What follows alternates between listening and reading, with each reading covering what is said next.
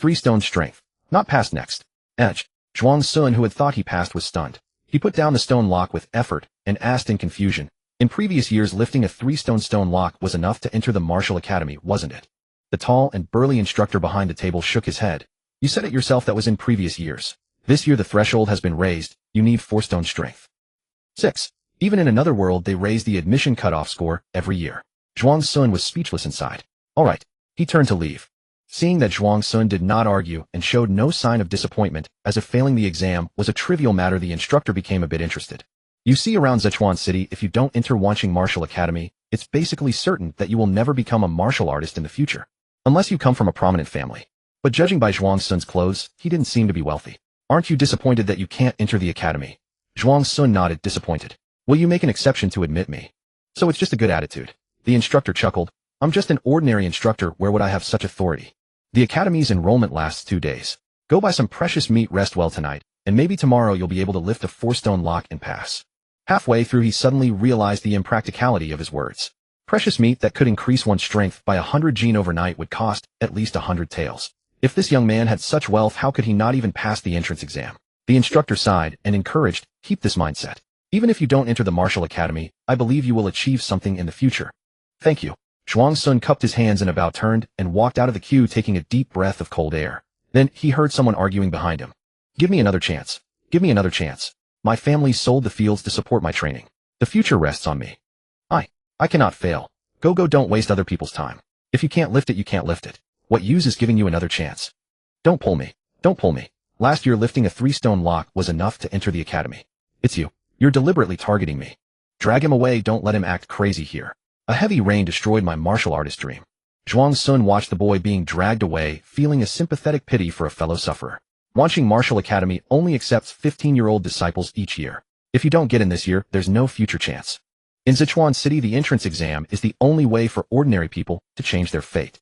Its importance far exceeds the college entrance exam in my previous life. After all, martial artists and non-martial artists are almost different species. Many families have sold their fields to support their children's martial training. If they fail, the pressure is enormous. But fortunately, I'm different.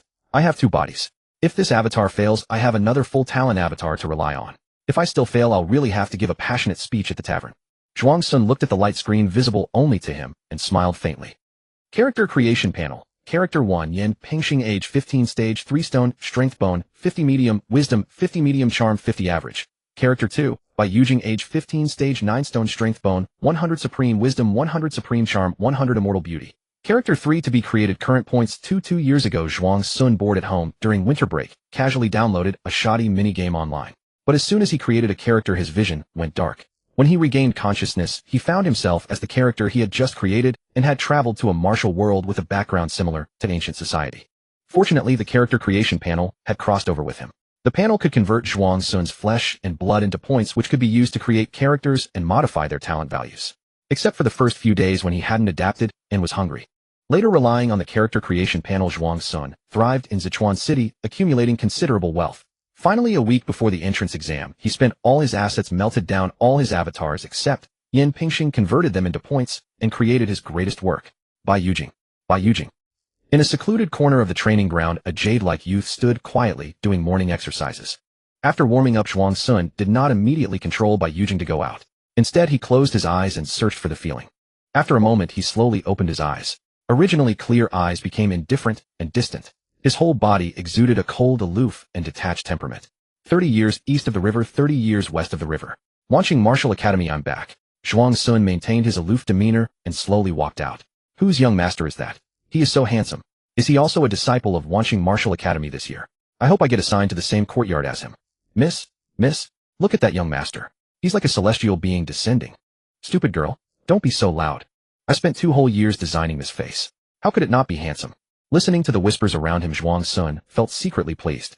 A young girl in front of the queue shyly offered Bai Yujing, "Take this young master, you go first." Yes, you go first. Others in the queue echoed and spontaneously moved to both sides, creating a path for Bai Yujing. They're treating me like a VIP. Zhuang Sun nodded slightly to the crowd, calmly said, "Thank you," and walked forward. Next. Behind the table, the instructor, who had been businesslike, was stunned by the sight of Bai Yujing, as if seeing a celestial being. This appearance alone shows he is extraordinary. Is Wanqing Martial Academy about to produce a true dragon? Realizing his loss of composure, the instructor cleared his throat and said, Next, what's your name? Zhuang Sun handed over the voucher. The instructor glanced at it and said, by using age matches. Begin. Just lift the 4-stone lock and you will pass the assessment and enter Wanxing Martial Academy. You didn't say that much to me before. Zhuang Sun muttered inwardly, walking towards the row of stone locks on the left. This time he bypassed the 3-stone lock he had stopped at when using Yin Pingxing's body and walked all the way to the last and largest stone lock. It weighed 9 stone, half a man's height, equivalent to about 1,080 jin. This move made everyone present, including the instructor, gasp. Was he going to lift that stone lock? Unbelievable. But no one voiced doubt. They just held their breath in anticipation because Bai Yujing's appearance almost had "I am a genius" written all over it. Without any technique, Zhuang Sun simply followed the instinct of the body. Both hands gripped the handle. Then he directly lifted the 1080 jin stone lock in one smooth motion. There was no hesitation, no trembling, his movement as natural as flowing water. Whoa! A tremendous uproar erupted across the grounds. Even those who had anticipated it were utterly shocked witnessing it unfold. He really lifted it. He really lifted it. He doesn't even seem to have used his full strength. 9-stone strength. That already meets the standard to enter the inner court. Superior bone structure. That youth absolutely has superior bone structure. Only a genius of superior bone structure could forge 9-stone strength before the age of 15. Bang! Zhuang Sun set the stone lock on the ground and looked toward the stunned instructor. After a long moment of eye contact, the instructor finally came back to his senses, gave a light cough to mask his embarrassment, and said, "Congratulations, you have passed." He picked up the seal on the table and stamped it onto Bai Yujing's certificate. "My name is Huang Wei, and from now on I will be your instructor. Remember to bring this certificate to the 7th courtyard before the Chun hour the day after tomorrow to register." Zhuang Sun quietly took back the certificate and placed a small money pouch on the table. "No need." Instructor Huang smiled and said, "The top performer in the entrance examination is exempt from the monthly tuition fee. I don't think there's a disciple more outstanding than you in this examination." "That sounds good. Can I get the registration fee refunded too?" Zhuang Sun was a little tempted but didn't have the nerve to ask. It would be too damaging to White Jade Capital's otherworldly image. He took back the money pouch, turned to leave with a cool detachment, only to find the training grounds completely surrounded with no way out. "Wow, he's really so handsome. Hey, you're blocking my view, move. Apologies, young master, for disturbing you. Could the two of us sisters pass through?" Two voices, one delicate and one soft, drew Zhuang Sun's attention back to Yin Pingxing's side. He glanced at the two young ladies he had been blocking and through Yin Pingxing stepped aside a few paces. "Thanks, brother." "Huh, why is there still someone blocking me? I can't even see that young master now." Move. "Forget it, sis, let's go to the very front." "Alright." Zhuang Sun watched the two girls' excited backs as they squeezed forward, then looked around. Suddenly his mouth fell slightly open. This is way too exaggerated. Those two sisters weren't an exception. Right now the crowd surged all around with great waves of people converging here. Even Yin Pingxing, who had been at some distance from White Jade Capital, was trapped in the flow. Observing from a third-person perspective, Zhuang Sun gained a new understanding of his own charm. Maxed out charisma stat, truly terrifying. "Can't get out." A voice came from the White Jade Capital side. It was Instructor Huang speaking. This is the first time I've seen someone so popular. Let me have someone escort you out." Zhuang Sun controlled White Jade Capital to show a moment of hesitation, then said, "Thank you for your trouble, instructor." "Hey, you're welcome, it's nothing." Instructor Huang smiled and said, "You there, a few people come over." Before he could finish, more than a dozen disciples responsible for maintaining order had eagerly raised their hands. "Senior brother Huang." Me. I'll go." Alright, just a few are enough, no need for that many. You lot escort Yujing out." The disciples not chosen looked disappointed, while the chosen ones looked both thrilled and nervous, hurrying over to stand beside White Jade Capital, not daring to speak with him, treating him like an otherworldly being and carefully surrounding him at the center. Zhuang Sun narrowly avoided several reaching hands and finally broke out of the encirclement. Afterwards, under the guidance of the Martial Arts Academy disciples, he bypassed the long registration queue and quickly completed his dormitory procedures. It was still a special single-person dormitory. The Martial Arts Academy disciples escorted him all the way back to the inn. Standing at the door of his room, Zhuang Sun bid them farewell. Just a few casual words of thanks, and yet the disciples all wore looks of overwhelming gratitude. Recalling how Wanxing Martial Arts Academy disciples on the road used to swagger around with arrogant expressions, Zhuang Sun felt a strange sensation rising in his heart. After confirming they had left, Zhuang Sun went up 2 more floors to his own room. In his heart he couldn't help but sigh. This White Jade Capital account was really fun to play. Unlike the Yin Pingxing account, which couldn't even pass an ordinary entrance examination. Yin Pingxing was also controlled by Zhuang Sun to return to the inn 2 streets away from where White Jade Capital was staying. The two avatars did not live together, because Zhuang Sun did not want others to think Yin Pingxing and White Jade Capital knew each other. This way, if one avatar attracted a powerful enemy in the future, the other would not be implicated. The character creation panel was bound to Zhuang Sun's soul. As long as one avatar remained alive, Zhuang Sun could never truly die. Today Zhuang Sun had only completed half of the task he had set for himself. Originally he had planned to have both avatars enter Wanxing Martial Arts Academy. White Jade Capital displayed his talent to the fullest, attracting the attention and resources of the upper echelons to rapidly raise his status and strength. Yan Pingxing meanwhile was supposed to use Wanxing Martial Arts Academy's shelter to quietly preserve his life, but unexpectedly Yan Pingxing failed the exam. I knew back then not to play it to the limit and just put a few more points into realm. Zhuang Sun shook his head and sighed, then opened the character creation panel. The character creation panel could modify all attributes on the character sheet, which naturally included realm. Realm was the most special of all the attributes on the panel. Other attributes could not be modified after character creation, but realm could still be enhanced by spending points after creation. However, the cap on realm allocation depended on the avatar with the highest realm among Zhuang Sun's avatars. In other words, since White Jade Capital's realm was 9 stone strength, Yan Pingxing's realm could at most be allocated to 9 stone strength. To allocate further beyond 9 stone strength, one would have to wait until White Jade Capital broke through to a new realm. Realm 3 stone strength, 4 stone strength current points, 2-1 Zhuang Sun added 1 point to Yan Pingxing's realm column and immediately felt a warm current flowing into Yan Pingxing's body. In just a few breaths, Yan Pingxing's body became stronger and more powerful. That wasn't easy. This way using Yan Pingxing to take the exam tomorrow will definitely work. But improving this much overnight, people might get suspicious. Huang Wei gave me a good excuse. I'll just say I ate some treasure meat. The act had to be complete. Zhuang Sun immediately controlled Yan Pingxing to head to the market, spending 12 taels of silver to pick up the cheapest treasure fish, a blue tendon carp, at Shuaisian Sea. The scales of the blue tendon carp looked like blue veins, hence the name. So expensive, and it looked so disgusting too.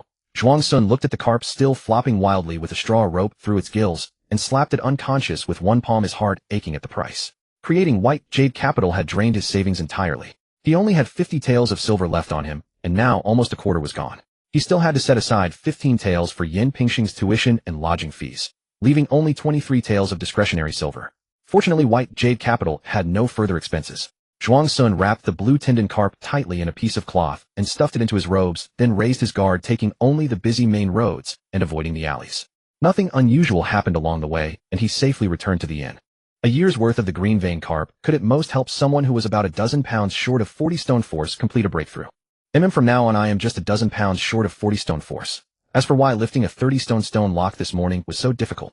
I didn't sleep well last night, and I'm tired today. It's not usually like this. Zhuang Sun prepared this excuse in his mind, then took out the green vein carp wrapped in cloth from his bosom. This precious fish meat can't go to waste after buying it. I'll eat it to replenish the system points consumed. Precious meat was called precious because it had the effect of promoting the growth of flesh and blood. The older the growth years, the better the effect.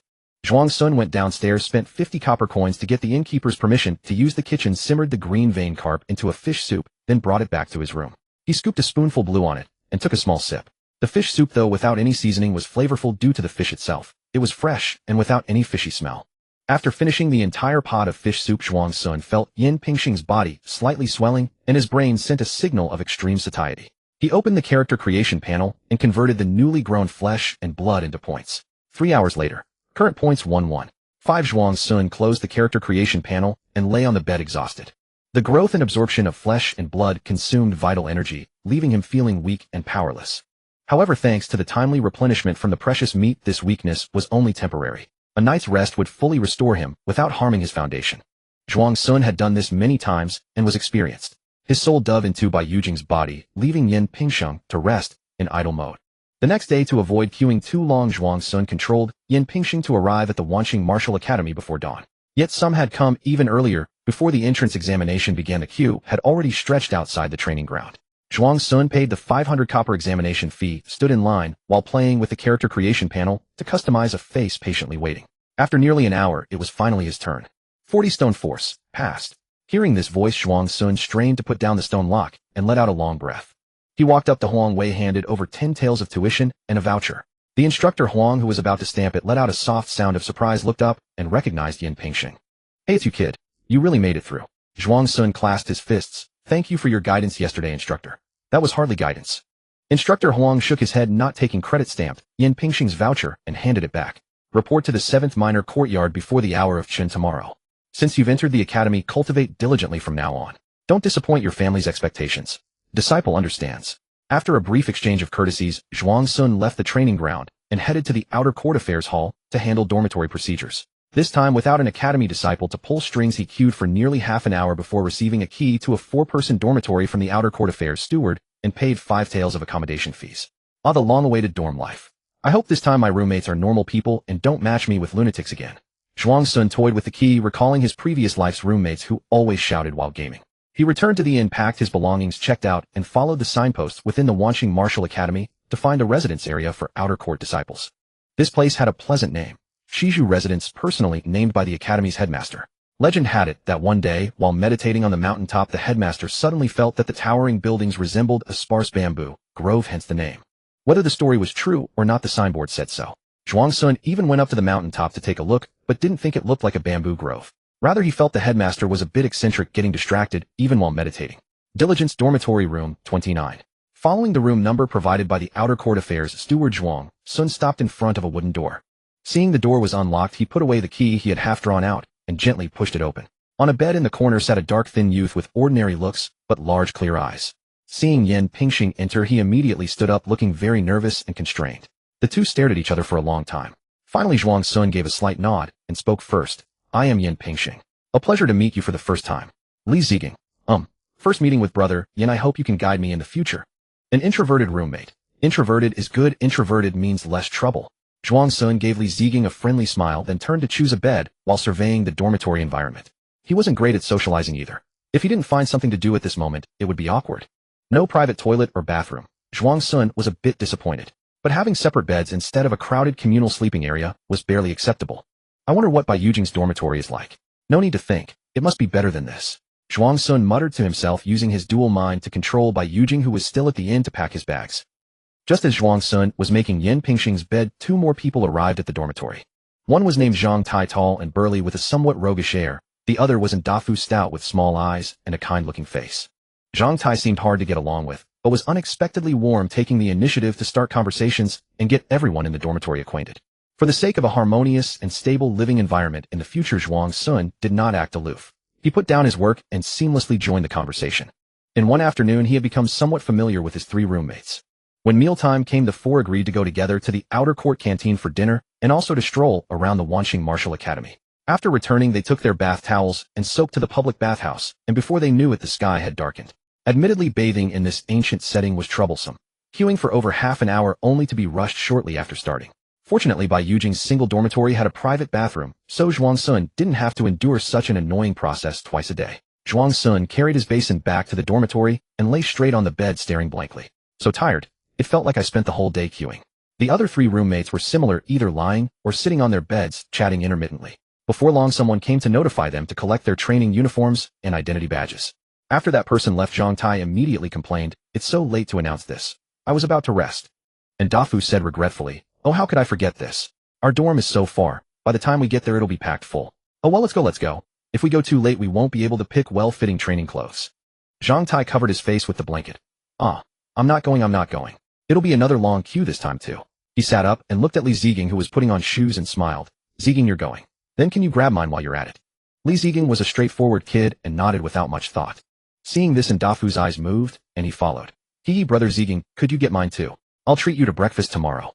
Li Ziging agreed again, then looked at Yan Pingxing and said proactively, "Pingxing, I'll fetch yours too." Zhuang Sun shook his head. "I'll go with you."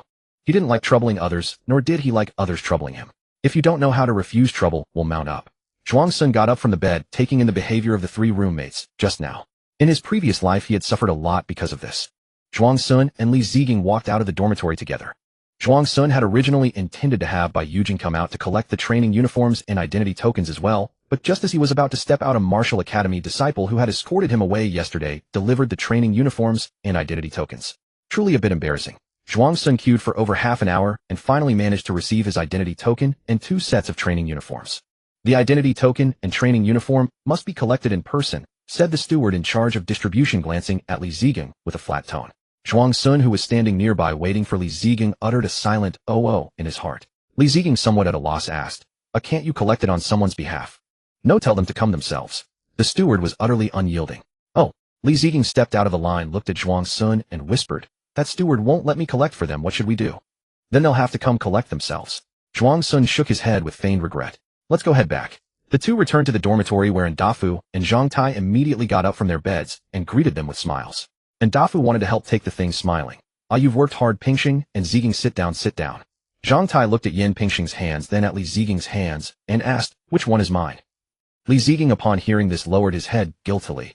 I wanted to collect them for you, but that steward said it had to be done in person. Ah. Zhang Tai exclaimed. So you didn't get them for me? Li Ziging explained. I asked, but the steward refused, said you have to collect them yourselves. Damn, that steward is too strict. Dafu, what do we do now? Zhang Tai said anxiously. Let's go. And Dafu hastily changed clothes and put on shoes. We mustn't go too late and miss out. Are there many people there now? Zhuang Sun said. The crowd keeps growing. When we left, the line had already stretched outside the training ground. The academy seems to have a curfew, so you might need to hurry. Damn it all. Zhang Tai gritted his teeth, quickened his pace, and rushed out the door with Dafu. Meanwhile, Zhuang Sun leisurely took his wooden basin to fetch water, returned, washed his feet, then lay on the bed, found a comfortable position, and began reading a storybook. Ah, how comfortable. About an hour later, Zhang Tai and Dafu returned exhausted. Zhuang Sun closed his storybook and greeted with a smile back. Zhang Tai nodded weakly, looked at Yin Pingxing and Li Ziging lying on the beds, and said enviously, you guys have it easy. We too were worn out like dogs outside. Zhuang Sun smiled without speaking. If I'd known, I would have come out with you earlier. Zhang Tai complained. That steward is a beast, making us collect ourselves. What a stupid rule. The two tried on the training uniforms. Zhang Tai and Dafu had gone too late, and one was too tall, the other too fat, so the uniforms they received didn't fit well. Zhang Tai looked at the short sleeves and pant legs, irritated. I've had enough. What kind of lousy academy is this, not even fitting uniforms for disciples? And Dafu looked at the trouser legs that dragged on the floor, speechless. Hey, tomorrow we'll go find a tailor and see if they can be altered. Zhuang Sun stroked his chin and offered advice. Why don't you try swapping clothes? No use, his set is the same size as mine. Then Zhang Tai started complaining again. Damn it, this lousy academy, a bunch of stupid rules, clothes don't fit, and on top of that there's a bloody curfew. Later, when it got late, we were chased back by the enforcement disciples, and they even warned us not to let it happen again. I curse his ancestors. Seeing Zhang Tai's voice getting louder, and Dafu quickly stopped him. Keep your voice down, don't let the next dorm hear. So what if they hear? Zhang Tai's voice lowered a bit, but he still insisted. I'm just telling the truth. This academy is lousy, those enforcement disciples are bastards, and that steward is a beast. Zhuang Sun found it particularly amusing, and said leisurely, the walls of the dormitory don't seem to have good soundproofing. I've been hearing the voices from next door all along. Zhang Tai suddenly fell silent. After a moment of quiet, he whispered fearfully, could they really have heard? Zhuang Sun comforted him, probably not, you can't hear it unless you listen carefully. That's good. Zhang Tai sighed in relief, took off his outer clothes, and lay down wearily on the bed. The others also prepared to rest. But after a while, the four in the dorm started chatting again, and soon the conversation turned to the entrance examination of Wanqing Martial Academy. And Dafu, getting excited, suddenly said mysteriously, hey, do you know how heavy the stone lock was that the best performer lifted in this year's exam? Zhuang Sun, who had been somewhat sleepy, immediately perked up at this and deliberately underestimated. 7 stones, I guess. In previous years, it was mostly 7 stones. Too small, your vision is too small, Pingxing. Guess bigger. And Dafu shook his head. Could it be 8 stones? Zhang Tai asked curiously. He had only come to take the entrance exam today, and was completely unaware of the commotion that Bai Yujing had caused throughout the academy yesterday. 9 stones. Li Ziging, who had been quiet all along, suddenly joined the conversation. Ziging, how do you know? And Dafu looked toward Li Ziging. Zhuang Sun and Zhang Tai also looked. However, the dormitory lights had been turned off pitch black, so they couldn't see clearly. Li Ziging explained, I was there at the time. After that person lifted the 9 stone lock, the scene descended into chaos. I had to wait a long time before I could continue my exam. Is it really as exaggerated as you say? Zhang Tai was skeptical. 9 stones is impressive, but it's not unheard of in the past. I've never heard of an exam scene descending into chaos. And Dafu smiled. Zhang Tai, that's where you're wrong. That person caused chaos in the exam, not just by strength. At this point, he suddenly stopped talking. Zhang Tai felt like an itch in his heart, extremely curious. If not by strength, then what? It can't be his face, can it? And Dafu didn't answer, ignoring several prompts, waiting for Yin Pingxing and Li Ziging's reactions. Zhuang Sun smiled and played along. What is it? And Dafu felt satisfied and said smugly, has Zhang Tai actually hit the nail on the head? It was by his face. They say that person looks like a celestial being descended to earth, driving the young ladies and noble women at the scene crazy, pushing forward just to get another look at him. Eek. So incredible. Is that person really a celestial being descended to earth? Zhang Tai was shocked. It's not that exaggerated. Zhuang Sun played along with a shocked reaction in the world. Could there really be such a wonder? Their reactions fueled in Dafu's storytelling, and he continued, not only that, many big shots in our academy are quite interested in him and want to take him as their disciple. Zhuang Sun, how come I didn't know about this? Zhuang Sun feigned curiosity and asked Dafu, how do you know all this? Oh, I heard it from others. And Dafu replied, even the dean came then and asked the instructor about that person's name. Many are saying the dean might take him as a disciple. In the darkness, Zhuang Sun's expression turned serious. He had manipulated the white jade capital to steal the limelight precisely to attract the attention of the influential. Now that it had actually happened, he felt a pang of nervousness. If it were true that the dean wanted to take him as a disciple, might he be secretly observing his conduct right now? Fortunately, he hadn't done anything outrageous with the white jade capital these days, nor let the two avatars meet. He would have to be more cautious from now on. The next morning, since they had to report to the 7th small courtyard before the Qin hour, the 4 dorm mates rose early. However, except for Zhuang Sun, who was in high spirits, the other 3 wore dispirited expressions, barely managing to open their eyes after washing up. Last night, Zhang Tai and Dafu had chatted until very late, barely getting any sleep. Li Ziging had gone to bed early, but was woken several times by their chatter, so he hadn't rested well either. As for Zhuang Sun, he had foresight. Anticipating this scene, he had retreated his soul into the white jade capital's body to sleep completely unaffected by the two, and instead slept very comfortably. Perhaps due to the physique using the white jade capital's body granted him exceptionally high sleep quality. Half an hour there equaled 4 hours with Yan Pingxing's body. After breakfast in the dining hall, the 4 arrived at the lecture hall of the 7th small courtyard, found 4 consecutive empty seats in the back row, and sat down. They resumed chatting while Zhuang Sun responded and scanned for available seats. They had arrived quite late. Most seats in the lecture hall were already taken. Zhuang Sun was looking for a spot for the white jade capital to avoid the awkwardness of standing when he later directed it here. The lecture hall was noisy and chaotic with no one in charge, and almost everyone was talking to their dorm mates or acquaintances. But suddenly the hall fell silent, as if everyone's throat had been gripped. All eyes were drawn to a cold, aloof youth who seemed like a celestial being. They stared blankly as he walked down the aisle, took a seat, rested his chin on his hand, and gazed out the window with calm, unfathomable eyes. Only then did they snap back to reality. Who is that? Bai Yujing. Bai Yujing. Oh, he's in the same small courtyard as me. Dafu. Zhang Tai stared at Bai Yujing's back, nudging in Dafu, and said dumbly, "Is that the one you mentioned last night, the reincarnated immortal?" "Why am I a reincarnated immortal again?" Zhuang Sun glanced at Zhang Tai. "That's him. See, I wasn't lying." And Dafu craned his neck, speaking with great excitement. "Do all the city's young masters and nobles look like this?" Li Ziging's eyes widened in shock. Zhang Tai asked, "What's his name?" Zhuang Sun replied, "Bai Yujing. I heard it from others. It seems that's his name." Similar discussions about Bai Yujing erupted throughout the lecture hall, growing louder and louder until Huang Wei entered and gradually calmed them down. "Silence." Instructor Huang bellowed, his voice overpowering all the disciples in the hall.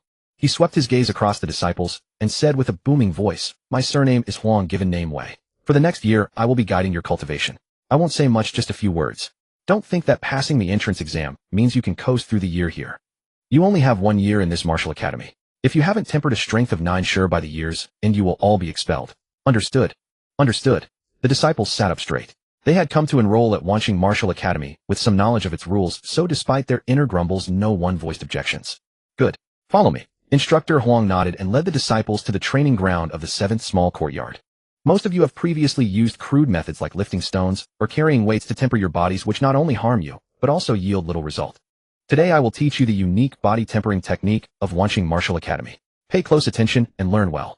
The Wanqing body tempering technique consists of 9 forms, each with 9 movements, precisely training every inch of the body. Instructor Huang demonstrated while explaining. After quickly performing all 9 forms of the technique, he re-demonstrated the first form, breaking down and explaining every subtle movement and power application technique. Unlike the other disciples who stared wide-eyed, Zhuang Sun outwardly watched, but inwardly immersed himself in his own world. He had already fully learned the technique after Huang's first demonstration. The white jade capital's brain, with a comprehension of 100, operated with a precision comparable to the supercomputers of his past life. Photographic memory and eidetic hearing were merely foundational. Recall came with built-in functions like zoom, slow motion, fast forward, and analysis. Even though Huang Wei's first demonstration was fast, the 81 movements of the Wanqing body tempering technique, 9 forms, each with 9 movements totaling 81, were firmly etched into Zhuang Sun's memory. Coupled with the white jade capital's physique of 100, he was fully confident in replicating Huang's technique exactly, without his brain understanding while his hands struggled. How amazing! Just a few simple movements could engage so many muscles in coordinated effort. Trapezius, you have to join in too. Zhuang Sun savored the feeling inwardly. He was tempted to try it right away, but ultimately suppressed the impulse. After all, everyone was still listening. Suddenly breaking into punches would be too foolish. In his past life, he would have been called a show-off. Only when Huang Wei instructed the disciples to practice on their own did Zhuang Sun begin to move.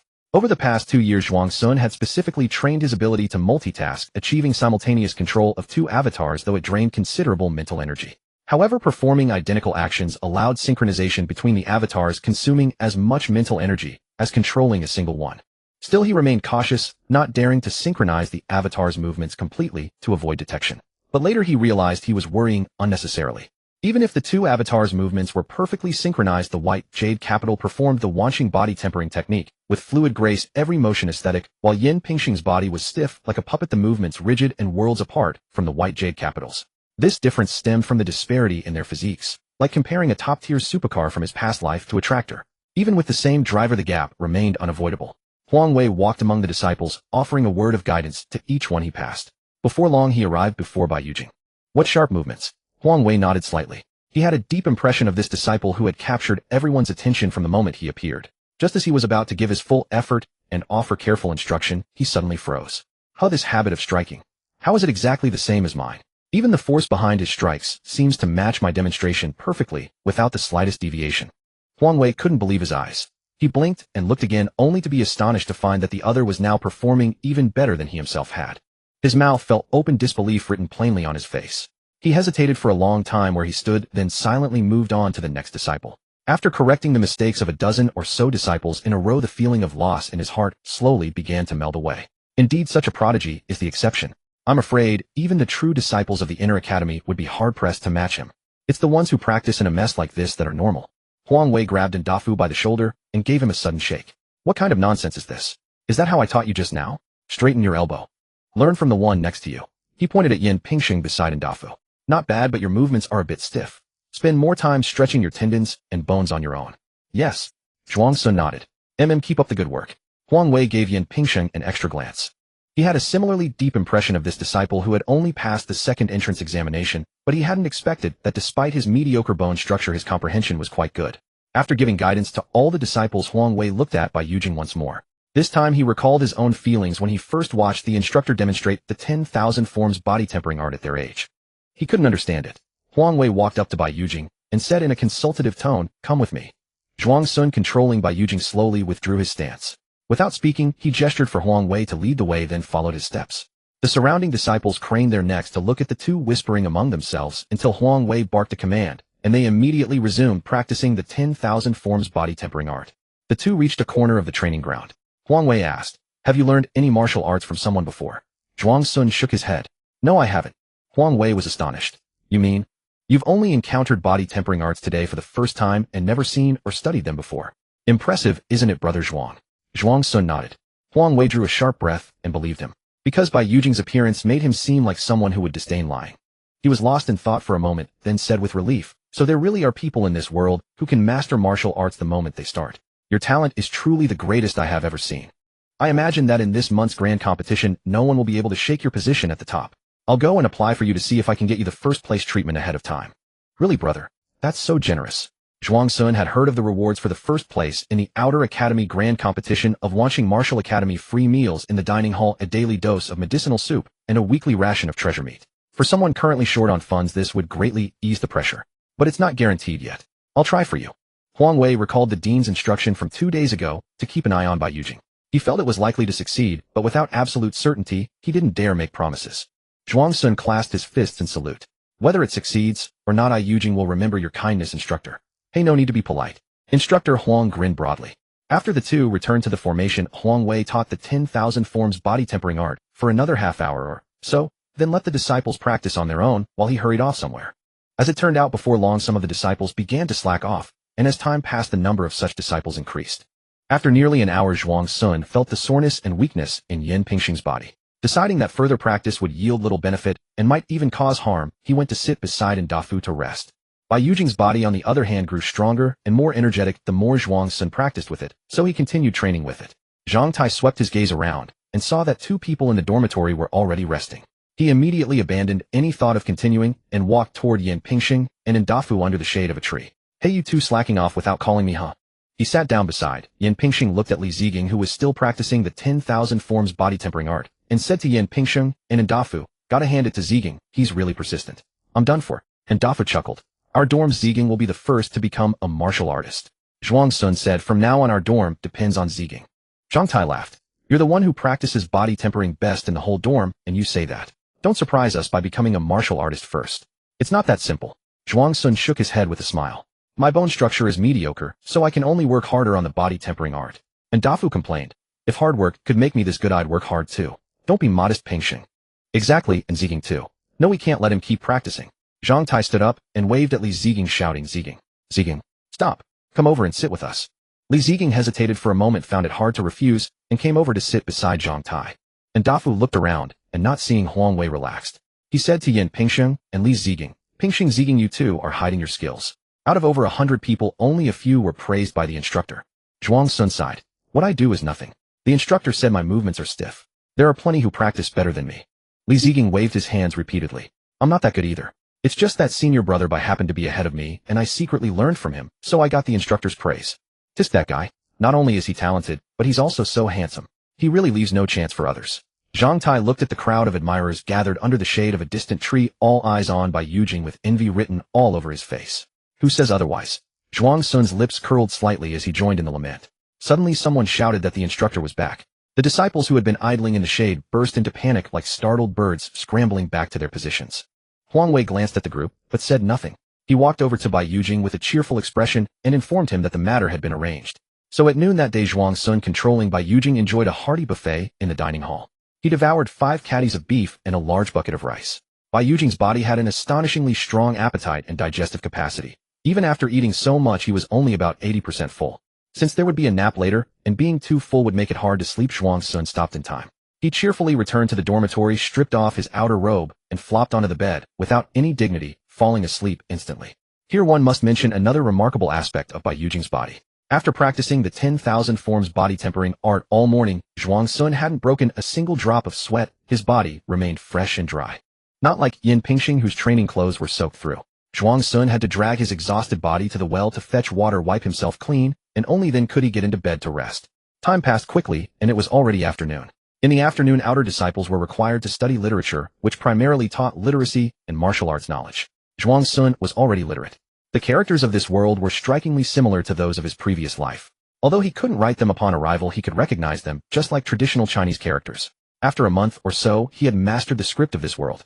Zhuang Sun glanced at the old scholar who was teaching rigidly at the front of the lecture hall, then at his drowsy roommates Zhang Tai and Dafu, and finally, at Li Ziging, who was listening attentively. For a moment, he felt as if he had returned to a classroom in his past life.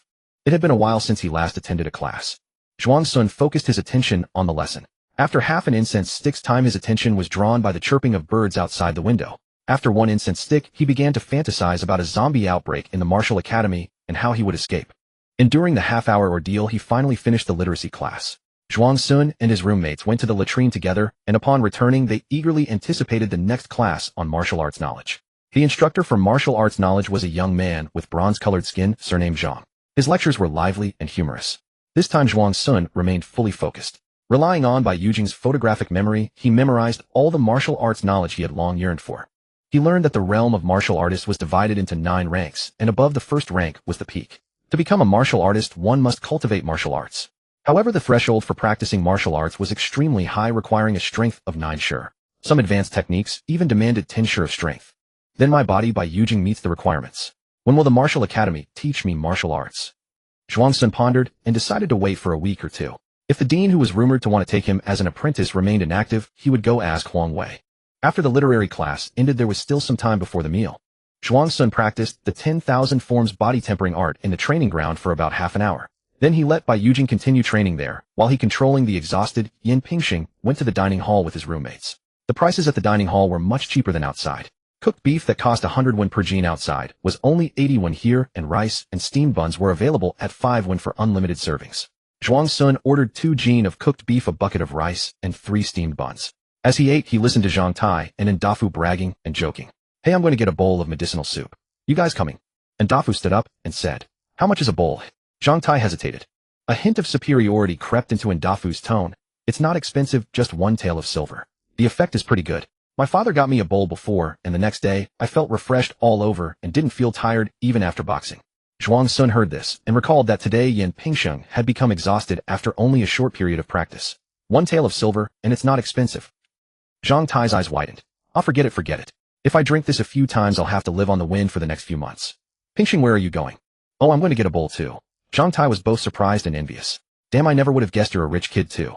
And Dafu looked surprised, a hint of curiosity in his eyes. He smiled and said, Pingxing, where are you from? You've never mentioned it. Maybe our elders know each other. What rich kid? I just saved up from frugal living, Zhuang Sun laughed.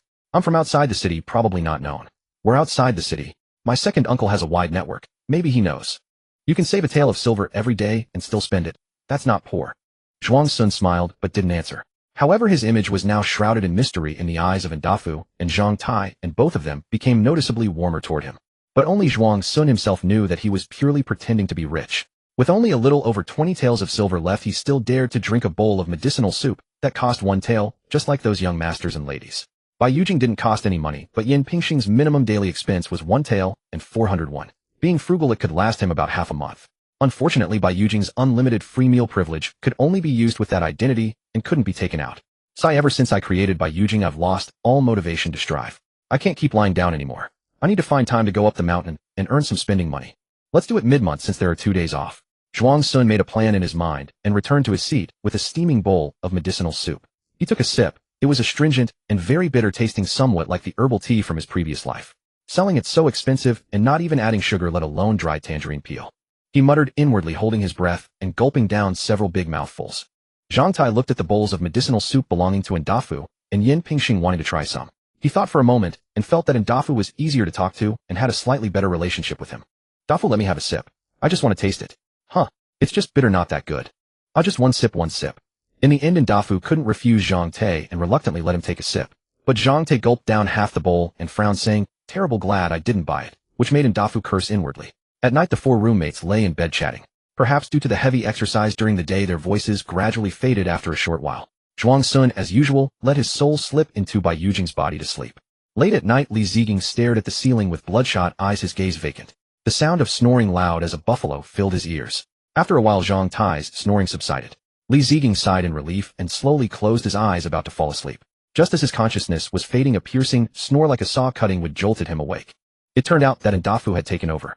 In just a moment, the buffalo-like snoring returned, and Zhang Tai and Ndafu performed a duet. Li Ziging stared blankly at the ceiling, his eyes gradually moistening. At this moment, his homesickness peaked. Ouch, my whole body aches. Zhang Tai woke up and stretched, then glanced around and saw Yin Pingxing sitting on the bed reading a storybook. Hey Pingxing, you're up early. Yeah. Bai Yujing's body had excellent sleep quality, so Zhuang Sun had woken up early after a good rest. Let's go wash up. I've already washed. Alright. Zhang Tai looked at the still sleeping Ndafu, and Li Ziging walked over and tried to pull them up. Don't sleep anymore, don't sleep anymore. Let's go wash up, but we still have morning practice later. Let Ziging sleep a bit more, Zhuang Sun called out to Zhang Tai. When he had gotten up, Li Ziging hadn't fallen asleep yet, because of the snoring from those two. But his call came too late. Li Ziging had already been woken by Zhang Tai.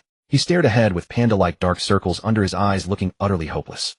So miserable. Good thing I don't sleep here, Zhuang Sun thought, grateful that he still had an avatar to stay in. A week later, at the training ground of Diqi Xiaoyuan, Zhuang Sun, controlling Yin Pingxing, mingled among the watching disciples, observing a youth lifting a stone lock on the martial stage. This was instructor Huang testing the disciples, checking on their cultivation progress over the past week. After a while, hearing the male disciple holding the roster call out, Yin Pingxing, Zhuang Sun walked over and waited quietly below the stage. When the disciple on stage finished lifting the stone lock and came down, he stepped up, approached the 4-stone-weight stone lock, first bent over, grabbed the handle, then, with a sudden push of his feet, he swung the stone lock up. The reaction from the crowd was tepid. Apart from his 3 roommates and the disciple about to go on stage, the others merely glanced, saw that Yin Pingxing's appearance was ordinary and his strength unremarkable, then paid no further attention and continued with their own affairs. Zhuang Sun held on for about 10 seconds until his arms went limp, then set down the stone lock and let out a breath. Not bad. Instructor Huang, standing by, commented, "It's much better than your entrance exam. Keep it up and see if you can break 5 stone by the end of the month." Yes. Zhuang Sun clasped his fists to Huang Wei in salute, then went down the stage to find Zhang Tai and the others.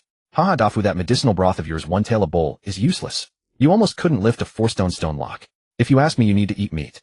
That stuff really builds strength. Look at me. So strong. I can lift a 5-stone lock just like that, all because I eat meat. Before he even got close, Zhuang Sun heard Zhang Tai's unmistakable loud voice. He watched from afar the forced smile on Ndafu's face and Zhang Tai showing off. He raised an eyebrow. Quite the talker. Zhuang Sun dismissed the idea and turned to leave. He himself only had 4-stone strength, also drinking 1 bowl of medicinal broth a day. If he went over, Zhang Tai would probably show off at his expense too. Where's Pingxing? I just saw him come down. Zhang Tai looked around, and when he didn't see Yin Pingxing, he showed disappointment. He had wanted to show off in front of Yin Pingxing. Zhuang Sun, feeling bored, went back to the martial stage to act as a spectator, lest he miss being called for by Yujing and suffer the embarrassment of not hearing. Also to see if there was anyone worth paying attention to in Diqi Xiaoyuan. Zheng Yingcai, 4-stone strength. Li Ziging 5 stone strength. Chen Jinju 6 stone strength. Whoosh. A small wave of commotion arose, and the crowd below the stage grew noticeably larger, all voices praising her. Oh, Fifth Miss is amazing. Oh, Fifth Miss is unparalleled. Besides senior brother by Fifth, senior sister Chun is the strongest in our courtyard. More than that, she's the strongest in the entire outer courtyard besides senior brother by. The first and second place, they sound so well matched. Fifth, senior sister Chun is also so beautiful. Only she is worthy of senior brother by. Of course, senior sister Chun and senior brother by look like a perfect match, a couple made in heaven. Hey, do you think we can't tell your Chinjinju's lackeys just because you changed the way you address her? The watching disciples looked at the few who were stirring things up with speechless expressions. Many female disciples snorted inwardly, thinking what a lowly tactic, as if that could attract senior brother by's attention. On the martial stage, a girl who looked to be around the age of 15 effortlessly lifted a stone lock larger than her own head. She was petite with a bright and captivating appearance adorned in glittering finery. With her chin held high and a smirk on her lips, she carried an air of looking down on everyone, proud as a peacock. This was the Chinjinju they were talking about. Chinjinju set down the stone lock and immediately looked toward the figure she had been longing for. But to her disappointment, that person did not cast a glance at her. Chinjinju, feeling dejected, ignored Huang Wei, who was speaking to her, and walked straight off the stage. Move aside, she shouted at the watching disciples blocking her way, then led her group of lackeys to stop near by Yujing, pretending to practice the 10,000 forms body tempering art. The disciple assessment continued. The disciple holding the roster called out names one by one without any emotion. After observing, Zhuang Sun found that the general level of disciples in Diqi Xiaoyuan was only 4 stone or 5 stone strength, with the best at just 6 stone, far behind his avatar Bai Yujing. However, comparing Bai Yujing to them was truly a dimensionality reduction strike. According to what Zhuang Sun heard from Indafu, the current recognized strongest under Bai Yujing in the outer courtyard only had 7 stone strength. Next, Bai Yujing, senior brother Bai. The disciple holding the roster suddenly shouted excitedly. Instantly, the noisy training ground fell silent. Everyone turned their gaze to that aloof and lofty young man. He walked with a calm expression, unhurried in pace, each step covering a measured distance, and arrived at the martial stage.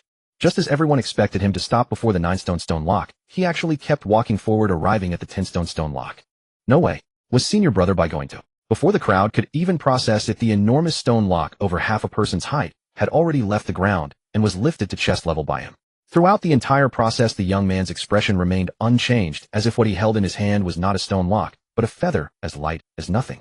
A disciple with a resolute face stared dumbly at the scene, then looked down at the thick calluses on his hands and smiled bitterly. I started training at the age of 5, and after all these years I still only have 5 stone strength. Senior brother Bai is truly a mountain we can never hope to reach the peak of in our lifetime. His friend patted his shoulder and comforted him.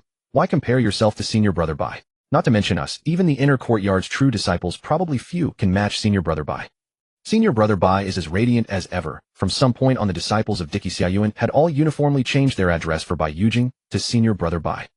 Dafu, this is really exaggerated. Zhang Tai clicked his tongue. Just a few days ago, I heard Bai Yujing only had 9 stone strength, and now he's at 10 stone. That's more than 2 of me. Even if I started training from the womb, I probably wouldn't be this fast. More than from the womb. And Dafu was about to respond when he heard a sarcastic voice from beside them. A muddy leg is a muddy leg. How could someone like senior brother Bai be imagined by the likes of you? And you even have the nerve to compare yourselves to him and call him by his name. If I hear that again, I'll have someone break your legs. You?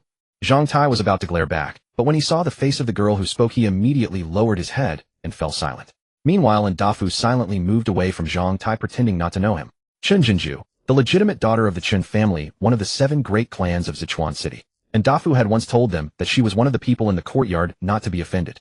Humph. Chen Jinju, with her head held high and arms crossed, walked past Zhang Tai. The disciples ahead of her consciously made way. Behind her, each of her lackeys sneered as they passed by Zhang Tai. Zhang Tai kept his head down without a word, but his fists were clenched so tight that veins bulged. Seeing this, the group of lackeys burst into another round of mockery. I'm so handsome. Zhuang Sun, through Yen Pingxing's bystander perspective, watched the entire process of his own public display of power and sighed inwardly. 10 stone. Zhuang Sun glanced at Huang Wei, whose voice was trembling with shock, then controlled by Yujing to gently place the stone lock on the ground and nod slightly. Huang Wei was silent for a moment, then asked, when did you break through? The day after I learned the 10,000 forms body tempering art. Amazing. Huang Wei paused for a long while, then finally gave a thumbs up. Zhuang Sun slowly walked off the stage, planning to take advantage of the fact that many were still not done testing to go to the dining hall for a meal. Whenever Zhuang Sun used Bai Yujing to go to the dining hall, a crowd would always gather to watch him, so now he always avoided mealtime at least, so there would be fewer people. Senior brother Bai. Chen Jinju ran over and stopped in front of Bai Yujing. Her face was flushed and her posture was coy and shy, no longer the arrogant demeanor from before. Tonight, there's a flower boat festival on the Luo River. Jinju would like to invite senior brother Bai to go admire the flowers. Zhuang Sun said, sorry, I have something to do tonight. Too bad, I am devoted to the Tao. Besides, I went to that flower boat festival last year. It was crowded and not worth seeing, not recommended. Then when does senior brother Bai have free time? Chen Jinju pouted, watching Bai Yujing's retreating figure with disappointment. Around them, other female disciples secretly watched this scene, secretly relieved, yet also sighing. Senior brother Bai is really hard to get close to. At noon, Zhuang Sun controlled Bai Yujing to return to the dormitory, leaving Yin Pingxing to sit in the shade outside. He had just heard from Dafu that Zhang Tai had been humiliated in the morning and dared not retort. Now he was taking out his frustration on whoever happened to be nearby in the dormitory. Both Dafu and Li Zigam had been scolded for no reason, so he decided not to bring Yin Pingxing back, lest he also be targeted. Outside the dormitory were piled all sorts of gift boxes, pastries, embroidered sachets, and sealed letters. Every day, quite a few people sneaked over to deliver offerings. However, Zhuang Sun never touched any of them. He feared someone might use this opportunity to poison him. Zhuang Sun entered the dormitory, removed his outer garment, lay on the bed, and spaced out for a while, then habitually opened the character creation panel. Character creation panel. Character 1, Yin Pingxing expandable. Character 2, Bai Yujing. Age 15. Realm 11 stones of Qi strength. Constitution 100 peerless bone structure. Comprehension 100 peerless insight. Charm 100 celestial grace. Character 3 to be created. Current points 2. 5. Bai Yujing's realm has changed. I merely ate my fill, yet my Qi strength increased by another full stone. Zhuang Sun gazed at the character creation panel, marveling quietly. Ordinary people who did not practice martial arts could, even with the deepest body tempering techniques, at most forge 9 or 10 stones of Qi strength. This was simply the limit imposed by the human physique. Yet Bai Yujing's body had already reached 11 stones of Qi strength, and Zhuang Sun still could not sense any ceiling. If anything, he felt there remained enormous room for improvement. At this rate of improvement, he estimated that by month's end Bai Yujing could reach 13 stones of Qi strength. As for Yin Pingxing, at the current pace, he might be able to lift a 5-stone lock by month's end.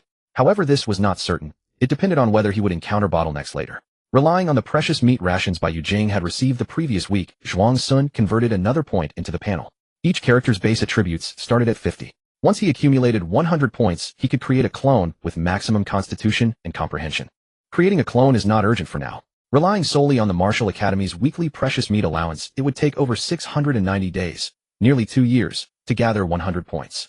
Moreover, I still cannot control 3 clones simultaneously at present. The most important thing now is to make Bai Yujing a martial artist. Master Zhang, who taught martial arts knowledge once, said that cultivating the body also sharpens the mind. Therefore, martial artists tend to have keen hearing and sight, and their senses are extraordinarily acute. Some powerful martial artists can even perceive danger before it arrives. Once I become a martial artist, I might be able to split my focus 3 ways, or even 4 or 5. But to become a martial artist, he still needed a martial technique. As for where to obtain one, Zhuang Sun already had a general idea. Setting aside the academy director who was rumored to want to take him as a disciple, quite a few noble families in Sichuan City had secretly contacted him during this period. They said that as long as Bai Yujing agreed to marry their family's daughters, they would teach him their martial arts without reservation and grant him treatment equal to their own direct lineage. However, Zhuang Sun found even dating troublesome. How could he consider marriage? It would not only risk exposing the secret of his clones, but also add a burden. Vetoed. As for the Wanxing Martial Academy. Since yesterday, whenever Zhuang Sun used Bai Yujing to practice the Wanxing body tempering art, he had noticed an elderly man secretly watching him, occasionally stroking his beard and smiling. Had he not seen the portrait and recognized the director, Zhuang Sun would have thought someone was targeting him as a romantic interest. Watching and smiling the entire time. Could this mean the director is very satisfied with me and wants to take me as a disciple? The next day before dawn had broken, Zhuang Sun guided Bai Yujing to a bamboo grove to practice the Wanxing body tempering art, while Yin Pingxing was left sleeping in the dormitory. After all, Yin Pingxing was different from Bai Yujing. He did not possess such a robust body recovery ability. Compressing sleep time for cultivation would only do him harm. Inside the bamboo grove, besides Zhuang Sun, quite a few female disciples were hiding behind the bamboo stalks, secretly watching him. Bai Yujing's 5 senses were extraordinarily potent. So keen that with his eyes closed he could generate a vivid mental image of his surroundings through hearing, smell, and touch alone. Those girls thought they had hidden themselves well, but Zhuang Sun had long seen them, and simply chose not to bother. Since a few days ago, when he had been practicing in this bamboo grove, and was accidentally discovered, someone had come every day to secretly watch him. Such is the burden of being handsome. Zhuang Sun was not affected by their presence. His mind was fully immersed in each and every movement of the Wanxing body tempering art, as he practiced with earnest devotion. Suddenly his nostrils flared. He looked toward a shadow hidden behind the bamboo 100 meters away. Here he comes. The director's distinctive elder scent stood out sharply among the youthful fragrances of the young women. The moment he arrived, Zhuang Sun recognized him immediately. He had no intention of continuing this tedious game of observation with the director and simply walked straight over. Among the bamboo stalks, the silhouettes vanished suddenly. Zhuang Sun raised an eyebrow. Relying on his powerful hearing and sense of smell, he pinpointed the direction and continued pursuit. After traveling several li to an open clearing, he stopped. Swish! Bamboo leaves stirred in the wind, and sunlight, filtering through the foliage, cast dappled spots of shadow on the ground. All around rose bamboo stalks as tall as city walls. An elderly man dressed as a reclusive hermit emerged from somewhere unknown. His hair and beard were entirely white, yet his cheeks were ruddy, suggesting exceptional longevity arts. He looked at Bai Yujing and said with a smile, "Young friend, what brings you to follow this old man?" I noticed the director observing Yujing for 2 days, and Yujing harbored some questions, so I followed to request an audience with the director. The director was startled within. He had assumed he had only just carelessly revealed himself, yet the youth had known all along that he was being observed, and had even spoken his identity outright. "Oh, how did you discover me?" Zhuang Sun replied, "Since childhood, Yujing's senses have been extraordinary." Hearing this, a look of delight flashed across the director's eyes. He smiled and said, "I had long heard that an outstanding disciple resided in the outer court, both gifted and uncommonly handsome. Judging from these past few days, he far surpasses the rumors." His eyes sparkled with enthusiasm. "Would you be willing to demonstrate the Wanxing body tempering art for this old man?" "It would be Yujing's honor," said Zhuang Sun, assuming the opening stance of the Wanxing body tempering art. His movements flowed like water and wind, natural and seamless. The director watched, stroking his beard and nodding frequently. A deeper smile played on his face. "Excellent, truly excellent. Your mastery of the Wanxing body tempering art has reached perfection. Even I have no room to offer guidance. Your comprehension is truly peerless." He withdrew a book from his robes and handed it to Bai Yujing. The 5 large characters on the cover read, "Formless and featureless profound method. This martial art is exceedingly difficult. Not a single person in the Wanxing Martial Academy has mastered it, and even I struggle to fully comprehend the complete technique. Would you care to give it a try? A martial art. A martial art." Zhuang Sun forcibly suppressed his excitement and calmly accepted the book. Yujing is willing to try.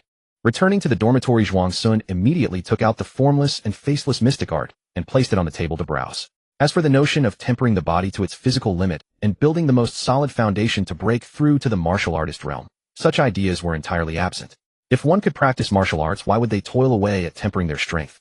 It wasn't as if becoming a martial artist forbade further strength training. On the contrary, it would be faster. Not a single person in the martial academy has mastered it. Not even the dean could fully comprehend it. The difficulty of this martial art is evident. Perhaps even with my maxed out comprehension, I'd need some time to get started. Isn't this written quite plainly? And it even has illustrated explanations. How user-friendly. What's so hard about this? Could anyone be so dense as to not understand words and pictures? Zhuang Sun flipped through a few pages quickly, a look of confusion on his face. After pondering for a moment, he decided to use Yin Pingxing's brain, which boasted a comprehension of 50 points, to comprehend this martial art. Whoa, it turned into a celestial script. Yin Pingxing's brain is still too much of a drag on me. If I used my previous life's brain, I'd definitely understand it. Yes, that's it. Zhuang Sun reconnected to Bai Yujing's brain, his intelligence once again dominating the high ground. The aloof text before him morphed back into a fawning servant.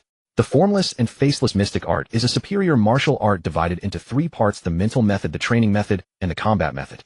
The mental method is primary, the training method supplementary, and the combat method formless and faceless, turning others' techniques into one's own.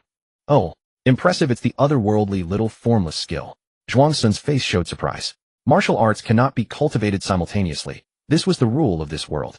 The reason was that practicing martial arts required shaping a martial body, and different martial arts shaped different martial bodies that would conflict with each other. Thus, cultivating multiple martial arts concurrently could result in at best disability and at worst death. Extremely dangerous. If the formless and faceless mystic art truly lived up to its legendary claims, able to replicate the combat techniques of other martial arts, then it was undoubtedly a divine skill. Zhuang Sun's interest in learning surged, and he delved into reading with focus.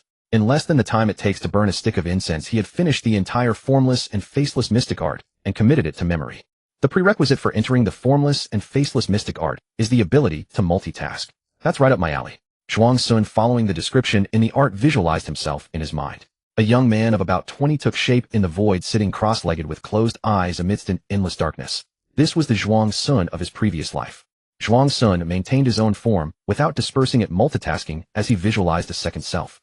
Then he pushed the 2 selves together, merging them like bubbles, and finally visualized a version of himself with 2 heads and 4 arms, sitting cross-legged with closed eyes and a serene expression. At the very moment the visualization succeeded, All kinds of sounds, scents, and information rushed into his mind, accompanied by the dizziness from the accelerated sensory speed and the discord among his limbs, causing Zhuang Sun an overwhelming nausea. Ugh, I'm going to throw up. He quickly slid into Yin Pingxing's body, tested a few times, and only dared to return after confirming that Bai Yujing's body had regulated itself. Upon returning, he felt a drastic difference. His 5 senses were now like a slingshot upgraded to a cannon. Zhuang Sun looked out the window, focusing his mind, and everything before him slowed down rapidly with sound stretching out. He looked at a small insect that had entered his field of vision. The insect instantly enlarged and a dashed line appeared in front of its head, the trajectory of the insect's movement calculated by his mind. Zhuang Sun then turned to the wall behind him. The sounds of heartbeat, breathing, and blood flow gradually became clear until the wall turned illusory, revealing a blurry figure lying on a bed. The figure was translucent with a flickering flame at the left chest and red lines flowing all over its body. Those were the heart and blood vessels. 6 stones of strength. Zhuang Sun analyzed the person's power. Curious, he looked in other directions, playing around for a while before withdrawing from this special sensory state. Isn't this ability called heart-mind vision supposed to be a skill grasped only at the middle 3 grades?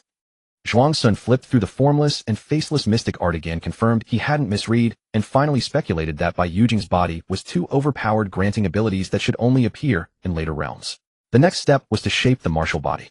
Shaping a martial body requires at least 9 stones of strength. Only then can the body's physical strength and chi blood volume withstand and recover from the damage incurred during the process. In the training method section, the 81 standing postures shape the formless and faceless martial body, while the breathing method coordinates to mobilize chi blood to heal the damage. Zhuang Sun slowly contorted into an unnatural, bizarre posture, his joints emitting cracking sounds. Pain, pain, pain. The corners of his eyes twitched as he gradually adjusted his breathing rhythm. A stream of warm blood flowed to the painful areas, bringing a warm and comfortable sensation. Except for the first attempt being somewhat unfamiliar, he later coordinated the standing postures and breathing method with proficiency, so that before the pain even arrived, the chi blood had already flowed to the injured spots. Time ticked away. Suddenly, Bai Yujing's body sent a hunger signal, and Zhuang Sun stopped. Not enough chi blood. At this hour, the kitchen chef should be on duty. I haven't eaten my spirit meat for this week yet. I originally planned to convert it into panel points, but becoming a martial artist is more urgent now. Zhuang Sun hurried to the dining hall, claimed his spirit meat, and brought it back to the dormitory to eat. Feeling the satisfaction from his body, he rose again to practice the formless and faceless mystic art. Character creation panel. Character 1 Yin Pingxing Expandable Character 2 Bai Yujing, age 15, realm 9th grade, martial art, formless and faceless mystic art. Bone 100, supreme bone comprehension 100, supreme comprehension, charisma 100, immortal grace. Character 3 to be created, current points 2. 5. It's done. I've entered the formless and faceless mystic art. I'm now a 9th grade martial artist. Zhuang Sun pulled over 2 chairs, leaped up, and placed 1 foot on each chair seat, mimicking the straddle split of Fan Mayang Siro from his previous life. Even with just the initial shaping of the martial body, he could feel unprecedented flexibility and neural recruitment ability in this body. Even without the surge in strength, he could easily defeat several of his former selves. Over the following day, Zhuang Sun discovered that the benefits of becoming a martial artist were not limited to this. First, the duration of his multitasking ability increased. Previously, when he controlled 2 avatars simultaneously, his soul couldn't withstand more than 3 hours, so he had to rest at noon every day. Now, even as midnight approached, he only felt slightly tired. Second, the precision of his control improved. Before, if he didn't synchronize the movements of Yin Pingxing and Bai Yujing's bodies, he found it difficult to make Yin Pingxing perform complex actions. It was like the brain thinking it understood, but the body cursing that it understood nothing. But now, even slightly complex movements, like the simplest standing posture in the formless and faceless mystic art, he could imitate by controlling Yin Pingxing alone after a few tries, without needing Bai Yujing's body to guide Yin Pingxing's body to memorize the feeling. Of course, it wasn't the standard version, or else Yin Pingxing's body couldn't withstand such contortion. Zhuang Sun's understanding was that Bai Yujing's brain had grown stronger, thereby nourishing and strengthening his soul as well. Does this mean that as long as my avatar levels up, my soul will also level up? I'll pay attention next time Bai Yujing breaks through a realm, or Yin Pingxing becomes a martial artist. The next morning, at the same time as the previous day, Zhuang Sun guided Bai Yujing to the empty field again. Though the dean had not mentioned it yesterday, Zhuang Sun was certain he would come. Sure enough, within the span of a single cup of tea, Zhuang Sun caught the familiar scent of old age behind him. The dean, clad in a blue robe, emerged from the bamboo grove with a smile. How astute. I gave you no hint, yet you guessed I would return. If there are any parts of the formless and faceless mystic art you don't understand, I'll instruct you here for half an hour every day from now on. Zhuang Sun said. It's done. The dean. I asked if there was anything you didn't understand. Why are you telling me it's done? As if struck by a thought, his expression shifted. He appeared before Bai Yujing like a phantom, grabbed his wrist, pressed it, then traced upward to the collarbone. His eyes were filled with shock, then growing delight. You've entered the gate in just 1 day. Excellent. Excellent. Excellent. The dean withdrew his hands and clasped them behind his back. His voice trembled with excitement. At last someone has mastered the formless and faceless mystic art. My entire martial legacy can finally be passed down. Would you be willing to accept me as your master? The martial arts Yujing possesses were all taught by you, Dean. To me you have long been a teacher. Zhuang Sun knelt and performed the disciple's rite. Master above, please receive your disciple's bow. Good. Good. My good disciple. My good disciple. Tears welled in the dean's eyes as he helped Bai Yujing to his feet. I have wandered half my life without wife or child. Only in my old age did I establish the Wanqing Martial Academy in Sichuan City, a place to call home. Yet I have always been solitary and alone. Today at last I have gained a worthy disciple. Yujing, from this day forward you are my disciple, the chief disciple of our Wanqing Martial Academy. After speaking he seemed to recall something and sighed softly. Unfortunately my master is advanced in years who I fear I have little time left. But to have passed on the formless and faceless mystic art I will die without regret.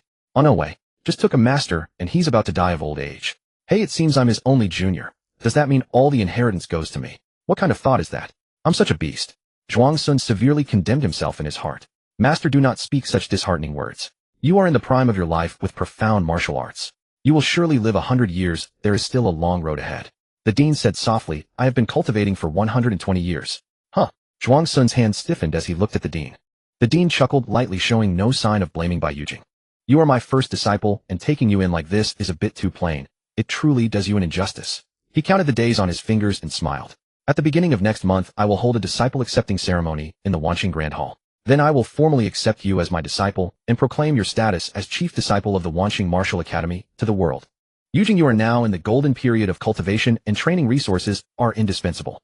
Starting today you may go to the dining hall each day for 1 serving of precious meat. If you need anything else, just tell me without hesitation. From now on focus on your cultivation and leave everything else to me. The dean declared with great generosity. Wow, you're so cool, master. Zhuang Sun's heart raced with excitement as he calculated silently. 1 serving of precious meat could increase his panel points by 1. To accumulate 100 points would take just over 3 months. Of course, he couldn't convert all the precious meat he ate into points. Most had to be left for Bai Yujing's cultivation. But even if he converted only 1 point every 3 days, it would take only 10 months. Never had he fought such an easy battle. Was this the life of a rich second generation? Zhuang Sun couldn't help recalling the exhausting days when he was building Bai Yujing.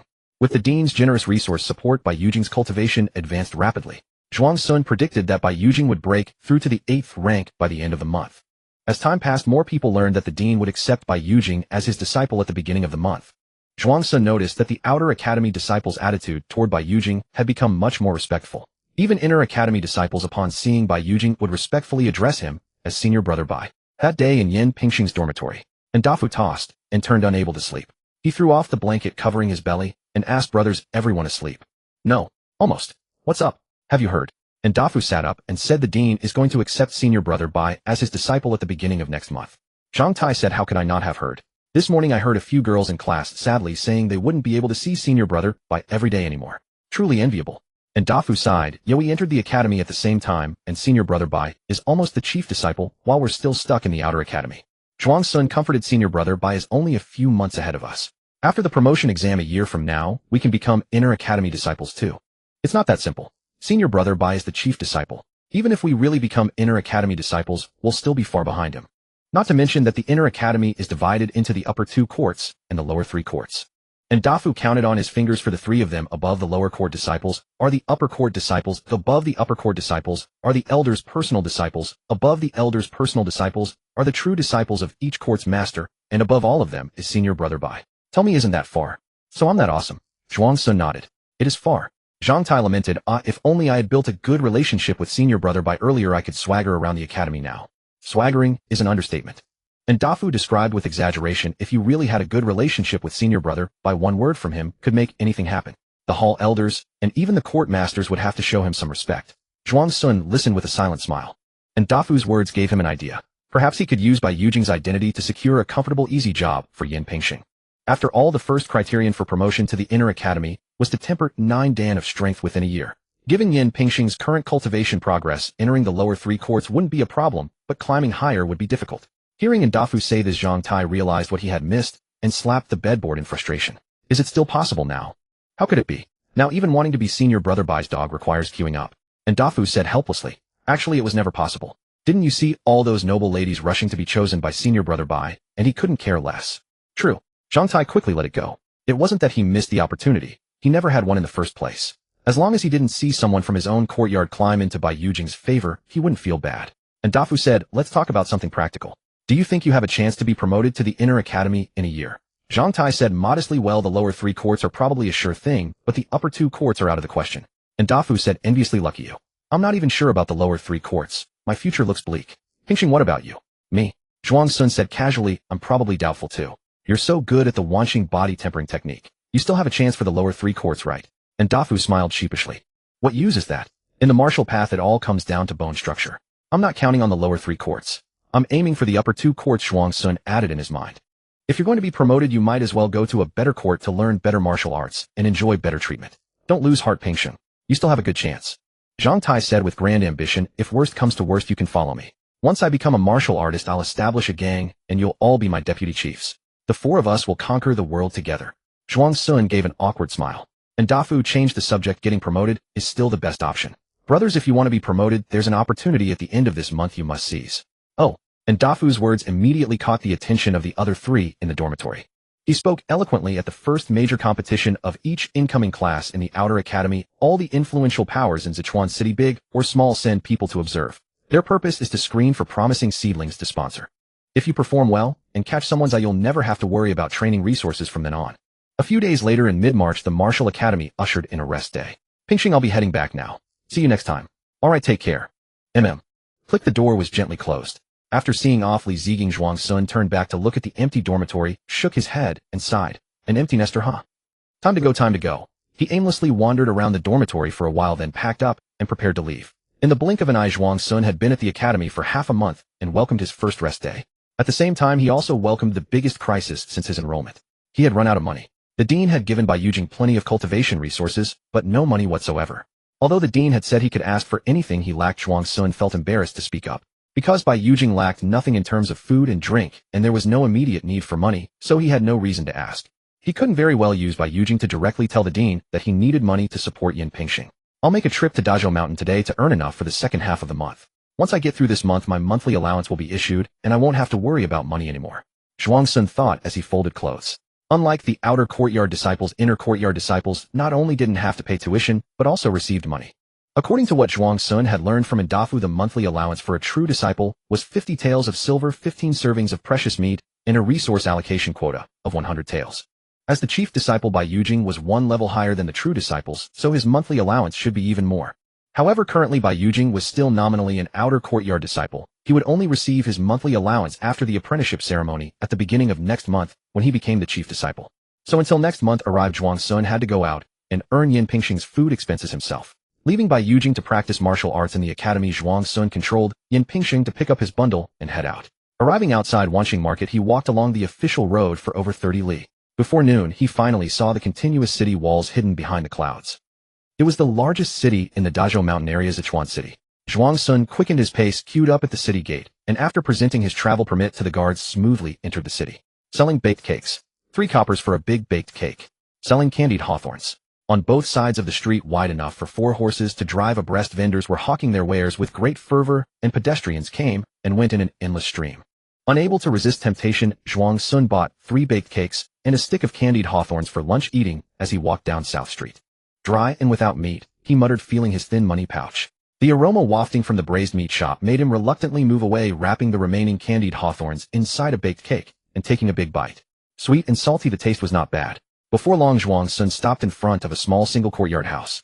This was a property he had purchased long ago under the identity of Yin Pingxing's father, intending to keep it as a shelter should any accident occur, so he had never sold it.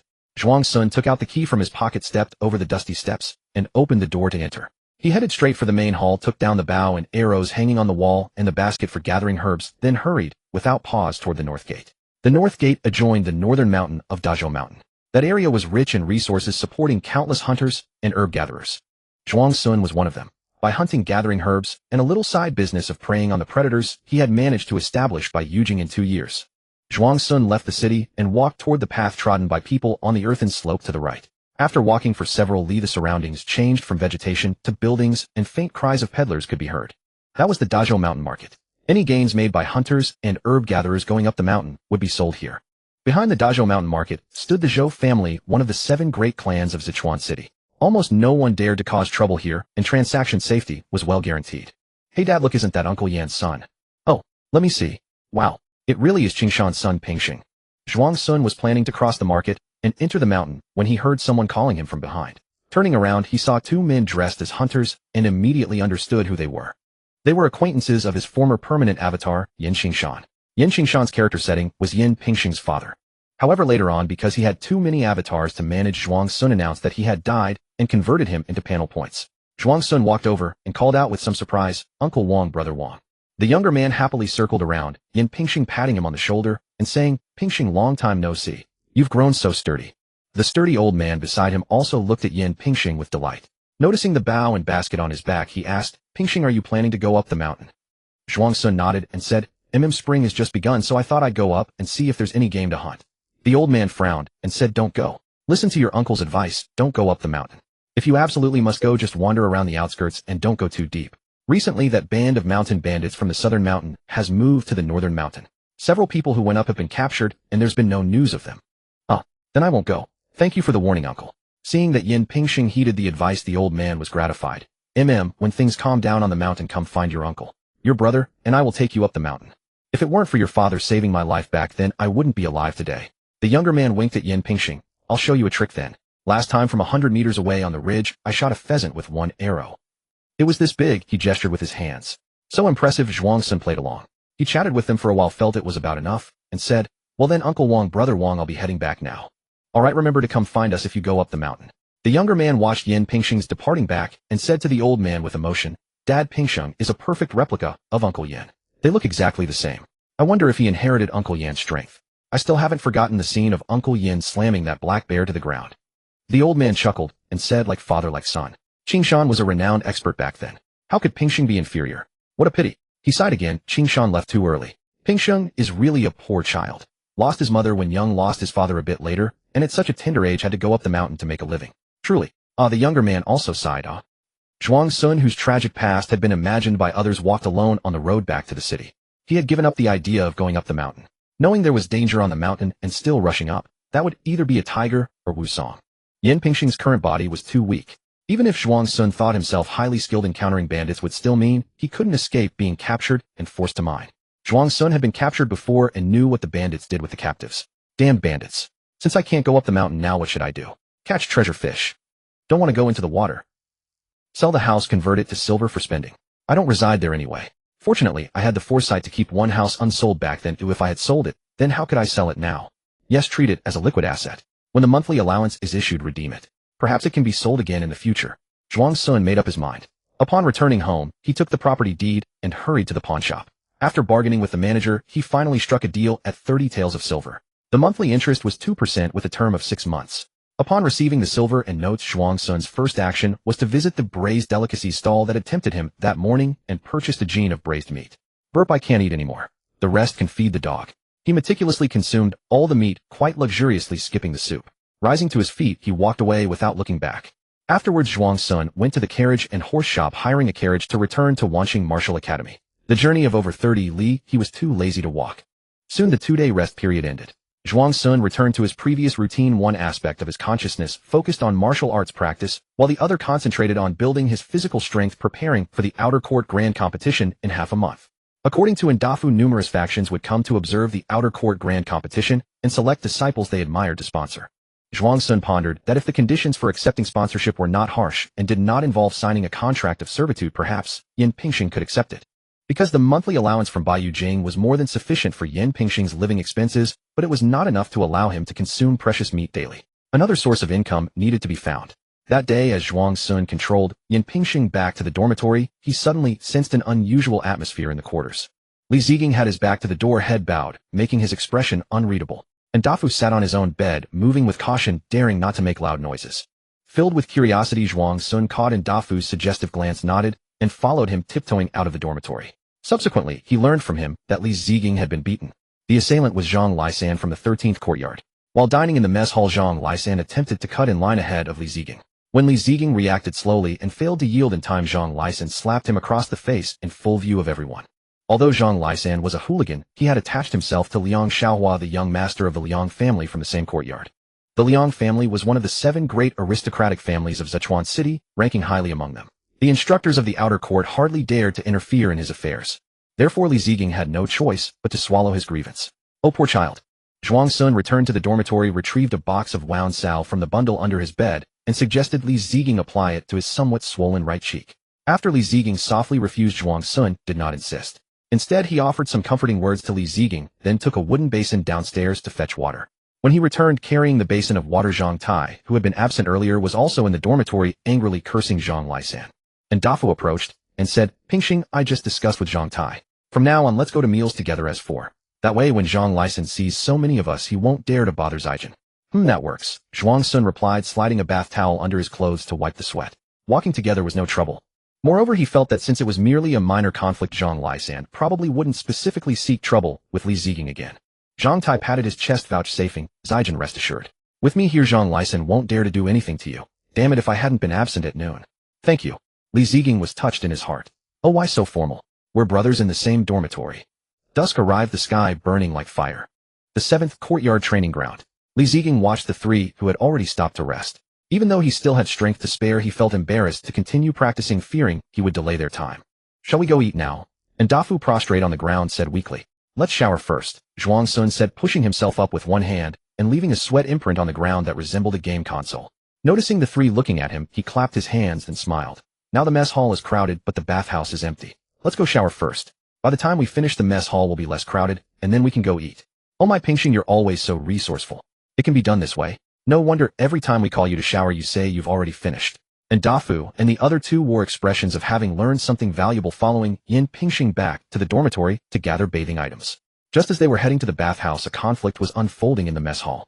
"Zhang Laisan, on what grounds are you preventing us from eating? Senior brother Liang hasn't eaten yet. How can you have the decency to eat first? If we wait a while, will we starve to death? A bunch of mud-legged commoners. If not for senior brother Liang's kindness, I'd say you don't even deserve the privilege of dining in the same place as senior brother Liang. You're benefiting, yet acting virtuous." Zhang Laisan, leading a group of men, blocked the entrance of the hall, his tone sarcastic and his demeanor arrogant. The detained disciples, upon hearing he was invoking senior brother Liang's name, immediately changed color, daring to be angry, but not to speak. To be fair, Zhang Laisan possessed a certain degree of cleverness. He first observed the dining hours of Baiyu Jing, then probed the opinions of other young masters and misses from the outer court in advance. Finally, he specially reserved a passage to accommodate disciples with some background and unyielding streaks. Gradually eliminating others, the only ones truly blocked by him were ordinary disciples with no background, no strength, and no courage. These people dared not resist in the slightest. Zhang Laisan took in their suppressed or constrained expressions a sense of unprecedented delight welling up within him, as if he had become one of the young masters and misses dining over there. Suddenly his expression turned obsequious, his waist bent, and he quickened his pace towards a group of elegantly dressed disciples chatting and laughing as they entered the mess hall. "Senior brother Liang, you've arrived. And esteemed senior brothers and sisters, this way please. As per senior brother Liang's instructions, I have arranged everything for you." "Not bad. You may go," Liang Xiaohua waved dismissively. "Yes." Receiving praise, Zhang Laisan was overjoyed, bowing his head and bending his waist as he retreated. Beside Liang Xiaohua, a vigorous young man glanced at Zhang Laisan and smiled faintly. "Brother Liang has indeed taken in a good dog. It's acceptable." The moment we entered, the smell of sweat was overpowering. "It's utterly disgusting. How can we eat like this?" A pure and delicately charming young maiden pinched her nose, fanning her hand in disdain. "Brother Liang, can you ask them all to leave?" Liang Xiaohua pondered. "Sister Yin, endure it for one day first, and see how the Martial Academy responds to today's matter. If they ignore it." A smile tugged at the corner of his mouth. "A group of low-born riffraff deserves to dine at the table." "Brother Liang, have you decided where to have fun after the competition?" the vigorous young man asked. What about hunting?" "Ah, hunting again." The pure and delicately charming maiden pouted, clearly unwilling. "Then where does Sister Yun wish to go? Your brother will follow your lead." Liang Xiaohua smiled indulgently. I don't know," the vigorous young man tentatively suggested. "Then try inviting that senior brother by to join us." Yes. The maiden's eyes immediately lit up, nodding repeatedly. Observing this scene, Liang Xiaohua secretly glared at the young man, who spoke, his tone laced with sourness. "Never mind. That future chief senior brother is too proud. How would he look down upon us? How could he associate with us for fun?" Zhang Laisan returned before the group of disciples, his back straightening once more. He swept his gaze across the room, saw that those who should be at the tables had already arrived, and then led the followers he had recruited under the reputation of Liang Xiaohua to get their meals and secure good seats. Afterward, he came back alone to the group of disciples and said nonchalantly, "From now on you can only get your meals after senior brother Liang and the others have finished. That is the rule. Understand?" If anyone doesn't understand the rules, then I, Zhang Lisan, will personally teach them the rules. Huh, why are there still so many people? After bathing, Zhuang Sun arrived at the dining hall. A quick glance revealed no empty seats, and he muttered to himself. And Dafu also found it strange. That shouldn't be. Everyone is eating so late today. Let me go ask. He spotted an acquaintance from the same courtyard and hurried over. When Dafu returned, Zhuang Sun and the others finally understood what had happened just now. Does the martial academy not intervene in such matters? Li Ziging looked puzzled. Perhaps among those elders and stewards there are some who have juniors involved. And Dafu said with relief, good thing we went to bathe just now, otherwise we would have been stopped there too, wasting time and losing face. Zhang Tai said angrily, not a single one of them has any backbone. So cowardly. If it were me, I would have charged straight at that bastard Zhang Lisan and punched him. Really?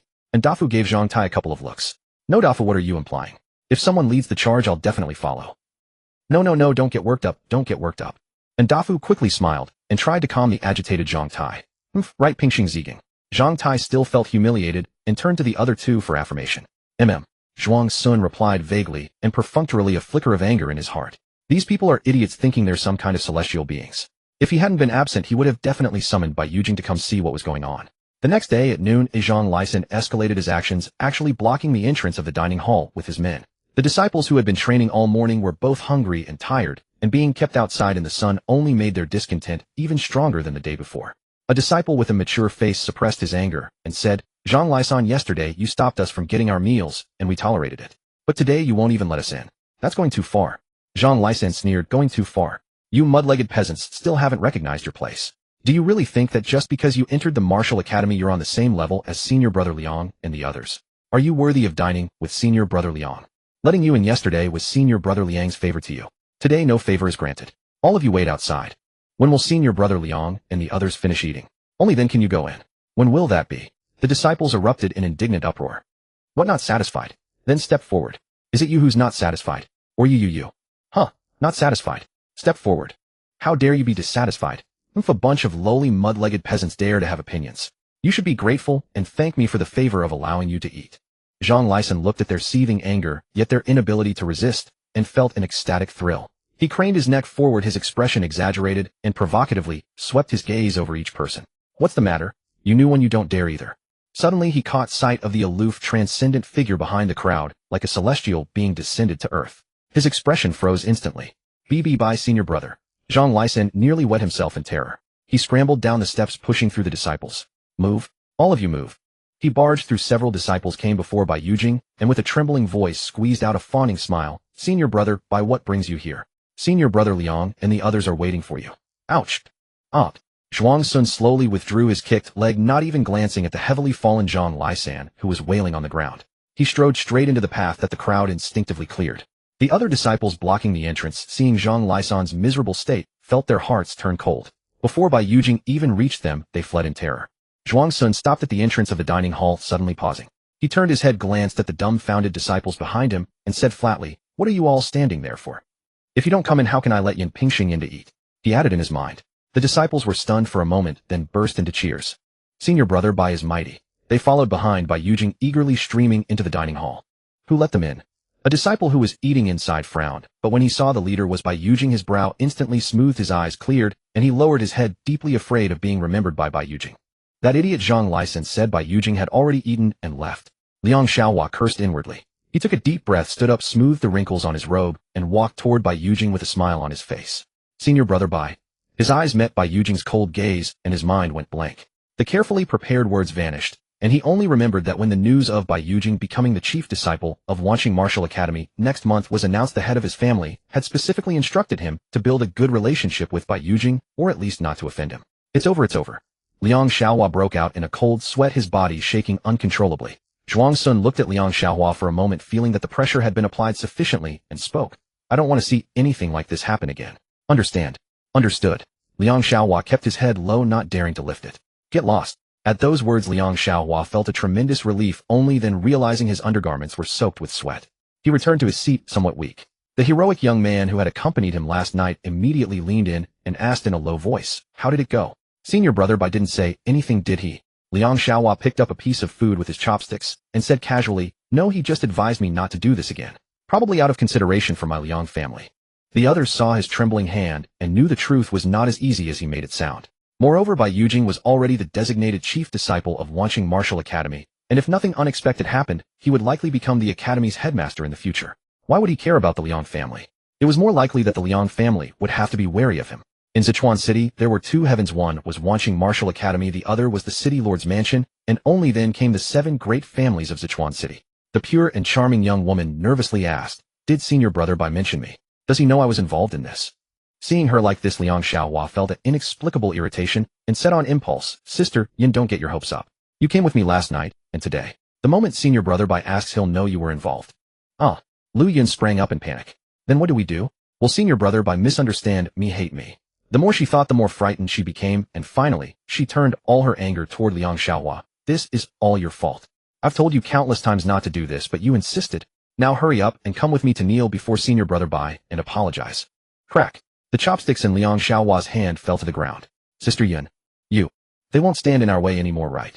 Now that senior brother Bai has spoken, who would dare? Why did senior brother Bai leave so suddenly? Perhaps he had other matters to attend to. Senior brother Bai actually went out of his way for people like us." Sobbing. "Why, yes indeed. Unlike those heartless wealthy scoundrels. Only senior brother Bai deserves our respect as a senior brother." "Hush. Be careful with your words. They're still here. They're probably trembling in fear of offending senior brother Bai right now. Why would they bother with us? Besides, my loyalty to senior brother Bai is eternal." Fifth miss, you may come out now. Senior brother Bai has left. He left. Chen Jinju crawled out from under the table. Her formerly proud and domineering eyes now held only nervousness and fear. "Senior brother Bai didn't see me, did he? No, senior brother Bai only came in to warn Liang Xiaohua before leaving. He didn't glance this way at all." "You're certain?" "Yes, I kept my eyes on senior brother Bai the entire time." "Then senior brother Bai didn't see you either?" Sitting directly across from Chen Jinju, a rather tall female disciple froze for a moment. "He probably didn't see me, right?" She spoke softly, lowering her head and avoiding Chen Jinju's gaze. "What do you mean probably?" Chen Jinju flew into a panic. "You've been by my side this whole time. The moment senior brother Bai sees you, he'll know I'm here too." What do I do?" she asked anxiously. "How am I supposed to explain to senior brother Bai that I was just coincidentally having a meal here and knew absolutely nothing about the nonsense Liang Xiaohua and his crew were up to?" Fifth miss, but you did know. Didn't Zhang Laishan specifically send word to ask for Sister Qinger's opinion on your behalf?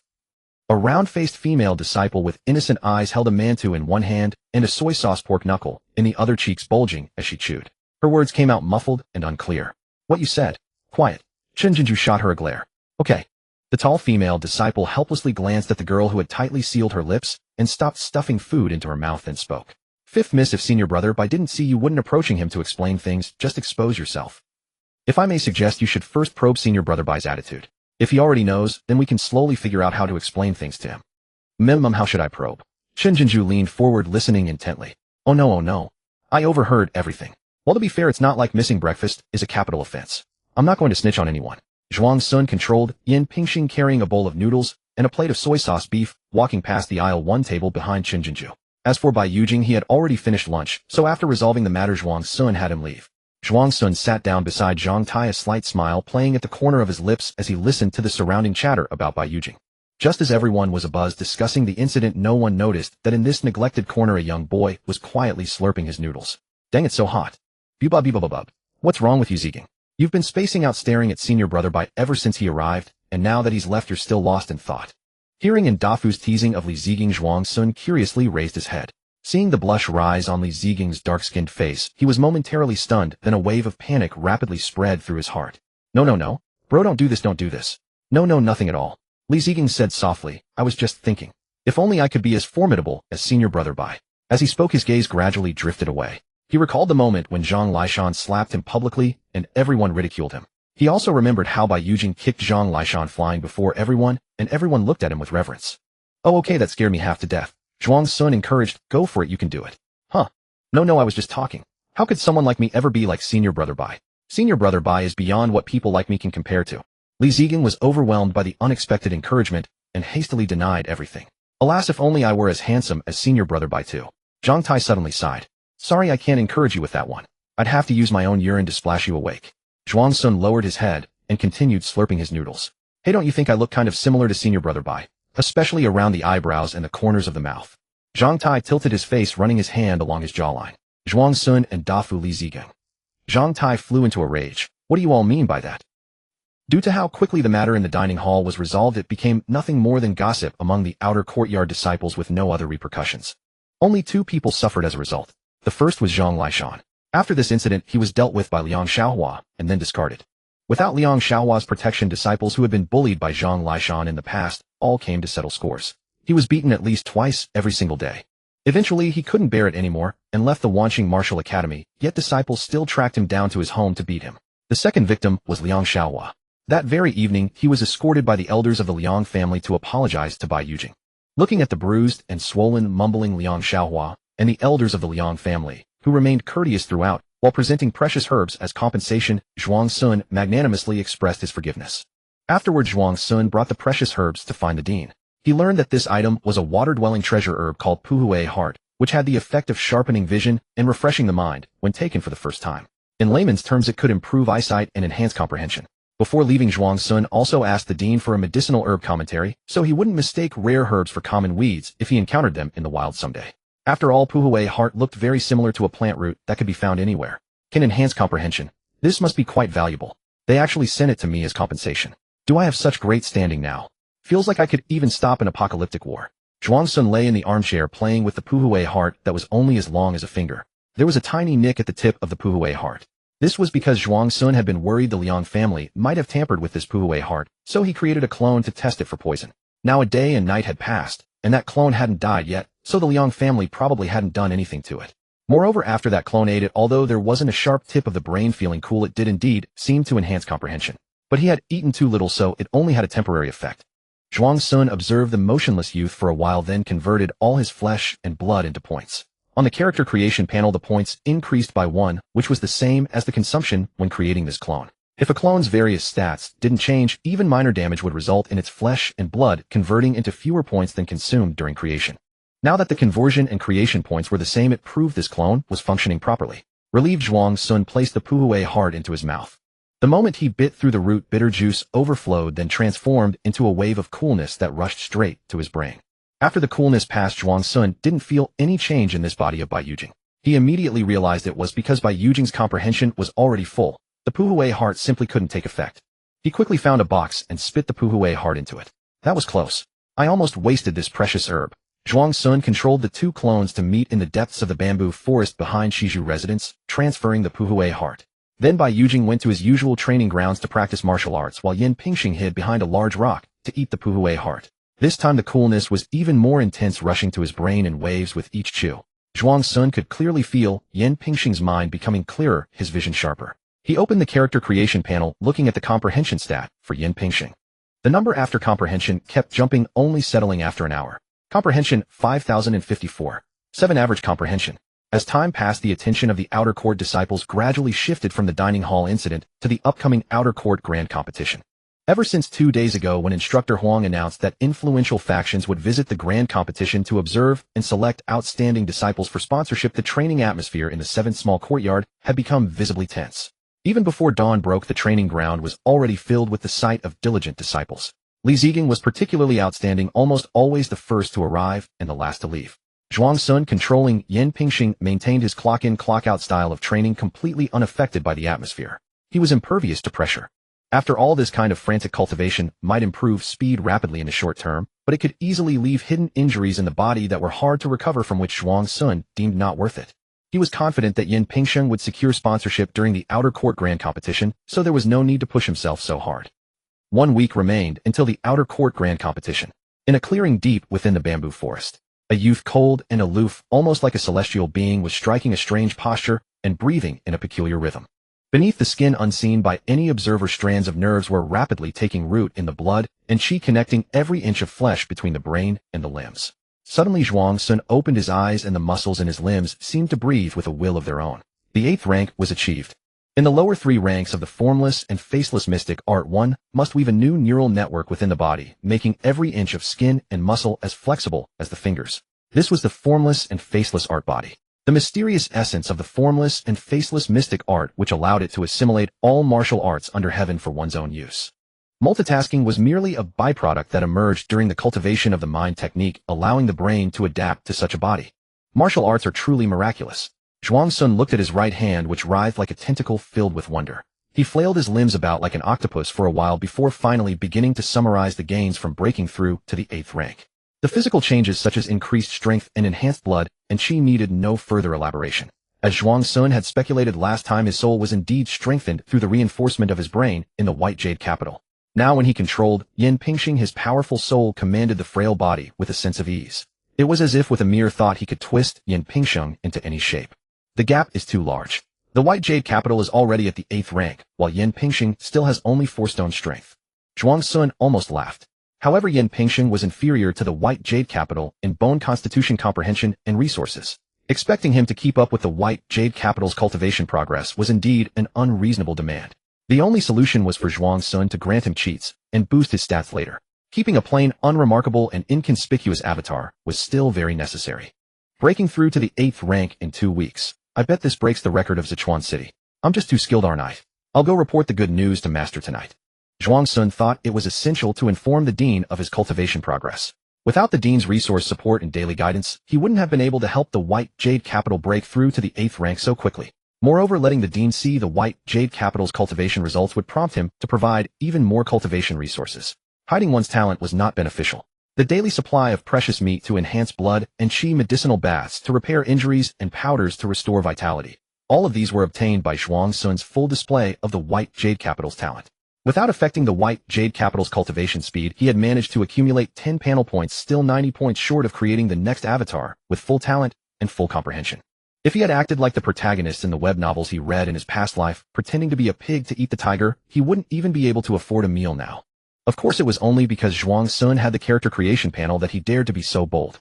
If he only had one life, he would have to hide his strength as well. That evening, Zhuang Sun informed the Dean of his breakthrough to the 8th rank. The Dean was overjoyed, exclaiming several times, and proactively increased the White Jade capital's cultivation resource quota without waiting for Zhuang Sun to ask. The daily precious meat was upgraded to 2-year aged meat, and other resources were adjusted proportionally. Afterward, he also explained to Zhuang Sun the key points of cultivating the formless and faceless mystic art at the 8th rank, and told him to think about which weapon he liked, as he would teach him once he broke through to the 7th rank. Zhuang Sun naturally chose the sword without hesitation, for the White Jade capital's ethereal image would surely be complemented by a sword. Yin Pingxing, on the other hand, could use a large hammer or a broadsword. Since Yin Pingxing was plain-looking, trying to look cool wouldn't work. It was better to use something with overwhelming power. At least he could be formidable and might even be called a strongman. Only 2 days remained until the outer court grand competition. Zhuang Sun still waited for Yin Pingxing's body to get enough sleep before controlling him to cultivate. Regarding this, even the laziest roommate in Dafu complained that he was too carefree with the grand competition approaching, yet still so lazy. Zhuang Sun merely smiled faintly. He considered himself to possess Fang Yuan's quality of perseverance and was walking on the path he desired. Why would he care about the opinions of common people? Zhuang Sun arrived before a piece of equipment that was as tall as a person and shaped like a bow. He planted his feet in a horse stance, assumed the starting posture of the first form of the 10,000 forms body tempering art, and repeatedly drew the string to train. After 1 hour, Zhuang Sun had practiced the 10,000 forms body tempering art 5 times through various equipment and felt somewhat exhausted. He did not force himself and went straight to rest under the shade of a tree. When his strength recovered somewhat, Zhuang Sun rose and went to the stone dumbbell area. He first lifted a 4-stone dumbbell to warm up, then approached a 5-stone dumbbell for a try. He bent down, grabbed the handle, and took a deep breath. The stone dumbbell trembled as it rose, reached his knees, then shot up to his waist. Thud! The stone dumbbell slammed heavily onto the ground. Zhuang Sun's heart surged with excitement as he yelled, "Holy shit! Holy shit! I lifted it!" He opened the character creation panel, and sure enough, the realm column under Yin Pingxing showed 5-stone strength. A profound sense of accomplishment washed over him, even more satisfying than the White Jade capital's breakthrough to the 8th rank. With 5-stone strength and a perfected 10,000 forms body tempering art, securing sponsorship in the outer court grand competition was absolutely certain. The perfected 10,000 forms body tempering art had been mastered by the White Jade capital. However, since both were controlled by a single soul, the White Jade capital's mastery of the art naturally meant Yin Pingxing's mastery was also perfected. That's enough for today. Zhuang Sun exhaled and headed toward the dining hall. And Dafu saw Yin Pingxing's departing figure, stopped his training, and asked in surprise, "Pingxing, you're stopping already?" Zhuang Sun replied, "Yeah, I'm going to get some food. You?" And Dafu started to say something, but hesitated. Zhuang Sun waved his hand. "I'm off." "All right." Damn, Pingxing left so early. Isn't he worried about the outer court grand competition? Zhang Tai came up to and Dafu, looking at Yin Pingxing's already distant back with utter astonishment. "Exactly, he's too carefree. I feel like Pingxing is different from us. He's here just for fun." And Dafu said regretfully, he practices the 10,000 forms body tempering art so well, but his personality is too lazy. If he were more diligent, sponsorship might not have been out of reach. Zhang Tai shook his head. Silence train. Only 2 days left. 2 days later, the outer court grand competition commenced as scheduled. Many unfamiliar faces had appeared within the martial academy. The competition comprised 3 events testing the strength, agility, and comprehension of the outer court disciples spanning 2 days. The 7th small courtyards competition was scheduled for the afternoon of the first day. Thus in the morning, Zhuang Sun accompanied his dormitory mates to observe the competitions of other small courtyards. After a morning's observation, 5 shur of strength had become the average level among outer court disciples, with a few possessing 6 shur and even fewer reaching 7 shur. No one had surpassed that yet. Compared to a month ago, most outer court disciples had improved by a full tier. Yin Pingxing was not the only one who had advanced. As for the 10,000 forms body forging art, the general mastery level among outer court disciples was elementary, with a small fraction attaining minor mastery. As for major mastery, Zhuang Sun had only seen 3 individuals so far. After understanding the proficiency of the outer court disciples, Zhuang Sun decided that in the afternoon, he would only have Yin Pingxing demonstrate the 10,000 forms body forging art at the major mastery level. Achieving perfection in the 10,000 forms body forging art within a month seemed somewhat exaggerated, so it was better to leave that for Bai Yujing to showcase. He couldn't have both avatars stand out so conspicuously. If they both ended up on the assassination list of hostile forces, it would be disastrous. Yin Pingxing displaying the 10,000 forms body forging art at major mastery level was just right. Currently, that was the level of a genius in the outer court and would be considered a minor genius in the inner court. This level would secure preferential treatment from the martial academy without drawing excessive attention from hostile factions. Perfect for lying low. Moreover, when he later empowered Yin Pingxing with added abilities, breaking through realms would not seem too abrupt. It could be explained by comprehension and minor opportunities. By afternoon, the audience seats were noticeably more crowded than in the morning, most drawn by the reputation of Bai Yujing, the future chief disciple of Wanqing Martial Academy. Under the arrangement of several instructors and stewards, the disciples from the 6th to 10th small courtyards drew lots to determine their order on stage. Yin Pingxing drew a very early number, and his turn came less than a quarter of an hour into the competition. Zhuang Sun inexplicably recalled the nervousness of the physical examination in his past life. No matter, he would have to go through this scenario again soon. Just thinking about it made him nervous twice over. He took a deep breath, stepped onto the martial stage, and began the competition. For the strength event, since Yin Pingxing had only recently broken through to 5 shur and had not yet stabilized, Zhuang Sun could not hold the 5 shur stone lock for long, resulting in a rather poor score of lower grade B. The agility event required dodging the examiner's attacks. The longer one persisted, the better the score.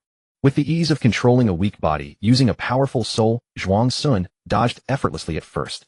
However, when the examiner accelerated the attack rhythm, he could see the movements clearly, but was limited by Yin Pingxing's poor physical condition. After barely evading a few strikes, he was hit. Nevertheless, the final result was decent, upper grade B. At this point, Zhang Tai and Dafu, who had been intently watching Yin Pingxing from below the stage, began to show troubled expressions. For the final event comprehension, Zhuang Sun directly demonstrated the 10,000 forms body forging art at the major mastery level. The 3 examiners seated in a row in front widened their eyes at the first glance. The disciples below the stage and the representatives of various factions in the audience who had been listless were all stunned as they glanced over. Ultimately, Yin Pingxing's score for the comprehension event was upper grade A. His overall score was lower grade A, which by previous year's standards was among the top 100 in the entire outer court. Below the stage, the disciples of the 7th small courtyard were collectively dumbfounded as they watched this ordinarily unremarkable invisible figure achieve such an outstanding result. A disciple with a decent appearance elbowed Zhang Tai beside him and asked in astonishment, "Isn't that from your dorm? How did he get such a good score? I hardly ever see him at the training ground. How does he usually train?" Zhang Tai's expression twisted more sourly than if he had eaten a green grape. "Train? He doesn't train at all. He leaves early every day, and when he's in the dorm he either sleeps or reads storybooks. It's pure talent. Damn, and he always tells us he has mediocre talent and no hope of becoming a martial artist." On the audience seats, representatives of major factions were whispering among themselves about Yin Pingxing. His comprehension is truly remarkable, mastering the 10,000 forms body forging art to major mastery in just 1 month. It's a pity his bone structure is somewhat lacking. Comprehension can compensate for that. His bone structure isn't too bad, just slightly mediocre. As long as he has sufficient resources, his chances of becoming a martial artist are even greater than those of disciples with average to good bone structure. Indeed. Though sponsoring him requires more investment, his probability of becoming a martial artist is high and the risk low. It's a good deal. Haha, don't compete with me, everyone. My Zhou family lacks nothing, especially all kinds of precious meat resources.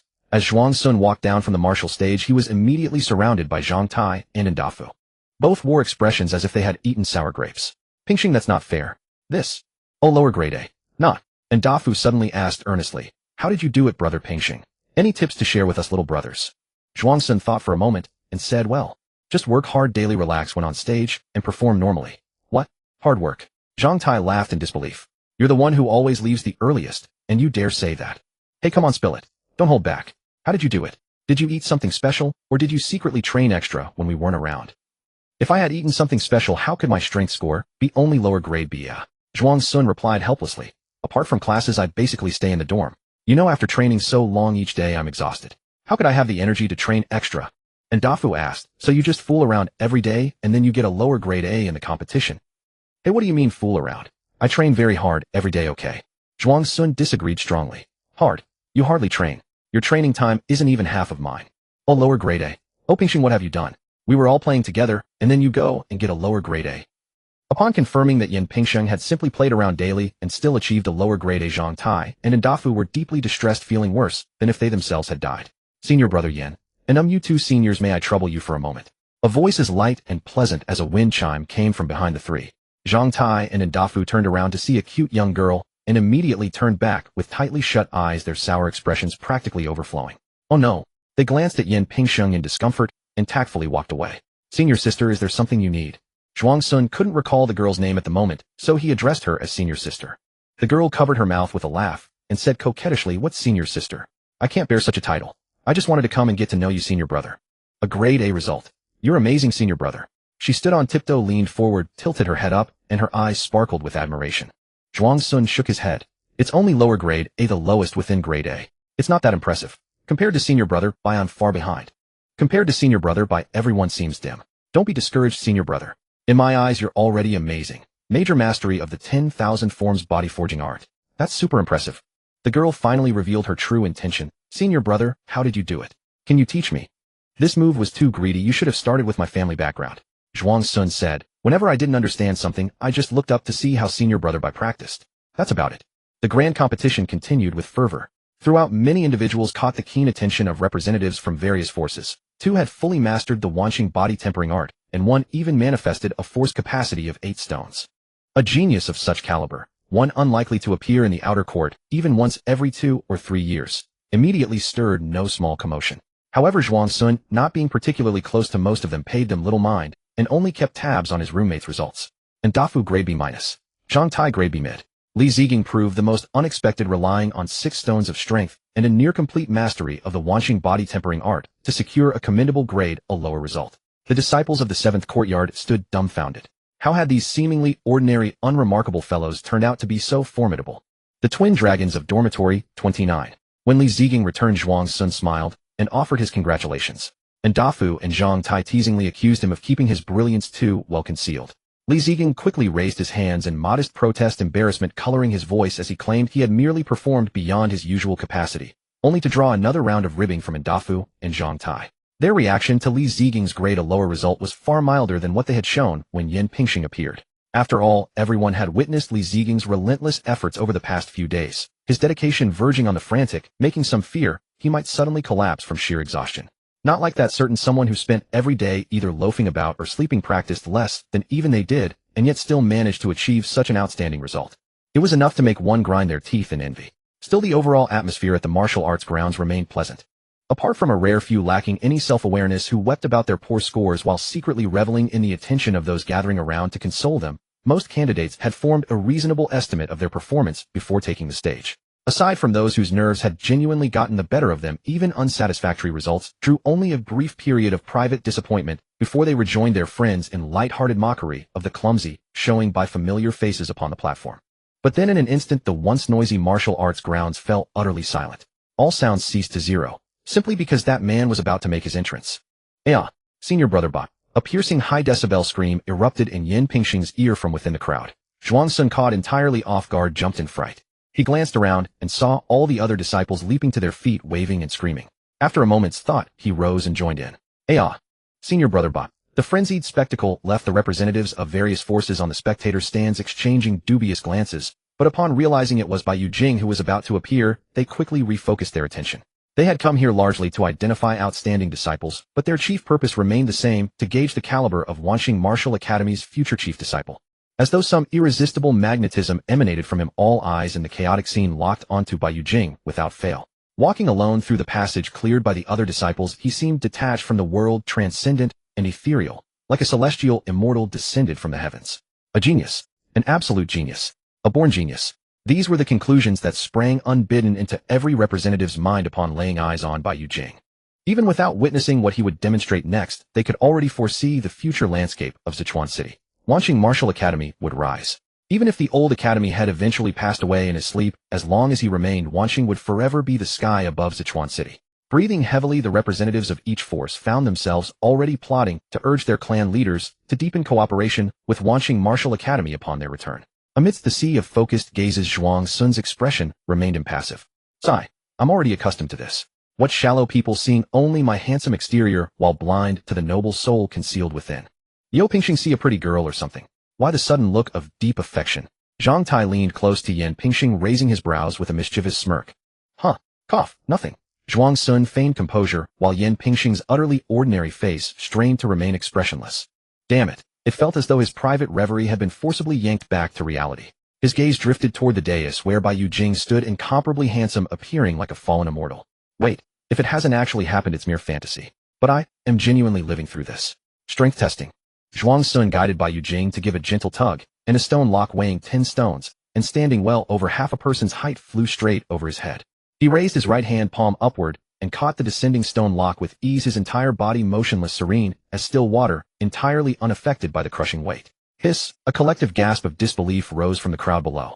Zhuang Sun set the stone lock down gently, and passed by the dazed examiner. Only then did the examiner snap back to awareness, his voice trembling as he called out, "Strength category. Grade A upper. Agility testing." The examiner, drenched in sweat, bit down hard on his lips, and launched a full assault upon Bai Yujing with both hands and feet, the force swift as a storm, fast as lightning. Zhuang Sun stood perfectly still, his body swaying with the slightest motion as he effortlessly evaded every attack, a few strands of black hair drifting gently before his forehead. In the end, he sidestepped the examiner's downward punch, and with one hand gently cupped the man's chest to halt his forward momentum, then walked forward without even a glance back. The examiner staggered in place before finally collapsing into a seated position, his gaze trailing the retreating figure of Bai Yujing with an unreadable complexity. Agility category. Grade A upper. Whoa! The crowd below stared in utter astonishment, drawing in another collective breath. Numerous female disciples looked longingly at the places Bai Yujing had touched on the examiner, grinding their teeth with envy and jealousy. Comprehension testing. Zhuang Sun demonstrated the Wanqing body tempering art at its consummate level, his body moving like a startled swan, graceful as a swimming dragon, every gesture carrying an indescribable, ineffable charm. The three examiners watched, utterly spellbound. Long-standing confusions regarding the Wanqing body tempering art that had plagued them for years suddenly cleared, and they completely forgot their duty to assign scores. It was only after Bai Yujing had walked some distance away that a disciple's reminder brought them back to their senses. They exchanged glances and called out in unison, filled with excitement, "Comprehension category. Grade A upper." Shoo! The crowd below sucked in yet another breath, their dazed eyes glued to Bai Yujing, unwilling to look away. Senior brother Bai. Hearing those cries, Zhuang Sun quickened his steps, already feeling floaty, though slightly anxious about being surrounded again. In the end, he managed to escape, but the other clone, Yan Pingxing, found himself trapped in the surging crowd, jostled this way and that. Sigh, I forgot to tell that clone to bolt as well. Zhuang Sun tilted his head back, mentally exhausted. Disciples had been shoving forward desperately to get a closer look at Bai Yujing, and the sheer number sharing that desire turned the martial arts grounds into a chaos rivaling the fan frenzies of his past life. The disruption even began to interfere with the competition itself. To restore order as quickly as possible, the disciplinary disciples scurried back and forth, sweating profusely, yet their efforts yielded little result. Only when Zhuang Sun guided Bai Yujing to step forward and take command did the disciples finally fall into line, restoring order to the scene. As dusk approached, the first day of the grand competition came to an end. In the afternoon, disciples who had achieved grades of A- or above were mostly approached by representatives from various powers. Of course, Yan Pingxing was no exception. "Young master, Yin, the treatment our Zhou family offers is 10 taels of silver per month, full coverage of meals and medicinal expenses within the academy, plus a weekly serving of spirit meat for a year."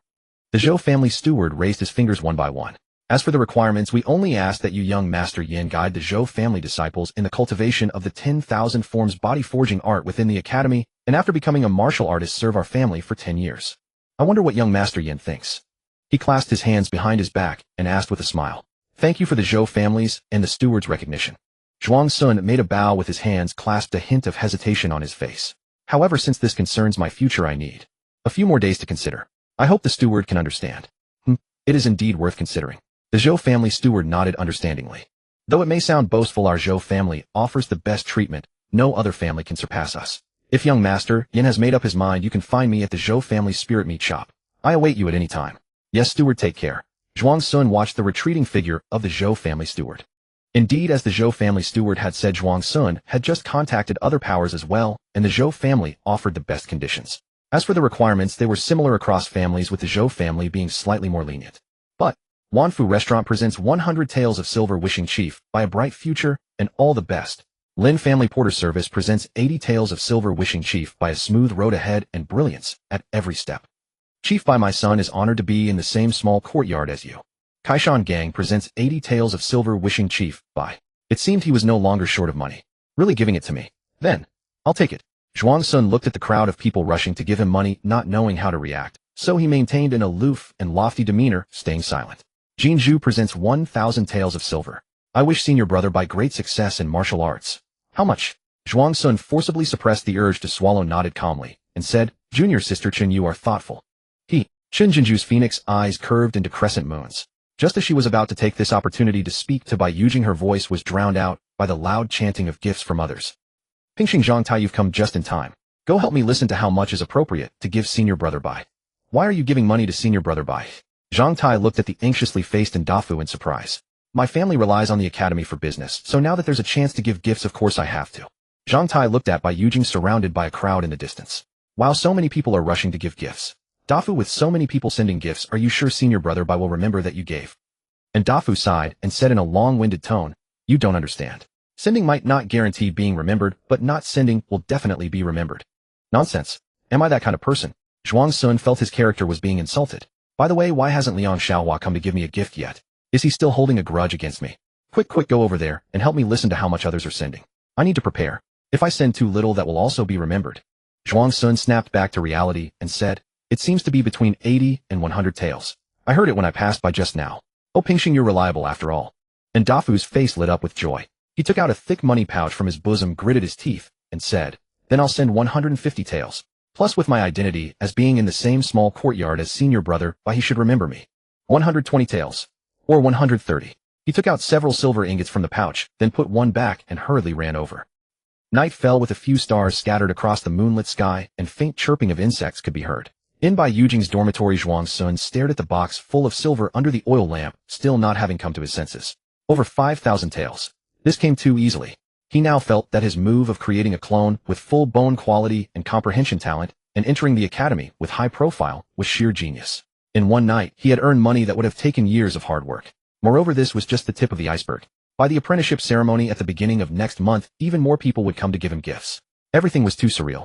Just yesterday, he was still thinking about being sponsored. But now, it was only he, Master Zhuang, who could sponsor others. The changes brought by strength and status are truly fascinating. Zhuang Sun sighed with emotion, closed the box, and went out to cultivate.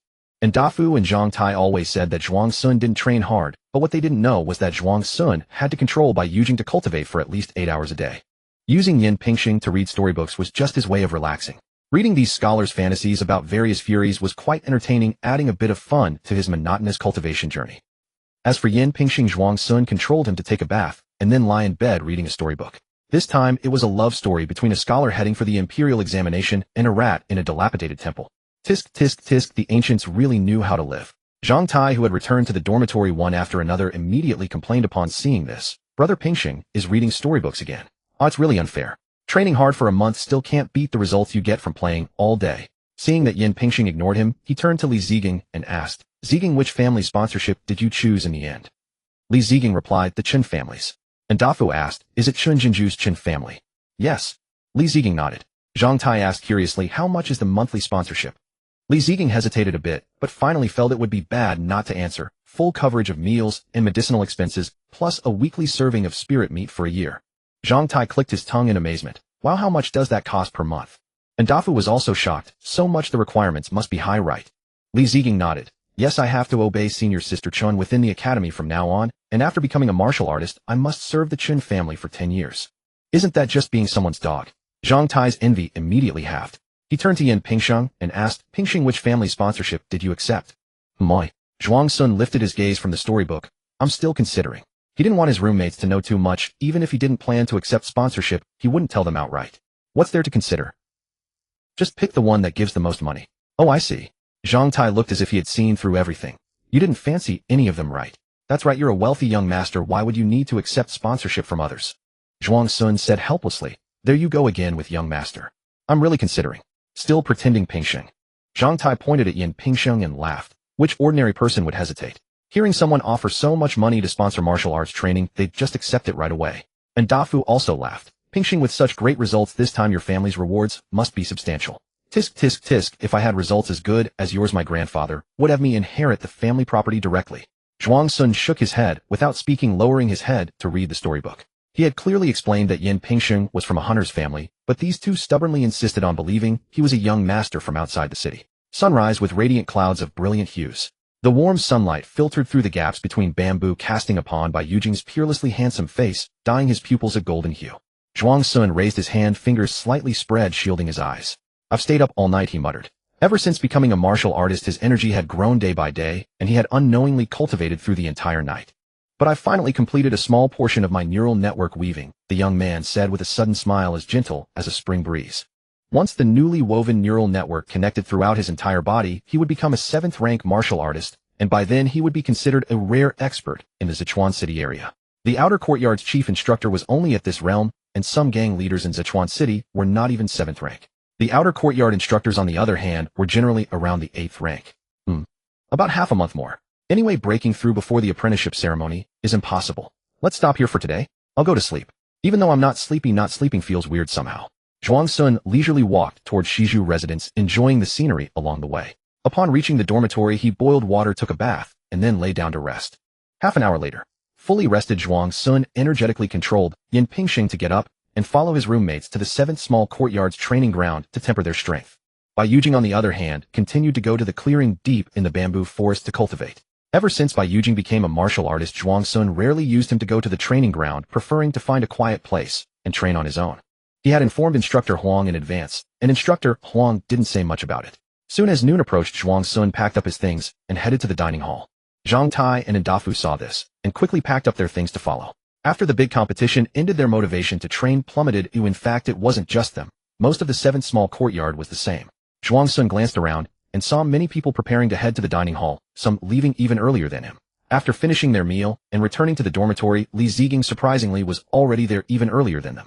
He was sitting on his bed with a worried expression, staring at an exquisite brocade pouch. Hey Ziging, you're back so early today. What's wrong? And you have such a bitter face. Zhang Tai plopped down onto his own bed, pulling off his boots as he asked. Li Ziging put away the pouch and sighed. Senior Sister Chen asked me to deliver this pouch to Senior Brother Bai, and also told me to invite him out tonight. Huh. Zhuang Sun, who was wiping sweat with a towel inside his clothes, looked at Li Ziging. Zhang Tai let out a whistle. Wow, is Senior Sister Chen challenging Senior Brother Bai to a duel? And Dafu rolled his eyes. This is Senior Sister Chen expressing her feelings to Senior Brother Bai. Once Senior Brother Bai becomes the chief senior brother, they won't be able to see each other every day, or maybe even at all. Hey, I was joking. Can't you tell? Knock knock. Suddenly there was a knock at the door. Ah, coming. Li Ziging hurried over to open the door. Ready, Yolene, let's go. The young man standing outside with his arms crossed responded indifferently, his gaze sweeping over Zhang Tai and Ndafu before pausing on Yin Pingsheng, then suddenly nodding. Zhuang Sun was taken aback, then nodded in return. Cui Yulin, that was the young man's name. Zhuang Sun had a vague impression of him, one of the few 6th-strength power holders in the 7th small courtyard, seemingly quite arrogant. The two didn't know each other, so he hadn't expected the other to greet him. Zhang Tai interjected, Ziging, what are you guys up to? Li Ziging replied, delivering the pouch to Senior Brother Bai. Hurry up, there are still people waiting for us outside. Cui Yulin urged with a frown. He didn't want to waste time on someone who couldn't even get an A grade. There are more. Didn't Senior Sister Chen only instruct the two of us? Li Ziging was surprised. They're doing errands for other senior sisters. They didn't dare to find Senior Brother Bai alone, so under Liang Wenkai from the 5th courtyard suggestion, they're going together. Cui Yulin said as he walked. They need to form a group just to find me. How many are there actually? Zhuang Sun was curious and followed along. When he saw the dozens of people standing outside, he was dumbfounded. What the? All of you are coming to find me at once. Do you think I can clone myself to handle all of you? Oh, actually I can. Zhuang Sun followed the group to Bai Yujing's dormitory door. The dozens of people hesitated, frozen at the doorstep, each urging the other forward, none daring to knock. In the end, Zhuang Sun couldn't take it anymore and made Bai Yujing open the door himself. The crowd outside was startled and stepped back, afraid of being the one in the front. Zhuang Sun, if I didn't know what you were here for, I'd think you were pulling a prank. He silently complained as he watched the crowd instinctively trying to flee. What is it? Shui Yulin looked around, then braced himself and stepped forward, offering the pouch with both hands. Senior brother by senior sister Chen asked me to give this to you. She told me to tell you that she will be waiting for you tonight by the Zijington. I understand. Zhuang Sun nodded slightly. Seeing this, the others began to speak all at once. Senior brother Bai. And senior sister Lu, senior sister Li, senior sister Wang, senior sister Zhao, senior sister Qian. Hearing so many names, Zhuang Sun felt a bit overwhelmed. He calmly pointed to the pile of various gift boxes stacked in the corner. Just put them there. Yes. The crowd breathed a sigh of relief and stepped forward one by one to place the pouches on the gift boxes. At that moment, someone accidentally knocked over a box with a thud. His face turned pale with fright, and the others' hearts tightened as well. Senior brother Bai. It's fine, just put it back. Bai Yujing's voice remained as calm and serene as an ancient pool, without a ripple. Yes. The man, as if pardoned, quickly set the box upright. After that, those who came up to place their pouches did so, with extreme care, afraid of knocking over a box. Anything else? No. The crowd shook their heads like rattles, shuffling close together and tiptoeing away. Only after they had put some distance did their postures gradually relax. Shui Yulin glanced back, placing his hand on his chest, feeling the aftertaste of his rapidly beating heart. Is this the pressure of the outer courtyard's number one? Terrifying indeed. When I knocked over that gift box, my heart stopped for a moment. I thought I was going to die. The one who had knocked over the box said, as if surviving a calamity. But senior brother Bai is quite gentle. He didn't scold me at all, just told me to put it back. He added, yes, I've never seen senior brother Bai get angry with anyone. He's always been kind, just now as well, others chimed in. Hey, let me tell you something about senior brother Bai. Don't spread it around. Zhuang Sun commanded Bai Yujing to carry the silk pouches into the dormitory, where they were opened one by one. Inside were mostly women's personal belongings, hairpins, scented sachets, and jade ornaments, with only a handful of love poems. Zhuang Sun found it novel and was about to peruse these verses written by admirers when he overheard someone from Yin Pingsheng's camp eager to share gossip involving himself. What gossip? Curiosity stirred within him, and he prepared to listen while pretending to read. Yet the sharp-faced youth who was about to share the gossip suddenly clammed up. A few impatient youths among the crowd urged him on, swearing solemnly that the matter would never leave the room. But the sharp-faced boy refused to speak nonetheless. Some assumed it was because Bai Yujing had arrived and began anxiously scanning the surroundings. When they turned back, they saw the sharp-faced youth biting his lips to suppress laughter, and realization dawned. They had been played. Everyone. Soon the sharp-faced youth was hoisted onto their shoulders, his smug grin transforming into sheer panic. So the rumor had spread this wide. Zhuang Sun watched from behind as the youth was dragged off for the tree-rubbing punishment. Such behavior was inherently dangerous. Should any participant harbor ill intent or lack discernment, what began as horseplay could turn into tragedy. In his past life, he had heard of a streamer who permanently lost a testicle because of this. After reviewing these tokens of affection, Zhuang Sun disposed of the more pungent sachets to prevent anyone from using them to poison him. As for the hairpins, jade ornaments, and love poems, he inspected them thoroughly, found nothing amiss, and stored them in a box. After all, they represented sincere intentions from others. Later, Zhuang Sun rested his chin on one hand, pondering how to respond to these young ladies' affections. After much deliberation, he decided to simply ignore them. First, too many had asked him out, each at different locations. He simply couldn't manage them all. Second, as a gentle man, he couldn't bear to see girls heartbroken. So he chose not to go. With his decision made, Zhuang Sun felt a weight lift from his shoulders, rose, and headed to the bamboo grove to practice martial arts. Thus, many figures lingered in the outer courtyard that night, waiting bitterly before departing in dejection. "Sigh, I'm truly a man burdened by sin," Zhuang Sun murmured in the dead of night, then refocused his mind on training. On the third day of the fourth month, the academy director had selected an auspicious date for the apprenticeship ceremony. The long-promoted apprenticeship ceremony at Wanqing Martial Academy was held in grand fashion. Prominent factions from Sichuan City all sent representatives, including patriarchs of aristocratic families, presidents of merchant guilds, and even a rank 1 expert from the city lord's mansion. Inside an ancient-style chamber, 2 lovely maids stared dumbfounded at the youth reflected in the bronze mirror. He wore a cloud crown upon his head, a jade belt at his waist, splendid robes draped across his frame, and embroidered boots upon his feet. Ethereal, yet noble had he appeared at a sacrificial rite. Common folk might have mistaken him for a deity descended to earth and prostrated themselves before him. Zhuang Sun gazed calmly at his reflection, his expression unreadable, though inwardly he had already praised his own breathtaking beauty 1,000 times over. Knock, knock, knock. A knocking sound came from outside. A respectful voice rang out, "Eldest disciple, the ceremony is about to begin." Upon hearing this, the 2 maids each grasped a corner of the great cloak and gently draped it over Bai Yujing. Zhuang Sun met his own gaze in the mirror, then stepped across the threshold as the 2 disciples pushed the door open. At that very moment, the clouds parted and sunlight bathed his figure, gilding him in golden radiance. Inside the Wanqing Grand Hall, the academy director, clad in deep purple ceremonial robes, sat upon the highest seat, at the head, a smile playing upon his lips. Below him stood 2 rows of disciples, disciplined and composed. Along the walls were the seats reserved for honored guests who had come to witness the ceremony. At the very front among the disciples, a young woman in azure robes with eyebrows like painted scrolls and a gentle, graceful demeanor casually surveyed the hall. A soft smile graced her lips, and her voice, barely above a whisper, carried just enough for those nearby to hear. What an extravagant display. We never had such treatment back in our day. The speaker was Zhou Ziru, a direct disciple of the Shang heir Yuan Pashua Yuan at Wanqing Martial Academy. Beside her, a pale-skinned, white-robed woman, delicate and fragile, as she spoke softly. Senior sister, Zhou, the eldest disciple, represents the face of Wanqing Martial Academy. If the proceedings were too modest, other factions would ridicule us. Her name was Lin Qingsu, a direct disciple of the Xia San Yuan Pianxin Yuan at Wanqing Martial Academy. The face of the Martial Academy. Zhou Ziru aside. I never expected that after all our rivalry someone else would end up ahead of us. Lin Qingsu lowered her eyes.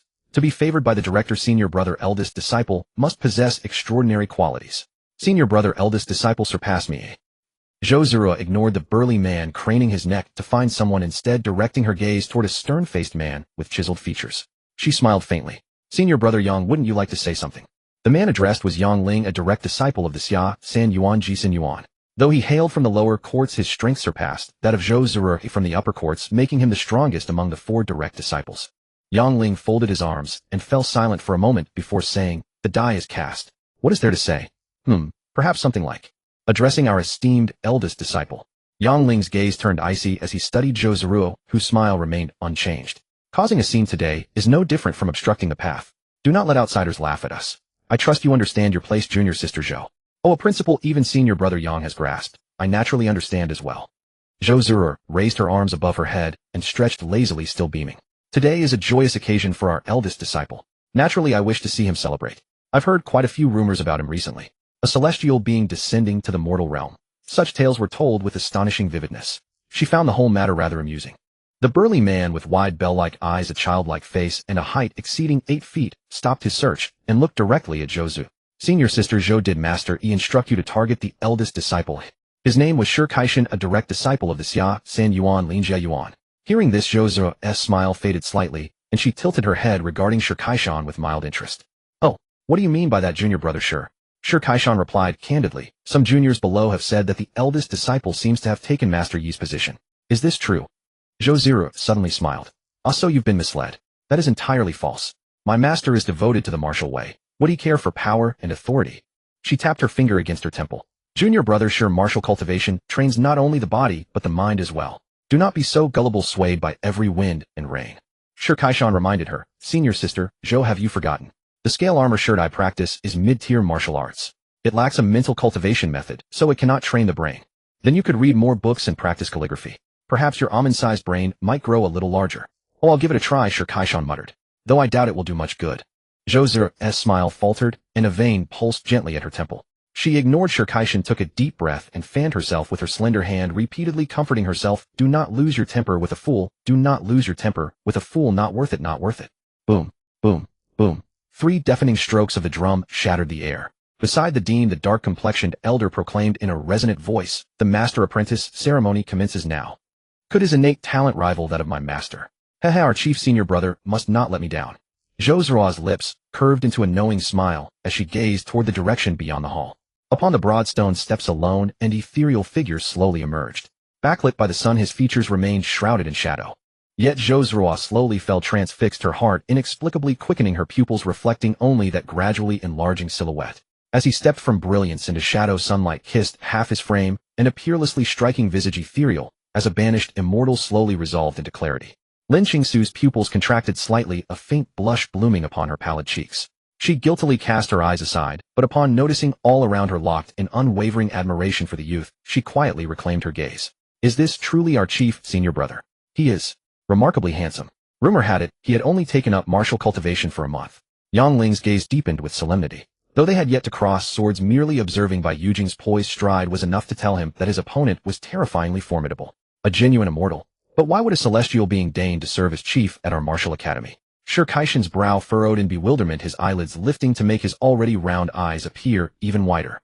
Within the hall, an absolute hush reigned, broken only by the steady cadence of Bai Yujing's footsteps. Line after line, every disciple's gaze tracked his passage, and as he drew near they instinctively stilled their breath. Beyond them the patriarchs of influential clans, masters of merchant guilds, and even the first-rank experts dispatched by the city lord's mansion, all present to witness the rites, found their composure utterly shattered. They had heard rumors of the newly appointed chief of Wanqing Martial Academy by Yujing being a sight to behold, yet nothing could have prepared them for this sheer breathtaking extraordinariness. Not even one-tenth of his true splendor had been captured in those paintings. Could this truly be a prodigy wrought from Zhechuan City? Upon the chief dais the dean watched the unguarded astonishment on the guests' faces with profound satisfaction, his lips threatening to split into a wide grin. The moment Bai Yujing knelt upon one knee before him, the dean's countenance instantly shifted to grave solemnity. Bai Yujing. His stern demeanor lasted only a few heartbeats before breaking into a broad laugh. From this day forth you shall be the chief disciple of Wanqing Martial Academy, and my very own apprentice. With a gentle push of his palm, he sent a token bearing the mark of the chief disciple gliding through the air toward Bai Yujing. Zhuang Sun spoke not a word, reaching out to secure the talisman in one hand. A heavy thud echoed behind him. Junior sister Zhou Zhihua pays homage to the chief senior brother. Junior sister Lin Qingsu pays homage to the chief senior brother. Junior brother Shi Kaishan pays homage to the immortal. To the chief senior brother. Chief senior brother, are you truly an immortal? The sole remaining figure among the four elite disciples, Yang Ling, hesitated for a fraction of a moment. Glancing at Zhou Zhihua, already on one knee, he reluctantly sank down, his voice carrying a faint awkwardness. Junior brother. Yang Ling pays homage to the chief senior brother. Thud. The remaining disciples within the hall dropped to their knees in perfect unison. Disciples of Wanqing Martial Academy, pay homage to the chief senior brother. Their collective cry thundered through the halls, resounding, and immense, carrying far enough to be heard clearly throughout the outer grounds. Unacceptable. Chen Jinju bit nervously into her silk handkerchief, gazing resentfully toward the Wanqing Grand Hall atop the peak. By what right are outer courtyard disciples barred from entering? I wanted so dearly to witness senior brother Bai's ascension firsthand. At least she had not been denied entry herself, perhaps contemplating that might ease her frustration. High above, Zhuang Sun guided Yin Pingsheng to pluck 2 succulent braised pork hocks from the banquet table, barely glancing at Chen Jinju as she hastily retreated from sight. It spared him the trouble of becoming a target for her ensuing petulance. Exquisite. Zhuang Sun rapidly shoved fried rice into his mouth, when his gaze suddenly collided with that of Zhang Tai, who was engaged in the exact same frantic culinary pursuit. A silent contest had begun. Both men accelerated their pace, shoveling grains of rice into their mouths with desperate urgency. In the end, Zhang Tai claimed victory by the slimmest of margins. He triumphantly presented the spotlessly clean bowl to his companion. Childish. How immature. Zhuang Sun dismissed him entirely, swallowing his final mouthful of rice before drifting over to the adjacent banquet tables to sample the pastries.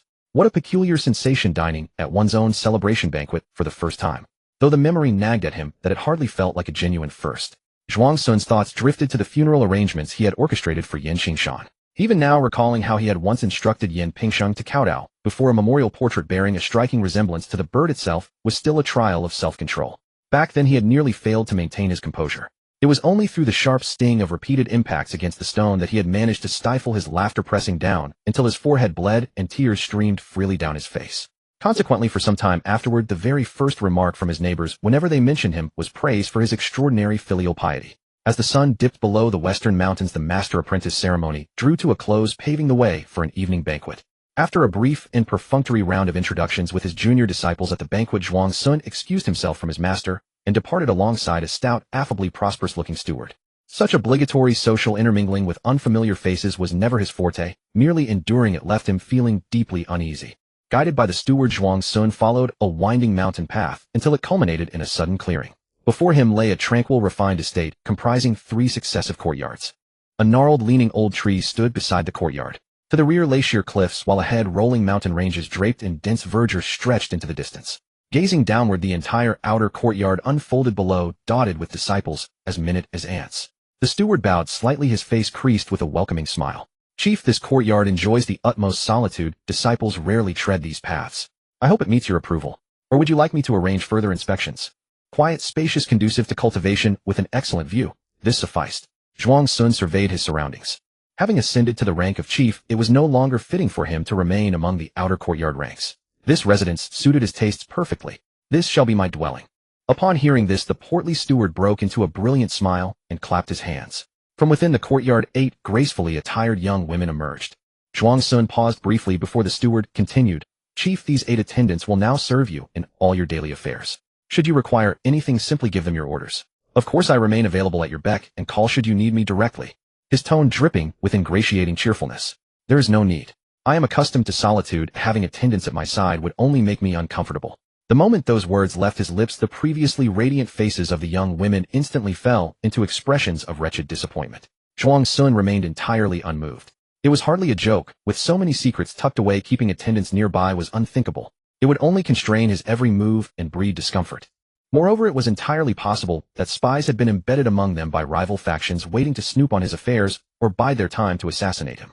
Sensing the rejection, the steward offered the women a discreet glance, signaling them to depart promptly. The chief dedicates himself wholly to the martial path. No wonder he has achieved such renown at such a tender age. You are truly a beacon for us all. I shall take this as inspiration and dismiss my own personal attendants upon my return. The steward's face radiated undisguised admiration, as though Bai Yujing himself had become the new standard by which he measured success. He then provided his own residence details, repeated his offer of service several more times, and only then reluctantly took his leave. Zhuang Sun walked into the courtyard and took a look around. It was tidied up very neatly with a layout that exuded a hint of scholarly elegance. After waiting for the fat steward to leave for a while, he went down the mountain to the dormitory of the outer courtyard, packed up his bundle, and brought it back to his new residence. Before long, the fat steward returned, followed by 4 disciples carrying a large chest. Inside were congratulatory gifts from all sides, all of which the dean had left for him. The fat steward consulted Bai Yujing's opinion, then directed the disciples to move the chest into the main hall. After they left, Zhuang Sun immediately opened the lid. It was packed with gold, silver, and jewels, their luster almost blinding. He picked up the booklet recording the gifts. Among the gifts there were 30,000 taels of silver alone, along with various valuable items, the most expensive of which was recorded as a soft sword. Zhuang Sun half climbed into the chest, fished out the soft sword, and examined it in his hand. The entire sword felt like leather. The hilt and scabbard were both white, adorned with silver accents, and carved with delicate bird patterns. He pulled open the leather scabbard. The guard was rounded, the blade drooped downward. Pinching both edges with 2 fingers, the blade bent inward without any sharpness. Gripping the hilt and shaking it, the blade actually wobbled like a tongue. Zhuang Sun inexplicably chuckled. Is this sword meant for whipping people? Truly worthy of the name, soft sword. Tongue kiss, la la la. He waved the sword with one hand, while flipping through the gift booklet with the other. He learned that this sword was named Shirlio, forged from a rare strange iron, called Xuaning gold. This Xuaning gold was somewhat like the non-Newtonian fluid of his past life. It became stronger when subjected to force. When struck hard, it was as hard as steel, but when tapped gently, it was as soft as glutinous rice cake. Shirlio, forged from Xuaning gold, also inherited this trait. The harder you grip the hilt, the harder and sharper it becomes. Grip hard, and it will harden. Zhuang Sun thought with a dirty mind, then gripped the hilt firmly. Clang! In an instant, the sword that had been shaped like a rice ear suddenly stood upright, its blade gleaming with a cold light. He swung it casually, and the air howled. Wow! Zhuang Sun looked amazed, dancing the sword with fondness. The wind stirred up, sweeping leaves off the ground. He suddenly turned around and pierced several falling leaves with one thrust. What a delight! If only it would snow. He wiped the blade with 2 fingers, then sheathed the sword with a swift motion. According to the gift booklet, Shirlu could also be used as a belt, allowing it to be drawn unexpectedly in battle. Zhuang Sun searched and indeed found a hidden slot behind the hilt. He removed his original belt and replaced it with Shirlu. Accepting gifts is great. I need to accept more. With so much money, I can create over a dozen avatars with full bone structure and comprehension. Zhuang Sun had already planned the development direction for his 3rd avatar, send it to become the disciple of the master of Pa Shuayuan. The master of Pa Shuayuan was the 2nd strongest expert of Wanqing Martial Academy, and before Bai Yujing's arrival, had always been recognized as the next head of the academy. Zhuang Sun believed that this person was likely his biggest potential rival. Therefore, he had to plan a copy of himself within the enemy camp. That way both sides would have him, and no matter who won, he would be the winner. If he won, he'd become the dean. If he lost, he could continue as the chief disciple, then happily wait for the new master to pass the position to him. Hey, having avatars is really great. The only thing limiting me from creating more avatars now is my cultivation level. The formless and imageless mystic art required reaching the 6th grade realm to achieve 1 mind with 3 uses. Without the ability to multitask 3 minds, even if Zhuang Sun could create a new avatar, he wouldn't be able to manage it. With my unparalleled talent, it shouldn't take long. A few months should be enough. Zhuang Sun immediately began cultivating, striving to break through to the 6th grade in the shortest time possible. After Bai Yujing left the 7th courtyard, the 7th courtyard became much quieter. No longer did a crowd of outer courtyard disciples gather outside the lecture hall to watch. Several disciples within the small courtyard also frequently took leave, and the former perfect attendance was no more. A typical example was Chun Jinju, who had basically disappeared since the apprenticeship ceremony, only showing up occasionally, then vanishing again the next day. One day, Zhuang Sun, controlling Yen Pingxing, was walking along the road and noticed that most of the female disciples around were barefaced, simply dressed, without any extra jewelry, and even their hair was tied up simply with wooden hairpins. He felt it was strange, but didn't pay too much attention. It was not until noon, while chatting with his roommates in the dormitory, that he accidentally learned the truth. "Hey, do you know?" And Dafu said with a mysterious look. "Senior brother Bai actually likes girls who dress simply and have a pure personality." "Wow, no wonder," Zhang Tai said in sudden realization. "That explains why all the women I saw today didn't bother to dress up." Zhuang Sun. Who's assuming my taste? Zhuang Sun considered himself a person of consistent taste, consistently liking good-looking people. Since when did he only like those who dress simply and have a pure personality? Actually, as long as they were good-looking. He also liked them. He secretly inquired from Ndafu and learned how this ridiculous rumor started. It turned out that because he had turned down all the maidservants a week ago, someone had secretly summarized the common points among these maidservants, concluding that the maidservants were too flashy in their dress, which is why senior brother Bai disliked them. What the hell? Does that prove my taste is simple and pure? Zhuang Sun was both amused and exasperated. Well, at least it wasn't rumored that he liked men. The reason he didn't want maidservants at that time was simply that he disliked trouble and feared danger. As for beauty, he had long passed the age of sexual repression. Well, actually, he hadn't passed it yet. It was just that the ghost of sexual repression was suppressed by the ghost of life safety, so it hadn't revived temporarily. Time flowed like water, and in the blink of an eye half a month had passed since the apprenticeship ceremony. During this time, with ample financial support, Yan Pingxing also enjoyed a wealthy life of eating precious meat once a day. His strength skyrocketed, and less than half a month after breaking through to 5 sure of strength, he broke through to 6 sure. But at the same time, a very unfortunate thing happened. Yan Pingxing's weight exceeded 200 gene. Precious meat contained a large amount of energy and also had the effect of promoting flesh and blood growth. If the intensity of training was insufficient, the flesh and blood promoted by the precious meat would all become fat, and the energy would accumulate as adipose tissue. Therefore, a martial artist with insufficient cultivation level who took the risk of eating high-yield precious meat would not achieve a breakthrough overnight, but would become a fatso overnight. Zhuang Sun had always dared not give his 2 avatars high-yield precious meat for fear of them getting fat. Yet he didn't expect that Yan Pingxing, just by eating 1 serving of 1-year precious meat a day, could still gain weight. Although the character creation panel could convert flesh and blood into points, the strength would decrease correspondingly. If all the fat on Yan Pingxing's body were converted into points, then his strength would probably drop back to 5 sure. After all, half of Yan Pingxing's current 6 sure of strength was supported by his weight. Zhuang Sun thought for a long time at night, and finally decided not to lose weight. After all, Yan Pingxing looked ordinary when thin, and on the contrary, after gaining weight, he became more robust and even more heroic. Yan Pingxing wasn't simply fat, he trained every day and had a considerable amount of muscle. Coupled with the excessive nutrition over the past half-month, his height had shot up by half a head. Now he looked tall and sturdy, far from being a fat pig, more like a fierce battlefield general. His roommates were astonished by Yan Pingxing's transformation, and Ndafu expressed his envy. "Your arms have gotten this thick in just half a month. You must have been eating treasure meat like it's rice. My family can only afford to feed me this once a week. Damn, Pingxing, you're already as tall as me, and you look way more handsome. Is this so-called treasure meat really that effective? I'll buy some to try another day." The cheapest treasure meat costs at least 10 taels, and Dafu said quietly. "What? How much?" Zhang Tai nearly dropped his apple. "Wait, Pingxing, do you own a gold mine, or something feeding you like this every day, eh?" Zhuang Sun laughed it off, claiming it was all due to his own hard work, which unsurprisingly earned him eye rolls from Ndafu and Zhang Tai. But this conversation set off alarm bells in his mind. After all, even Ndafu could tell that Yan Pingxing's changes came from eating treasure meat daily, let alone others. The silver required was no small sum, and someone might get greedy and target him. It's fine for a short while. Yan Pingxing's father is a famous hunter, so having some savings is understandable. But in the long run... Wait, why am I scared? Just dropping the name by Yujing would scare anyone off. Zhuang Sun realized he had been stuck at the bottom for too long and hadn't adjusted his mindset. Now that he held the identity of the top student at Wanqing Martial Academy, he could afford to be bolder. But I need to fabricate a relationship between the 2 avatars, otherwise no one will believe Yan Pingxing when he invokes by Yujing's name. Childhood friends. That works.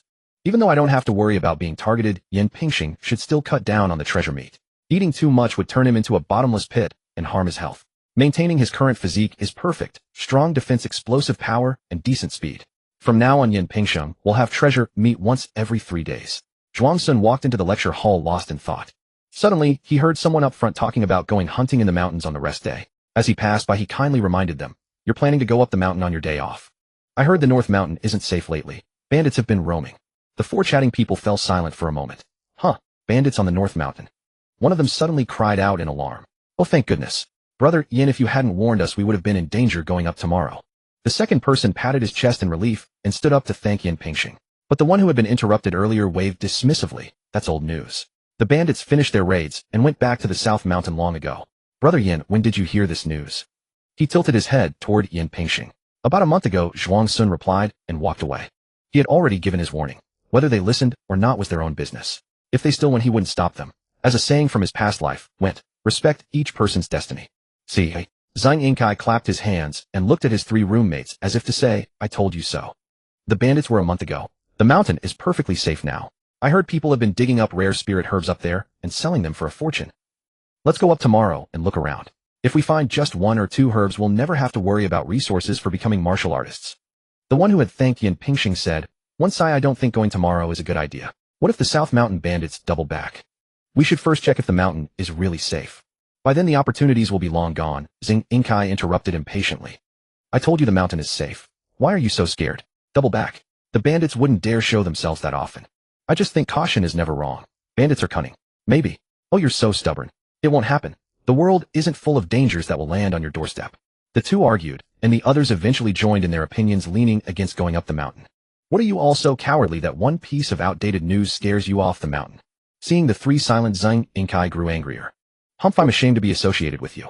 Wait until you see me coming down from the mountain with piles of money. You'll regret it. Even if you beg me, I won't take you. With that, he walked to the back row, refusing to sit with them. That evening in the dormitory, Zhang Tai mentioned the story of someone striking it rich on the mountain. They say he dug up a spirit herb that was decades old. The Zhou family steward bought it on the spot, and he earned a full 1,000 taels of silver. Lying in bed, Zhuang Sun put down his book and looked at Zhang Tai, who was speaking excitedly. The more he thought about it, the more suspicious it seemed. Why was everyone talking about this today? Could it be a trap? Zhuang Sun instantly became alert and decided he wouldn't go anywhere this rest day. Bai Yujing's neural network weaving was nearly complete, and he was about to break through to the 7th rank. It was better to stay in the academy and cultivate. He remembered the dean had promised to teach him a weapon technique once he reached the 7th rank. And Dafu, who was soaking his feet, casually remarked, that news is fake. A several decades old spirit herb couldn't sell for that cheap. It should be at least tens of thousands of taels. Zhang Tai retorted, how could a single herb sell for tens of thousands? That's the fake news. Hey, do you guys want to go up the North Mountain tomorrow and try our luck? Li Ziging said, our steward warned us a while ago that the mountain is dangerous. He told us not to go there recently. Zhang Tai replied, Ziging, don't believe him. Those rich folks don't mean well. They just don't want you to earn silver and break free from their control. Pingxing, are you coming? I really think we can find spirit herbs tomorrow. Zhuang Sun shook his head. I'm not going. The mountain isn't safe lately. I heard bandits were spotted on the North Mountain not long ago. There really is danger on the mountain.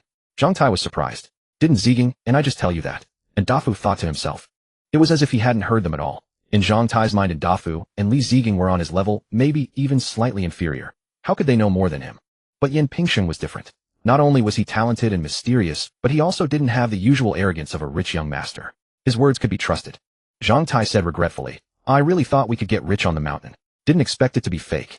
Zhuang Sun recalled his naive self 2 years ago when he first transmigrated. Back then he heard a rumor and eagerly ran up the mountain dreaming of wealth. He woke up to find himself sold into a mine by his teammates. That's how the world kept hardening my heart time and again. 2 days later the day of rest came to an end. In the early morning, instructor Huang announced heavy tidings in the lecture hall. Zhang Yingcai, a disciple from their courtyard, had vanished at North Mountain the previous afternoon with no word since. The disciples fell into sudden silence, then erupted into small gasps of alarm. They all understood what vanishing at North Mountain signified: kidnapped by bandits. There was only a slim chance he had gotten lost or fallen prey to wild beasts. But combined with recent rumors, the latter possibility seemed unlikely. The disciples whispered among themselves, many wearing expressions of relief as they bragged to one another about their near adventures on North Mountain. At the window seat in the back row, Zhuang Sun sighed inwardly. I warned you there was danger, yet you wouldn't listen. Now go ahead and dig your precious or to your heart's content. Afterward, instructor Huang solemnly emphasized that in recent days no one should ascend the mountain or believe any rumors of fortunes to be made there. Only then did he dismiss the disciples to train at the martial grounds. Yet the incident had deeply unsettled the disciples. Their entire morning's practice lacked focus, and no sooner had Huang Wei departed than they gathered again to discuss the matter. Zhuang Sun treated it as a minor interlude, dutifully tempering his physical strength until near midday before finally stopping. He first visited the bathhouse for a refreshing soak, changed into clean garments, then prepared to dine. However, the moment he stepped through the dining hall's entrance, Zhang Tai's booming voice assailed his ears like drums and gongs. Ha, damn it all, you lot ought to be thanking my brother Pingxing. For without his warning, you'd all be rotting on that mountain by now. Yes, much thanks to Brother Yan for the reminder those days past. Even now the thought chills my blood. Alas, I only wish I had convinced Inkai to stay away. You speak of that sturdy fellow who's been getting more robust lately. The news of bandits on North Mountain came from him. Who else could it be but my brother Pingxing? He's the only one with the means to gather such intelligence. You've all benefited from his kindness. Show some gratitude. Then tonight I'll play host at the Wanfu restaurant outside the Martial Academy. Brother Zhang, you simply must bring Brother Pingxing along. Consider it done. Damn it, that loudmouth Zhang Tai. Why must he drag my name into everything? Zhuang Sun felt a wave of mortification wash over him from head to toe. Seizing the moment before the group could spot him, he swiftly turned and departed. Suddenly, he wondered if there might be someone fishing for information behind this matter. Should those pulling the strings overhear Zhang Tai's conversation, might they set their sights on him? Perhaps I'm overthinking. How could the mastermind possibly overhear such chatter? The words wouldn't spread far, unless they just happened to be present. Pardon me, esteemed seniors. Might this junior presume to inquire about the yin pingxing you mentioned? You see, junior brother here also heard whispers of bandits in the mountains just days ago, which deterred me from going. Now hearing that a senior brother has vanished on the mountain, I am deeply shaken by my narrow escape. Thus I sought out the one who spread this warning, wishing to express my heartfelt gratitude. Zhuang Sun halted, turned his head, and regarded the youth with a gentle smile who was now inquiring about him from Zhang Tai. His eyes narrowed slightly. He committed the youth's features to deep memory, then continued his exit. Character creation panel. Character 3 creating. Name. Age 0 100 years pending selection. Realm 1 Dan of strength 8th grade. Bone quality 50100. Comprehension 50,100. Charisma pending customization. Current points 33. Deep night, when all sounds lay dormant. Behind Shiju residence within a secluded bamboo grove of profound depth, a youth navigated the darkness, gripping the stalks for guidance. His demeanor was furtive, casting glances all around until he reached a clearing where the bamboo thinned. A large stone covered in moss at the rear marked his destination. Moonlight fell like scattered salt, casting dappled patterns through the bamboo, leaves lending a measure of brightness to this place. The youth scanned his surroundings once more, then inserted 2 fingers between his lips and emitted a clear, ethereal whistle. After several breaths, the flapping of wings echoed from the heavens. A sea eagle emerged from the bamboo canopy and descended onto the youth's outstretched arm. The youth removed the message from the sea eagle's leg crouched behind the stone and unfolded it beneath the moonlight. It reads, "Son, this month's quota remains unfilled. The superiors grow displeased. Hasten to lure more people up the mountain." The youth retrieved a charcoal pencil from his garments and, using a green stone as his writing surface, penned, "Father, the various academy instructors have all issued warnings. Deceiving people up the mountain has grown most difficult. Your son can only strive to accomplish what he can." Recalling the sturdy youth of unremarkable countenance, his expression twisted with bitter hatred as he wrote, "Your son's plans have been thwarted by that wretch called Yin Pingxing. How utterly detestable. Father, investigate his background. Should he prove to be of common stock, your son shall find an opportunity to lure him out. Then you may have your men seize him and temporarily fill the vacancy in the mines." With that, the youth reattached the message to the sea eagle's leg, watched it soar into the heavens, and swiftly departed. Yet just as the sea eagle was about to clear the bamboo grove, a whooshing sound pierced the air. A departing arrow buried itself in its chest. The sea eagle instantly ceased, its flapping head drooping, plummeting straight into the muddy earth. From the shadows behind the bamboo, a man dressed as a wandering swordsman emerged. He wore a conical straw hat, its brim pulled low, revealing only a gaunt cheek, a prominent nose bridge, and faint stubble upon his chin. The debt collector, Zhuang Sun's black-gloved avatar. Whenever menial or unsavory tasks required doing, Zhuang Sun would summon forth this alter ego. Having grown suspicious of that youth at noon, Zhuang Sun entertained no delusions. He immediately abandoned half a day of cultivation within White Jade Capital, dedicating a portion of his consciousness to surveilling the young man. Never would he have imagined that he would actually uncover something amiss. He crouched down, extracting the arrow and message from the sea eagle, then pressed the latter into the soil with his boot heel. Having perused the missive, he drew a fire striker from his garments, ignited the letter, and notching an arrow to his bow, aimed at a distant dark speck. Exquisite penmanship, truly. But what a shame.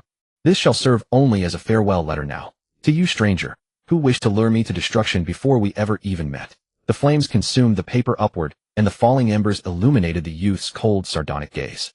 The bowstring trembled with lethal potential, and he shut one eye. Whoosh! The world fell deathly still. Within his vision, the bamboo forest rushed backward at breakneck speed, the distant figure swelled larger, its movements growing languid. Mind's eye, an ability Zhuang Sun comprehended upon ascending to martial prowess within White Jade Capital. This technique, formless and extraordinary, manifests automatically when practitioners of the mystic art cultivate to the middle 3 grades, yet it is by no means their exclusive domain. Rather, it stands as an art accessible to all, masterable by any who walk the martial path. Unifying the 5 senses through spiritual focus, maximizing the efficiency of human perception, thereby achieving feats that border on the miraculous. Zhuang Sun released the bowstring. Bolstered by 2 years of hunting expertise and the amplification of mind's eye, despite the 1,000 paces separating them, this arrow struck true directly into the youth's heart. The youth's body convulsed, toppling forward with momentum, tumbling down a gentle slope until it collided with a bamboo stalk. Crimson bloomed beneath him, seeping into the soil. Zhuang Sun notched another arrow. Whiz! This shaft pierced the youth's brow. His head lolled, eyes stretched wide, dead yet unavenged, his gaze forever unclosed. Zhuang Sun stowed his bow, confirmed the message had been reduced to ashes, trampled the remnants into the earth, dusted off his hands, and hastened toward the fallen youth. Could he be faking death to deceive me? Zhuang Sun gazed at the youth with arrows piercing both his forehead and chest, rubbing his bristly chin with a look of suspicion.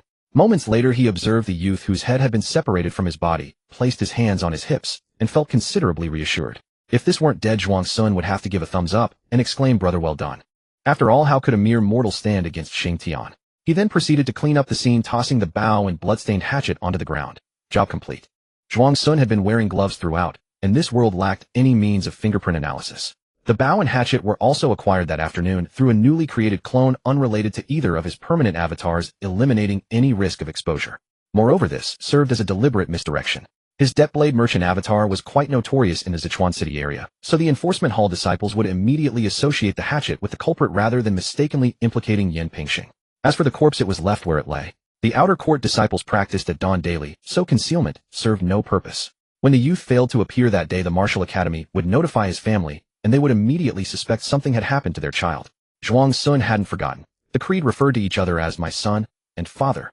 The youth's family, at minimum his father, was one of the masterminds behind luring Martial Academy disciples up the mountain. Leaving the corpse unattended might prompt the academy to suppress news of a disciple's death within its walls to protect its reputation. And the youth's family, burdened by guilt, would surely hesitate to ask too many questions.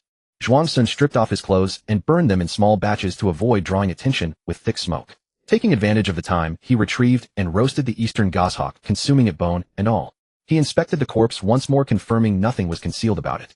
Only then did he open the character creation panel, converting the Deathblade merchant's entire flesh and blood into points. The youth's muscular frame gradually withered until nothing remained but skin and bones, then crumbled into a puddle of flesh before vanishing completely. Character creation panel. Character 1, Yan Pingxing expandable. Character 2, by Yujing expandable. Character 3, pending creation. Current points, 33. Time passed, the moon set, and the sun rose, sweeping away the night from the bamboo forest. A disciple who had come to the bamboo forest at dawn to cultivate, emulating by Yujing's example, spotted the corpse and let out a terrified scream that sent birds scattering through the trees. Shortly after, enforcement disciples arrived and sealed off the bamboo grove. Outside, a crowd of curious disciples had gathered, unaware of what was happening. What's going on? What's going on? What happened inside? Zhang Tai, clad only in his inner garments, pushed forward through the crowd. Zhuang Sun followed behind at a leisurely pace, observing his surroundings calmly. What a commotion. Brother Yan, you're here too. Something terrible has happened. Hearing his name called, Zhuang Sun turned to see a handsome young man approaching with long strides. The newcomer was Lu Xiangji, Zheng Yingcai's roommate, the same person who had risen to thank Zhuang Sun days earlier after receiving his warning. Since then he had frequently sought out Zhuang Sun's company. Brother Lu, what's wrong? Zhuang Sun asked, already knowing the answer. Bro, what's the big news? Zhang Tai also halted, his curiosity piqued as he looked toward Lu Xiangji. Someone died in the forest. What a... Zhang Tai's voice rose in disbelief. Someone died? But, how did they die? I killed him. Am I not impressive, your brother Zhuang? Zhuang Sun wore an expression of shock.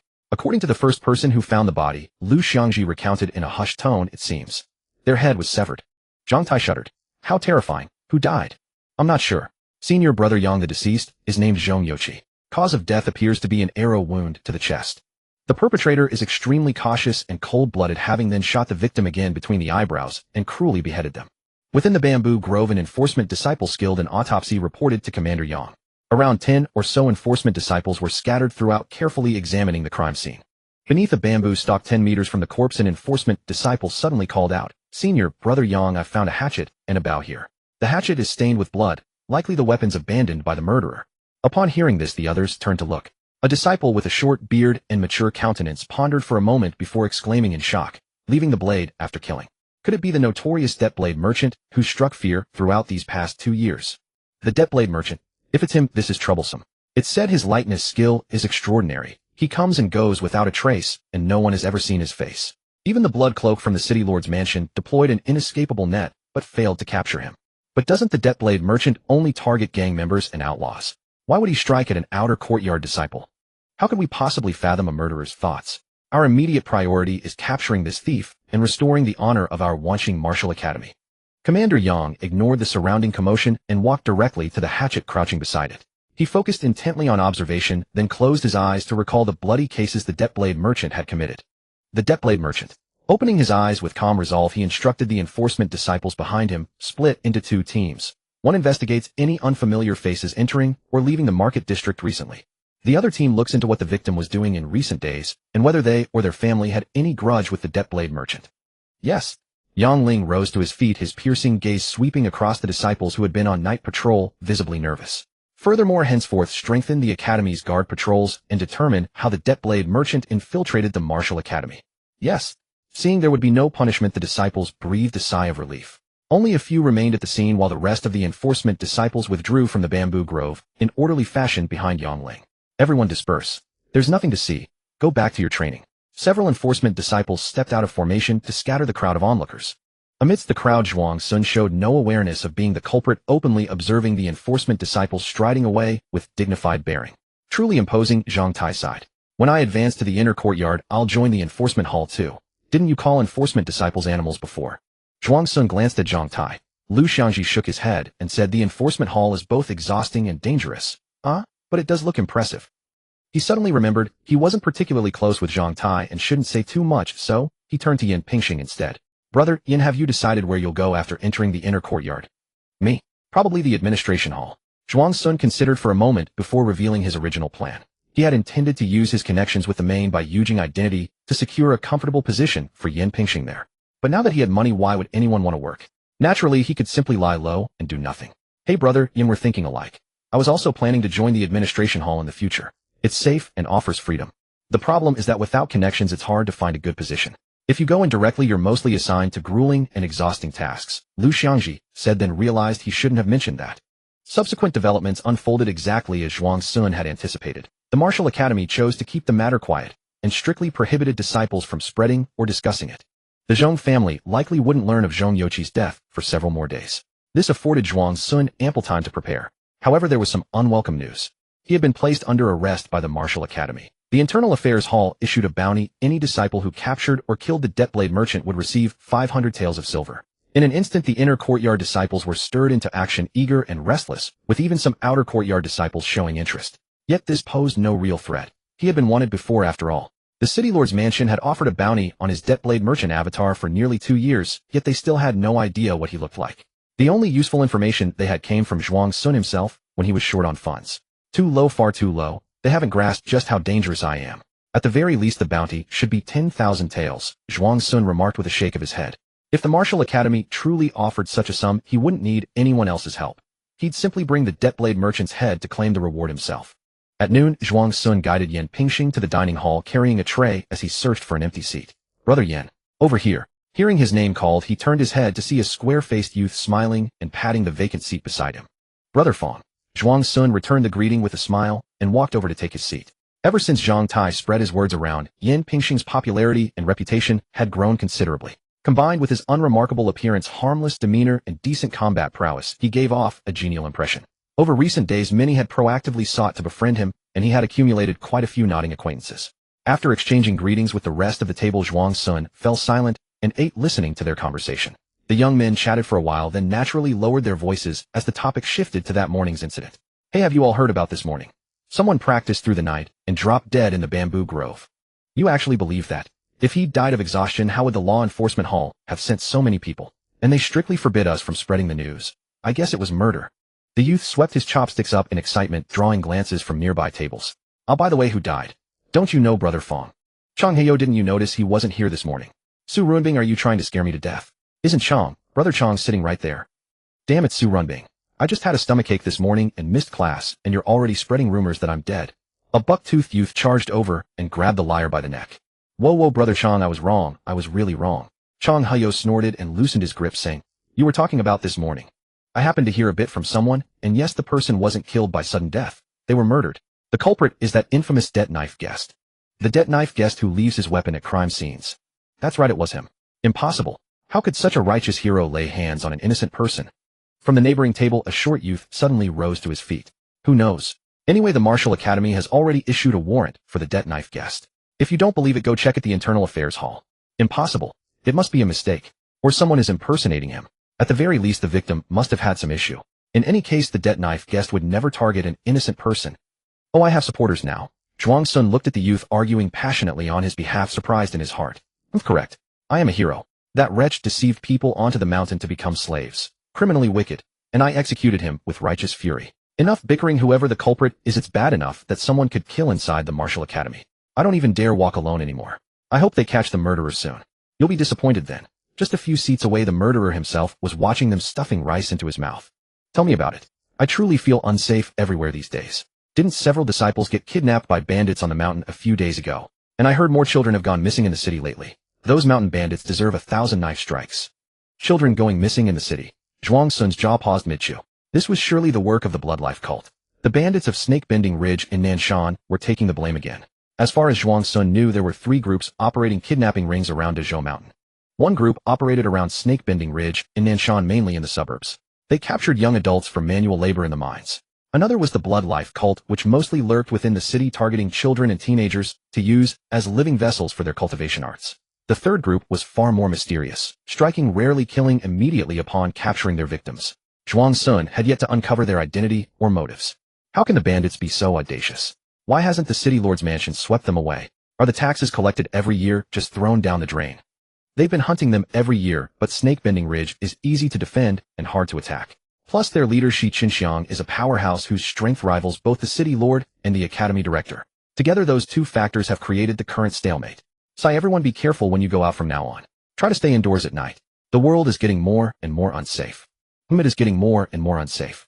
Although Zhuang Sun bore some responsibility for making the disciples feel the world was dangerous, that didn't stop him from letting out the same sigh. I need to strengthen my abilities, create clones, and infiltrate the city lord's mansion, Snake-Bending Ridge, the Bloodlife cult, and that mysterious faction. Zhuang Sun reaffirmed his strategy once more. In this way, no matter how chaotic the world became, he would always have a path to survival. If I go even further and rise to high positions within each faction, then whether Dezhou Mountain remains chaotic or not will be entirely up to me, But the most pressing matter right now is breaking through to the 6th rank and creating a clone to become a disciple of the director of Pajuo Academy. After all the other plans were still distant, while this was the crisis Zhuang Sun needed to face immediately. Zhuang Sun had never met the director of Pajuo Academy, even on the day of the apprentice ceremony, and was still uncertain of the other's attitude toward him. The director's disciple Zhou Zhiro had been very kind to him, calling him senior brother sweetly all the time. But that was hardly a reliable reference, since that woman seemed to be deeply superficial.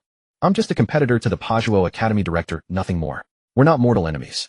Besides, the master is still alive. He shouldn't come after me, right? But to be safe, I'll need to plant a clone within their ranks.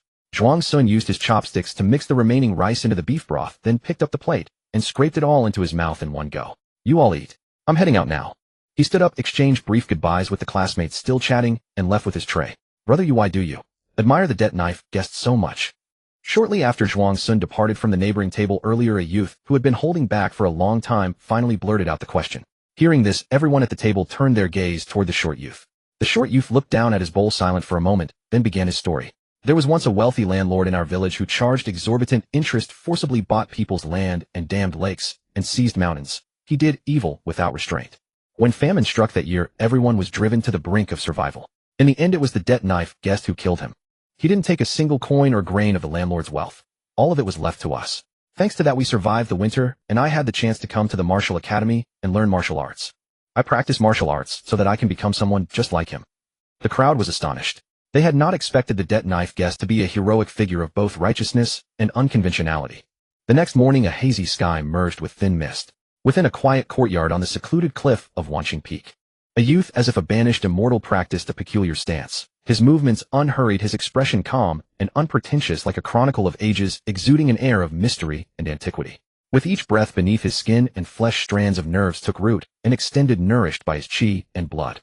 When the last inch of flesh was fully rooted, the nerves within coiled and intertwined, leaving no empty space. A profound and ineffable aura emanated from the youth, as if a broken jade had been restored to its final piece, ushering in absolute sublimation. 7th grade realm achieved. Zhuang Sun's bones and sinews rang in unison as he carefully sensed his own transformation while recalling the content of the art. The formless and traceless mystic art recorded that at the 7th grade, the cultivation body is initially formed, allowing one to imitate all inferior martial arts under heaven. At the 6th grade, the cultivation body is moderately accomplished, enabling imitation of any intermediate martial arts. At the 3rd grade, the cultivation body is greatly accomplished, and most superior martial arts can be turned into one's own use. At the pinnacle, with the cultivation body perfected, no martial art under heaven cannot be employed. Now he was at the stage of initial formation of the formless and traceless cultivation body. An inexplicable feeling arose in his heart, as if every inch of flesh and skin of Bai Yujing's body was under his complete command. Not merely as if, With a single thought his body began to breathe rhythmically. Not as a whole, but each part exerting its own strength, performing its own function without interference or mutual influence.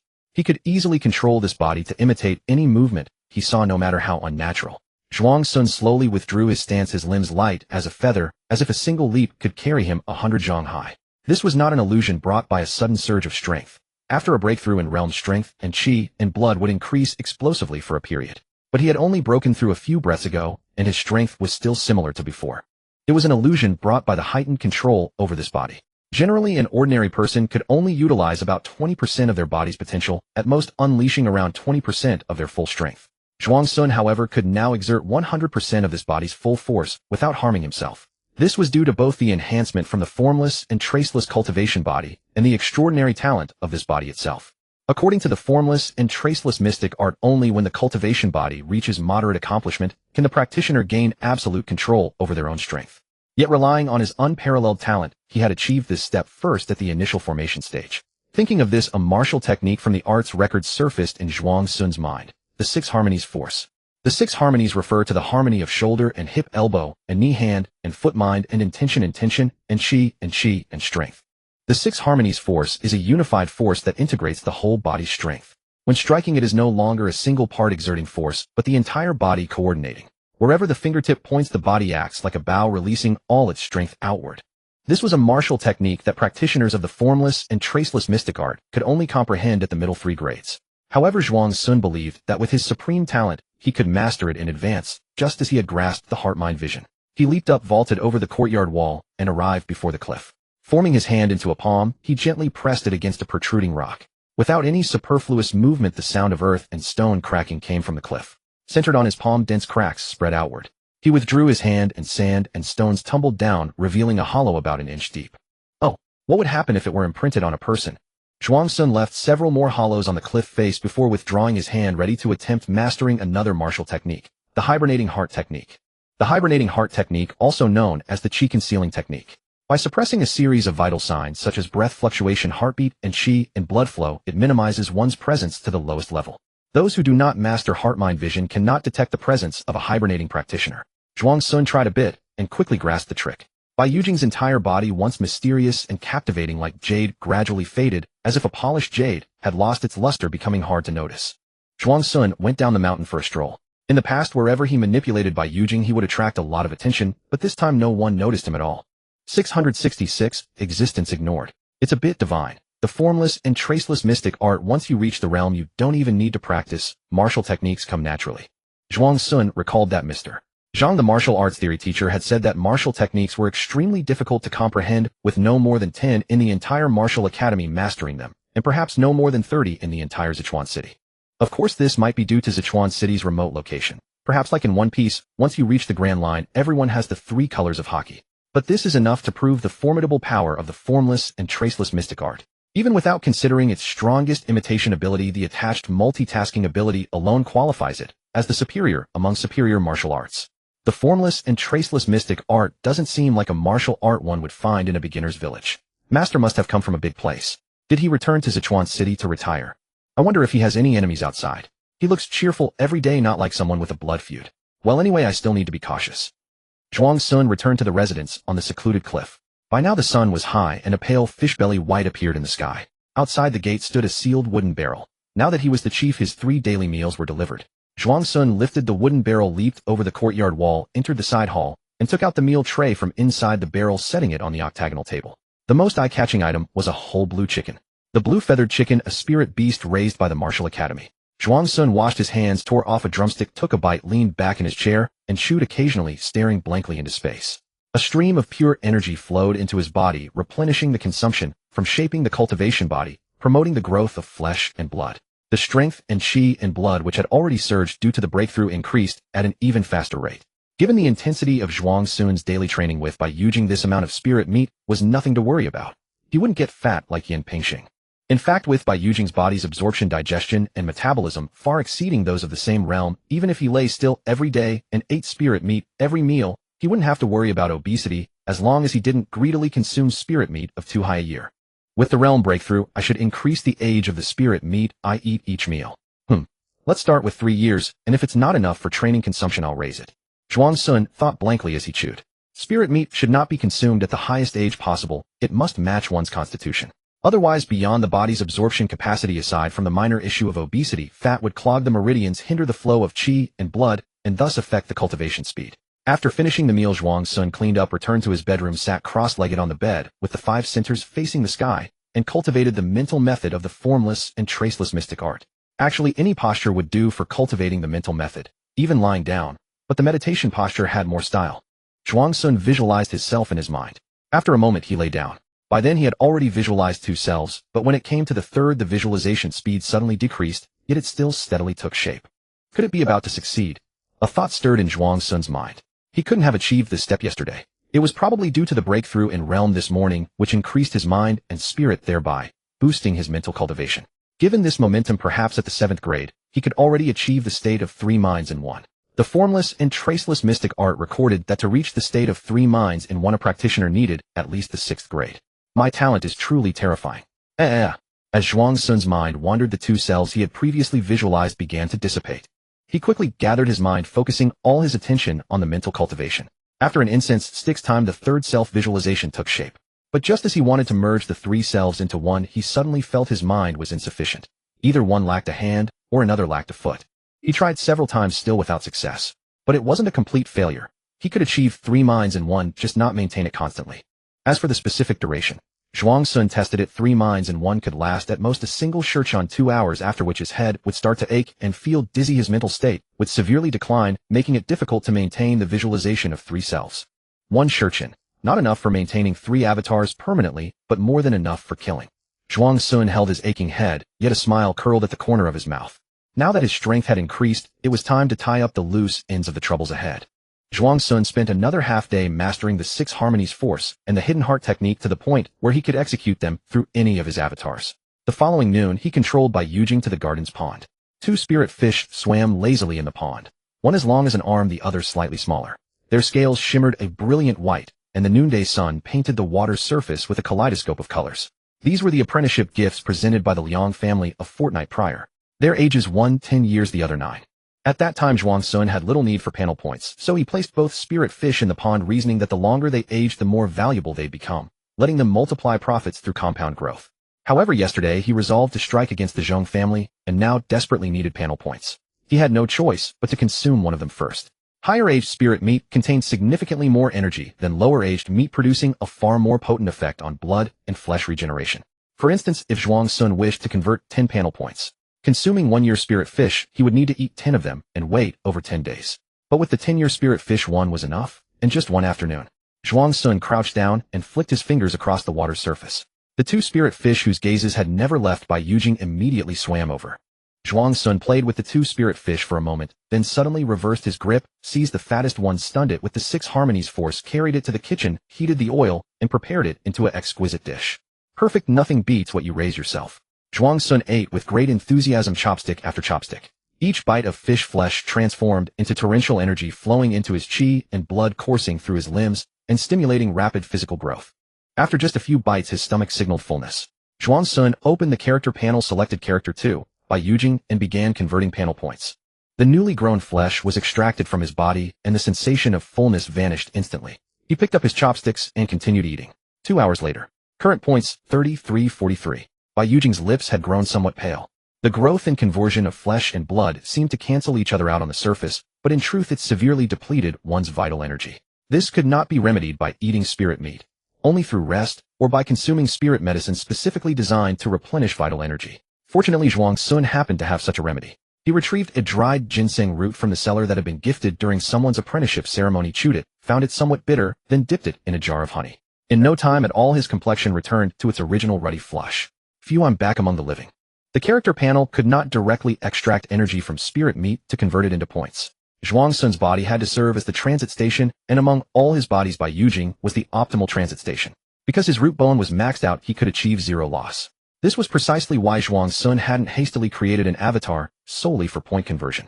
Unless the created avatar also possessed maxed root bone attributes, the spirit fish's energy would be considerably wasted. While continuing to dip his ginseng in honey, Zhuang Sun began creating the knife seller. Character creation panel. Character 3 creating. Name: Knife Seller. Age 28. Realm 8th grade. Root bone 54100 average. Comprehension 50,100 average. Charm 76 superior. Current points 43. Consume 43 points to create Avatar 3. Notice after confirming creation attributes other than realm cannot be modified. Raising combat strength from 1 Dan to 9 Dan required 8 points, advancing to 9th grade and 8th grade cost 10 and 20 points respectively. Initial root bone and comprehension values were 50, adding 4 points to root bone required 4-point value. Creating an avatar required an additional single point. The total came to 43 points. Zhuang Sun confirmed everything was correct and pressed confirm. 43 blood-colored light orbs drifted out from Bai Yujing's body, gradually forming a gaunt-faced man with short stubble on his chin several meters ahead. Zhuang Sun directed the man to retrieve a set of black formal robes from the wardrobe and change into them before a full-length bronze mirror. When he donned the bamboo hat, the brows and eyes in the mirror gradually lowered, and those once clear eyes grew cold and bloodthirsty.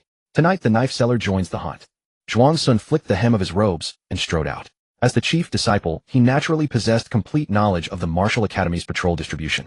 When he had once expressed a desire to understand the academy, those seeking to curry favor had immediately provided him with everything.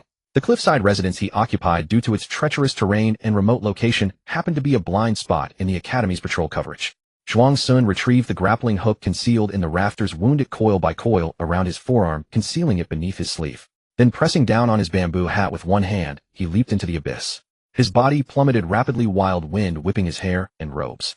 When he was 100 meters from the ground, Zhuang Sun hurled the grappling hook, precisely catching it on a protruding rock. His falling body abruptly swung upward. He retracted the hook, landed lightly on the ground, pointed his toes, and vaulted to the treetops. In the span between the trees, he departed the Martial Academy without a sound. Just as dusk fell, Zhuang Sun arrived at a steep slope outside Zhechuan City. Through the leaves he observed the soldiers patrolling the city walls. His purpose: to visit an old acquaintance, gather detailed intelligence on the Zhong family, and then devise a plan of action. Zhuang Sun lowered his bamboo hat, activated the hidden heart technique, and his entire presence became as unremarkable as a stone.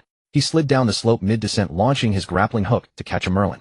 Like a shadow he flew over the city wall. The soldiers on both sides remained utterly oblivious. After landing on the street, he slipped like a specter into the left alley, racing through the passages until he arrived outside a wealthy family's estate. Gazing upon the resplendent golden characters, Chao Residence, carved on the vermilion gates, an enigmatic smile played across Zhuang Sun's features. He scaled the courtyard wall and navigated the familiar path to the rear study. Knocking on the door, he then turned, folded his arms, and leaned against the wall. The sound of pages turning within the study fell suddenly silent. After a moment, a broad silhouette passed across the candlelit paper window. Then the door swung open, and a middle-aged man dressed as a wealthy patriarch emerged with a furrowed brow. The man saw no one ahead and instinctively glanced to the side. At that instant, Zhuang Sun lunged forward, seized his face, and thrust him step by step into the study. "Long time no see, Hunter Shun. I forgot. You should properly be addressed as Lord Chao now." In that hoarse voice, candlelight brushed across Zhuang Sun's smirking lips and lingered upon the cold, bloodthirsty eyes half hidden beneath his bamboo hat. MMPH. Seeing that Shunji could not speak, Zhuang Sun loosened his grip slightly. Shunji stumbled backward, his facial muscles twitching as he clenched his teeth. "Knife seller, you said that once the last job was done, everything would be settled, and you wouldn't come looking for me again." Zhuang Sun examined his metal gauntlets with an air of indifference.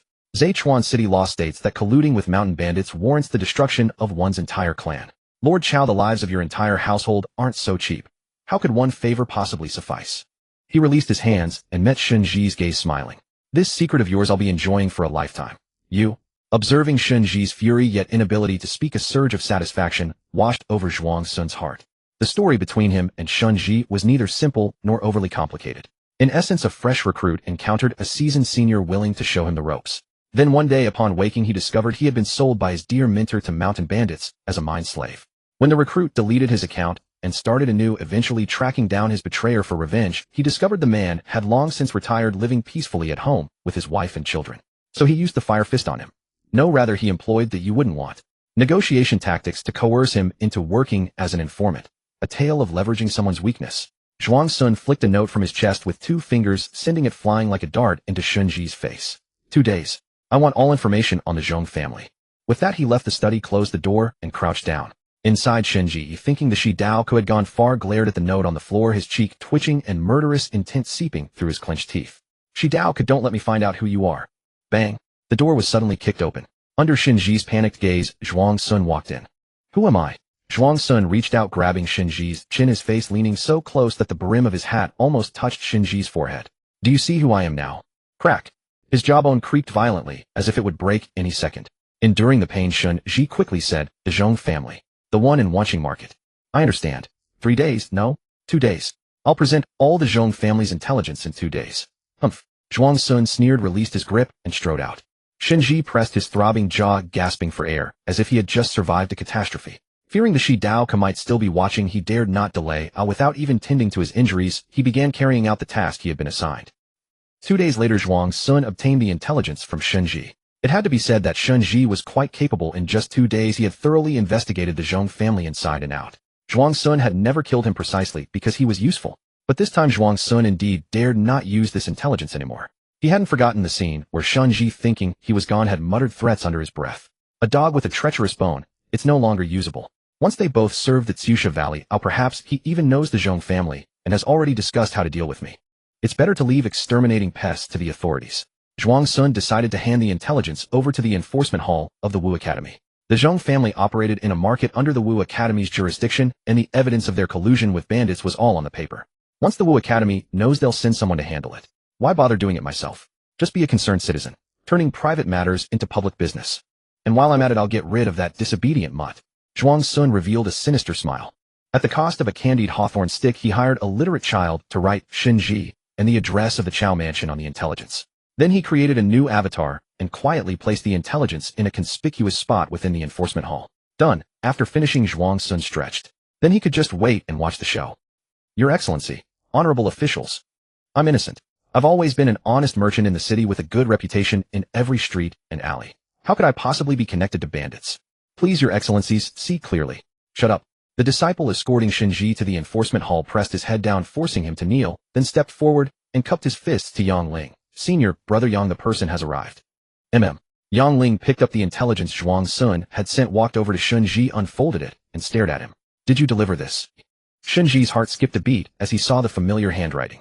My senior brother Yang is asking you a question. Answer. The burly, dark-faced man to Yang Ling's left roared. This? Your Excellency, I don't know. I've been in Sichuan City these past few days. My neighbors can vouch for me. Shen Ji hastily explained, cursing the Shi Daoke in his heart. Yang Ling folded the letter and said, Indeed, you didn't deliver this. You lack the ability. But this letter is connected to you. You wrote it, didn't you? Your Excellency, I have no reason to write such a thing. Who is Shen Ji? Yang Ling suddenly asked. Shen Ji's heart leaped. He immediately furrowed his brow, feigning deliberation. Shen Ji. Your Excellency, I don't recognize that name. Perhaps it's a regular customer at my tavern. Your Excellency, let me think carefully. Shen Ji. Your Excellency, what does this Shen Ji look like? He countered. Fat-faced, pig-nosed, big-mouthed, and utterly foolish. To Yang Ling's right, a pale-faced, effeminate man mockingly recited Shen Ji's current appearance. Do you take us for those useless lackeys from the city lord's bloody garments? Faking your death and slipping away, you really had a bright idea. Shen Ji swallowed. Your Excellency, why? Why are you mocking me? My name is Chao Wan, and I've run a tavern in Sichuan City for years. Still not confessing. The pale-faced, effeminate man said darkly, Don't worry. Soon you'll be begging me to treat you as Shen Ji. Shen Ji exclaimed in shock. You're going to use illegal torture. This is against the rules. The burly, dark-faced man laughed. Here we are the rules. Even the city lord's words don't count. Your Excellency, I really don't know any Shen Ji. The pale-faced man sneered, quite a tough mouth. Fine, later I'll see if your family members are as tough as you. Shen Ji's face instantly changed. He kowtowed heavily to Yang Ling. Your Excellency, I confess to any crime. I only beg you to spare my family's lives. They are innocent. The burly man laughed again. If you confess to a crime that warrants the confiscation of your entire family, then we'll have to chop your head into mincemeat. Yang Ling said, if you cooperate, they may escape the death penalty, though they cannot avoid punishment. I'll cooperate. Shen Ji quickly replied. Yang Ling asked, is the information in the intelligence accurate? It's true, but the Zhong family already knows about this. This is a trap I set with the Zhong family for the Shi Daoke. The Zhong family head is a favored man under the third leader of Tsusha Ridge. Knowing his character, he's probably already asked the third leader for many men and set up an inescapable net throughout the Zhong residence. Shi Daoke. Yang Ling frowned. Yes. Noticing this, Shen Ji probed. Your Excellency, do you need a portrait of the Shi Daoke? I am skilled in painting and know his appearance. Bring him paper and brush. Yang Ling instructed the disciple beside him. Hearing this, a surge of vengeful satisfaction rose in Shen Ji's heart. Shi Daoke, you want me dead, but I won't let you off easy. He took the paper and brush, lay on the ground, and focused on drawing, meticulously revising every detail, striving to perfectly replicate the appearance of the Shi Daoke. 7th Small Courtyard Training Ground. Zhuang Sun sat under the shade of a tree, modifying the Shi Daoke's model on the character creation interface. Remove the stubble to distinguish it from the previous Shi Dao Ko image. Eye shape. Make it a bit flatter, not too sharp. I want that indifferent look like everyone is dead to him. Also remove these rugged facial contours. No world-weary look. The main theme is a cold-blooded killing machine. Make the age a few years younger and the physique leaner. Good, this is fine. Character creation interface. Creating character 3. Name Shi Dao Ko. Age 20. Realm 1 stone, strength 7th rank. Physique 50,100. Intelligence 50,100. Charisma 80 outstanding. Current points 43. Zhuang Sun closed the character creation interface and manipulated Yin Pingsheng to pat his backside stand up and continue tempering his physical strength. The entire day following, Zhuang Sun methodically controlled his 2 avatars to cultivate abstaining from any other affairs.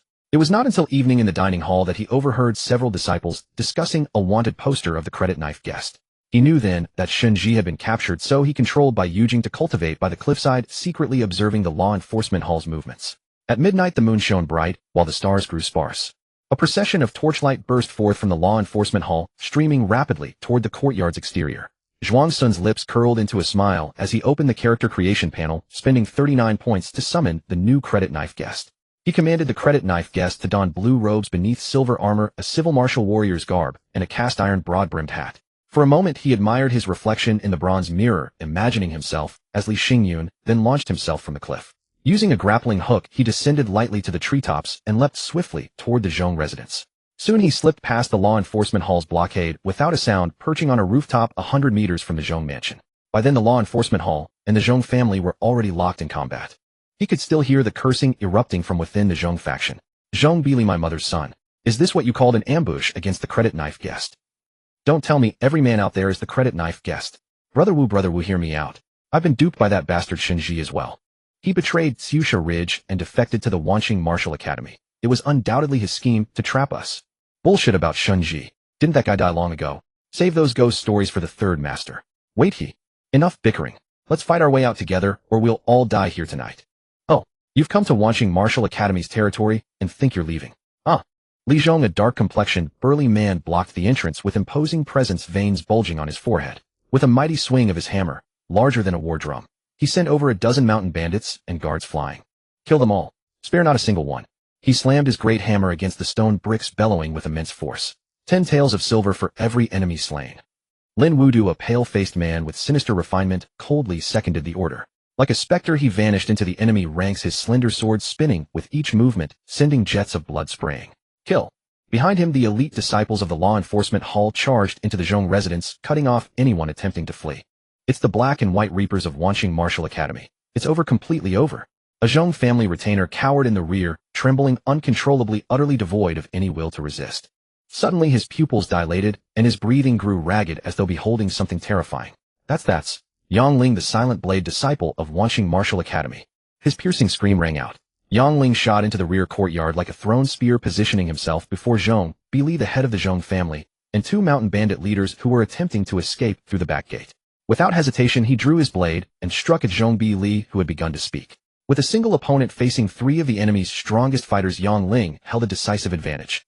Damn, all 3 are 6th rank. Zhuang Sun stood on the rooftop, using his divine sense to perceive the qi and blood flowing through Zhong Bili and the 2 bandit leaders, confirming their cultivation levels. He felt relief that his vigilance had prevented him from being deceived by Shenji. That fucking bastard, I'll sneak into the prison once I'm back and beat him senseless. After testing from the periphery for a while, Zhuang Sun discovered that none of the 4 could detect him while he operated the heart dormancy technique, so he safely moved closer to observe the battle. Who? Yang Ling suddenly felt someone watching him, and after repelling Zhong Bili and the other 2 with a single strike, he immediately turned to search for the source. However, he couldn't find any trace of a person. His expression grew grave as he suddenly remembered the true mastermind behind this conflict, the credit knife guest. That morning had been equally strange. After he mastered the sword techniques, a letter appeared on his desk without explanation. Just who was this person and what motives lay hidden? Yang Ling intercepted Zhong Bili and the other 2 who sought to take advantage of the moment to flee, his peripheral vision still scanning for whoever was watching. Stop looking, kid. I am the king of hide and seek. You'll never find me. Zhuang Sun lay on his side behind the roof ridge, blending seamlessly with the darkness behind him. He propped his head with one hand, idly picking at the roof tiles. Initially, Yang Ling's sudden alertness had made him nervous, but after the man glanced his way several times and then quickly looked away, Zhuang Sun felt completely at ease. How sorrowful my loneliness is, like the wind. Zhuang Sun sighed inwardly. Having mastered the heart dormancy technique, facing those without spiritual perception was truly a dimensional strike. Yang Ling remained ever wary of the credit knife, guest lurking in the shadows, and abandoned any attempt to capture them alive. With his full strength unleashed, Zhongbi Li and the other two were slain one by one within just a few exchanges. When the fighting concluded, Zhuang Sun slipped to the front courtyard to watch the clash. The rear courtyard was left with only Yang Ling searching for the credit knife guest, and in the wrong direction. The Zhong family's strength was completely outmatched by the elite disciples of the Wanqing Martial Academy's law enforcement hall. When Zhuang Sun arrived, the battle had already become a slaughter.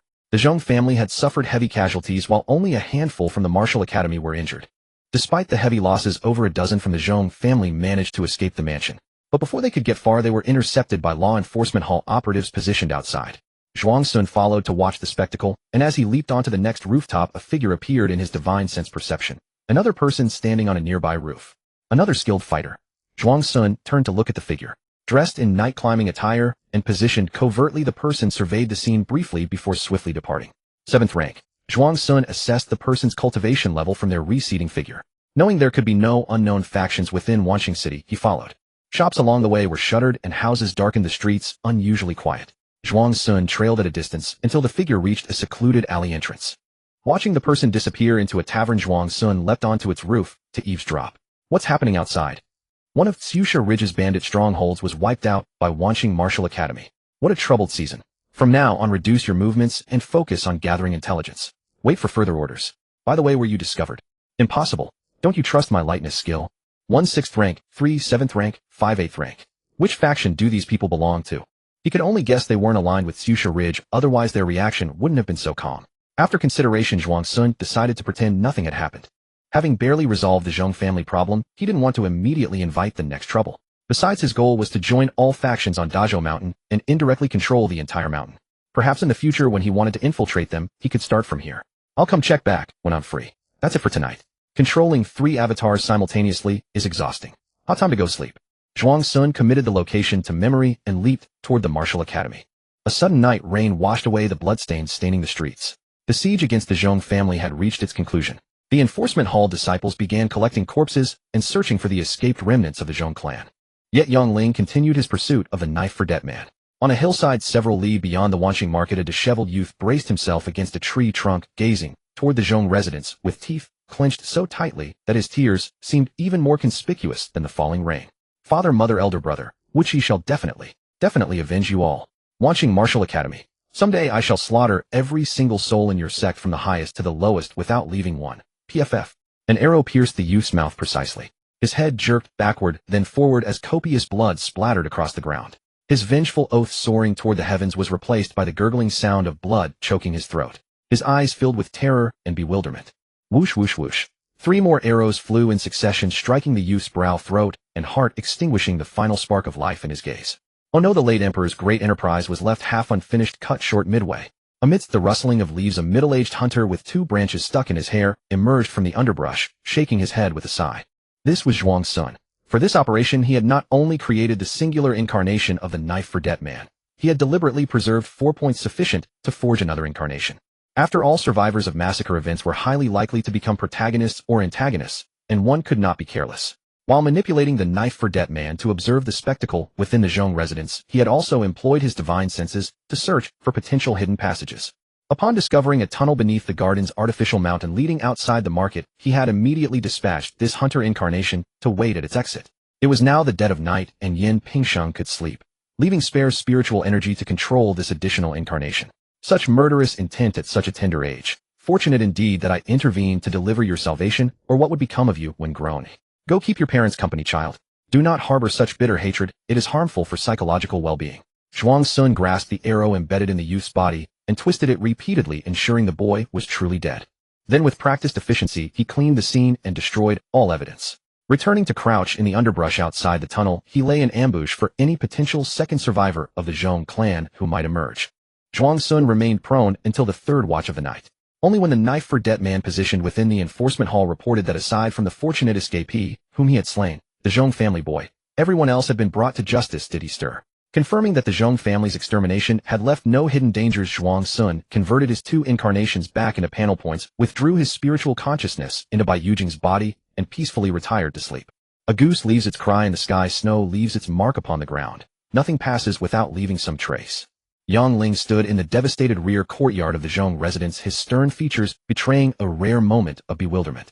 The sun slowly rose above the mountains, stretching his shadow long and thin. It was already daytime. Clearly he had spent the entire night searching for traces of the knife-for-debt man. A bird's cry suddenly echoed through the sky. Yang Ling's gaze followed the small creature as it landed on the ridge of a nearby building. Then he looked away. As a martial artist's favored vantage point, Yang Ling had surveyed that location numerous times during his night battle with Zhong Bi and his 3 companions. He was certain the knife-for-debt man was not there. Where in the world could it be? The little bird on the roof ridge preened its feathers, then fluttered toward the Wanqing Martial Academy, passing over a secluded cliff. In the courtyard there, a handsome youth opened his window, stretching lazily in the morning sunlight. After the heavy rain, the air carried the earthy scent of damp soil. Zhuang Sun exhaled, preparing to ascend the mountain and seek sword techniques from the academy master. He had long anticipated learning swordsmanship, but after witnessing Yang Ling single-handedly battle Zhong Bi and his 3 allies the previous night, this anticipation had intensified even further. While being a mastermind behind the scenes was satisfying, what boy did not dream of traveling the martial world with sword in hand, engaging in thrilling combat? Had it not been for the Zhong family's troubles occupying his attention these past few days, he would have gone the moment his martial arts broke through to the 7th rank. After breakfast, Zhuang Sun practiced martial arts for a while, then walked onto the mountain path behind the courtyard, where irregular rocks protruded from the cliff face. Some were barely the width of half a palm, others were spaced more than 10 paces apart, with smooth sheer walls between them offering no foothold. For ordinary people this would not constitute a path at all, yet Zhuang Sun walked upon it, as if strolling on flat ground, even bouncing and skipping along. Soon he caught a glimpse of the Wanqing main hall atop the mountain. With a leap he landed on the actual mountain path dozens of meters away, straightened his attire, slowed his pace, and walked forward with composed dignity. Amid the respectful greetings from the gatekeeping disciples on both sides, Zhuang Sun gave a slight nod, walked toward the side path, and found the academy master playing Go alone in a waterside pavilion. The academy master's expression was extremely focused at this moment. Without lifting his head, he gestured for Bai Yujing not to speak. Pinching a white stone, he contemplated for a moment, then placed it behind 4 connected white stones, revealing a knowing smile. 666, Gamoku. Zhuang Sun's mouth twitched. He had assumed from the black and white stones interleaved on the board that the academy master was engaged in some profound, esoteric game of strategy. My disciple, why have you come to seek your master? Do not stand, sit. The academy master asked cheerfully. Zhuang Sun swiftly managed his expression, sat opposite his master as instructed, and said calmly, Master Yujing's martial arts have broken through to the 7th rank. Your master anticipated as much. The academy master nodded. He had long since anticipated this remarkably swift cultivation speed of Bai Yujing, no longer exhibiting the surprise of the previous 2 times. Have you decided which weapon path you wish to pursue? Would you like your master to explain the options? Yujing holds particular interest in the way of the sword. Excellent. The academy master roared with laughter. Then your master shall impart to you the art of the spear. Ha ha ha. Zhuang Sun. Ha ha. Seeing Bai Yujing gazing at him with an impassive expression, the academy master's smile gradually faded. He seemed to realize this joke of his was rather unfunny and said awkwardly, cough that. Disciple, your master does not know swordsmanship. Among the 100 weapons, it is only spear technique that your master has some command of, so how could you present such a confident demeanor, as if you could teach anything one chose? Zhuang Sun pressed his temples, then let it be the spear. Good. Learning the spear is excellent. The spear is king of all weapons, not something the sword can compare to. The academy master suddenly became serious, rose, and turned his back to Bai Yujing. With hands clasped behind him, and an air of a grandmaster, disciple, since you wish to learn the spear today, your master shall impart to you the art of the spear. Follow me. He leaped onto a wooden raft floating on the lake. Zhuang Sun, upon seeing this, followed onto the raft as well. Despite the sudden weight of Zhuang Sun upon it, the seemingly delicate raft neither sank nor wavered. The lake's surface remained perfectly still, without a single ripple. The academy master was secretly astonished. Gazing at Bai Yujing, he said, not bad. Your master was previously concerned that your breakthrough was too rapid, and that your mastery of force might be lacking. This demonstrates you can proceed directly to the next stage of training. So saying, the dean walked to the very front of the raft. Only then did Zhuang Sun discover that there was actually a foot pedal where the dean's body had just been blocking the view. The dean stepped onto the pedal and pressed it up and down repeatedly. With the splashing sounds of water being pushed away, the raft moved toward the pavilion at the center of the lake. The dean kept a careful watch on Bai Yujing's reactions from the corner of his eye. Seeing the young man indeed staring at the foot pedal beneath him, he immediately stroked his beard and smiled as he explained, it is a foreign import from overseas. This pedal connects to the round paddles at the rear to displace water and propel the craft. Such mechanisms belong to the art of intricate devices, quite rare in our region. He had no idea that Zhuang Sun was not curious. Having seen all manner of wonders in his past life, how could such a crude wooden raft possibly interest him? Rather, it was astonishment, and the fact that this upright, bicycle-like method of steering struck him as rather awkward and peculiar worth a second look. If such contraptions existed overseas, might bicycles also exist? Zhuang Sun mused. Ever since he transmigrated to this world, he had never once left Great Zhou Mountain. The mountain was so vast that even on foot 10 days and nights of travel might not suffice to cross it. Not to mention the mountain bandits and various ferocious beasts that lurked within. In his previous life, Zhuang Sun had only ever hunted along the outer fringes of the northern hills near Sichuan City, rarely venturing deeper. The raft docked at the base of the pavilion. Following the dean's lead, Zhuang Sun climbed the steps and entered the interior. As soon as he stepped inside, Zhuang Sun was utterly stunned by the scene before him. A modest space filled with an extraordinary array of weapons hanging from every surface, densely packed, and countless in number, the gaps between them too narrow for even a single person to pass. There was nothing else in the chamber. Since the door had just been opened, all the weapons were swaying gently, their sharpened edges gleaming with cold brilliance. Every single one was a keen battle-ready blade. Disciple, this is where you shall practice your spear arts from now on. The dean pulled a long spear from its hook before him and pointed it forward. Whoosh! An invisible surge of energy swept outward, parting the weapons on both sides and clearing a path. Follow me, the dean said, carrying the spear behind his back as he stepped inside. Zhuang Sun quickly followed. After only a few steps, the weapons on both sides began to resonate. The dean spun his spear, and though it never touched the hung weapons, they were swept aside once more as if by an unseen force. Such fluid spear techniques. Perhaps learning this would be worthwhile. One could become a spear immortal. Zhuang Sun relaxed his body, remaining alert to the weapons threatening to fall around him, his gaze fixed ahead. At the end of the corridor, in the very center of the pavilion, stood a bronze pillar roughly half a person's height. Unlike the rest of the chamber, no weapons hung around it. It was the only open space within the pavilion. My spear technique is adequate, is it not? Upon reaching the center, the dean handed the spear to Bai Yujing and asked with a grin. You cannot go wrong learning from me. With his hands clasped behind his back, the dean began to explain. This spear technique of mine is called the formless and shapeless spear. I developed it in my youth through countless duels with masters of various weapons, drawing upon their techniques, and ultimately comprehending it from the profound art of formless wondrous art. As a combat application of the formless wondrous art. Disciple, was the door closed when we entered just now? Zhuang Sun sighed softly and replied with practiced ease. Yes, it was closed. As a combat application of the formless wondrous art. Oh, where was I? Oh, right. As a combat application of the formless wondrous art, the formless and shapeless spear has no fixed stances or routines, or rather it has only 3 moves: control, break, and transform. The dean spoke at length about the many merits of this spear technique, then waved his hand modestly and smiled.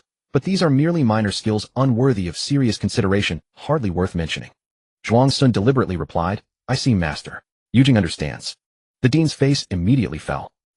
Disciple, merely in comparison to the profound ability of the formless wondrous art to absorb others' techniques and make them one's own, my formless and shapeless spear, which sprang from it, does seem insignificant. But, master, how should one practice the formless and shapeless spear? Haha, my formless and shapeless spear. The dean was immediately distracted, enthusiastically explaining the key points of practice to Bai Yujing in detail.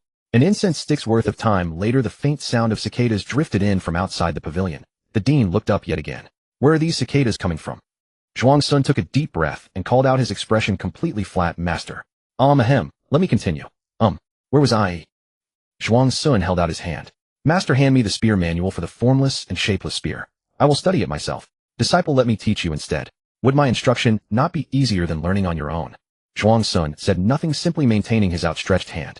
The dean wanted to press further, but seeing Bai Yujing staring at him with an expressionless gaze, he could only sheepishly produce the book from his robe, muttering all the while. Very well, very well. Your master is old and useless now, incapable of teaching you properly. Disciple, please do not disdain me. I have but a few years left. The time I can spend teaching you is running short. Are you truly certain you do not want me to teach you? Zhuang Sun ignored him entirely. Upon receiving the formless and shapeless spear manual, he walked to a corner and began reading, wishing to avoid further interruption. This old man spent every day either playing the victim or spacing out. He was long accustomed to it, and too lazy to engage. He knew full well that peak martial artists typically live to about 120 years. The dean was already over 13, yet he remained sprightly and vibrant, his complexion rosy and healthy, showing not a trace of old age. Clearly he had many more years ahead of him, far from the pitiful figure he painted. Zhuang Sun flipped through the spear manual at half speed, and within moments he had memorized its contents completely. He cast a thoughtful gaze at the bronze pillar, studying the vein-like patterns on its surface, then placed his hand upon it and attempted to rotate it. Click, click. A slightly gritty sound echoed as the bronze pillar indeed turned, and its rotation set the thousands of weapons suspended from the ceiling above into motion as well. Zhuang Sun removed his hand. Yet driven by tremendous inertia, both the bronze pillar and the weapons continued their rotation. He picked up the long spear, and at the moment a wider gap appeared, sidestepped inside, and began practicing the formless and shapeless spear. Every weapon that crashed toward him was deflected by his spear, then guided and redirected to another direction. Thanks to the force he applied during each redirection, the weapons hanging from the ceiling spun faster and faster. Yet Zhuang Sun's progress was even swifter. In the time it took to finish a cup of tea, the formless and shapeless spear advanced from initial mastery to minor achievement. His spear spun like a full moon, seamless and impenetrable, repelling every incoming weapon with increasing naturalness and skill. Suddenly Zhuang Sun experienced a breakthrough. Within his all-encompassing mental vision, time seemed to slow. The structure of each weapon grew transparent, and moving trajectories appeared before every blade. But soon all the weapons vanished. Only a single battle axe charging straight at him remained. Break! Zhuang Sun thrust his spear forward like a coiling dragon, striking precisely at the axe's edge. Ding! The axe froze for an instant, then rebounded backward, colliding with a broadsword. That broadsword bounced to the right and struck a heavy mace, and so it went. Radiating outward like ripples from Zhuang Sun's center, the weapons clashed against one another in a symphony of metallic rings, then swung back into place and stilled. Round after round, the pavilion that had resembled a meat grinder moments before fell instantly silent. The formless and shapeless spear, great achievement. Great accomplishment. The Academy Dean stood frozen beside the bronze pillar, his eyes wide with astonishment as he beheld this scene. The profound and cryptic words he had rehearsed in his mind, waiting for Bai Yujing to air in the formless and shapeless spear technique, so he could seize the opportunity to teach. All of it now lodged in his throat. The blockage was agonizing. He sighed, and his voice carried genuine emotion. Master, truly am old now, disciple. The Wanqing Martial Academy's future rests upon you. Zhuang Sun, holding his spear and returning to the pavilion's center, couldn't help but observe this childless, wifeless old man. Considering how much significance this world placed on master-disciple bonds, he realized he was the old man's sole descendant. After a moment's hesitation, he contemplated fabricating an excuse for the dean to coach him in spear practice, merely seeking companionship. Just as he was about to speak, he witnessed the old man raise his hand forward, and every weapon in the hall suddenly levitated, drifting in the direction he indicated. The dean traced 2 circles in the air, then lowered his hand with a resigned sigh. Alas, I'm truly getting old. In my younger days, this entire pavilion would have risen into the sky with me. Sigh. Zhuang Sun's expression instantly darkened. Fine, old Jiahao, you started showing off first. He closed his eyes, drawing all his concentration inward to Bai Yujing's essence. Unleashing his full potential, he tapped into his maxed-out comprehension, recalling, analyzing, and deconstructing the dean's previous display. Simultaneously, the corresponding descriptions from the formless and shapeless spear materialized in his consciousness. The third form of the formless and shapeless spear, transformation. Using the 6 harmonies' energies, precise control over force, seize an enemy's command over their weapon. Zhuang Sun experienced a sudden enlightenment. His formless and shapeless physique operated at full capacity, his physical form highly activated. Combining the spear technique's descriptive content with his own insights, he used the spear as a replacement for his finger, mimicking the movements he remembered from the dean. Wherever the spear tip pointed, the 3 or 4 weapons in front seemed magnetically drawn to move along. Though not as dramatically as the dean's demonstration, his formless and shapeless spear technique had undoubtedly reached its ultimate level of mastery. The dean had been covertly observing Bai Yujing from the corner of his eye. Witnessing this, his eyeballs nearly bulged out. 6 harmonies. Disciple, when did you comprehend this martial technique? Zhuang Sun calmly withdrew his spear, speaking softly. A few days ago, I watched flying birds chasing fish in the courtyard and suddenly gained insight. The dean fell silent. He recalled his own experience. Back when he was at the 5th rank realm, only by leveraging the formless and shapeless subtle art's power did he manage to stumble through comprehending the martial technique of 6 harmonies. Disciple, if there's nothing else, master will take his leave. Farewell, master. A subtle smile curved the corner of Zhuang Sun's lips. After the dean departed, he continued practicing within the pavilion for a while. Discovering that the formless and shapeless spear technique had reached its pinnacle and there was nothing left to refine, he finally left. Over on Yin Pingxing's side, Zhuang Sun found that wherever he went today, he could hear disciples discussing last night's events. The enforcement hall's elite forces had completely annihilated the Zhong family, a matter too significant to remain concealed. In fact, the enforcement hall made no attempt at secrecy. Early that morning, they had posted an official announcement outside the Internal Affairs Hall, clearly stating that the Zhong family were undercover agents of the Nanshan Xusha Ridge bandits stationed within the Wanqing Market District and had been eliminated by the enforcement hall during the night. The outer courtyard disciples were utterly shocked upon learning the truth, particularly those who had shared quarters with Zhong Youqi. They had never imagined that a fellow disciple, someone they lived alongside day and night, could actually be a bandit spy. Of course, some disciples couldn't help but remember the knife seller who had killed Zhong Youqi. However, to protect the enforcement hall's reputation, they concealed the intelligence source. Thus, the disciples' discussions about the knife seller remained confined to viewing him as a morally ambiguous heroic figure. On the third day following the Zhong family's destruction, Zhuang Sun manipulated by Yujing to visit the Wanqing main hall hoping to investigate the final developments. Upon arriving at the Wanqing main hall on the mountain peak, Zhuang Sun first sought out the academy dean. However, the old coot had vanished somewhere for entertainment, and despite searching extensively, he couldn't locate the man. Consequently, he ventured alone into the dean's administrative study. The academy dean had never restricted by Yujing's involvement in the Wanqing Martial Academy's internal affairs. In fact, he strongly endorsed it and granted extensive authority. Yet Zhuang Sun showed little interest in managing these affairs as it consumed his precious martial training time. He only visited occasionally, establishing groundwork to prevent future sudden interventions from appearing too jarring when he might need to approve or reject internal matters affecting his clone. But this level of engagement was sufficient. His primary focus need not center on such power dynamics. After all, in a world of supreme martial prowess, true strength matters most. Every power ultimately pales before an invincible fist capable of shattering worlds. Zhuang Sun settled into the peachwood chair behind the desk, initially reviewing intelligence reports regarding reactions from Tsusha Ridge. The mountain bandits' response proved surprising. Upon learning their embedded agents in another's territory had been exposed and eliminated, their first move was to recall all their members from the field. Zhuang Sun speculated that Tsusha Ridge might suspect infiltrators within their own ranks connected to the Wanqing Martial Academy, prompting them to conduct a comprehensive internal purge. After examining the intelligence, Zhuang Sun delved into today's administrative documents. One particular application caught his attention, an unexpected request. The applicant was Yongling. He suspected the knife seller possessed a martial technique called the dormant heart art and intended to request senior sect elders skilled in spiritual perception to capture this individual. What an interesting development. You still want to capture me, junior brother Yang? Today I'll show you what it truly means to dominate from the shadows. Zhuang Sun promptly rejected the application. His reasoning centered on insufficient evidence and the sect's limited human resources. He demanded more compelling proof demonstrating the knife seller's mastery of the dormant heart art before proceeding further. This rationale was entirely justified. In the Dazhou Mountain region, individuals who had mastered martial techniques were extremely rare, with their martial arts typically ranked at least third tier or higher. How could anyone believe an obscure assassin possessed such advanced martial techniques? Subsequently, Zhuang Sun reviewed and approved the remaining administrative matters, ensuring no exploitable weaknesses remained. Only then did he depart contentedly from the study, returning to his residence to resume martial training. 2 days later marked the regular rotation of the Wanqing Martial Academy's dungeon guards. With the discipline hall's elder overseeing the dungeon absent and numerous personnel replaced, the dungeon's defenses were at their most vulnerable. Leveraging his intimate knowledge of the patrol routes and the dormant heart art's mystical capabilities, Zhuang Sun easily guided the knife seller to infiltrate undetected, arriving outside the cell where Shun Ji was imprisoned. Zhuang Sun hid in the shadows, observing Shun Ji huddled in a corner, disheveled with an unstable mental state. He couldn't help but raise an eyebrow. Examining the prisoner's physical state, he noted no visible injuries on the exposed skin, and his garments bore no bloodstains, suggesting no torture had been inflicted. Perhaps it was the approaching execution date, the unbearable pressure of death drawing closer day by day. Combined with the dungeon's harsh living conditions, his spirit had simply collapsed.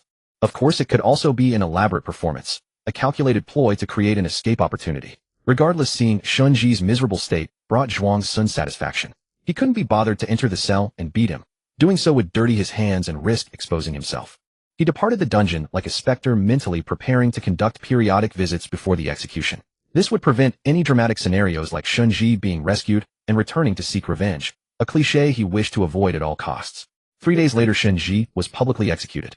After confirming it was neither a feigned death nor a substitute nor anything else, the last concern weighing on Zhuang Sun's heart was finally resolved, and he devoted all his energy to cultivation.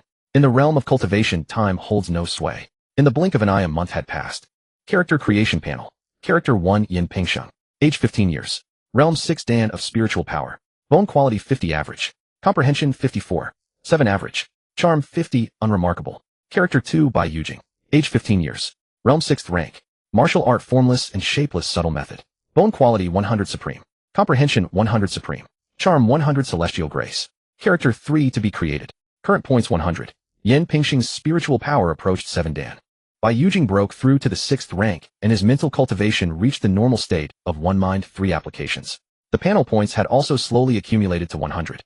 Zhuang Sun gazed at the fruits of his month's seclusion cultivation, a satisfied smile spreading across his face. Just as he was about to begin creating the 3rd permanent avatar, the smile on his face suddenly froze.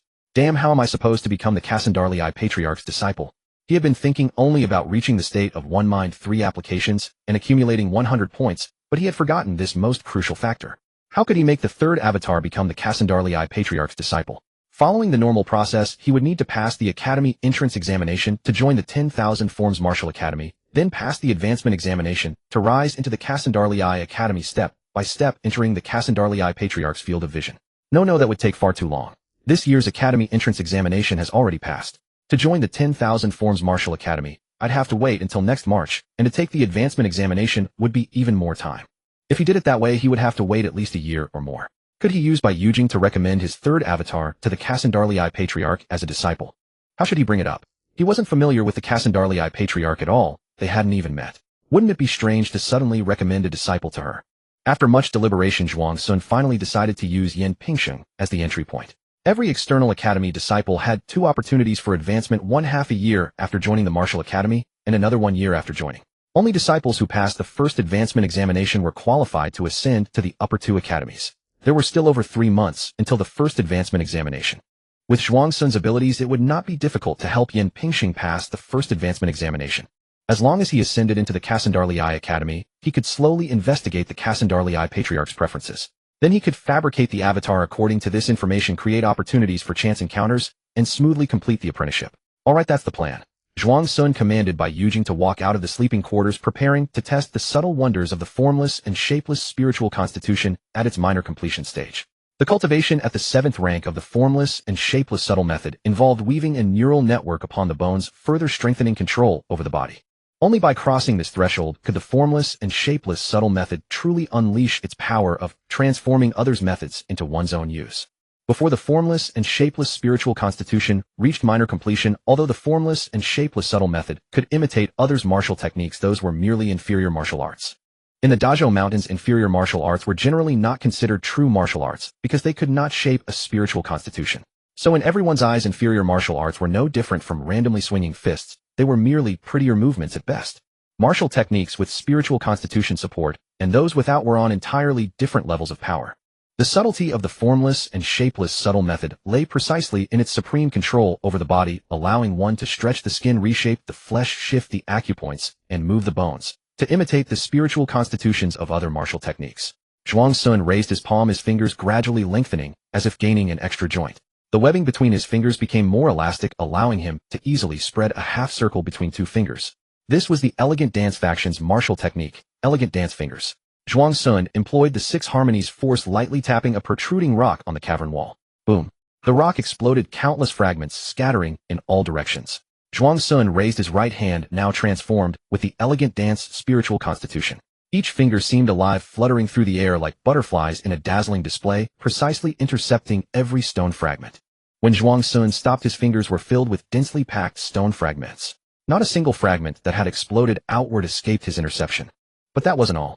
Zhuang Sun's fingers slowly returned to their original length.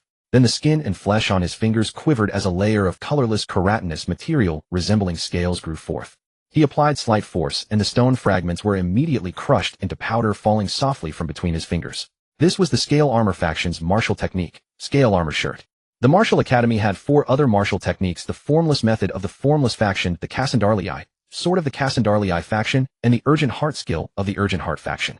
The Formless Method was a simplified version of the formless and shapeless subtle method with no need for imitation. The Cassandarlii sword was a superior martial technique, and at his current minor completion of spiritual constitution, he could not imitate it. As for the Urgent Heart Skill, this was a very special intermediate martial technique. Its spiritual constitution shaping involved the internal organs, so Zhuang Sun could currently only control the skin, flesh, and bones of this body, and could not imitate it either. This Urgent Heart Skill was truly extraordinary. It had been modified from the superior martial technique, Fury Decision, of the City Lord's Mansion. Zhuang Sun believed that if it weren't for the missing mental cultivation component, the Urgent Heart Skill could also rank among the superior techniques. Moreover, it was worth mentioning that the Urgent Heart Faction's leader, who had modified the Fury Decision, was the City Lord's sister.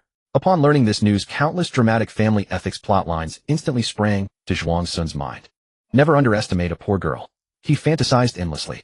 How impressive it is to latch onto the Chun family's thigh. So eager to cut ties with us, no longer treating us as friends. I have no such thoughts, but if you insist on interpreting it that way, I can't help you. Over on Yan Pingsheng's side, just as Zhuang Sun was about to enter the dormitory, he heard Zhang Tai and Li Ziging's argument from inside. He immediately stopped in his tracks. Oh, they're arguing. He was curious in his heart, but his body did not hesitate. He directly turned and left, preparing to come back after they finished arguing. He took a stroll outside and only returned to the dormitory. By then Li Ziging was already gone. Only Zhang Tai sat alone on the bed with a dark expression. Zhuang Sun did not bother asking, pretending he knew nothing, and lay on the bed reading a novella. Zhang Tai glanced at Yan Pingxing a few times, but ultimately could not hold it in, and spoke up, "Ah, damn it. Pingxing Ziging is really something now. Being a dog for Chun Jinju, acting so cocky, not even looking down on us anymore." What happened? Zhuang Sun put down the novella, sat up, and asked. He had actually been curious all along, but had refrained from asking because he didn't want to invite trouble. Now that Zhang Tai wanted to talk about it himself, he could listen. Zhang Tai complained bitterly. "I just asked him to bring me a meal, but he wasn't willing." Hearing this reason, Zhuang Sun was speechless. He picked up the storybook again and continued reading. "You asked Ziging to bring you meals every day? How could he be happy about that?" Zhang Tai defended himself. "Hey, it's just a matter of convenience. He was going to eat anyway, so what's the big deal about bringing me something? He changed after latching on to someone powerful, started looking down on us. I used to think he was a decent guy. Then if you were asked to bring Ziging meals every day, would you be happy? Tisk, that's different." Zhang Tai changed the subject. "Pingxing wanna go eat?" "I've already eaten. Tisk didn't wait for me, not a real bro." Zhang Tai grinned, pointed at Yan Pingxing, and then made a big fuss as he left. Even inside the dormitory, Zhuang Sun could hear him shouting noisily for others in other dorms to go eat together. Zhuang Sun shook his head, thinking of Li Ziging. He did feel that his change was quite significant. Compared to when he first arrived at the dorm, he was a completely different person. The only thing unchanged was that he was still a good person. Any news he got from the Chun family, as long as it was shareable, he would tell them. For instance, at the end of the month, the eldest son of the Zhou family would hold his coming-of-age ceremony. He would invite outstanding young talents from various factions to compete on stage. The ultimate winner would receive 10 dun of year-aged precious meat and 100 taels of silver as a prize. This news was what Li Ziging had mentioned in the dorm a few days ago. After classes in the afternoon, Zhuang Sun went to the training ground of the 7th courtyard to continue his extra practice. In a little over 3 months, the academy advancement exam would take place. It was time to properly train Yan Pingxing's avatar to improve his own strength a bit, not rely entirely on the character creation panel. Saving points where possible also reduced suspicion. After practicing the 10,000 forms body tempering art several times with heavy equipment, Zhuang Sun rested a while, and then went to the area with stone locks to test his strength. Unfortunately, even with his face flushed red from exertion, he could only barely lift the 7-stone lock past his ankle, then lost strength and set it back down. Still a bit short. Cultivating with Yan Pingxing's body is really uncomfortable. Progress is so slow. Zhuang Sun shook his sore arms, planning to rest a bit before continuing. "Impressive, Brother Yan. You almost lifted the 7-stone lock. If you can break through to 9-stone strength before the advancement exam, entering the 2nd academy is promising." At this moment, Li Xiangji's voice rang out, accompanied by the sound of approaching footsteps. Zhuang Sun turned to look at the approaching Li Xiangji, shook his head with a smile, and said, "Only 3 months left, and I'm only at 6-stone strength now. I'm afraid it's too late." "How could that be? If it's you, Brother Yin, you can definitely do it." Li Xiangji laughed. "Then I'll take your good words, brotherly. Haha, feel free to take them." Li Xiangji patted his chest magnanimously. "By the way, Brother Yin, have you heard that the eldest son of the Zhou family will soon hold his coming-of-age ceremony?" "Yes, my roommate mentioned it. I heard that a martial competition will be held then, and the winner can get 10 dun of year-aged precious meat and 100 taels of silver. The Zhou family is really generous," Li Xiangji said with longing. Zhuang Sun smiled. "What are you interested?" "Of course." Li Xiangji spread his hands. "Alas, but I can't compete. I heard many of the top 100 disciples from the Outer Academy are going. Brother Yin, why don't you give it a try? You're also in the top 100 of the Outer Academy, you might have a chance." "I'm just at the bottom of the top 100. I'd rather not embarrass myself," Li Xiangji asked. "Then how about we go watch together? Even if you don't compete, it's good to broaden your horizons." Zhuang Sun thought for a moment. He had been cooped up in the martial academy all month without going out. It was time to get some fresh air. Moreover, he had already decided to compete for a spot to advance to the 2nd academy, and this was also a chance to understand his opponent's strength and control the level he should display. "Then we'll go together. Good, we'll rent a carriage and try to return before dark. It's really unsafe outside lately." "Pingxing, are you going to attend the eldest son of the Zhou family's coming-of-age ceremony?" "Take me with you." "Count me in." And Dafu walked over. "I'll bring my family's carriage, then you can ride with me." Zhuang Sun suddenly thought that there was only one person left in the dorm and asked, "Should we call Zhang Tai?" "Call him." "Well, forget it. I think it's a bit embarrassing to go with him." And Dafu felt that Zhang Tai had a loose tongue, and many dignitaries would attend the eldest son of the Zhou family's coming-of-age ceremony. If Zhang Tai offended someone, it would implicate those traveling with him. Okay. Zhuang Sun felt a bit amused. Was this dormitory bullying? Guess who wasn't invited to this gathering? After chatting with the two, Zhuang Sun lost the desire to continue training. They chatted and laughed, discussing plans for going out in the next few days, and headed to the dining hall together. "Senior brother, take my sword." On the serene and secluded side cliff, Zhuang Sun had just controlled by Yujing to step out of the courtyard gate, when he heard the girl he had already sensed hiding behind a tree shout. Then after a breath, she thrust a sword at him. Without even looking, Zhuang Sun casually raised his hand and caught the sword tip. Then with a slight tremor of his wrist, the long sword flew out of the holder's hand, flipped backward, and embedded itself into the mud, its tail quivering. Up. The girl covered her numbing hand, looking pitiful. Senior brother, it hurts. Serves you right trying to ambush me. Zhuang Sun glanced at the beautiful, finely featured girl and said calmly, Junior sister Zhou, your martial arts have regressed. Zhou Zhuo put away her feigned, pitiful expression, rolled her eyes playfully. Come on, it's you, senior brother, who has improved too fast, okay? Inside she was actually quite surprised. Just a few days ago she could exchange a few moves with him, but after only 3 days, she couldn't even block a single blow. 3 days ago she had met Bai Yujing in the outer academy, and wanted to tease him, thinking that this chief senior brother was young and his martial arts were not as good as hers. But when they sparred she discovered that they were actually at the same level, and she who had been in the 6th grade realm longer was inferior in every aspect. After just a few exchanges she was pinned to the ground. Now thinking about the expressions of the junior disciples watching at the time, Zhou Zhuo felt deeply embarrassed. Her cheeks flushed, and she couldn't help but secretly glare at Bai Yujing. What does junior sister Zhou want from me? Can't I come to see you for no reason? Zhou Zhuo quickly adjusted her mood, followed behind by Yujing stepping on his shadow, and asked back with a bright smile. Zhuang Sun pondered for a moment, and said, better not. Instantly Zhou Zhuo's movement stalled, and she looked at Bai Yujing's back in disbelief. She took a deep breath and spoke rapidly. Senior brother, just standing there, your image in this junior sister's heart is already perfect. So please don't speak and ruin the supreme image you have in my heart. As she spoke she waved her hands repeatedly, looking very resistant. Zhuang Sun said, What did that mean? Zhou Zhuo ground her teeth in frustration, but didn't know how to respond. If anyone else dared to speak to her like that, she would have fired back with sharp words immediately. Her tongue never yielded to anyone.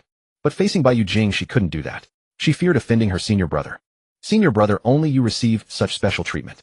Any other man daring to act like this would have been scolded into silence long ago. Zhou Zhuo took a deep breath and forced a gracious smile. I do have something to ask you, senior brother. If it were nothing important I wouldn't have come. Please don't overthink it. She stood frozen, saying nothing about what she wanted, waiting for Bai Yujing to ask. But Bai Yujing simply continued walking ahead, never turning back. The smile on Zhou Zhuo's face began to darken, anger rising within her. Yet when she hurried a few steps forward and saw Bai Yujing's face, her fury melted away again. Goodness, how could senior brother be so handsome? Seeing Zhou Zhuo blocking his path, refusing to move or speak, as if sulking, Zhuang Sun also folded his arms and stopped watching her silently. He thought, I simply won't ask. Let her fret, let her worry. They stared at each other for a long while, until finally Zhou Zhuo was the first to look away.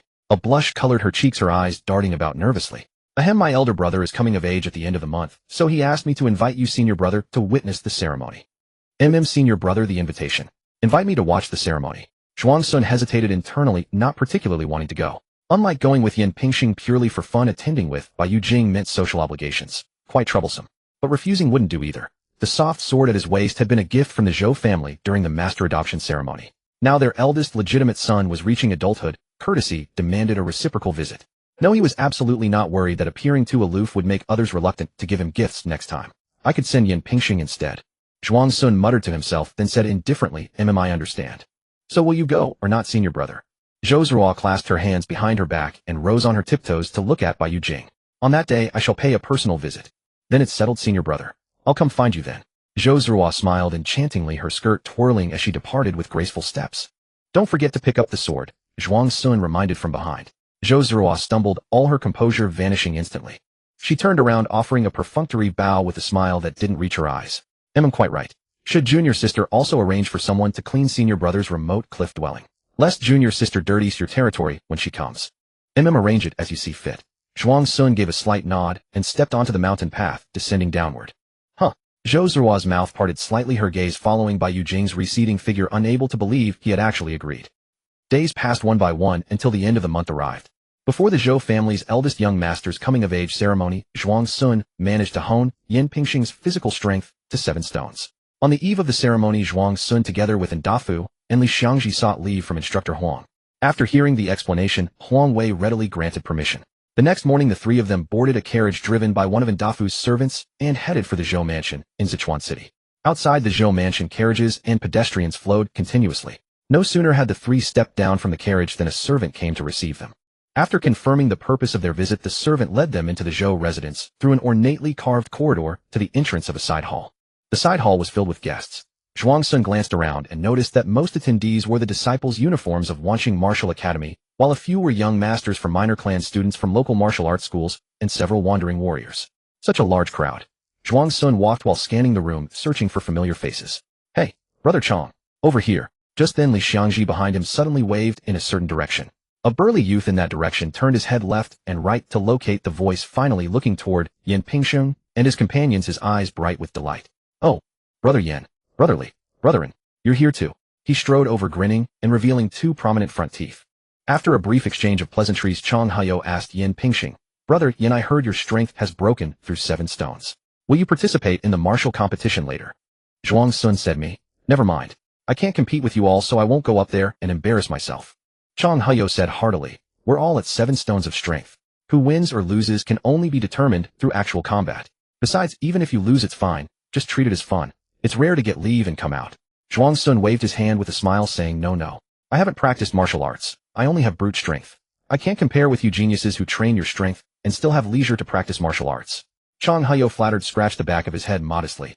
"I've only just started practicing too, so I'm not very proficient. Outer Academy disciples of Wanqing Martial Academy, if they had spare time after strength training, typically learned 1 or 2 inferior martial arts. Inferior martial arts, despite their many shortcomings, also had their advantages. The greatest advantage was that because they could not forge a meridian channel, there was no restriction against concurrent practice. They could learn numerous techniques.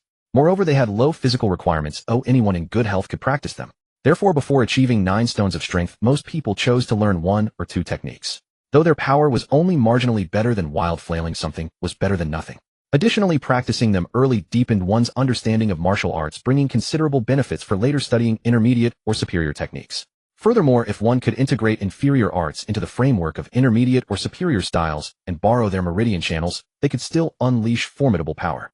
The Academy Director's formless and featureless spear, strictly speaking, it was also an inferior technique containing only its method of application. Yet because it originated from the formless and featureless wondrous art and benefited from its meridian channel enhancement, it appeared so extraordinarily skillful. Unfortunately, Zhuang Sun's 2 avatars, one cultivating too rapidly, the other too slowly, had not delved deeply into inferior martial arts during their strength training period. However, upon returning, he should have Yan Pingsheng practice some. If not, he would be at a severe disadvantage during the Academy promotion examination.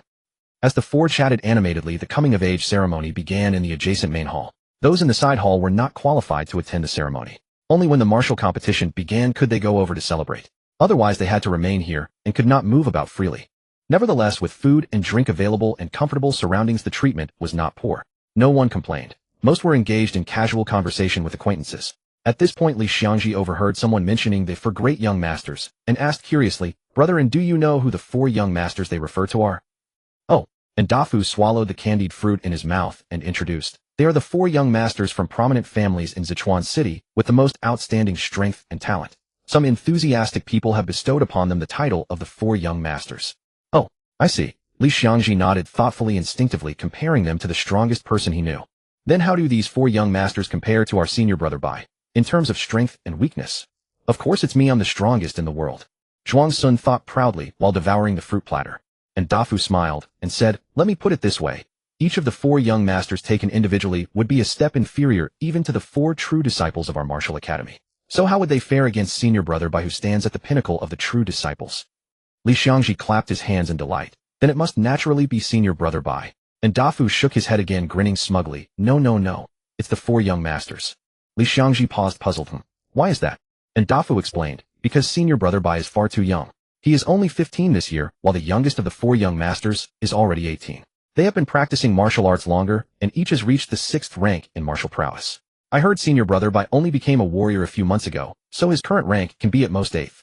Of course, if they were of the same age, they certainly would not stand a chance against him. Just because they're at the 6th rank, they think they can surpass me. As expected, people cannot imagine what lies beyond their understanding. Alas, then there is no one in this world who can comprehend the loneliness of standing at the pinnacle where the cold bites deep." Upon Zhuang Sun's ordinarily plain face, traces of weariness emerged. Suddenly noticing wine on the table, he was overcome by nostalgia, poured himself a cup, and drained it in one gulp. Ugh! Face contorting, damn, what terrible wine is this? So bitter. Qingzhu. He frowned at the wine label, nostalgia welling up for the pineapple beer of his past life. Meanwhile, Dafu continued boasting to Li Xiangji, "But in terms of talent, the 4 young masters certainly cannot compare to senior brother Bai. As for strength, it might take 2 or 3 years. For young masters? What clay chickens and tile dogs? They are not worthy of being compared to senior brother Bai." A domineering voice suddenly rang out. Interrupted, and Dafu and Li Xiangji instinctively looked over and saw Chun Jinju entering with a large entourage. They immediately lowered their heads, pretending not to notice. Zhuang Sun noticed Li Ziger in Chun Jinju's retinue, giving him a nod of greeting, and returned it with a smile. Compared to 3 months ago, Li Ziger had grown much more robust with an added air of confidence between his brows. The power of strength truly transforms a person. Zhuang Sun mused as he picked up a piece of osmanthus cake. Only after Chen Jinju and her party had moved far away did Ndafu and Li Xiangji dare to lift their heads again. Both tactfully avoided resuming their debate about the 4 young masters versus senior brother Bai. Ndafu stole a glance at Chen Jinju's retreating figure, then quickly bowed his head again, muttering under his breath, "I seem to recall one of the 4 young masters is your elder brother." But he dared not use this information as conversation fodder. Ever since Chen Jinju arrived, the side hall had grown noticeably quieter, with only her pacing anxiously back and forth in the center with arms crossed. Didn't they say senior brother Bai would come? Why isn't he here yet? She had only come for Bai Yujing. Otherwise she wouldn't have bothered attending whoever's pathetic ceremony. As for why Zhuang Sun's other avatar Bai Yujing had not arrived yet, it was because someone had delayed him on the road. Zhuang Sun tightened the reins and glanced back at the young woman in blue riding leisurely behind him, who kept stopping to admire the scenery. "If we don't leave now, your brother's coming-of-age ceremony will be over." Moi. Zhou Zhuo shifted her gaze from the flower to Bai Yujing and said briskly, "It doesn't matter. It's not something crucial anyway. If senior brother Bai can make it, that's already an honor for my brother. Let him wait." 666. Your brother really has bad luck dealing with a sister like you. Zhuang Sun withdrew his gaze. After urging several times with no movement, he decided not to wait any longer and simply spurred his horse ahead. "Senior brother Bai, does it look nice?" "Eh." Zhou Zhuo plucked a white flower and tucked it behind her ear just as she was about to let Bai Yujing see it. She was stunned, because Bai Yujing had already disappeared. "Young Master Zhou, I apologize. Yujing is late." Zhuang Sun looked at the handsome young man outside the door, dismounted, handed the reins to the approaching servant, and said with considerable apology, "Ha ha ha, no matter. The fact that Chief Bai could come already makes me exceedingly delighted." The Zhou family's eldest son Zhou Zixing welcomed them with great laughter, his face showing not a trace of anger from waiting so long. Where is my younger sister? Why don't I see her accompanying Chief Bai?" Just then the sound of hooves came from afar. Zhou Zhuo arrived in haste, her hair somewhat disheveled. She dismounted, handed the reins to the servant, and looked at Bai Yujing with a smile on her face, though the smile carried more than a hint of gritted teeth. "Senior brother Bai is truly so courteous, knowing I move slowly. He actually went ahead to scout the path for me." "No need for such courtesy," Zhuang Sun replied indifferently. "Ha ha, thank you so much, Chief Bai, for taking care of my younger sister." Zhou Zixing truly believed Bai Yujing had gone ahead to scout the path, for Zhou Zhuo laughing heartily in gratitude. Ha ha. Zhou Zhuo also laughed along, though it was a laugh of frustration. Brother, as you've grown older, why has your wisdom regressed?" "Huh, nothing." Seeing his foolish expression, Zhou Zhuo grew angry, and with a cold face entered the Zhou residence first. "Huh, oh well, my fault. I should have invited Chief Bai into the residence right away. Chief Bai, please." Zhou Zixing patted his head and made a gesture inviting him in. "Please." Zhuang Sun pressed his lips together to suppress a laugh, his gaze toward Zhou Zixing becoming somewhat warmer, and they mutually yielded to each other as they entered the residence together. Upon reaching the main hall, the head of the Zhou family and the Zhou family elders all came forward to exchange greetings with Bai Yujing. Zhuang Sun responded with calm composure, his words neither compromising the dignity of Wanqing Martial Academy as a major sect, nor failing to maintain the humility expected of a junior, while ensuring no one felt neglected. Only after the Zhou family head and others smilingly suggested leaving the venue to the younger generation did he finally breathe a sigh of relief. "Few exhausted. Let's go quickly." The moment the Zhou family head and the others departed, Zhou Zixing immediately shed his earlier subservience and sat in the master's seat with great laughter. "Ha ha, Chief Bai, I shall then declare the martial competition begins. Let us see together what young talents Sichuan City has produced in recent years." At the butler's summons from the Zhou family, the crowd in the side hall streamed out. Among them, many youths were rubbing their hands eagerly, their faces flushed with excitement as they envisioned the moment they would showcase their skills. Yan Pingxing, however, felt nothing in particular. He knew his role well, merely a spectator. As the crowd entered the grand main hall and caught sight of Bai Yujing, who sat aloft like an exiled immortal, the disciples of Wanqing Martial Academy burst into collective excitement. "It's senior brother Bai. Senior brother Bai really came. Senior brother Bai. Senior brother Bai." Chen Jinju shouted passionately. After receiving a glance and a nod from Bai Yujing, a blush immediately crept onto her face. She covered her burning cheeks with both hands, utterly bashful. That is the 5th miss of the Chen family." Zhou Zhuo, who sat beside Bai Yujing, followed his gaze toward Chen Jinju. After receiving a hostile glare from the other party, Zhou Zhuo's smile turned playful. She deliberately leaned sideways, pressing closer to Bai Yujing. "Despicable, that shameless harlot." Below, Chen Jinju's expression darkened instantly as she gritted her teeth and muttered a curse. A tall, slender girl beside her twitched an eyelid and quickly warned, "5th miss, mind your words. Oh, senior brother Bai is quite popular. Many here must have come just for him." And Dafu glanced around, then lowered his head and whispered to Li Xiangji and Yin Pingxing.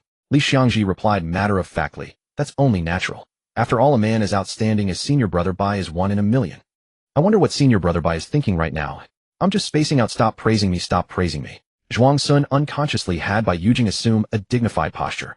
If only I were stronger, I would definitely go up and perform well in front of senior brother Bai. Li Xiangji urged, Brother Yin, this rare opportunity. Are you really not going up? Maybe senior brother Bai will take notice of you. Even if not, a few words of praise from him could pave your way to a bright future. Chang Haiyou also came over to persuade him. Yes, brother Yin, what a rare chance this is. Why don't we go up and spar a bit, show our faces in front of senior brother Bai? Yin knows his own limitations and dare not expose his flaws. Yin Pingsheng declined with a sigh. After all, what was there to show off in front of himself? I give myself 100 points. Although Li Xiangji felt it was a pity, he decided not to press further, fearing he might annoy Yin Pingsheng. Chang Haiyou, however, lectured, Brother Yin, your temperament is too detached. That's not good. As martial artists, we must seize opportunities. It's all about striving. In the short term, talent may suffice, but in the long run, if you don't contend, how can you go far? Yin Pingsheng smiled without replying, choosing not to argue, and Dafu, sensing the tension, changed the subject. Hey, the martial competition has started. Someone's going up. Thus the four of them fixed their eyes on the two men who had walked to the center and announced their names. This competition was merely for entertainment with few rules. Anyone who wanted to fight could simply step up, and a 3-match winning streak would earn the prize offered by the Zhou family. By the third match, Chang Haiyou finally spotted two opponents weaker than himself. He crossed his arms, grinned, crookedly revealing 2 large buck teeth, and began commenting on the 2 fighters in the center, to Yin Pingsheng and the others. Don't be fooled by the burly man currently having the upper hand. He's actually the one more likely to lose. His fighting style is too exhausting, he won't last long. As long as the Martial Arts Academy disciple withstands this flurry of attacks and later exploits his opponent's weakness, he can secure victory. But it's not a complete loss for the big guy either. That martial arts disciple has an unstable lower stance if he can capitalize on that. Before he could finish, the burly man's punches began to slow, accompanied by heavy panting. Chang Haiyou closed his eyes and shook his head, wearing an expression of, I knew it. The defeat is evident. The moment he spoke, the burly man was thrown to the ground, and the loud thud seemed to punctuate his commentary. Chang Haiyou opened his eyes, stealing a glance at the reactions of Yin Pingsheng and the others, and said flatly, if this is all the skill they have, I'm quite disappointed in this competition. I think everyone should give it a try later. Let me show you how it's done. With that, before the martial arts disciple could leave the stage, Chang Haiyou pushed through the crowd and strode up. Chang Haiyou of Wanqing Martial Academy, I seek your instruction. Watching his retreating figure, in Dafu turned to Yin Pingsheng. Yin Pingsheng shrugged and pointed his chin toward Chang Haiyou, who had already reached the center of the hall, signaling to just watch. After half a cup of tea's time, Chang Haiyou lay half on the ground, his pupils trembling as he stared at the fist suspended before his eyes. Among the crowd behind the long table, and Dafu's facial fat quivered as he struggled to suppress a grin, his lips curling downward. He leaned close to Yin Pingsheng and whispered, martial artists must strive. That martial arts disciple has an unstable lower stance. I'm quite disappointed in this competition. He repeated Chang Haiyou's words from half a cup of tea ago, laughter leaking through his teeth. Yin Pingsheng also found it hard to hold back a smile, but he forced a straight face. Stop laughing, stop laughing. Brother Chang is coming back. Chang Haiyou didn't dare to return at all, nor even glance in Yin Pingsheng's direction. He kept his head low, hiding in the crowd, and only slunk away from the main hall once he felt no one was paying him any attention. After this minor interlude, the competition continued. During the matches, tempers flared, and both sides sustained considerable injuries. Li Xiangji's face turned pale as he watched, and he said with lingering fear, Brother Yin, you were right. This competition really isn't for us. I almost let Brother Chang talk me into trying it too. And Dafu, observing Yin Pingsheng's calm demeanor, even having the leisure to eat pastries, recalled earlier events and speculated, Pingsheng, you probably looked down on the prize and couldn't be bothered to go upright. What do you mean? Brother Yin thinks the prize isn't worth it. Li Xiangji looked at Yin Pingsheng with curiosity. Brotherly, don't listen to Dafu's nonsense. Yin Pingsheng said helplessly, I simply didn't go because I was afraid. I've never trained in martial arts, I only have brute strength. And among these people there are many martial artists. My brute force is nothing to them. Pingsheng, you're pretending again. And Dafu chuckled, not believing a word. He recounted Yin Pingsheng's previous glorious deeds to Li Xiangji. Brotherly, you don't know. Pingsheng loves to hide his talents. He told us before that his bone structure was mediocre and he had no chance in the outer academy competition, but then he quietly got a lower first-class grade. That happened. Brother Yin is so amazing. Li Xiangji's gaze toward Yin Pingsheng turned both surprised and admiring. Ahem, that was a fluke. I didn't expect such a good result. This competition is different from the outer academy one. Yin Pingsheng continued to explain, but Dafu and Li Xiangji, now swayed by Dafu, simply refused to believe him. Seeing that his explanations were futile, Yin Pingsheng felt helpless and let them misunderstand, continuing to enjoy the dishes on the long table. The martial competition raged with fervor, the sounds of clashes scarcely ceasing. Yet as Zhou Zixing had placed no restrictions on the combatants' prowess, no one had yet claimed 3 consecutive victories to seize the opening prize. Zhuang Sun found it tedious, for the highest cultivation among the duelists was merely the 7th rank. With his profound martial insight, he could instantly discern the intentions of both sides, and in his mind their moves were riddled with flaws utterly devoid of spectacle. He wished to leave, but felt it inappropriate having sat for less than the time it takes an incense stick to burn, and Zhou Zixing was so enthusiastic. Meanwhile, Bai Yujing was occupied dealing with the loquacious Zhou Zixing. Yan Pingsheng had eaten rather too much, and in his boredom, he found a cup and began to mix a drink. He added some milk, then some osmanthus honey, and, well, a bit of goat's milk too. What was this? He added a little to see. Yan Pingsheng scoured the long table for ingredients, eventually adding whatever he saw. In the end, he concocted a strange murky liquid of dubious color and flavor. Gazing at the foul brew he had created, Yan Pingsheng pondered for a few seconds before placing it before Ndafu. Drink this. You drink it yourself. Ndafu rolled his eyes and carefully pushed the cup back. Li Ziging of the Wanqing Martial Academy greets you all. I humbly request your instruction. Oh, Zhuang Sun raised his head. Haha, does brother Bai know that young man? Hearing Zhou Zixing's inquiry, Bai Yujing nodded slightly. We once shared the same minor academy. Haha, your academy truly produces outstanding talents. Zhou Zixing watched Li Ziging dispatch his opponent with swift ease, then laughed heartily and sighed. Brother Bai, you may not know, but failing to enter your academy for martial training has always been one of my greatest regrets. Zhou Zerua, seated at the second seat on the right, propped her cheek with her hand and smiled. Brother, it's not too late to join now. Haha. Zhou Zixing pondered for a moment, let out 3 hearty laughs, then abruptly changed the subject. Come brother, Bai, I toast you. Bai Yujing is not a heavy drinker. I shall substitute tea for wine. Bai Yujing raised his teacup, made a distant toast to Zhou Zixing, then covered his mouth with his sleeve and took a light sip. No matter. Cheers down the hatch. Zhou Zixing drained his cup with unrestrained gusto, then displayed the empty vessel. Chen Jinju had been watching Bai Yujing on the secondary seat, and upon hearing their conversation, she excitedly slapped the thigh of the girl beside her. Qing tell me if I also went down to compete with senior brother Bai, take notice of me. Impossible, fifth miss. How could your precious person enter the ring? Besides, everyone knows brotherly represents you. Senior brother Bai's attention to him is no different from attention to you.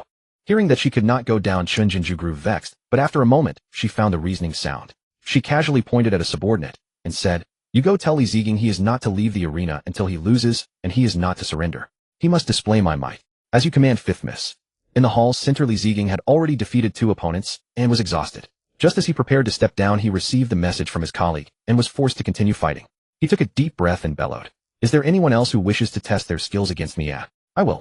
The challenger was a disciple from a local martial arts school in a nearby county, also possessing the strength of 7 stones. Li Ziging, initially weakened by fatigue, fell into a disadvantage. However, after a grueling battle, he found a flaw in his opponent and ultimately prevailed at the cost of a dislocated arm. Thank you for yielding. Ha, magnificent. Truly worthy of a Wanqing Martial Academy disciple full of mettle. You are the first today to achieve 3 consecutive victories. Zhou Zixing clapped and laughed heartily, then instructed his attendant behind him, A Fu, bring the prize for this young brother. Yes. Li Ziging accepted the prize with one hand, glanced back at Chen Jinju, and only after receiving her nod did he step off the stage. On his way back, he saw Yan Pingsheng and Ndafu smiling at him. He couldn't help but smile in return, then quickly schooled his expression and continued forward. Watching Li Ziging's retreating figure, Yan Pingsheng said to Ndafu, Ziging really gave it his all. It must be a strict order from senior sister Chun. I saw him wanting to leave after the second match, but someone came and spoke to him, so he pressed on. This patronage from noble families is not easy to bear. Ndafu sighed. Indeed, Zhuang Sun recalled that he too had once been approached by a noble family seeking to sponsor him, but fortunately, he had not been swayed by greed into accepting.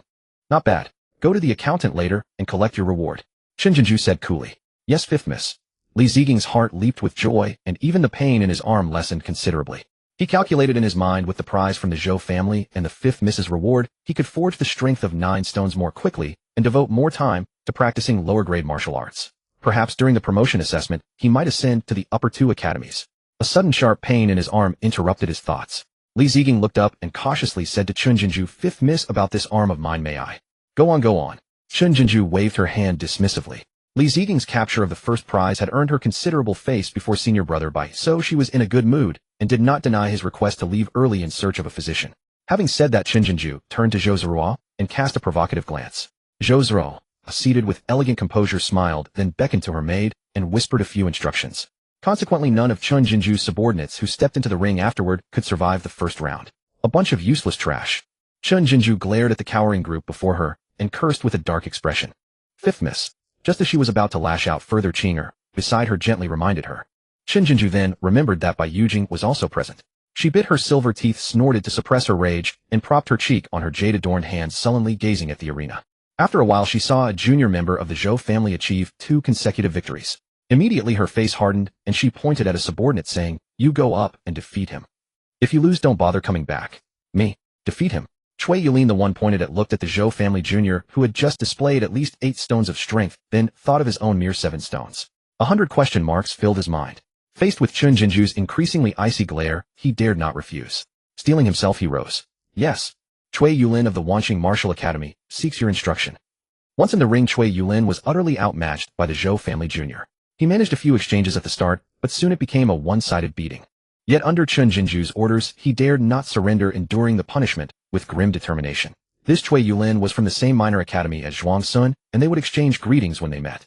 Watching him suffer so severely, Zhuang Sun inwardly felt a disdain for Chun Jinju's near-bestial cruelty. He manipulated Bai Yujing to intervene. This is not a life-or-death struggle, let it be a contest of skill, stopping at the point of touch. Upon hearing this, the Zhou family's collateral disciple, who had already taken a strong dislike to Chui Yulin for clinging like a stubborn plaster, and thus struck him harder, immediately halted, trembling with fear. "It was I who acted without restraint. Please forgive me, Chief Bai." Zhou Zixing, seated at the main seat, was slightly surprised, but followed with words about stopping once the point was made, after which he tried to exonerate the Zhou collateral disciple on Bai Yujing's behalf. Chui Yulin slowly lowered his hands that had been protecting his head, utterly astonished that senior brother Bai would speak up for him, and felt deeply grateful. He promptly expressed his thanks, and then stepped down from the arena. He had expected to be scolded by senior sister Chun, but instead found her unexpectedly gentle. Junior brother Chui, as senior brother Bai said, a sparring match should be about showing one's skill, not risking everything. Why be so reckless? Hearing Chun Jinju's reproachful tone, he dared not say it was her who had instructed him, so he lowered his head and said, "It was my excessive desire to win that caused this. I have made a fool of myself before senior brother Bai and senior sister Chun. Go find a physician to tend to your injuries." "Thank you, senior sister Chun."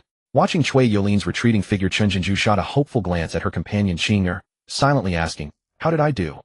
Seeing her nod with a smile, she felt a surge of joy, imagining that her gentle and considerate demeanor just now had surely earned senior brother Bai's admiration.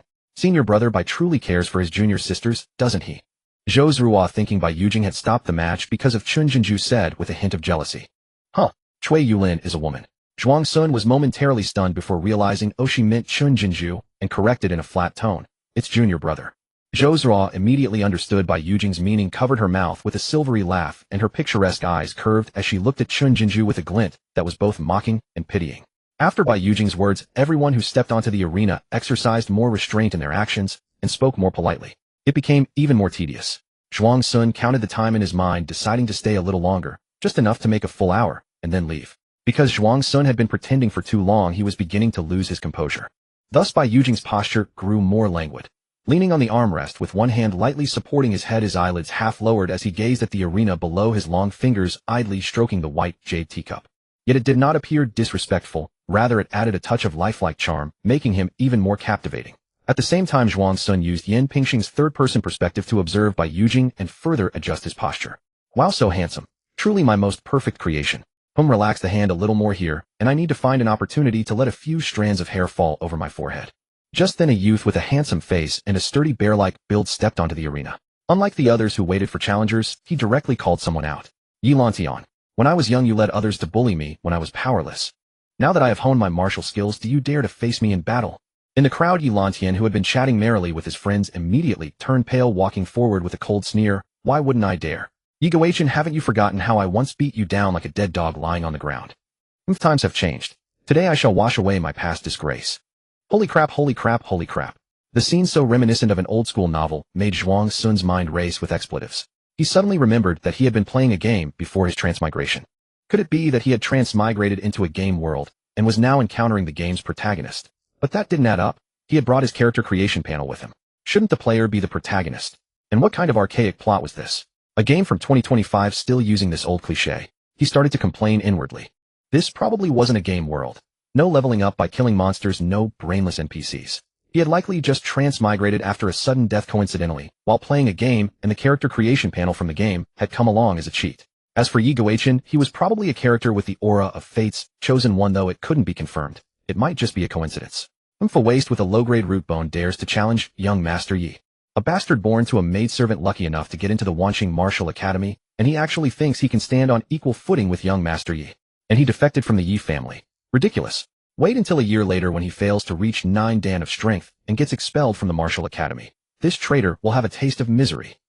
With only 5 dan of strength, he dares to challenge young Master Yi, who is 9 dan. He's just asking for humiliation. Waste. Get down. Don't embarrass yourself here. Hearing the jeers from the bystanders, Zhuang Sun felt an increasing sense of déjà vu and a hint of amusement as well. Yi Guichen. Why is he going up? Hearing Li Xiangji's puzzled question, Yan Pingxing asked, Brother Li, do you know him? Li Xiangji nodded. I've seen him a few times. He's from the 5th small courtyard next door. I heard that during last month's assessment, he only had 5 dan of strength, but a few days ago, he defeated the top student of his courtyard.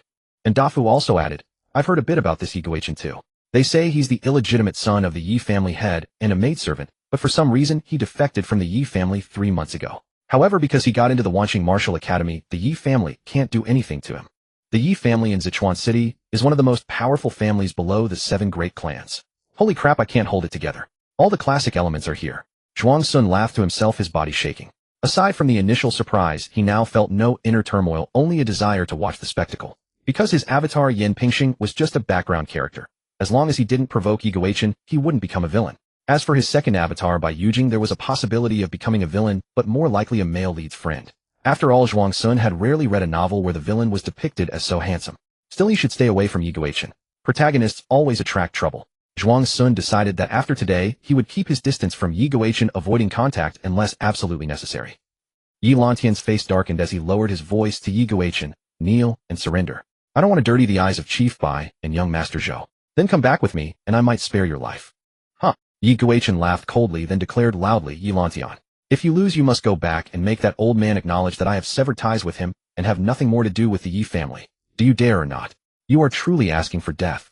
Yi Lantian's face twisted with fury. Under the watchful eyes of all, how could he show weakness? He immediately agreed, fine. But if you lose, you must return to the Yi family and apologize. Huh. What crime have I, Yi Guichen, committed? If I lose, I will slit my throat right here. If you lose, you die on my turf.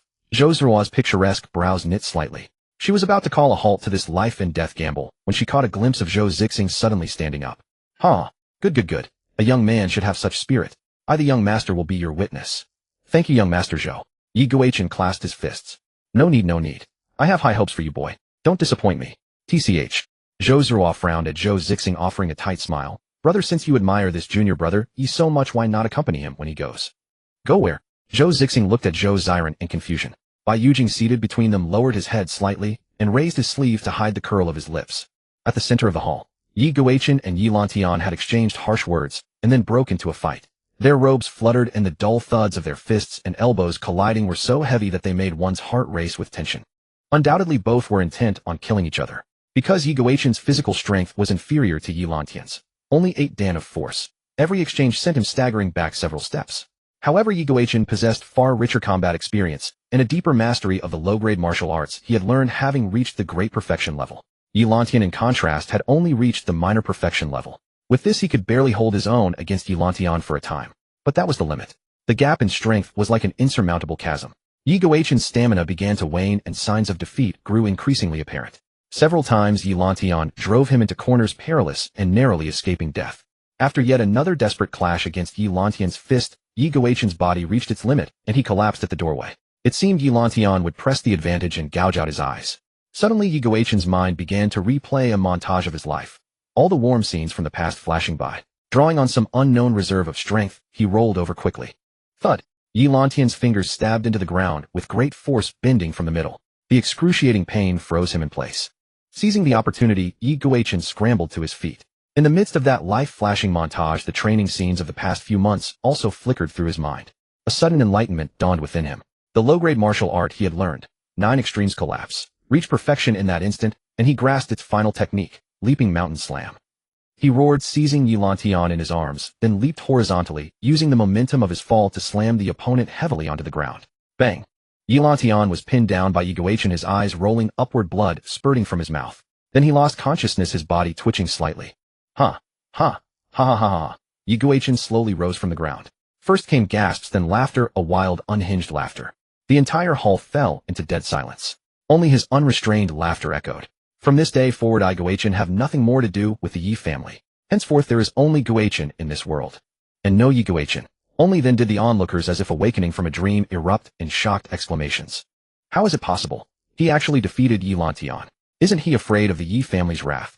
This boy is terrifying beyond measure. Zhuang Sun muttered to himself rapidly, then compared the words of the surrounding spectators. Oh, all correct. From now on I Guachin will live for myself. Guachin closed his eyes, and when he opened them again a brilliant light sparkled in his gaze. And this climb up the peak of martial arts begins now. He turned his gaze to the deputy seat where Bai Yujing sat with an expression as placid as if nothing in the world could disturb him. A flicker of warmth kindled in Guachin's heart. My performance just now should have caught senior brother Bai's attention right. Oh, why is he looking at me? No, wait. He's so arrogant even I want to hit him. Zhuang Sun became more wary of Guachin in his heart. Bang. At that very moment the main door was suddenly kicked open and Yi Lantian, who had been lying at the threshold, got crushed behind the door. A group of people in blood-red robes burst in. One of them yelled, "Get out of the way," and elbowed Guachin, who stood in the middle of the path as if he were nothing but a roadside dog, sending him flying. Bang. Oh, isn't he the protagonist? Yin Pingxing watched as Guachin slid slowly down the wall dumbfounded. It's the blood-robed guards. Someone nearby cried out in terror. The blood-robed guards, the sharpest blade of the city lord's mansion. Known for their extreme brutality and cruelty, the people of Sichuan City lived in fear of them. Are you all having a sparring match? What a refined pastime. All the blood-robed guards parted to the sides, and a strikingly handsome, almost effeminate, young man stepped forward. It's you, Yang Huan. I don't recall inviting you. Zhou Zixing's expression darkened with anger. He slammed the table so hard that Bai Yujing's teacup was sent flying. Oh. Bai Yujing instinctively reached out to catch it. After catching it, he realized that such an action would ruin his persona. He immediately activated his divine sense to scan the surroundings, only to find that everyone's attention was fixed on the blood-robed guards in the center. No one was looking at him. He breathed a sigh of relief. He didn't deactivate his divine sense, instead observing the blood-robed guards. Is that a shake robe? So young, a 6-pattern cultivator. Not too bad. Because in the past, after using the debt-laden knife to kill people, the blood-robed guards always try to capture him, so Zhuang Sun had specifically studied the blood-robed guards' hierarchy. Their ranks from highest to lowest were Splendid Robe, Shake Robe, and Wrath Robe, corresponding to the upper 3 patterns, middle 3 patterns, and lower 3 patterns respectively. The martial art they all cultivated was the high-grade Wrathful art, which would cause their color to change when they fought. However, Zhuang Sun felt that perhaps due to the influence of their martial art, these people were generally quite neurotic and prone to flying into a rage at the slightest provocation. The blood-robed guard's status in Sichuan City was akin to that of the imperial guards in his past life. They controlled everything loathed by all. Upon hearing this, the effeminate young man spread his hands and smiled with a sinister charm. I came uninvited. Is that not allowed? He turned his gaze to Bai Yujing, who was idly toying with his teacup. A flash of admiration flickered in his eyes. The chief of the Wanqing Martial Academy truly lives up to his reputation, a dragon among men. He placed his hand on the saber at his waist, a hint of excitement in his expression. Hey, watching others fight is boring, isn't it? How about I have a little match with Chief Bai? Zhou Zixing's expression changed instantly. Although he hated Yang Huan, who had once arrested and tortured him as a suspect just because he had collected a debt-laden knife, he had to admit that Yang Huan was formidable. At 17, Yang Huan's martial arts had reached the 6th pattern, his talent only slightly inferior to Zhou Zixing's own sister. Although he had heard that Brother Bai's talent surpassed his sister's, Bai Yujing had only been training in martial arts for a few months and couldn't possibly be a match for Yang Huan. Zhou Zixing quickly shot several glances at Zhou Zhuo, signaling her to take the fight in Bai Yujing's place. Zhou Zhuo deliberately pretended not to notice, enjoying her brother's anxiety. Meanwhile, she eagerly anticipated seeing Bai Yujing display his divine prowess. After all, no one here knew senior brother Bai's true strength better than she did. I'll fight you. Huh. Zhou Zhuo stared at her brother, who had suddenly stood up, and at the trembling hand hidden beneath his sleeve. She felt both amused and helpless. Brother, calm down. Yang Huan paid no attention to the others, his mind entirely focused on Bai Yujing. Chief Bai, what do you think? Of course you can refuse. But that would make me think you're very boring. He slowly widened his eyes, revealing large swaths of white, repeating his last words. Very boring. At that moment, Bai Yujing, who had been toying with his teacup, paused his movements and lifted his eyes slightly. For some reason, Yang Huan's heart skipped a beat. Even though he knew that the other had only been training in martial arts for 3 months and was certainly inferior to himself, Yang Huan suddenly felt as if he were facing a formidable enemy. His expression grew serious, and he unconsciously drew his blade halfway. Under the gaze of everyone, Bai Yujing said nothing. He pressed his thumb against the teacup, slowly raised his hand, and then brought 2 fingers together, pointing them at Yang Huan from afar. The entire motion was slow, but Yang Huan sensed as if he were surrounded by an army of thousands with no escape. Whoosh! The teacup transformed into a streak of light, rapidly enlarging in Yang Huan's pupils.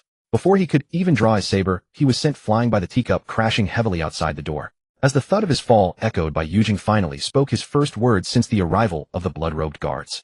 Yujing, unworthy of praise, humbly begs your forgiveness for this display. Daring to show off before me, I'll make you fly. Zhuang Sun snorted disdainfully in his heart, watching Yang Huan lying motionless outside the door.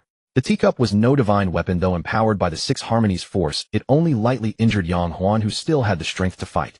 From his spiritual perception, Yang Huan's blood and chi flow was rapidly accelerating, his heart pounding violently. But suddenly it all subsided. Zhuang Sun paused for a moment, then realized the other party was probably too embarrassed to face the situation and was playing dead on the ground.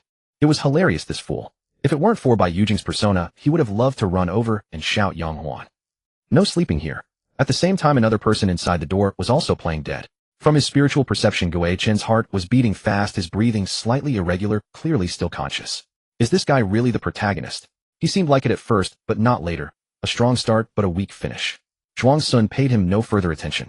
It didn't matter either way. In fact, it was better if he wasn't, as it wouldn't disrupt his plans in Greizhou Mountain. Brother Bai. The cup flew over, knocked him down. It's over. Bai Yujing raised his head, looking at the still-standing Zhou Zixing, who was stammering and gesturing wildly. After he finished, Bai Yujing nodded slightly. Haha, I see.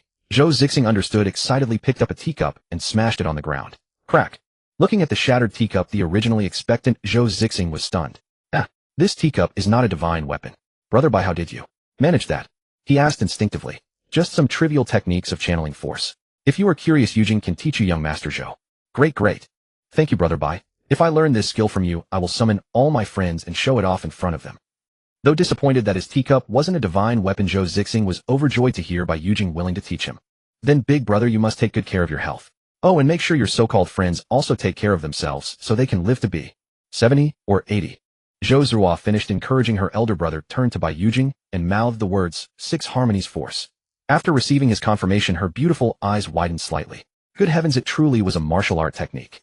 She recalled that her master, once hailed as the #1 genius of Greizhou Mountain, had only comprehended the six harmonies force at the 3rd rank, while senior brother Bai was currently at the 6th rank. His talent was truly no less than his appearance. At this moment, Zhou Zixing suddenly remembered that the blood-robed servants were still present. He looked at the group of standing, uneasy blood-robed servants in the center, his pent-up frustration dissipating. He laughed heartily. Haha, the esteemed officials actually wish to attend this young master's coming-of-age ceremony. How could I not welcome you? Please sit. Make yourselves at home. A mature-looking blood-robed servant stepped forward, stiffened his neck, and cupped his hands. We have important duties to attend to, so we shall not disturb young Master Zhou and Chief Bai's enjoyment. He cupped his hands towards Bai Yujing again. Chief Bai, our leader, is always obsessed with dueling others. Hearing that you were here today, he was eager to spar and meant no offense. Please forgive us. Bai Yujing played the part of the gracious host. My battle with Yang Zhini has been most enlightening. Please convey to the leader that Yujing looks forward to our next duel. Outside the door, Yang Huan, playing dead, was so ashamed he wished he could bury himself. The blood-robed servant awkwardly said, Yes, I will relay your words to the leader. We shall take our leave. With that, he gestured to the other blood-robed servants, then hoisted Yang Huan onto his shoulder and slunk away, lamenting inwardly, alas, this is so humiliating. The leader will surely be mocked by his colleagues when we return. After the blood-robed servants had gone, the crowd buzzed with discussion. Chief Bai's strength is truly unfathomable. Yang Huan couldn't even withstand a single move from him. Yes, using a teacup as a weapon. How unrestrained. How confident. They say a martial arts master can injure with a flying flower or a plucked leaf. Chief Bai must have reached such a realm. The blood-robed servants have always been overbearing and arrogant. Who would have thought they'd appear so pathetic? Well, it depends on who they face. Chief Bai is a personal disciple of a supreme expert. If Yang Huan had won, it might have been different, but losing so miserably today, not only will no one stand up for him, but he'll likely face punishment back at base. In a corner of the hall, Li Xiangji unconsciously looked at Ndafu. Ndafu noticed his gaze recalled his previous empty boasts and felt embarrassed. His eyes shifted nervously. I only heard from others that senior brother Bai wasn't as good as the 4 great masters. Those people really mislead others. Yan Pingsheng deliberately said, Indeed, to dare express opinions without knowing anything misleading others. And Dafu, even more flustered, quickly agreed, right. These days there are too many people who pretend to know things they don't. Next time anyone dares say senior brother Bai is inferior to the 4 great masters, I'll curse them out. Senior brother Bai is too impressive. He joined the martial academy at the same time as us, yet now he's already a powerful martial artist. Li Xiangji looked at Bai Yujing on the secondary seat and asked, What do you think, how high is senior brother Bai's martial arts level? He easily defeated a 6th rank martial artist like Yang Zhini, so he's probably at the 5th rank. I think it's the 4th rank. And Dafu asserted confidently, I've seen 5th rank experts duel before, and they didn't seem as formidable as senior brother Bai. Not that high, only 6th rank. Zhuang Sun felt a swell of pride within. In another corner, Guei Chun, lying on the ground, listened to the exclamations and admiring sighs about Bai Yujing around him. He couldn't resist the urge to open his eyes, but thinking of his current predicament, shame surged within him. Recalling the blood-robed servants who had brought him to this state, anger burned in his chest. In his mental ranking of hatred, the blood-robed servants leaped to second place, just below the Yi family. He viciously plotted revenge in his mind, while also hoping someone would pull him out of this embarrassing situation. If they did, he would repay them with everything. Young Master Zhou, please summon a physician to tend to the junior brother on the floor. Guo Chun froze, forgetting to pretend to be unconscious. He slightly opened his eyes, and saw that Bai Yujing seemed to be bathed in a layer of light. Was that an immortal? He murmured inwardly. Brother, you're welcome. I just can't stand seeing others embarrassed. Bai Yujing cooled the tea with a breath, and took a light sip. After explaining the essentials of the Six Harmonies force to Zhou Zixing for a while and determining that he had sat for a full hour, Bai Yujing declined the invitations of Zhou Zixing and Zhou Zhao to stay longer, mounted his horse, and returned to his loyal Wanqing Martial Academy. On the side cliff, Zhuang Sun slumped ungracefully into a lounge chair, kicked off his boots, and leaned back with a long sigh. There's no place like home. Not long after, at Yan Pingxing's side, Li Xiangji worried that returning too late would be unsafe and suggested they leave now. Zhuang Sun and Ndafu readily agreed, so the three boarded Ndafu's carriage and returned to the Wanqing Martial Academy. In the days that followed, Zhuang Sun devoted himself to cultivation, living a peaceful life. After several consecutive days, an incident occurred in the Outer Academy that sparked heated discussions. Guo Chen went on a frantic spree, challenging one powerful disciple after another on the Outer Academy disciple ranking. The Outer Academy disciple ranking was a list of the top 100 disciples in the Outer Academy compiled each month based on their monthly assessment results. Yan Pingxing happened to rank at the 100th place on this list. Guo Chun, however, had achieved only 5 share of spirit power in the monthly assessment at the end of last month and failed to make the ranking. He started by challenging the disciple ranked 50th on the Outer Academy disciple ranking, and in just over a week, he fought his way up to 11th place. But just as he was about to challenge the 10th ranked disciple, an accident occurred. Guo Chun had his leg broken by someone during an outing. Though the injury was not severe, it would take at least a month to recover. With less than 3 months remaining until the Academy promotion examination, losing a month of time meant that in others' eyes his seemingly assured spot for ascending to the Inner Academy had suddenly become uncertain. When Zhuang Sun heard this news in the dining hall, he sighed with regret. This guy was way too reckless. If he had just cultivated steadily, his Inner Academy spot would have been secure. Now he lost it by being too flashy. Let's see if he has that so-called protagonist halo to pull through. In Zhuang Sun's view, challenging the Outer Academy disciple ranking was a profoundly foolish act. It offered no benefits and easily made enemies. That Guo Chen probably offended some young master or miss, which was why someone broke his leg outside the academy. As time passed, day by day, discussions about Guo Chun in the Outer Academy gradually faded. When occasionally mentioned, it was only as a jest, as everyone focused on preparing for the academy promotion examination 2 months away. However, more than a week later, Guo Chen suddenly challenged and defeated Liang Xiaohua, ranked 10th on the Outer Academy disciple ranking, once again sparking heated discussions across the entire Outer Academy. Many people spoke of his formidable strength and remarkably quick recovery. But when someone suddenly brought up that he possessed only inferior bone quality, yet had increased his spirit power from 5 share to 8 share in just 1 month, without severe physical bloating, all discussions about him shifted to speculating about what fortune he must have obtained. This news spread extremely widely and rapidly. In an instant, many people began digging into Guo Chen's background and past experiences, and even disciples from the Inner Academy were secretly inquiring about him. From then on, Guo Chen became completely cautious, with no news of him challenging the Outer Academy disciple ranking emerging again. He was rarely even seen around. One day, Zhuang Sun finished reading the novel in his hand. He controlled Yan Pingxing to leave the academy to buy new novels, and unexpectedly spotted Guo Chen on the road. There he was, expression vigilant, guarding a bundle in his arms as he swiftly threaded through the crowd, then slipped into a dark alley. After a short while, several ferocious-looking men came rushing over. They scanned their surroundings, then ran into the dark alley where Guo Chen had entered. Zhuang Sun, who had witnessed the entire scene from the opposite bookstall, remained expressionless then, sucked on 2 candied hawthorns, and left with the novel he had just purchased. To avoid trouble, the best approach is to stay out of other people's business. Ever since experiencing several major setbacks, Zhuang Sun had come to believe deeply in this principle and followed it rigorously. Returning to the academy, he first took a bath, then lay on his bed reading the newly purchased novel. When he grew drowsy, he lay down to sleep, and along the way had a pleasant dream. In the slums outside the Wanqing Market District, among a jumble of crude shelters built from wood and rags, there stood a particularly grand courtyard. Here was the headquarters of the Wolf Gang. Inside, Wolf Master, the leader of the Wolf Gang, sat quietly in the main seat waiting for word from his subordinates. A creaking sound echoed as the courtyard gates opened.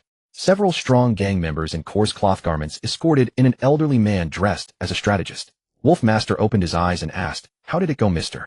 Chi? Did you catch the kid?" Mr. Chi, dressed as a strategist, shook his head, his expression grim. "The boy escaped again, and he killed several of our brothers." "Moi." Wolf Master furrowed his brows. It was only then that he noticed several more people behind Mr. Chi, each carrying a corpse on their shoulders.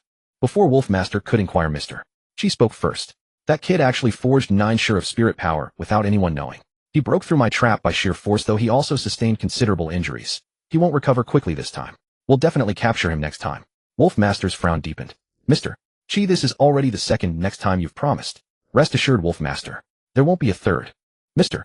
Chi spoke with confidence. I've already figured out his general movements after leaving the Wanqing Martial Academy. At that time we just need to station people outside the academy to watch, set up an ambush in advance, and we will certainly capture him.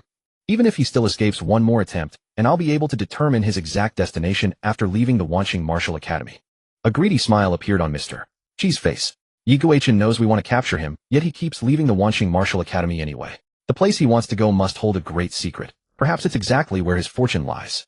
As long as we find that place, we won't need to go through all this trouble to capture him and interrogate him about his fortune. A smile also spread across Wolfmaster's face. Mr. Chi, your competence has never disappointed me. However, beside Mr. Chi, a gang member with unusually long limbs and a somewhat monkey-like appearance showed little interest. Even if we find it, so what? Won't we just have to send everything to that noble one? How much of it will actually come to us for all this scheming? Wolfmaster, why don't we take advantage of the fact that noble one still needs us and use his name to carry out a few big schemes? Mr. Chi chimed in agreement. Wolfmaster Little Four makes a valid point. That Yi Guochen's fortune is massive as it may be, it will never fall into our hands. We might as well use this opportunity to get something that actually comes to us. Wolfmaster grew somewhat tempted. After weighing the pros and cons, he said, all right, we'll do as you suggest, but no causing too much of a commotion. We only target those without backgrounds. These days the enforcement hall of the Wanqing Martial Academy hasn't meddled with us. Besides that noble one operating things for us inside, it's also because that Yi Guochen kid has no background and has offended many people. If it were someone with even a little backing, it might not be so simple. Mr. Chi contemplated briefly and said, Wolfmaster, I do know of a target. A disciple from the outer academy named Yin Pingxing. No background, never received any clan patronage, just a hunter's son. And there's definitely substantial oil to skim from him. I heard he gained nearly 100 gene in weight in a short time. There's no way he could have achieved that without consuming large quantities of precious meat. Mr. Chi, are you certain? Wolfmaster asked. How could a hunter's son have so much silver to buy precious meat? Is there someone secretly supporting him behind the scenes? Mr. Chi hesitated for a moment and said, it seems not. Though there are rumors he has an unconventional background, I believe those are just the bragging of a young person trying to save face. Seems and believes. That means you're not certain. Wolfmaster waved his hand dismissively. Since you're not certain, investigate thoroughly first. Before we clarify the matter, no one is to act on their own or else. The gang's law awaits. The next afternoon, Mr. Chi scrambled into the headquarters of the Wolfpack gang, tumbling over himself. Master Wolf, that Yin Pingxing truly has a special background.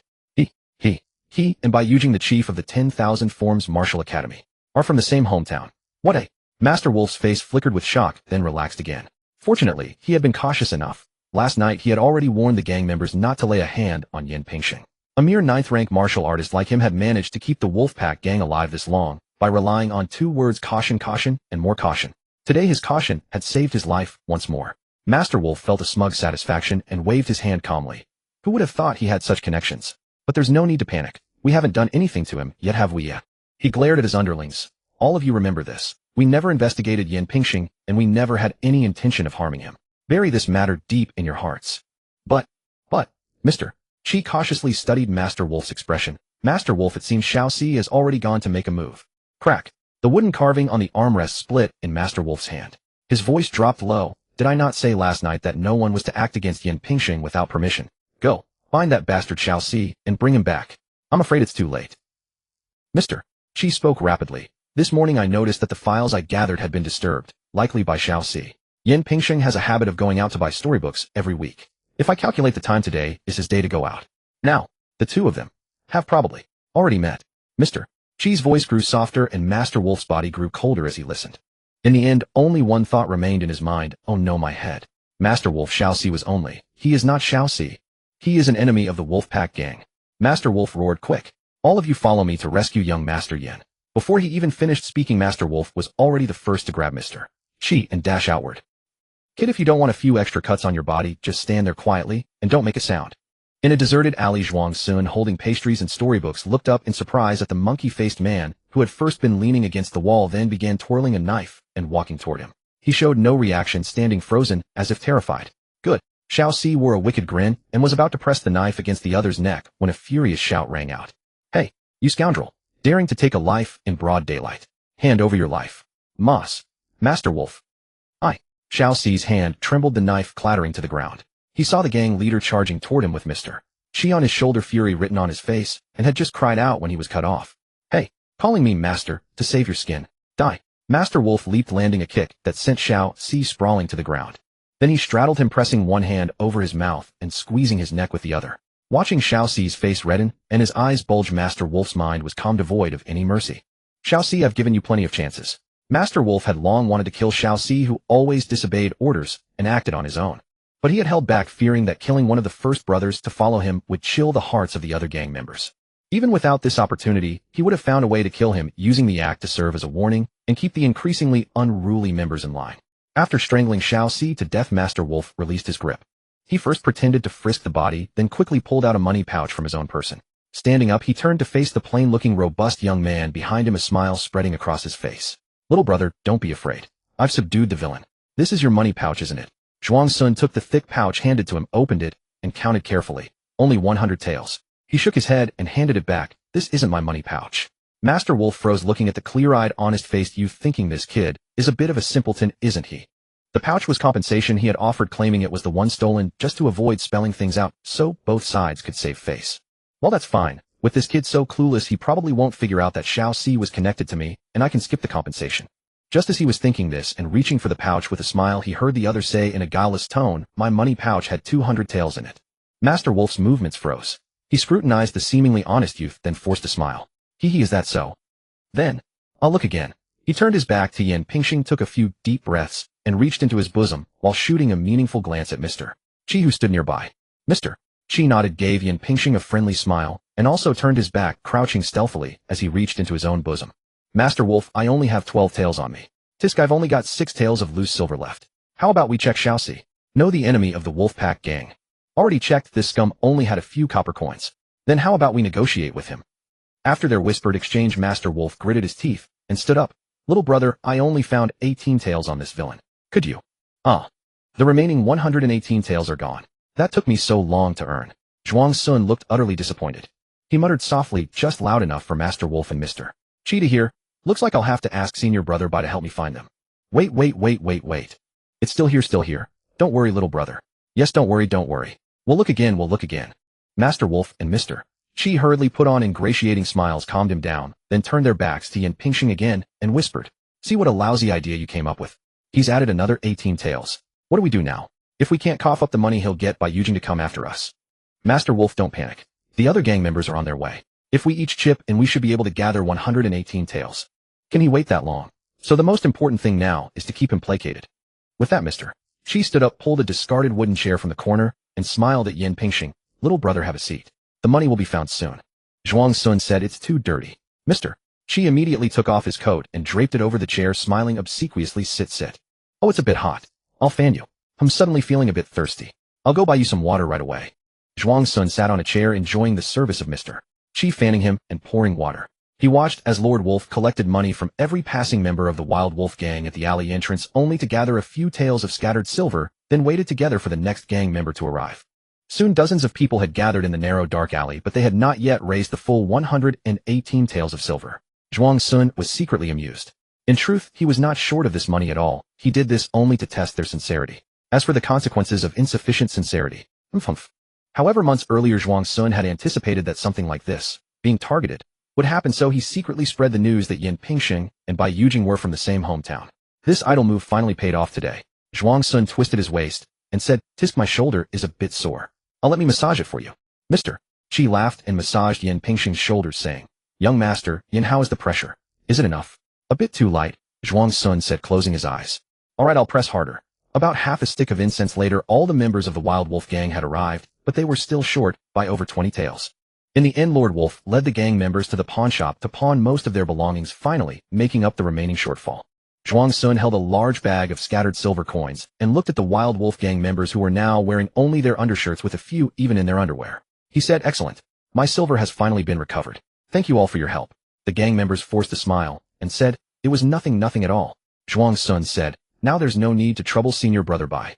The gang members rejoiced. Great news. Zhuang Sun said, then I'll take my leave, everyone. The green mountains remain unchanged and the blue waters flow ever onward. We shall meet again. The gang members' expressions changed. Farewell forever.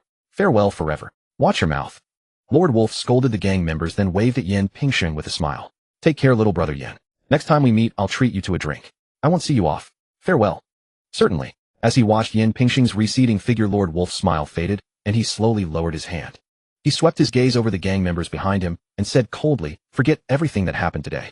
If I ever find out that any of you have the audacity to cause trouble for Yin Pingsheng, I will have your entire family sliced to pieces and fed to the dogs. Understand?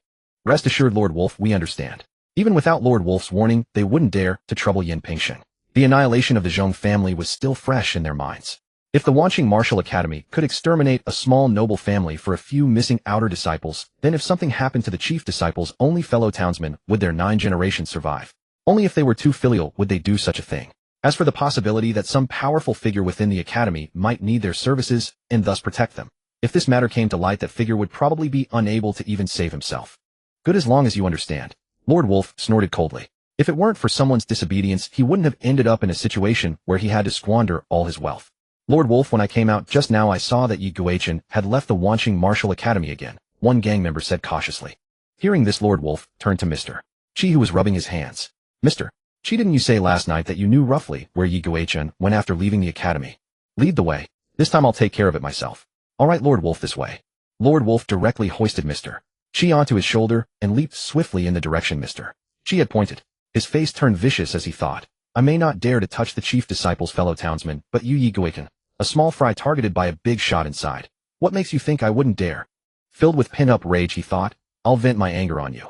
On the eaves not far away, a young man stood with one foot on the ridgepole, his hand resting on his thigh, watching Lord Wolf's retreating figure. The man wore an iron helmet and a blue robe with silver armor over a civil military garment. His features were extremely cold, his eyes calm and bloodless, yet a disconcerting carefree smile hung on his face. He was the deferred knife guest. Zhuang Sun chuckled lightly, took off his hat, and covered his face with it. Then he fell straight backward, and with a few leaps vanished from sight. Zhuang Sun, controlling Yin Pingsheng, returned to the martial academy. Seeing that it was still early, he went to the training ground of the 7th courtyard to practice a low-rank martial art, the 1000 Gene Drop. This was a martial art he had carefully selected from the martial arts pavilion. The heavier the practitioner, the greater its power. It was very friendly to someone like Yin Pingsheng, who weighed over 200 Gene.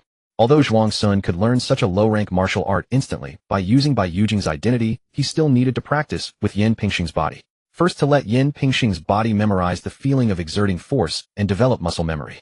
Second, to keep up appearances. He practiced until the sky turned red. Feeling hungry, Zhuang Sun left the training ground. At that time, there were still many people hard at work in the training ground. 2 of them happened to catch sight of Yin Pingsheng leaving and whispered to each other. This fellow's talent is enviable. He leaves before dark every day, yet he still manages to rank among the top 100 on the outer disciple list. I heard his background is extraordinary. He's never lacked precious meats and rare medicines. Humming a tune in his heart, Zhuang Sun headed to the dining hall. As he passed the academy gate, he saw Guichen. At this moment, Guichen was covered in blood. Several slash marks were clearly visible on his clothes, and one leg was lame. He limped forward. Good heavens, beaten so badly. Zhuang Sun felt sympathy. Without his earlier preventive measures, this would have been his fate today as well. No, perhaps even worse. Yin Pingsheng's body only had strength of 7 Dan, much weaker than Guichen's. Moreover, creating avatars and raising cultivation levels using the character creation panel required considerable time and could not be done with a single click. Fortunately, I was prescient, resourceful, and ingenious. Instead, I extorted 218 taels from the Wild Wolf gang, and even made them serve me like dogs. He felt smug. Oh, isn't this Yi Guichen? How come you look so miserable after just a few days? Did someone beat you up? Haha, which heroic soul did such a good deed? Well done. Here it comes, the brainless villain taunting the protagonist. Oh, why is it Liang Xiaohua again? Zhuang Sun entered bystander mode, blending into the crowd of onlookers. Guichen stared coldly at Liang Xiaohua, blocking his way. Without a word, he dragged his mangled body to go around. Hey, don't go. What do you want? Guichen stopped, his face cold as he looked at Liang Xiaohua, who had blocked his way again. Liang Xiaohua wore a faint smile. Naturally, I want to challenge Yi Guichen, ranked 10th on the outer disciple list. His smile suddenly turned cold. He gently touched the still unhealed bruise under his eye. What? Only you are allowed to challenge others, but others cannot challenge you. There's no such rule in the world. You. Guichen's face flushed with anger, but he couldn't find words to retort. The law enforcement hall is coming. Someone in the crowd suddenly shouted. Zhuang Sun immediately followed the nearby disciples to scatter to both sides. What's going on? What's going on? Liang Xiaohua glanced back at the law enforcement disciples running over from a distance, snorted, and walked forward. As he passed Guichen, he whispered, You're lucky this time, but our business isn't over. Just you wait. Goetchen said nothing, only continued limping forward. What happened to Yi Goetchen? Why is he covered in wounds? I heard he got targeted by an outside gang. Someone in the crowd whispered. Serves him right. Who asked him to be so arrogant? Probably offended someone powerful he couldn't afford to offend. A disciple who had once been challenged by Yi Goetchen said with schadenfreude. Just a good-for-nothing who got lucky. If not for his fortune, I wonder what great opportunity he stumbled upon. He has inferior aptitude, yet which one of us here is weaker than him? Exactly. If I had that opportunity, I'd definitely be far more impressive. So tell me, what exactly was that opportunity? Zhuang Sun silently listened to their conversation and wondered, is Goetchen really that despised? Not a single person didn't mock him. By himself, he had isolated the entire outer courtyard.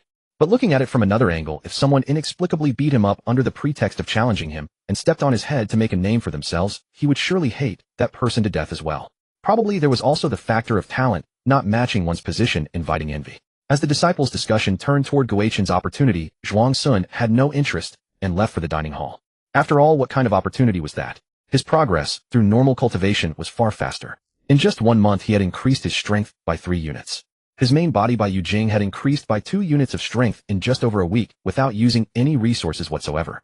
It went from 9 units to 11 units, far more substantial than Goetchen's increase from 5 to 8 units.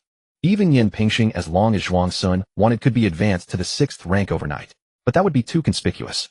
Goetchen was a cautionary tale, lacking the wisdom to conceal his strength. He was directly targeted by people within the martial academy, namely the great person referred to by Master Lang. As for who that person was, Zhuang Sun had already figured it out. That afternoon, taking advantage of Master Lang going to capture Goetchen, he infiltrated the Wild Wolf Gang's headquarters under the identity of the debt-collecting Blade Master. In Master Lang's room, he found correspondence between him and the so-called great person, and following the clues traced back the other party's identity, a disciple with some standing within the Pajuo courtyard. However, Zhuang Sun could not be bothered to interfere, it was too troublesome. As long as they did not target him, he would let it be. Besides, Zhuang Sun did not believe that an inner courtyard disciple could influence the law enforcement hall. There were certainly higher-ups above him, leaving matters untouched for now, observing occasionally. Perhaps in the future all individuals in this faction could be marked so that when the time came they could be eliminated in one stroke. When striking, strike completely, root them out, and leave no chance for retaliation. Of course, Zhuang Sun still had other subtler thoughts. Perhaps these people were colluding with other factions on Mount Dazhou. Could he not use this connection to allow his clone to infiltrate those factions? I seem to be helping the enemy now, Zhuang Sun thought. Inside Yin Pingxing's dormitory, Zhuang Sun lay on his bed after a bath reading a storybook. Suddenly, hurried footsteps echoed from outside.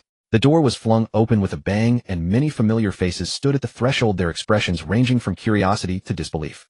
Wait, Pingxing, you're from the same hometown as senior brother Bai. Zhang Tai, rushing to the front, exclaimed loudly, his voice filled with incredulity. How did you find out? Zhuang Sun pretended to be surprised. In truth, he had anticipated this scene that afternoon. After all, the members of the Wild Wolf Gang already knew about this news, and among them were certainly those with loose lips who loved spreading rumors everywhere. Zhuang Sun knew he could not stop it, so he did not bother forbidding them from talking. Moreover, exposing this relationship at the current stage brought him considerable benefits as well. It really is true, Zhang Tai said. News has spread like wildfire outside. Only people like you who stay in the dormitory all day wouldn't know. While you and senior brother Bai really are from the same hometown. His face was contorted with jealousy. The others also walked in, speaking over one another. Senior Yin, you and senior brother Bai are from the same hometown, yet you never mentioned it. Chang Heyou also wore an envious expression. Thinking about half a month ago when he had urged Yin Pingxing to behave well in front of Bai Yujing, he felt like a complete fool. The two were from the same hometown. Yin Pingxing did not need to put on a show, and senior brother Bai would naturally help him out. Cui Yulin clenched his fists, his face faintly flushed with excitement, and said, Senior, Yin, has senior brother Bai ever mentioned me to you? Senior Yin, when you return home in the future, can you travel together with senior brother Bai? Li Xiangji asked curiously. Pingxing, when you rise to prominence, don't forget us. And Dafu said with a simple smile. Pingxing. Li Ziging's eyes wandered, speaking somewhat shyly. Sister Qin asked me to ask about senior brother Bai on your behalf. Senior Yin. Brother Pingxing. Elder brother. Senior brother. Others, from close acquaintances to casual friends, mere acquaintances, and even strangers, came forward to ask questions and try to get close. Throughout it all, Zhuang Sun maintained his honest and simple persona, pretending not to understand their probing and giving evasive answers. It was not until curfew approached that he finally dismissed everyone. That night, Zhang Tai continued chattering on and on. Pingxing, with connections like yours, you still stay so low-key. If I were you, whoever annoyed me, I'd just beat them up. You're kind of annoying me right now. Zhuang Sun smiled without responding. How could it be like that? And Dafu shared his perspective. In my opinion, Pingxing is doing the right thing. One must stay low-key, avoid using senior brother Bai's name whenever possible, and try not to squander favor with him over trivial matters. Reserve the connection for important deeds. After finishing, he added, But Pingsheng is indeed formidable. Having such connections and still staying this low-key, I definitely couldn't do it. There are rules to this. Zhang Tai rolled over and asked curiously, Pingsheng, have you met Senior Brother Bai's parents? Does Senior Brother Bai have any sisters? Are they also as strikingly handsome as he is? He had seen them. His father. That's me, obviously handsome beyond compare. Zhuang Sun indulged in a moment of vanity before vaguely answering. We used to live in the same alley. I could occasionally bump into them. Zhang Tai half sat up and laughed. Hey Pingsheng, when you go back you should make an effort. Win over Senior Brother Bai's older or younger sister, and you'll become his brother-in-law. Zhuang Sun ignored Zhang Tai's nonsense, muttered that he was sleepy, and left Yin Pingsheng to AFK. Pingsheng. Zhang Tai clicked his tongue in amazement. He can fall asleep like that instantly. On the afternoon of the second day within the lecture hall of the 7th courtyard, Zhuang Sun, having just concluded his martial arts knowledge class, found himself once again surrounded by a crowd, though this time they were a group of radiant young maidens. Junior Brother Yin, are you and Senior Brother Bai truly from the same hometown? Gazing into the bright, wide eyes of the young woman before him, Zhuang Sun hesitated for a moment before nodding. Wow, it's actually true. How envious. I can't believe you grew up alongside Senior Brother Bai since childhood. Does that mean Junior Brother Yin had known Senior Brother Bai for quite some time? Junior Brother Yin, did you come to Wanqing Martial Academy because of Senior Brother Bai?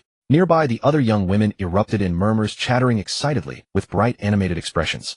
Junior Brother Yin, could you tell us about Senior Brother Bai's childhood? Asked a young woman whose voice carried a refined, intellectual grace. The others immediately pivoted, eager to ask the same question. Yes, Junior Brother Yin, please tell us. We're so curious. Can't you share with us? One young woman leaned close to Yin Pingsheng, feigning a pitiful expression as she pleaded. Hold on, let me gather my thoughts. Zhuang Sun feigned embarrassment, pondering for a moment before adopting a wistful expression. Actually, I don't know him all that well. Senior Brother Bai is remarkably gifted. He's been extraordinary since childhood. Whatever he undertakes he excels at, and nothing seems beyond his capability. While Senior Brother Bai is incredible.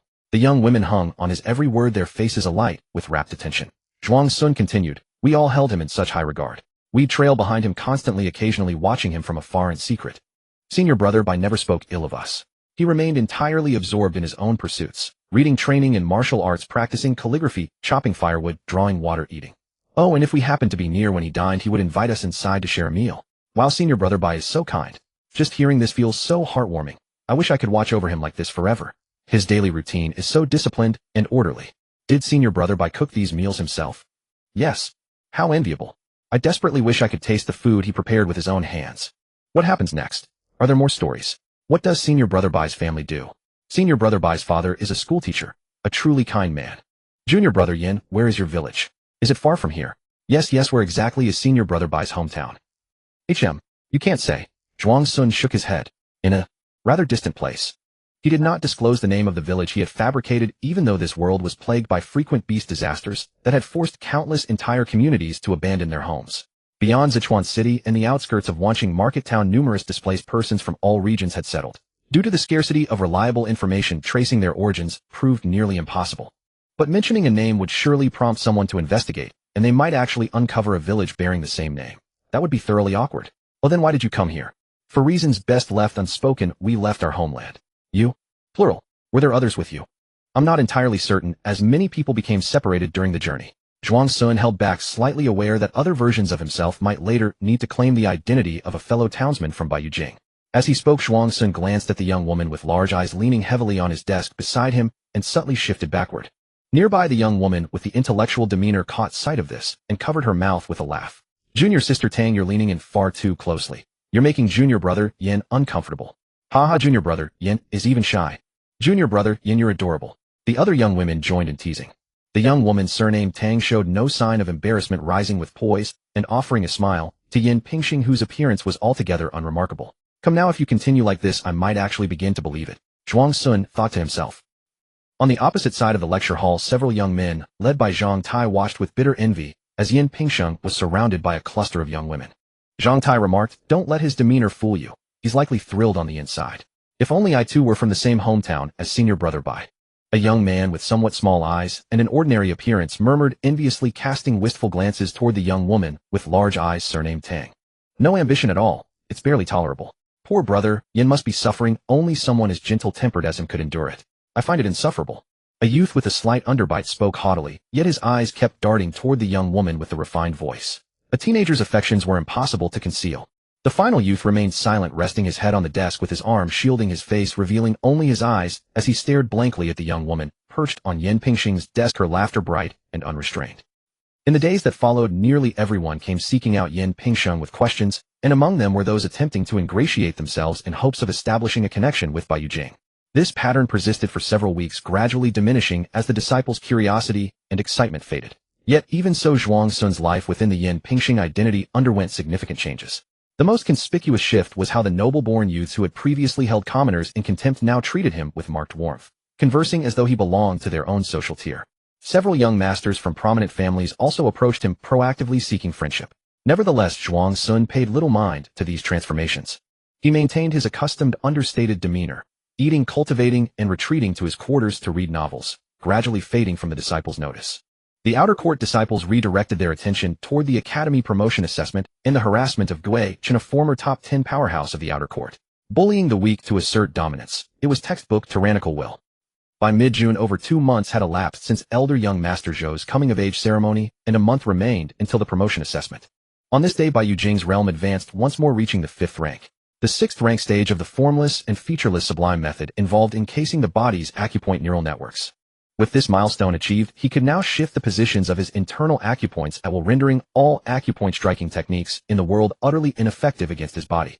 Few now the title of chief disciple is truly deserved. Zhuang Sun reflected inwardly as he adjusted to the rapidly surging qi and physical strength that accompanied his breakthrough. In general, the chief disciple of any sect is regarded as its strongest practitioner. Yet at Wanqing Martial Academy, everyone automatically presumed the title belonged to Yang Ling, the true disciple of Jisun Court, who at merely 19 years old had already reached the pinnacle of the 5th rank. Although Bai Yujing had only just entered the 5th rank, placing him 3 sub-realms behind Yang Ling. But Zhuang Sun felt that with Bai Yujing's peerless martial aptitude, 3 martial techniques, the formless and featureless sublime method, and above all his supreme manual dexterity, Yang Ling would hardly be his match. The ages and realms of the true disciples from the other 3 courts were as follows: Zhou Zhuo of Pajuo Court, 16 years old, mid-stage 6th rank; Lin Qingsu of Pianxin Court, 17 years old, early stage 6th rank; Shi Kaishan of Linjia Court, 17 years old, early stage 6th rank. The cultivation at the formless wonder 5th rank targets the neural connections within the meridians. Just as Zhuang Sun wished to continue cultivating with Bai Yujing, he received significant news about the promotion examination from Yan Pingxing.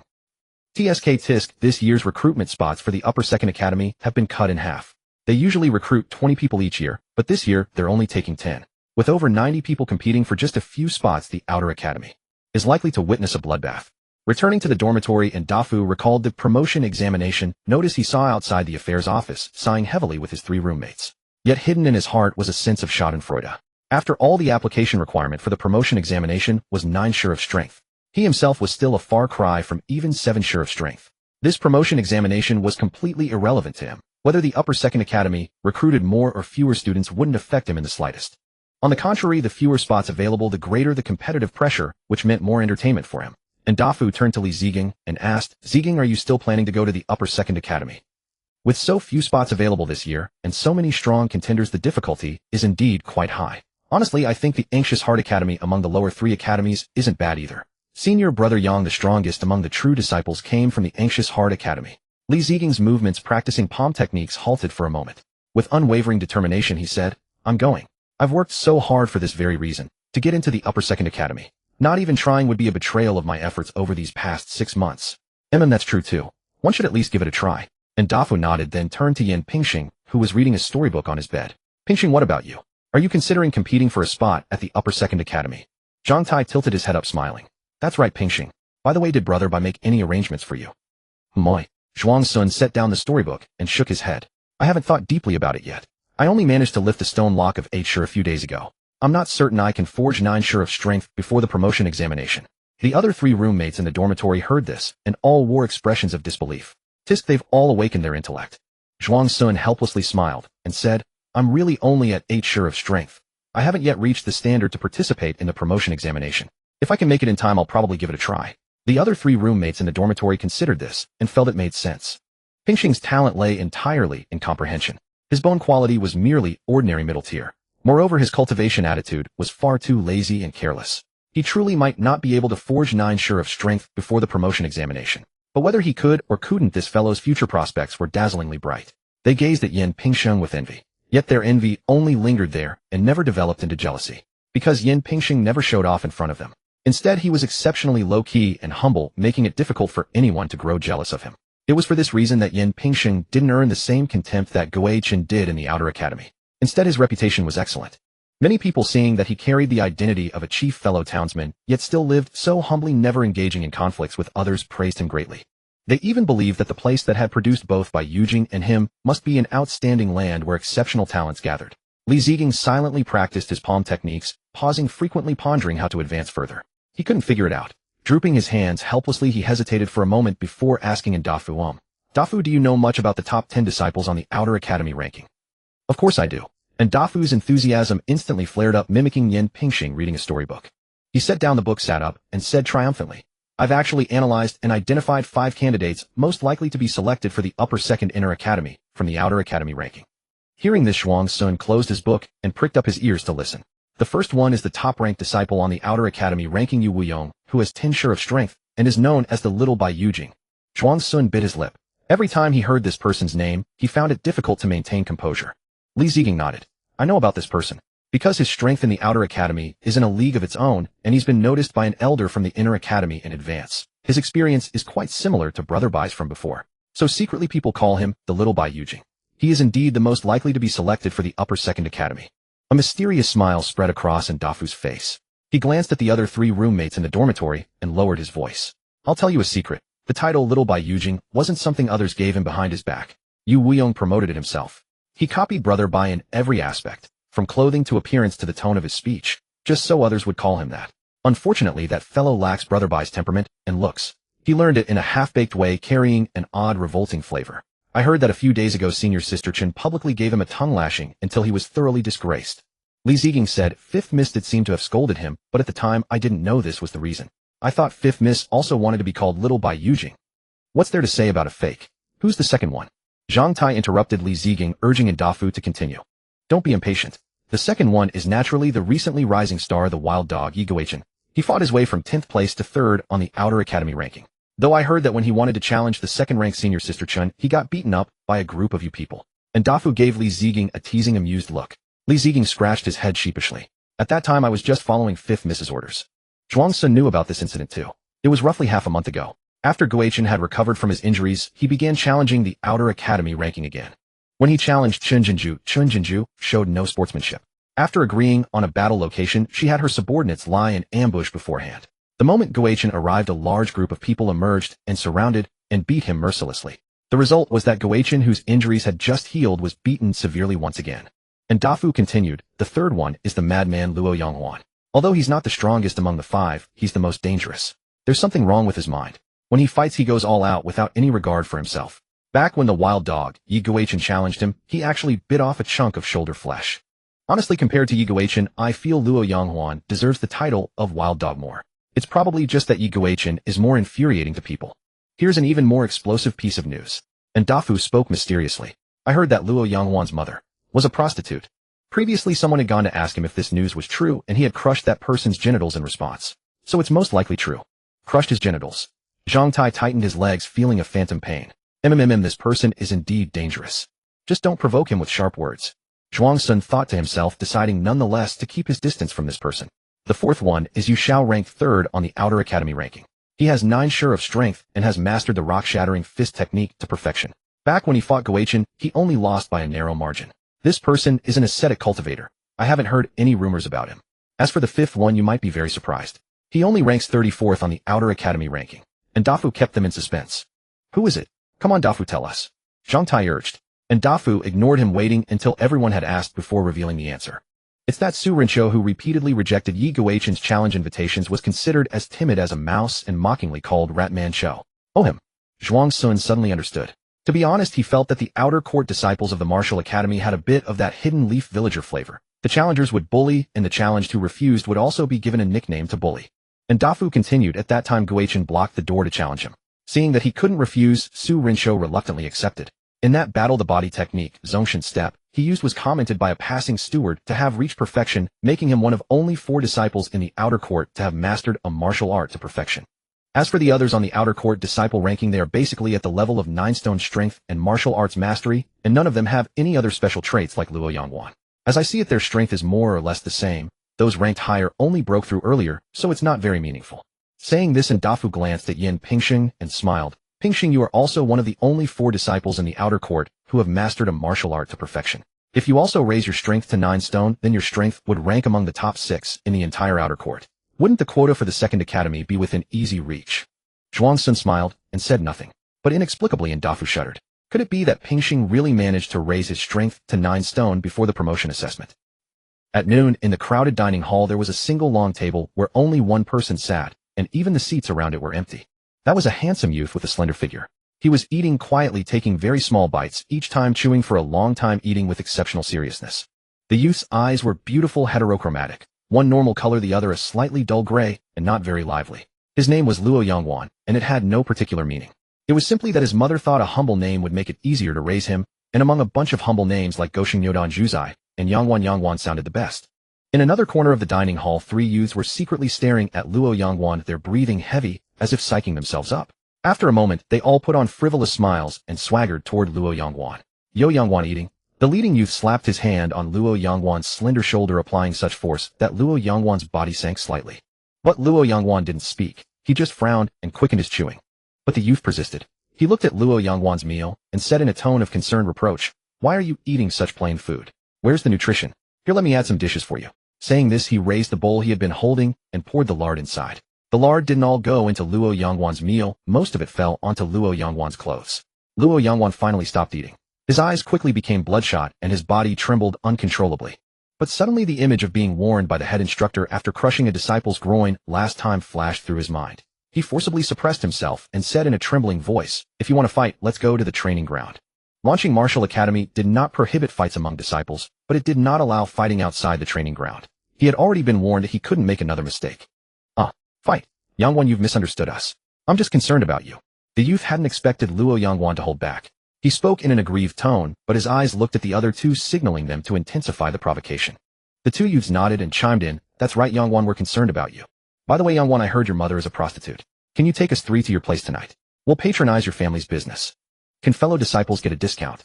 We're 3 people buying in bulk. We promise not to let Mrs. Luo lose out." Crack. The thread of reason in Luo Yangwan's mind snapped instantly. Courting death. He crushed the porcelain bowl shards, piercing his flesh and drawing blood. But as if feeling no pain, he gripped tighter and slashed at the throat of the youth behind him. That youth had been on guard since coming over, so he sidestepped in time, then hurriedly joined the other 2 in running back. Murder. The madman Luo Yangwan has gone crazy again. The 3 shouted as they ran toward the crowd, with Luo Yangwan chasing after them holding the shard. Wherever they went, the people there screamed and scattered, and the whole dining hall instantly became a mess. What the hell? What's happening? Identity V. Zhuang Sun, who was eating, heard the commotion behind him. Turning around, he saw a handsome youth with bloodied hands gripping a long shard, growling like a madman as he chased 3 people dripping blood along the way. Seeing that the 4 were about to reach him, he quickly picked up his tray and moved to the doorway, blending into the crowd while eating and watching. I must look a lot like senior brother by right now. In the center of the dining hall, Yu Wuyong, dressed in white and with a face that barely passed for handsome, sat rigidly straight while eating. He frowned slightly, sniffled, and pressed his lips thin. His expression seemed frozen, maintaining this state, all the while thinking that everyone in the dining hall must be looking at him. They must all be discussing me, thinking I look like senior brother Bai. With this thought, he picked up a piece of meat with his chopsticks like drawing a sword, then raised it to his mouth, like sheathing the sword. Then, keeping his hand still, he tilted his head slightly to show off his sharp jawline, and finally lunged forward like a crocodile about to snap up the meat. Suddenly a scream startled him, and his hand jerked, causing the meat to fall onto his clothes. He quickly brushed the meat off, keeping his body straight and still, while his eyes darted around his mind, panicking and repeating thoughts. No one saw, no one saw, no one saw. No one laughed, so they definitely didn't see. Even senior brother Bai makes mistakes sometimes. With this thought, his panic subsided considerably. At that moment, more shouts came.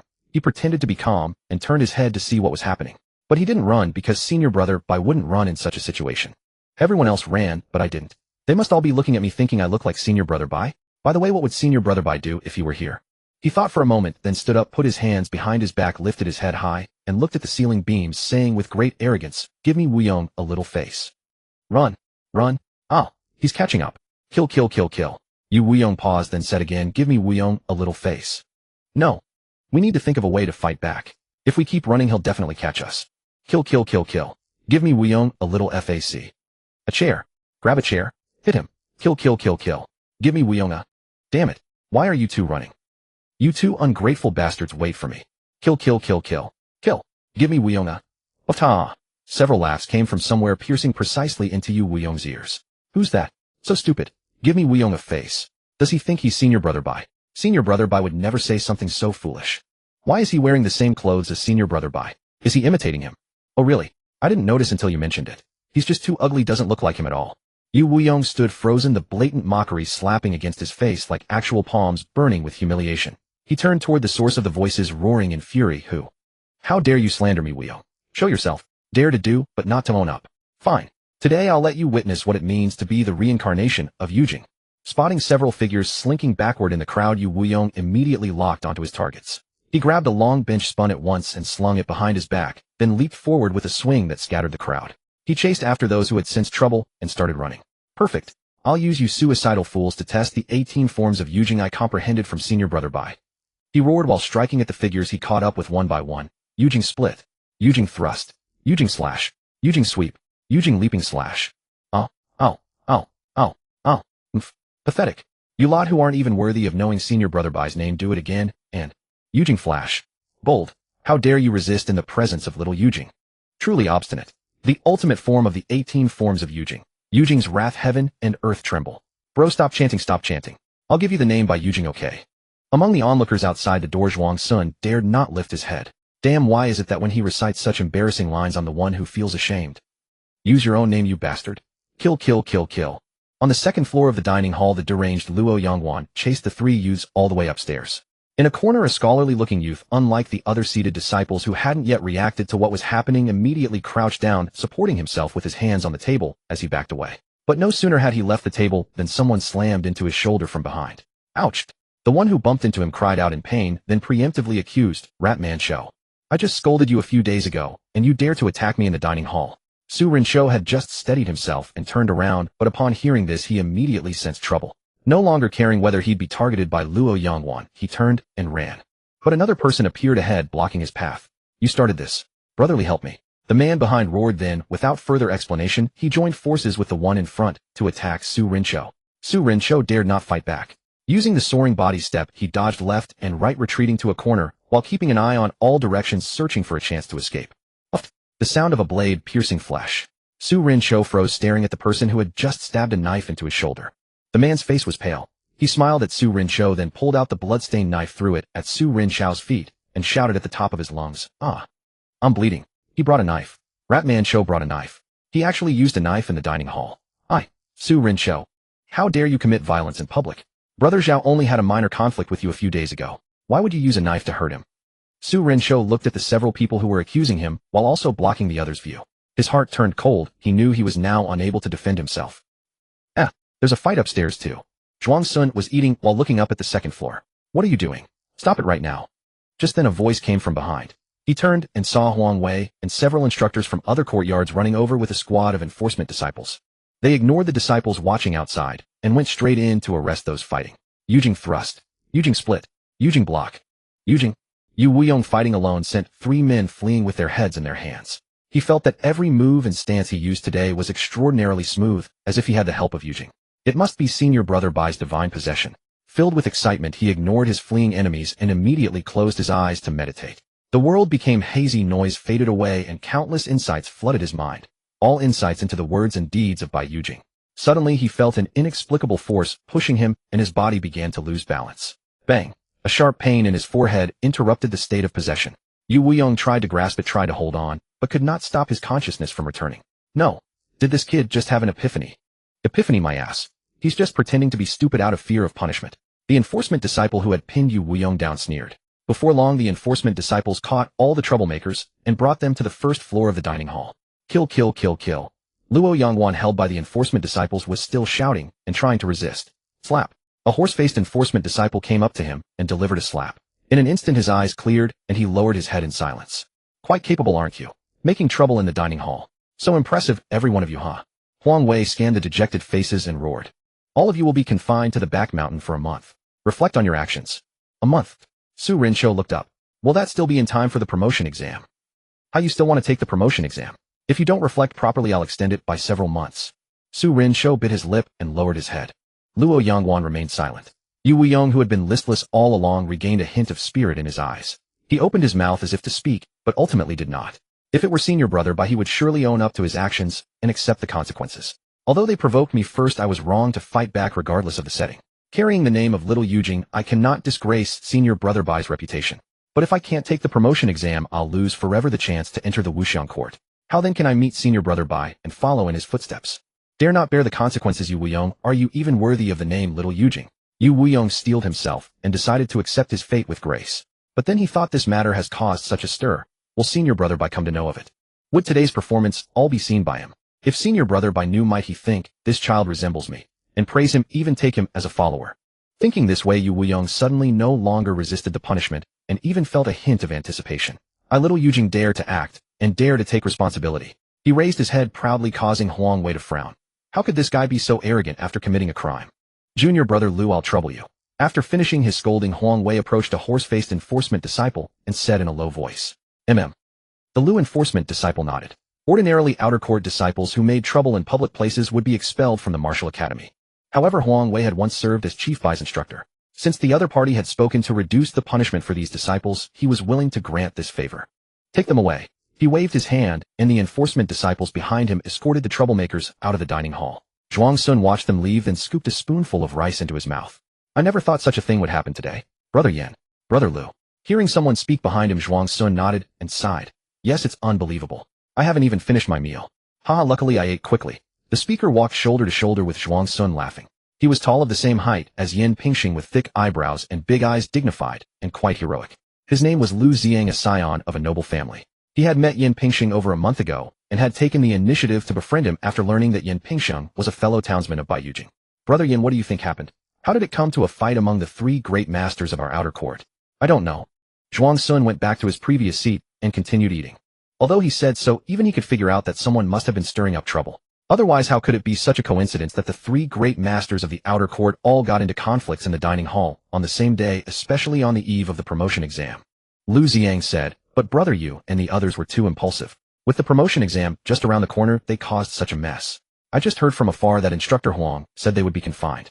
I'm afraid they'll miss this promotion exam. What a pity. A strange smile appeared on his face, but he quickly suppressed it. But this did not escape Zhuang Sun's eyes. He paused in his eating, then pretended nothing had happened and continued eating. Zhuang Sun mused inwardly. I never expected you with your honest looks to play such a dirty trick. Yet Lu Ziang was merely a minor noble scion. He couldn't have accomplished such a feat alone. There must be others involved. Let me guess. Liang Xiaohua. Those two are close friends, and Liang has a prior record, so the probability is high. Qin Jinju. She's also quite despicable, so the odds aren't bad either. The other two among the 5 outer court experts could also be suspects. Guichen. He lacks the wit. Yu Xiao. Not familiar. From what Dafu says, he's a hardcore ascetic. Hard to say. This type of persona often makes the most ruthless mastermind. After bidding farewell to Yin Pingxing, Lu Ziang left the martial academy and arrived at a tavern called Heavenly Guest. This was the finest tavern in the Great Zhou Mountains, where only those of a certain status could dine. After presenting the Heavenly Guest identity token, Lu Ziang was led by a young attendant into the opulent tavern, ascending to the 3rd floor and entering a quaint antique-style private room. Inside the room, many people were already seated, all wearing the disciple robes of Wanqing Martial Academy. You're here. Liang Xiaohua, seated at the head, lifted his gaze to glance at Lu Ziang pouring tea with a leisurely air. Lu Ziang nodded, found an empty seat nearby, and sat down laughing. Brother Liang, this new retainer of yours is truly extraordinary. He actually managed to eliminate 3 of the 5 experts. Liang Xiaohua's lips curled slightly as he leaned back. Just knowing how to use people. A scholarly-looking youth sitting in the corner stood up, clasped his hands, and said, I am honored that young Master Lu thinks so highly of me. Then addressing Liang Xiaohua, he clasped his hands again. Since I have fulfilled the promise I made before young Master Liang, may I ask about the matter you agreed to for me? Rest assured, I always reward those who contribute. I'll reserve you one of the 10 slots for the upper academy. I thank young Master Liang. However, Liang Xiaohua's tone shifted. The one I most wanted to eliminate. Yi Guichen. You haven't dealt with him yet, have you? Young Master Liang, rest assured, Yi Guichen is nothing to fear. Oh, you already have a plan. Speak. It's merely driving the wolf to devour the tiger. Su Wenli said, hands behind his back, a calm smile on his face. Good, then I'll wait for your good news. Liang Xiaohua crossed one leg, idly playing with a teacup, his smile arrogant. Now that 3 of the 5 outer court experts are gone, Yi Guichen is on his last legs. Yu Xiao is my man, and half of the top 100 on the outer court disciple list are bought off. How the promotion assessment is already in the palm of my hand. Su Wenli cautioned, young Master Liang, there is still over a month until the promotion assessment. There are too many variables, nothing is settled yet. I think we should not be careless. Oh, do tell. The first variable is people. Besides the 5 experts, there are many others who pose considerable threats. Su Wenli said, for instance Yin Pingxing, who is ostensibly the 4th to reach martial perfection. If he breaks through to 9-stone strength within this month, the threat he poses would be no less than that of the 5 experts. Yin Pingxing. Liang Xiaohua paused, his cup twirling. I recall. He is a fellow townsman of Brother Bai. After a moment of thought, he slowly said, I hold Brother Bai in high esteem. Exactly. Exactly. Lu Yun, who sat beside Liang Xiaohua, her features innocent and alluring, chimed in. Yin Pingxing is one of Brother Bai's people. We must give him a slot. Can't afford to displease Brother Bai. Liang Xiaohua nodded, signaling to Su Wenli next. Su Wenli frowned inwardly. The more people sharing the slots, the smaller his own chance of getting one. But he dared not contradict Liang Xiaohua, so he continued. There's also Li Ziging from Miss Chen's faction. At the coming-of-age ceremony of the Zhou family's eldest son, he displayed palm techniques that had reached the great accomplishment level. Now months later he may have advanced further. Likewise, Chen Qing'er beside Miss Chen cannot be ignored. Although she ranks only 23rd on the outer court disciple list, I believe her strength is actually on par with the 5 experts, or even above them. She merely hides her abilities to serve as a foil for Miss Chen. Liang Xiaohua sneered. I'm not afraid of the Chen family's 5th miss like others are. You can deal with those 2 without worry. Don't concern yourself with Chen Jinju. With your words, young Master Liang, I am reassured. I will clear the obstacles for you. Su Wenli said, the 4th is Xia Ichio, the young master of the Xia family. Although he has no strong subordinates, he has many people. If left unchecked, he might disrupt your plan to control the promotion assessment. Xia Ichio, though he and I, along with Chen Jinju, are all members of the 7 great families, he's merely a collateral branch. How dare he raise his own banner? Liang Xiaohua said flatly, send him a message, cooperate with me against Chen Jinju, and after it's done, I'll give him a slot. He's a smart man. He'll know what to do. Su Wenli nodded, then continued, the 5th is. Enough, Liang Xiaohua interrupted. Meeting Su Wenli's puzzled gaze, he said calmly, we must leave a few promotion slots for the commoners at the bottom. If we go too far, the academy will step in. Su Wenli said confidently, young Master Liang, rest assured, I won't leave any evidence for the academy. Enough. Liang Xiaohua shook his head and dismissed him, then turned to chat and drink with the others. Outside the private room, a young man in a blue military robe and silver armor, wearing an iron-cast bamboo hat, leaned against the door with his arms crossed, silently listening to the commotion inside. People came and went in the hall, but no one noticed him. So it really is Liang Xiaohua. He's everywhere, yet he has some sense of proportion, not greedy. Zhuang Sun leaped out of the nearby window, deciding not to meddle. Since they weren't targeting him, and even intended to make things easier for him, why stir up trouble for no reason? After the cafeteria incident, the martial academy was peaceful for a few days, then another shocking event occurred. Yi Guochen with a mortal body killed a 9th-grade martial artist. This morning, the battered Yi Guochen dragged the corpse of Wolf Lord, the leader of the Wild Wolf Gang, to the gang's headquarters to display it publicly, deterring petty criminals. Upon hearing the news, the entire academy was shocked. For a time, no one dared to mock him. Zhuang Sun, upon learning this, was also extremely astonished. Of course, what shocked him was not that Guochen killed a 9th-grade martial artist with a mortal body. He had done that before several times, and it was no big deal. What shocked him was that Guochen, after killing, dared to so openly drag the deceased to the victim's doorstep for public display. Even he, the chief disciple, would not dare to be so arrogant. Sure enough, within less than an incense stick's time of the news spreading, Yi Guochen, who had just returned to the academy, was arrested by the enforcement hall on charges of murder. Zhuang Sun, upon hearing this, couldn't help covering his face and laughing. He had thought Guochen had some support to be so arrogant after killing, but it turned out he had nothing. Just a worthless life daring to parade the corpse through the streets. My brother Guochen only learned that killing is illegal after leaving the Yi mansion. After laughing, Zhuang Sun secretly monitored the situation. In the end, the enforcement hall gathered evidence that Wolf Lord had attacked first, and only sentenced Yi Guochen to 7 days of confinement as a warning.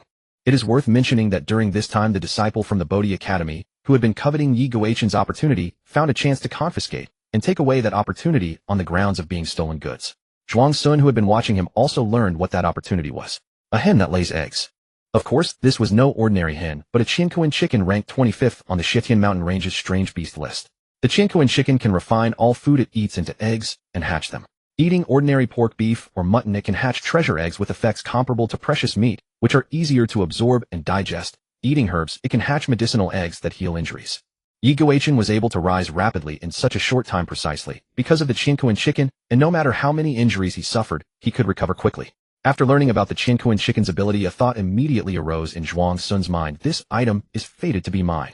However, Zhuang Sun had not yet figured out who was behind that Bodhi Academy disciple, so he could not retrieve his own item, yet lest he alert the enemy. He could only leave it there for him to keep temporarily. In fact, Yi Guichen's feat of killing a martial artist with a mortal body had not gone unnoticed by the elders of the martial academy. However, after learning that Yi Guichen only had a lower-grade bone foundation, the elders sighed with regret and gave up the idea of taking him as a disciple. Because the quality of one's bone foundation not only affects cultivation speed, but also determines one's upper limit. A person with lower-grade bone foundation without a great opportunity to defy fate can at most reach the 7th rank in martial arts in this life, and after that it will be difficult to advance even half a step. A person with medium-grade bone foundation can reach at most the 4th rank. A person with superior grade bone foundation can cultivate all the way to the 1st rank, and whether they can break through to the pinnacle thereafter depends on their comprehension. Pinnacle experts currently, there are only 4 on the surface of Great Zhou Mountain. 7 days later, Zhuang Sun controlling Yin Pingxing headed to the cafeteria and encountered Yi Guichen, who had been released after serving his sentence. The other party walked straight up to him without speaking. Zhuang Sun felt surprised and hesitated for a moment, then asked, "Brother Guichen, is there something you need?" Upon hearing this, Guichen immediately felt relieved, thinking that Yin Pingxing was indeed as gentle as rumored, not mocking him. Then the matter he wanted to entrust to him should be settled. He forced a stiff smile and extended his hand to the side. "Brother Yin, a word in private."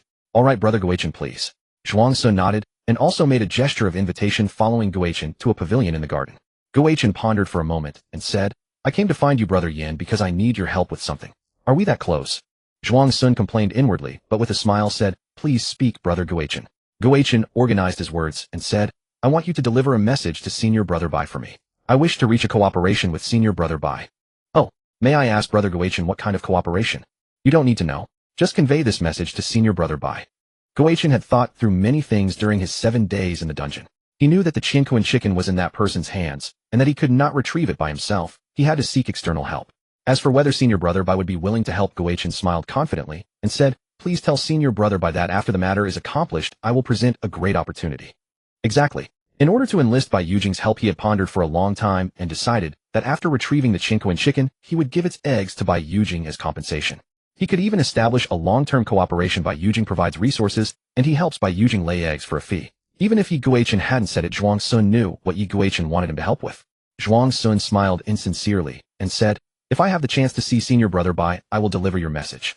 Guichen did not notice that Yin Pingxing's attitude had turned cold. He nodded, stood up, and said, "Thank you, but please hurry, Brother Yin." With that he turned and left. Zhuang Sun watched his back and finally understood why this person was so disliked in the outer court. What a freak. Zhuang Sun shook his head, speechless. With this attitude, he still wants to ask for help. Not to mention they barely know each other. Yin Pingxing, Didi, what did Brother Bai say? Bai Yujing not helping. That's right, not helping. But this Yi Guichen was clearly a domineering and self-centered person. Whether direct or indirect refusal would definitely incur his hostility. He needed to think of a way. Zhuang Sun pondered. He was not afraid of Yi Guichen. To be honest, this Yi Guichen, as he saw, now didn't even look like a protagonist. How could a protagonist be so pathetic? Not only is he disliked everywhere, but his cheat item was also stolen. But there was no need to confront him directly. It was better to avoid trouble. "'Tis troublesome. Just stall for now." Zhuang Sun couldn't think of a good solution at the moment. Just as Zhuang Sun was still thinking of a way, on the other side, Su Wenli's actions against Yi Guichen had silently begun. One day, Tang Wanru, who was very famous among the male disciples of the outer court for her gentle nature and beautiful appearance, went downstairs to collect her laundry. But when she reached the drying area, she was stunned because her clothes were scattered all over the ground. At first she thought it was the wind, so she walked over to pick them up, but as soon as she picked up her underwear, her expression suddenly changed. There was an unknown sticky liquid on it. She immediately threw away that underwear, stepped back several paces, covered her mouth with both hands, and showed a terrified expression. The enforcement hall learned of this and immediately launched an investigation. Soon they found the culprit, Yi Guichen. All evidence pointed to him, and in the outer court, only he who could kill a martial artist across realms had the ability to evade the female dormitory supervisor's sight and sneak in. In an instant, Yi Guichen's reputation was ruined, turning from universally disliked to universally reviled. Even the Yi family in faraway Sichuan City issued an urgent statement. Yi Guichen had misconduct. Long ago, the Yi family had expelled him from the clan registry and permanently banished him from the Yi mansion. Soon, with a joint petition from all female disciples of the academy, the Internal Affairs Hall issued the verdict for Yi Guichen, expelled from Wanqing Martial Academy and forever forbidden from setting foot within the academy's jurisdiction. What a sinister plan. Zhuang Sun shivered inwardly, elevating his estimation of Su Wenli's danger level by several degrees. If such a scheme were to befall him, he would never dare to recreate that clone again, not even in death. Beware, he must beware. He could never afford to let his guard down against such a man who would stop at nothing.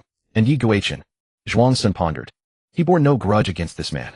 Initially, when Yi Guichen sought his help, he had not outright refused. Logically, even if Yi Guichen sought revenge, it would not target him.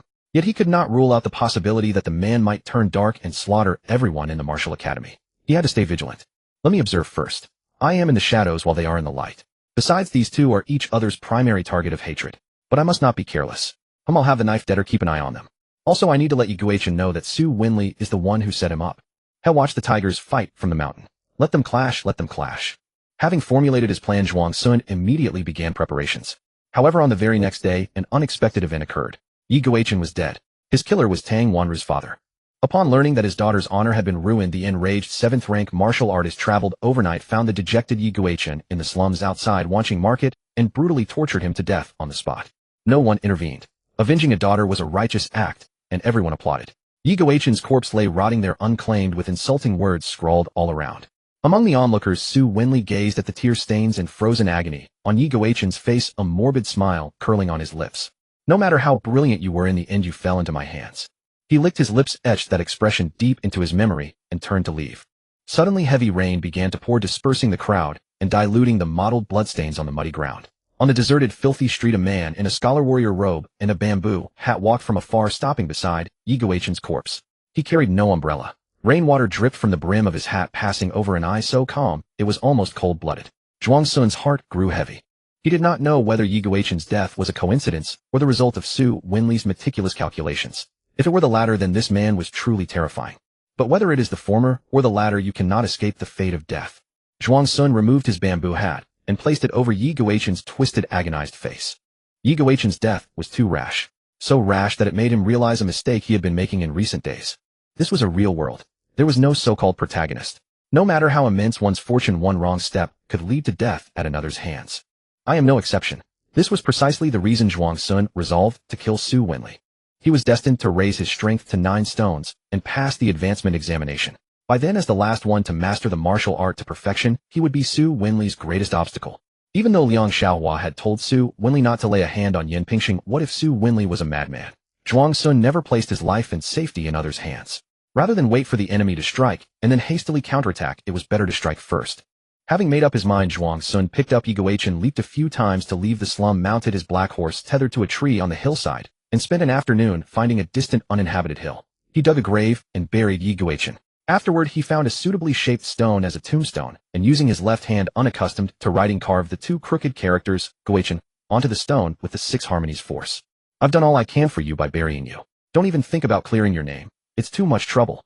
Late at night, a shadow flitted like a ghost between the dormitory buildings. Zhuang Sun silently infiltrated Su Winli's dormitory. Approaching the sleeping Su Winli, he gazed at the man's peaceful sleeping face and raised his blade high. Thud! The head separated from the body and blood flowed down, pooling into a small puddle. The cunning schemer died in his defenseless sleep. After confirming Su Winli's death, Zhuang Sun turned and left. In the middle of the night, a roommate, awakened by the smell of blood, saw the bloodstains and the severed body. He was instantly jolted awake, collapsed to the floor, and screamed in terror. Ow, ow, ow, ow, ow. Inside Yan Pingxing's dormitory, Zhuang Sun, lying in bed, turned over and covered his ears, muttering along with his roommates, "Who's that shouting in the middle of the night?" Soon many candlelights flickered in Shizhu residence. Not long after, disciples from the law enforcement hall arrived and swarmed into Su Winli's dormitory, but after analyzing for a long time, they could not figure out who the murderer was. Someone mentioned the knife debtor, but was quickly refuted by another because no cleaver was left at the scene. This was Zhuang Sun's clever touch. Every time he killed, he left a cleaver. By occasionally omitting it, others would not suspect him of this murder. The last time he left a cleaver, it was because Zhong Youqi was connected to Yan Pingxing, and he had to use the knife debtor to divert the law enforcement hall's attention. This time there was no need. Yan Pingxing had no enmity with Su Winli. They did not even know each other. It was not wise to let the knife debtor appear frequently in the martial academy. In the end, Su Winli's murder became a cold case, a nightmare for countless outer courtyard disciples. Liang Xiaohua and the others who knew what Su Winli had done were even more terrified, suspecting that Yi Guichen's ghost had returned for revenge. So frightened was Liang Xiaohua that he could not bear to stay in the martial academy. He returned to the Liang mansion in Sichuan City that very morning.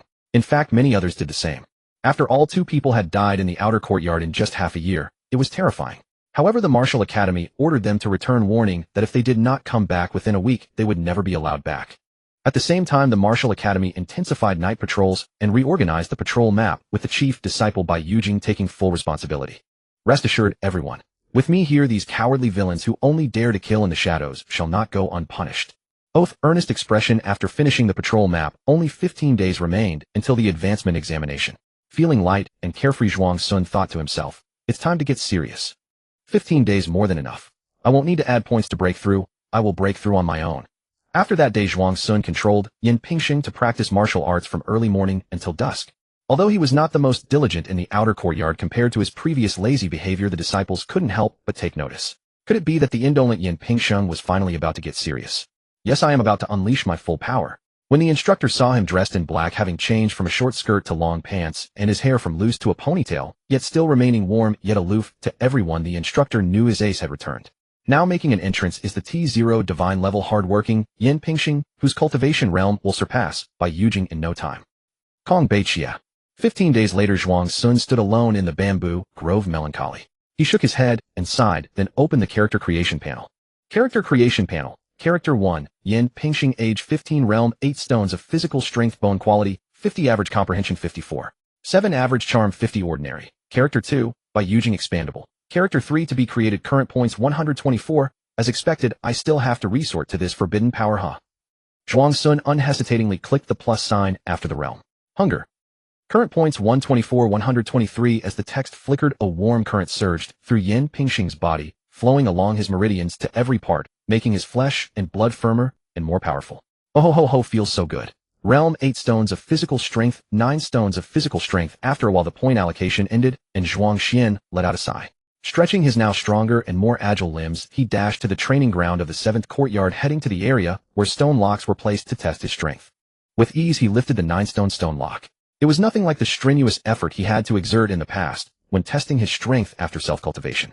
How does that saying go? The cultivation achieved through one's own effort is ethereal and unstable, while the power granted by the system is clearly superior. Zhuang Sun chuckled softly and gently placed the stone lock back in its place.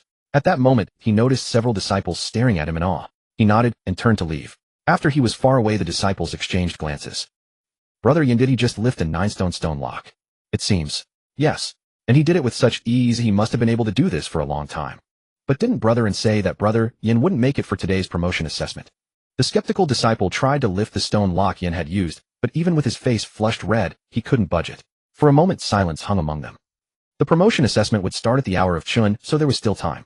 Zhuang Sun controlled Yin Pingxing back to the dormitory and let him sleep. Later he woke up at the same time as Ndafu and Zhang Tai.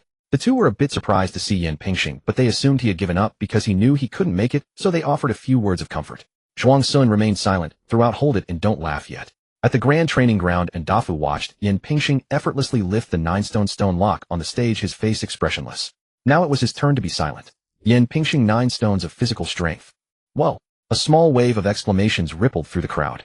Ndafu, feeling the questioning gazes from many people, covered his face with his hand and rubbed it vigorously. Oh my, I've been fooled by this guy again. Weren't you sighing all night last night? How come today? Hey, what are you doing?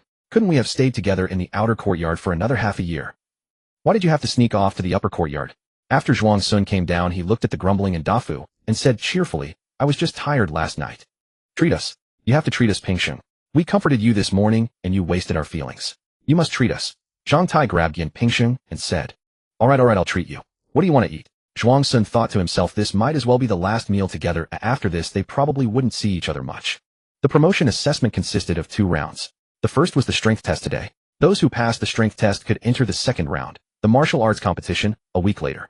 The top 10 in the competition would earn a spot in the upper 2 courtyards, while the rest would have to choose among the lower 3 courtyards. So after today's separation was inevitable. The next day, Zhuang Sun learned that a total of 94 disciples had advanced to the second round, a few more than he had expected. At the same time, his advancement to the second round had attracted the attention of many who sought to probe his strength. Some came under the guise of sparring, and Zhuang Sun accepted all challenges demonstrating the perfected martial arts they wanted to see before stopping at the point of courtesy. Zhuang Sun was not the only one treated this way. Other disciples who had mastered or were suspected of mastering perfected martial arts received the same treatment. However, it remained only at the level of testing strength, with no one resorting to underhanded tactics. This made Zhuang Sun feel that killing Su Wenli was indeed the right move, otherwise the outer courtyard would not be so peaceful now. Moreover, as one of the only 2 known disciples with perfected martial arts and not aligned with Su Wenli, he would inevitably be seen as a major enemy.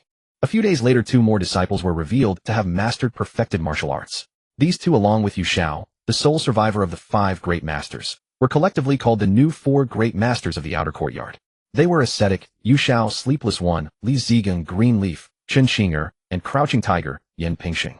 Are they all elementary school kids so fond of giving people nicknames? Crouching tiger, a tiger lying in ambush. Hey, come to think of it, it fits Yin Pingxing's experience, since in others' eyes I've had 9 stones of physical strength for a long time, just hiding it, until the promotion assessment. Not bad, I guess, as long as they don't call me Fat Tiger. Zhuang Sun pinched the large roll of fat on his belly. In the previous period, to forge 9 stones of physical strength, he ate 1 portion of precious meat every day, gaining 20 jin in just 15 days. Now he really looked like a fat pig. But fortunately his charm remained at 50, not dropping. So Zhuang Sun temporarily decided not to let Yin Pingxing lose weight, because his low-grade martial art 1000 jin drop became more powerful with greater body weight. He would deal with it after the promotion assessment. Actually losing weight or not didn't seem to matter. He would look the same either way. Without weight loss, an ordinary-looking fat man. With weight loss, an ordinary-looking thin man. That stings a bit. Good thing I look like Bai Yujing in person. Yin Pingxing is just my avatar. Zhuang Sun patted his dua chest and consoled himself. Well, I'll still lose weight. I plan to play Yin Pingxing as a muscular hunk and later find a skill that can transform him into a monster to practice. Also, I need to arrange for Bai Yujing and Yin Pingxing to meet. Zhuang Sun pondered. He realized there was a flaw in his previous plan. He had never let Bai Yujing speak out, which over time could easily make people think that Yin Pingxing wasn't actually close to Bai Yujing and was just using the name of their hometown to borrow Bai Yujing's influence. For instance, in the past few days, if Bai Yujing had confirmed his hometown relationship with Yin Pingxing, who would have dared to test his strength? On the morning of the second day, Zhuang Sun steered the white jade capital to the shade beneath the trees outside the training ground of the 7th small courtyard. A female disciple who was refining her strength near the entrance glanced over inadvertently and froze for a moment. She thought her eyes were playing tricks on her, so she turned her head again to look at the aloof and noble figure under the shade, as if a banished celestial, and realized it truly was the white jade capital. Overcome with excitement, she opened her mouth wide and was about to call her companion to look when she saw the white jade capital seemingly gesture for her to approach. She glanced around, then tentatively pointed a finger at herself. After receiving a nod from Senior Brother Bai, she immediately jogged over in excitement. Senior Brother Bai, is there something you need from me? Could you trouble Junior Sister to summon Yin Pingxing? I would be grateful. All right. Senior Brother Bai. Having received the task from Bai Yujing, the female disciple dared not delay and rushed back to the training ground without pause. By then many other disciples had also noticed Bai Yujing. When the female disciple returned, several of her acquaintances immediately surrounded her to inquire. Hey, quick, help me find Senior Brother Yin Pingxing. Where is he? Before they could speak, the female disciple spoke first. Then she stood on tiptoe looking around and shouted, Yin Pingxing. Senior Brother Yin Pingxing. Senior Brother Bai is looking for you at the entrance. Hurry over. The other female disciples also joined in calling Yin Pingxing. Senior Brother Yin Pingxing. Instantly, all the disciples in the training ground knew that Bai Yujing was looking for Yin Pingxing at the entrance. Yin Pingxing is over here. In a corner of the training ground, Zhang Tai pointed at Yin Pingxing and bellowed. Then everyone saw the slightly plump, ordinary-looking Yin Pingxing walking dazedly toward the shouting female disciples. Senior Brother Bai is looking for me. Yes. Senior Brother Bai is right under the tree at the entrance. Go quickly. Oh. Urged by the female disciples, Yin Pingxing jogged over. The other disciples in the training ground followed behind him, gathering at the entrance to peek. Under the tree's shade, Bai Yujing stood with arms crossed, gazing into the distance. The wind ruffled his hair, making the scene as beautiful as a painting. When Yin Pingxing stepped within 10 paces, he turned his head, his voice as serene and melodious as a stone falling into an ancient pool. Have you decided which courtyard to go to? Yin Pingxing stopped and said, Senior Brother Bai, if I can get the quota for the upper 2nd courtyard, I'll probably go to the Paranirvana courtyard. MMIC. Bai Yujing turned and left. Yin Pingxing watched his retreating figure, and after a moment the anxious voice of Ndafu reached his ears. Pingxing, you fool. Senior Brother Bai was clearly hinting for you to go to the invisible courtyard. How could you say Paranirvana courtyard? No, Senior Brother Bai was simply asking which courtyard I wanted to go to. No, you don't understand the underlying meaning of Senior Brother Bai's words. You're even giving me reading comprehension exercises now. Zhuang Sun shook his head and reduced Ndafu to speechlessness with a single sentence. Senior Brother Bai wouldn't think of so many twists and turns. At this moment others also gathered around, chattering enviously. Brother Yin, Senior Brother Bai actually came to ask you which courtyard you want to go to. Zhuang Sun said, I didn't expect it either. Senior Brother Yin, Senior Brother Bai really looks out for you. He even came all the way here just for you. Senior Brother Yin you. After answering the disciples' questions for a while and satisfying their curiosity, Zhuang Sun was finally able to leave. This should be enough now. No one should dare to play dirty tricks on me during the promotion assessment's martial competition. Zhuang Sun thought to himself as he packed his things and slipped out through the back exit of the training ground to avoid being surrounded by another wave of people bombarding him with questions. An incense stick after Bai Yujing left, Chen Jinju rushed over, panting heavily, looking around. Where's Senior Brother Bai? 5th Miss. Senior Brother Bai has already left, of course. Chen Xing'er sighed helplessly and used a handkerchief to wipe the fine beads of sweat from Chen Jinju's fair and smooth forehead. Oof. Damn it. How can that guy earn senior brother Bai's favor? I want it to him.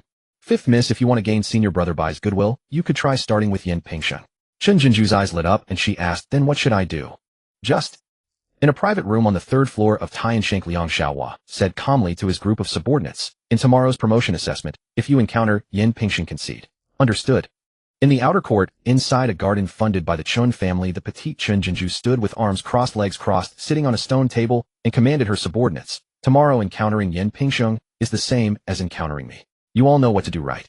In the outer court, on the stone-paved path outside the garden, a figure with an extremely upright posture muttered to himself, the new four great experts of the outer court, ascetic, Yu Shao, sleepless one, Li Ziging, green leaf, Chen Qing, a crouching tiger, Yin Pingsheng.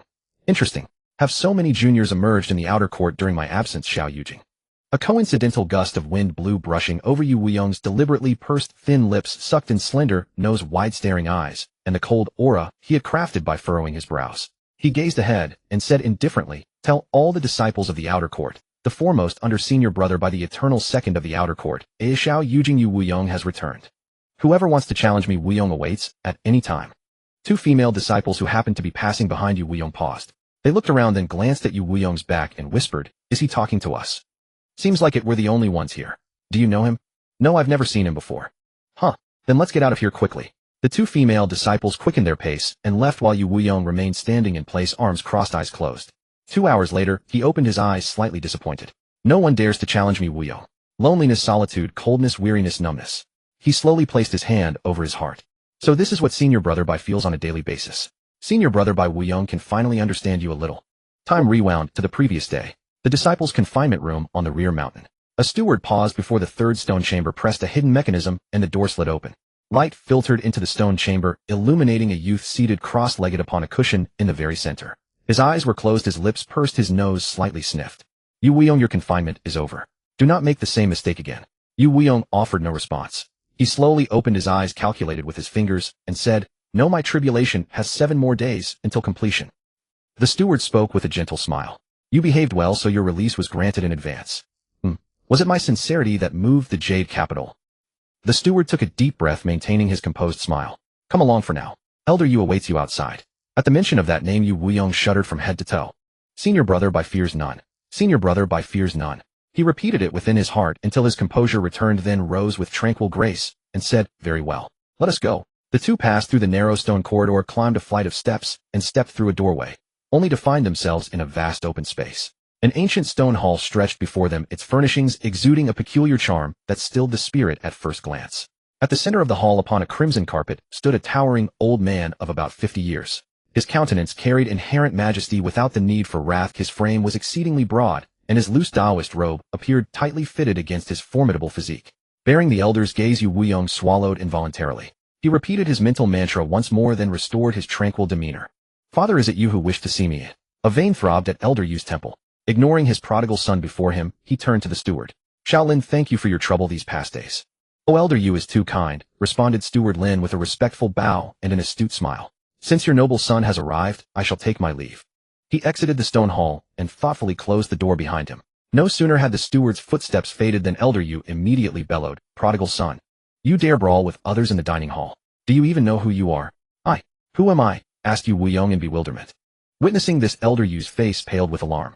He hurried to Yu Weiyong's side and gripped his son's shoulders with hands as large as palm leaves. My son, do not frighten your father. Your name is Yu Weiyong. Yu Weiyong? Yu Weiyong tilted his head, slightly feigning recollection.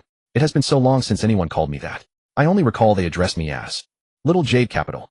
Thwack. Elder Yu retracted his fist with a stone-cold expression and regarded the rapidly swelling lump on Yu Weiyong's forehead.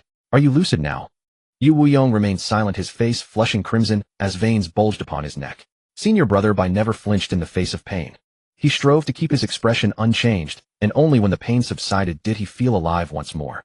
Father, I am clear-headed. Yu Weiyong was about to reply thus, but suddenly felt such an answer lacked backbone. Senior brother Bai would never speak so weakly. He altered his words instead. Father, I have never felt more refreshed. Elder Yu's fists clenched again. After a moment of hesitation between striking and refraining, he ultimately suppressed his fury. Troublemaker. You only bring disgrace upon me. Come with me. If you ever pull such shameful deeds again, I will beat you to death. And you must secure first place in the Academy Advancement Assessment Martial Competition the day after tomorrow. Otherwise do not claim to be my son. Yu Weiyong replied with confidence, rest assured, father. Bearing the reputation of Little Jade Capital, Yu Wuyong shall never be defeated. With senior brother by absent, I am the undisputed #1 in the outer court. Speak so full now, and if you return without first place I will break your legs, said Elder Yu. Your father does not oppose you emulating Chief White, but observe what you have learned. You have not adopted a single virtue of his. Did you reflect upon anything during the month of your confinement? Yes, I Yu Wuyong have achieved sudden enlightenment, replied Yu Wuyong, pausing mid-step with an expression of utmost seriousness. Oh, a stir arose within Elder Yu's heart. As a senior member of the Discipline Hall within Wanqing Martial Academy, Elder Yu could have secured his son's release with but a single word. However, watching day follow day, watching his only child, born in his later years, grow ever more wayward, and witnessing even the disgraceful scandal of a decadent heir, merely a month prior he had steeled himself and allowed the confinement to proceed, hoping his son would eventually come to his senses. It seemed his patience had yielded some effect after all. In the past, Yu Wuyong had always been lost in his own world, indifferent to everything around him, and had never before displayed such a serious expression. He gazed at Yu Wuyong expectantly. His son took a deep breath, his expression as though resolving to undertake some monumental matter of life, and spoke with grave solemnity. Father, I wish to take senior brother by surname.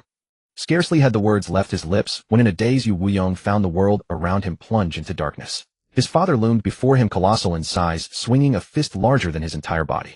Bang! Consciousness severed. Elder Yu, his face dark as thunder, slung Yu Wuyong over his shoulder and strode resolutely toward the exit. The following morning, Zhuang Sun piloting Yin Pingxing arrived at the Grand Martial Arena to participate in the final event of the Academy Advancement Assessment, the martial competition. After receiving his match number, he wandered aimlessly through the crowd until he spied Li Ziging, whereupon he approached to strike up a conversation. Ziging, who would have thought both of us would reach this stage? By the way, I don't believe we've ever faced each other. Should we meet, don't hold back. Li Ziging offered a forced smile and said nothing further. Noticing his companion's odd expression, Zhuang Sun quickly replayed his own words in his mind, but could find no fault. Though perplexed, Zhuang Sun swiftly changed the subject and steered clear of any mention of the competition. Soon Li Ziging also regained his composure and engaged Yin Pingxing in casual conversation until the referee called his name upon the arena platform, whereupon he took his leave. Did I say something wrong just now? Whatever. Checking the numbers, his turn was approaching soon, so Zhuang Sun made his way to the platform, where he would soon compete, and waited. Next match, Yin Pingxing versus Yu Xiao. Facing such a formidable opponent in the very first round, I was hoping to coast into the top 10. Zhuang Sun cursed his luck silently and stepped onto the platform. On the opposite side, Yu Xiao, a burly man with a calm countenance, also ascended the stage. After exchanging mutual bows and assuming their stances, they began to test one another. But upon their first clash, Zhuang Sun immediately sensed something amiss. Pathetically weak. Yu Xiao likewise possessed 9-stone spiritual strength and peak-level martial arts, making his overall capability roughly equal to that of Yin Pingxing. Had Zhuang Sun merely displayed Yin Pingxing's expected level of prowess, the exchange should have been evenly matched, neither giving an inch. Yet this. Watching Yu Xiao driven backward by a single punch, Zhuang Sun restrained his strength somewhat and traded one more exchange before arriving at his conclusion. The man was throwing the match. Considering that Yu Xiao had received financial support from the Liang family, Zhuang Sun immediately understood why Li Ziging had behaved so strangely earlier. They must have received orders from Liang Xiaohua and Chen Jinju to concede defeat should they encounter him. Tisk, wasn't this simply drawing hostility upon himself? I could have reached the top 10 purely on merit. Zhuang Sun was utterly speechless in his heart. Zhuang Sun also reduced his strength to the same level as Yu Xiao's after he had been going easy, then displayed his martial arts mastery. Yu Xiao was momentarily stunned, understood Yin Pingxing's intention, and reluctantly began to spar with Yin Pingxing in martial arts. Yet he discovered that purely in terms of martial arts mastery, even though they were both at the perfection level, he was no match for his opponent. Instantly, the resentment he had harbored against Yin Pingxing, due to Liang Xiaohua's forced order to lose to him, vanished completely. He mouthed to Yin Pingxing, I concede defeat. Zhuang Sun smiled, then accompanied Yu Xiao through several dozen moves, creating an appearance of evenly matched combat, so that the other wouldn't lose face in public. Then with Yu Xiao's cooperation, he struck him off the arena. Thanks for the concession. A thunderous applause erupted from the audience, and the disciples discussed in astonishment. Wow, the veteran expert Kuxiushi is actually no match for Wohu. It seems Wohu is among the top of the 4 great experts.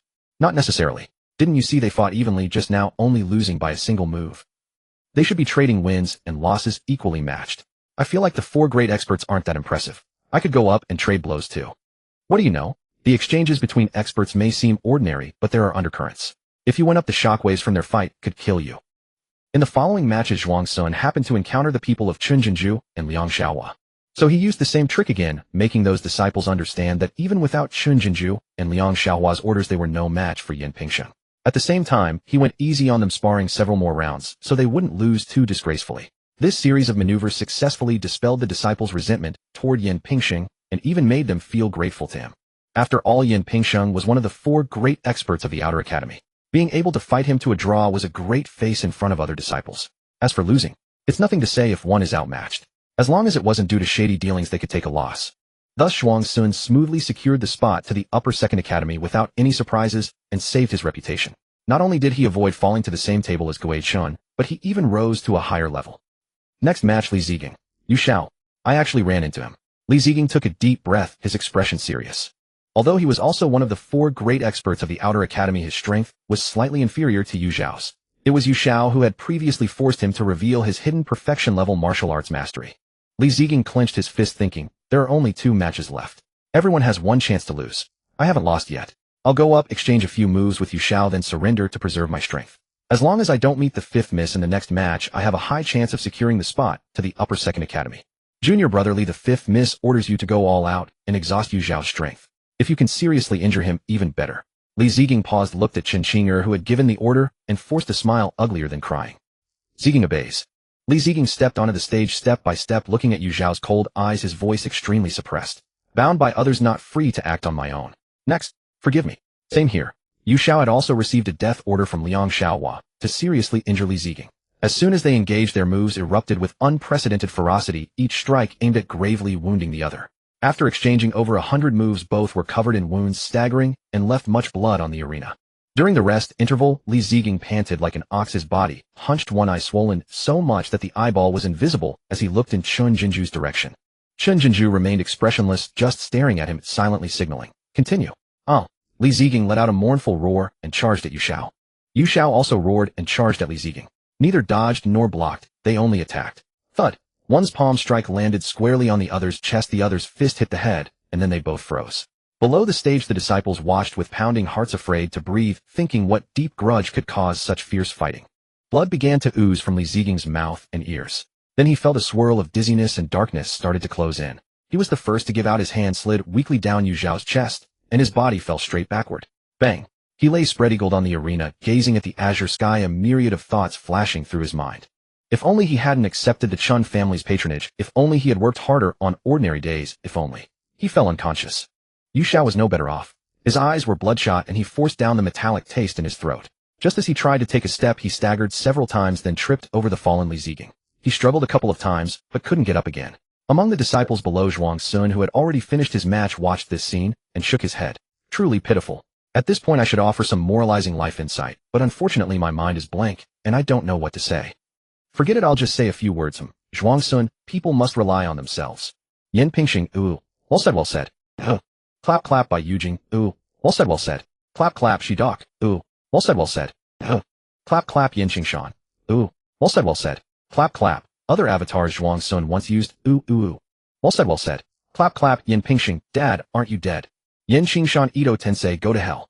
While Zhuang Sun was putting on this little mental theater because Yu Xiao and Li Ziging were severely injured and unable to continue fighting their next round opponents, Chun Jinju and Liang Xiaohua advanced directly. Thus the top 10 of the tournament emerged. They were Yu Wuyong, Chun Jinju, Chun Qinger, Liang Xiaohua, Lu Xiang, Lu Yun, Xia Ichio, Yin Pingsheng, along with a deeply hidden female disciple who had mastered perfection-level martial arts, and a male disciple with extremely rich combat experience. These 10 would compete again tomorrow to determine the ranking among the top 10, and then they could ascend to the academy. I'll just slack off tomorrow. Anyway, I've secured the spot to the Upper Second Academy. I also need to control Bai Yujing to come over.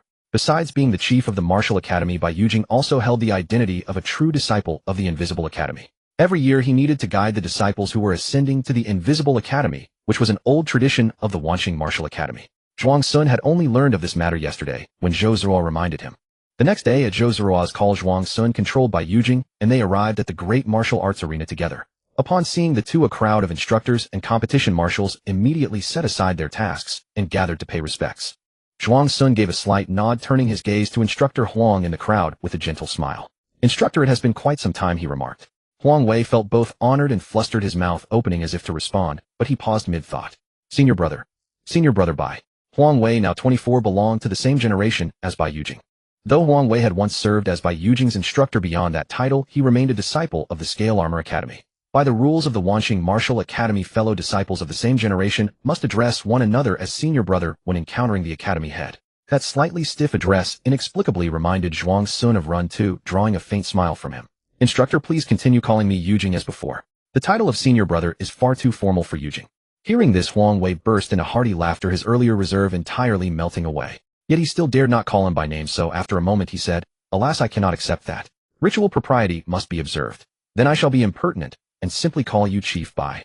Zhuang Sun offered a faint smile. At that moment he noticed out of the corner of his eye two figures sneaking closer, Chen Jinju and Yu Wuyong.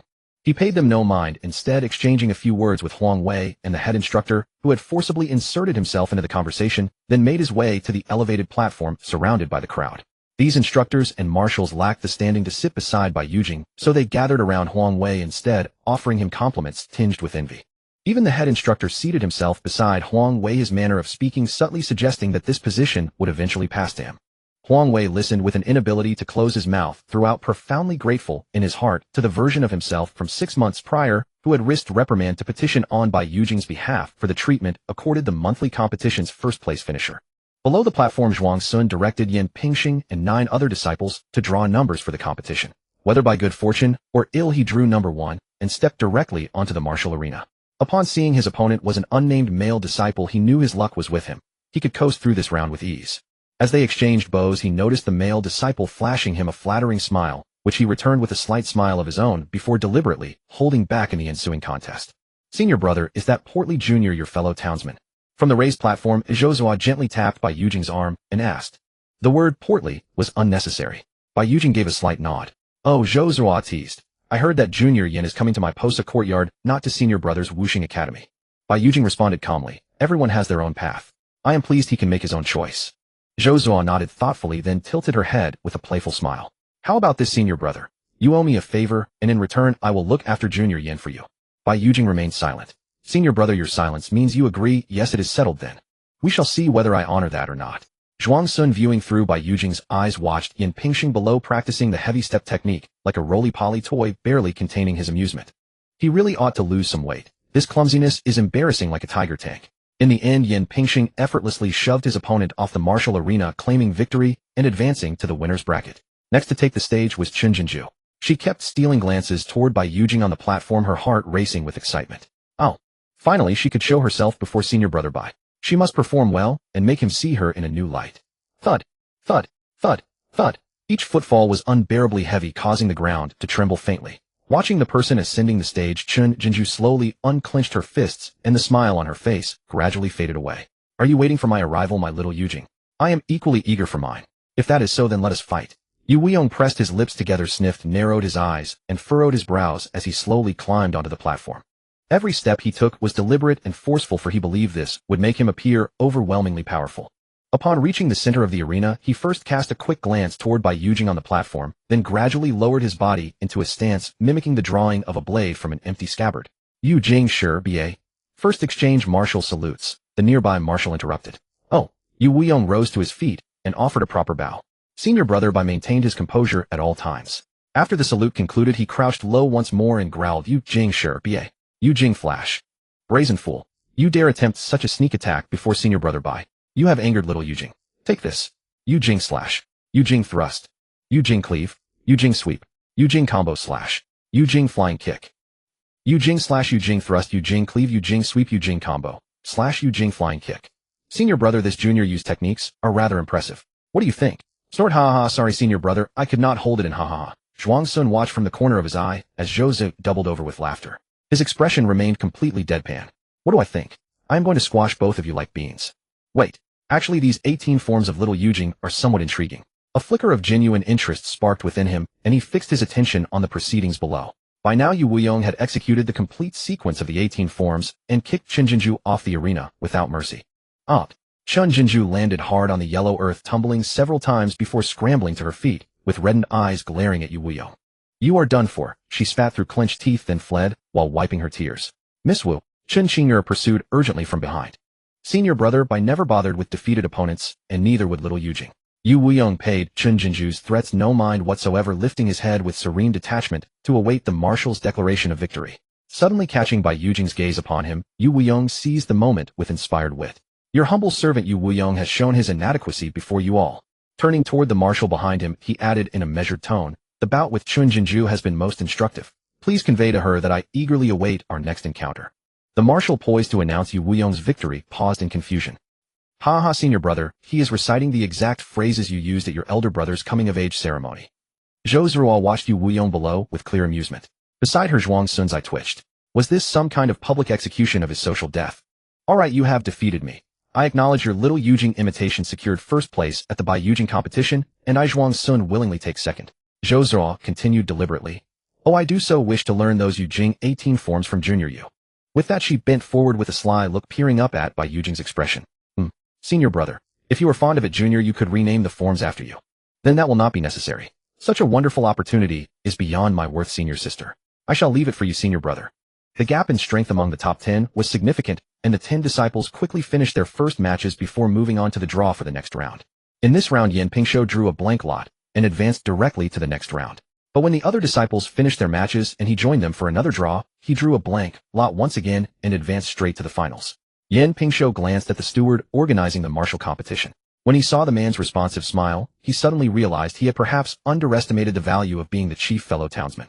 After a stick of incense, burned Yu Wuyong stood out among the other 9 disciples, and Yan Pingshou and Yu Wuyong entered the final duel. As the two bowed to each other, Yu Wuyong rarely offered his opponent a smile. Fellow townsmen, it has finally come to this, the moment of our duel. Yet I Yu Wuyong shall not hold back. I believe senior brother Bai would also expect me to give my all. This is my way of showing respect to you. As if reading the confusion on Yan Pingshou's face, he took the initiative to explain, senior brother Bai's fellow townsman is also my fellow townsman. With that he lowered his body and assumed the stance of drawing a sword with bare hands, roaring low Yu Jing, sure, Ba, sure. After finally shouting it all out, truly worthy of being senior brother Bai's fellow townsman. Yu Wuyong's expression was filled with excitement as he threw a punching strike at Yan Pingshou. First form Yu Jing thrust. Second form Yu Jing slash. Third form Yu Jing. Finally Yan Pingshou was defeated by Yu Wuyong, securing second place. Yu Wuyong's tincture strength was far beyond the norm in the outer courtyard. Zhuang Sun could only display the capabilities expected of Yan Pingshou, yet no matter how he fought, he would never match Yu Wuyong. Moreover, he wished to avoid enduring the 18 forms of Yu Jing. Upon the conclusion of the martial competition, the 10 individuals lined up in orderly formation. Bai Yujing and Zhou Ziruo descended from the elevated platform, positioning themselves before them. Noticing Bai Yujing's reluctance to speak, Zhou Ziruo stepped forward with her own proposal. Those wishing to join the Sifa courtyard may follow me, while those interested in the Wuxing courtyard should seek out senior brother Bai. Each courtyard is limited to 5 members. Should any disputes arise, decisions will be made according to ranking. Before she could finish her words, Chun Jinju and Yu Wuyong made their choice and approached Bai Yujing without hesitation. Thud. Arriving before Bai Yujing, Yu Wuyong suddenly knelt and bowed his head heavily several times. Watching from the side, Chun Jinju was stunned. Should I also kowtow? She hesitated. Yu Wuyong spoke passionately. Senior brother Bai, the disciples of the outer courtyard all say I resemble you, possessing the bearing of the Jade capital. I implore you to accept me as your disciple. Bai Yujing subtly sidestepped the direction of Yu Wuyong's kowtowing and shook his head. I apologize, but my cultivation is still shallow, and I lack the qualifications to take on a disciple. Yu Wuyong continued to press forward toward Bai Yujing and managed to say, if even you lack the qualifications to teach, then what place is there for masters throughout the world? Bai Yujing offered no reply and sidestepped once more. Yu Wuyong pressed forward toward Bai Yujing again. Then I implore senior brother Bai to accept me as an attendant. If that cannot be, even as a servant will suffice. I merely wish for senior brother Bai to grant me the opportunity to follow at your side. Bai Yujing sighed softly and said, among people there is no distinction between high and low, noble or base. Rise. Among people there is no distinction between high and low, noble or base. Among people there is no distinction between high and low, noble or base. Yu Wuyong repeated these words as though enchanted, then quickly drew a leather-bound notebook from his bosom, flipped to the latest page, and took up his brush to write. Bai declared among people there is no distinction between high and low, noble or base. Glancing at the cover of the leather notebook, Bai Yujing's eyelid twitched. Written upon it were the words sayings of Bai. At this moment Zhuang Sun knew not that in the future this book sayings of Bai would hold a status comparable to the analects of his past life, serving as a text for the imperial examinations and becoming something that countless students would study day and night. With the commotion concluded, the 10 disciples had each selected the inner courtyard they wished to join. Yu Wuyong, Chun Jinju, Liang Xiaohua, Lu Yun, and Xia Yiqiu followed by Yujing to the Wuxing courtyard. Lu Ziang, Chen Qing'er, Yan Pingshou, Wang Ho, and Su Zi followed Zhou Ziruo to the Sosua courtyard. Su Zi was that deeply concealed female disciple who had been chattering incessantly beside Zhou Ziruo throughout the journey. Zhou Ziruo paid her little mind, wearing a smile that maintained a certain distance. Beside Yan Pingshou, Lu Ziang spoke softly. I've heard that Su Zi has an aunt who serves as a steward in the Sifa courtyard, so she often visits there and is quite familiar with the senior brothers and sisters of the Silva courtyard. After finishing his words, he stepped forward seeking opportunities to chat with Zhou Zhao and draw closer to her. Just then Zhou Zhao suddenly turned to Yan Pingshou and said with a bright smile, "Junior brother Yan, your footwork is quite adept. Each time I wish to slow my pace to chat with you, you manage to keep a distance from me." "Oh." Zhuang Sun scratched the back of his head bashfully. "I wonder why my walking pace was sometimes fast and sometimes slow." He was accustomed to treating Yan Pingshou as an unnoticed figure and subconsciously wished to walk at the rear of the group. Zhou Zhao covered her mouth with a light laugh. "Senior brother Bai previously entrusted me to look after you. If there is anything in the courtyard, you may come find me." "OTH, thank you, senior sister." Seeing the opportunity, Su Zi interjected with the topic. "Wow, senior brother Bai treats senior brother Yin so well. By the way, senior brother Yin, why did you choose to come to the Sisoa courtyard rather than join senior brother Bai's Wuxing courtyard?" "You are too kind, senior sister Su," Zhuang Sun said somewhat embarrassedly, "because I personally prefer swords and find sword techniques particularly graceful." "Oh, senior brother Yin, we truly share a connection. I also chose for this very reason." Su Zi's eyes lit up and she nodded with considerable agreement. "Haha, senior brother Yin, we are quite alike." Lu Ziang laughed heartily, pointing at Yan Pingshou and then at himself. Wang Ho also hurriedly chimed in. Only Chen Qinger remained quietly silent, a serene smile gracing her face. After they had all finished speaking, Zhou Zhao smiled and said, "Indeed, the same. The sword of my courtyard is quite graceful. In that case, junior brother Yin must study diligently. Mastering it well would not be inferior to senior brother Bai's Wuxing method. Strive to defeat senior brother Bai in the future." As she spoke, she raised her fist to cheer on Yan Pingshou. "All right, I will." Zhuang Sun put on a sheepish expression. Senior sister Zhou jests. Amidst the light-hearted conversation, Zhou Zhao had already led the five to the Siso courtyard. Her face returned to that proper smile with a sense of distance. She nodded gently to disciples who greeted her nearby, sometimes ignoring them, and led the five along to a well-ordered courtyard complex. "From now on you shall reside here. Any courtyard without a nameplate is unoccupied. Take your pick of where you wish to stay. This afternoon my master will instruct you in the Sosa sword, so remember to come. My master will only guide you this single time, miss it, and you shall never have the opportunity again in this life. If you have other questions you may ask the senior brothers and sisters residing nearby. Then senior sister will take her leave now. Farewell, and we shall meet again someday." After delivering her instructions, Zhou Zhao waved to the five and departed with light steps. "Safe travels, senior sister," the five said in unison. Could they finally meet the master of the Supa courtyard? A slight anticipation stirred within Zhuang Sun's heart. Having now completed the first step of his task, the third avatar could be advanced upon. It occurred to him that he had not yet seen what the master of the Supa courtyard looked like. This person was too reclusive. Zhuang Sun had never seen them leave the Sisoa courtyard. "By the way, where are we to find senior sister Zhou's master this afternoon?" Wang Ho suddenly asked. "What?" Upon hearing this, the other four paused in unison. Did senior sister Zhou mention a location? It seemed she hadn't even specified a particular time. Just then a gentle-faced senior brother approached. The five of them exchanged a few words, then called out to the senior brother for inquiries. Thanks to the kind senior brother's guidance, they learned where to find the head of Pajuo courtyard in the afternoon and at what time. After the senior brother left Lu Xiang's side, the inner courtyard is truly impossible to navigate without connections. Fortunately, we met a kind-hearted senior brother. He was merely a scion of a minor noble family with no connections here. He had managed to enter the upper second courtyard only by currying favor with Liang Xiaohua, and previously in the outer courtyard, he had always followed Liang Xiaohua's lead. Now that Liang Xiaohua was absent, he was at a loss as to what to do. Instinctively, he wanted to find a leader, so he looked at Yin Pingxing. "Brother, Yin, what should we do next?" "Let's find a place to stay first." Zhuang Sun looked around. The nearby courtyard entrances all had plaques indicating they were occupied. Wang Ho suggested, "How about we five live in a row? That way we can look out for each other." Su Zi said, "I have been to Pajuo courtyard before and have already chosen my own residence." She turned to the quiet Chen Qinger beside her, intimately linking her arm. "Qinger, the courtyard I've picked out happens to have an empty one next to it. How about we sisters become neighbors?" Chen Qinger smiled gently and nodded. Su Zi then looked at Yin Pingsheng and laughed. "Senior brother, Yin, I know where there are still empty courtyards. Do you need me to help you find one?"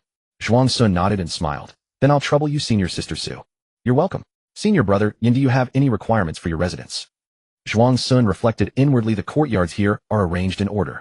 Even the corners aren't particularly quiet. There are people living in front and behind. Deliberately seeking a courtyard with no neighbors would seem strange, as if telling others that he had secrets. After all, there was a malicious entity in Pajuo courtyard that spied on others' fortunes. Moreover, Wang Ho had just expressed a desire to live nearby. Even if he chose a courtyard with no neighbors, Wang Ho would surely follow suit, making such a choice meaningless. He would focus on convenience and safety. Zhuang Sun pondered for a moment and said, "Convenient access is fine, but doesn't need to be too remote. Actually, anything will do."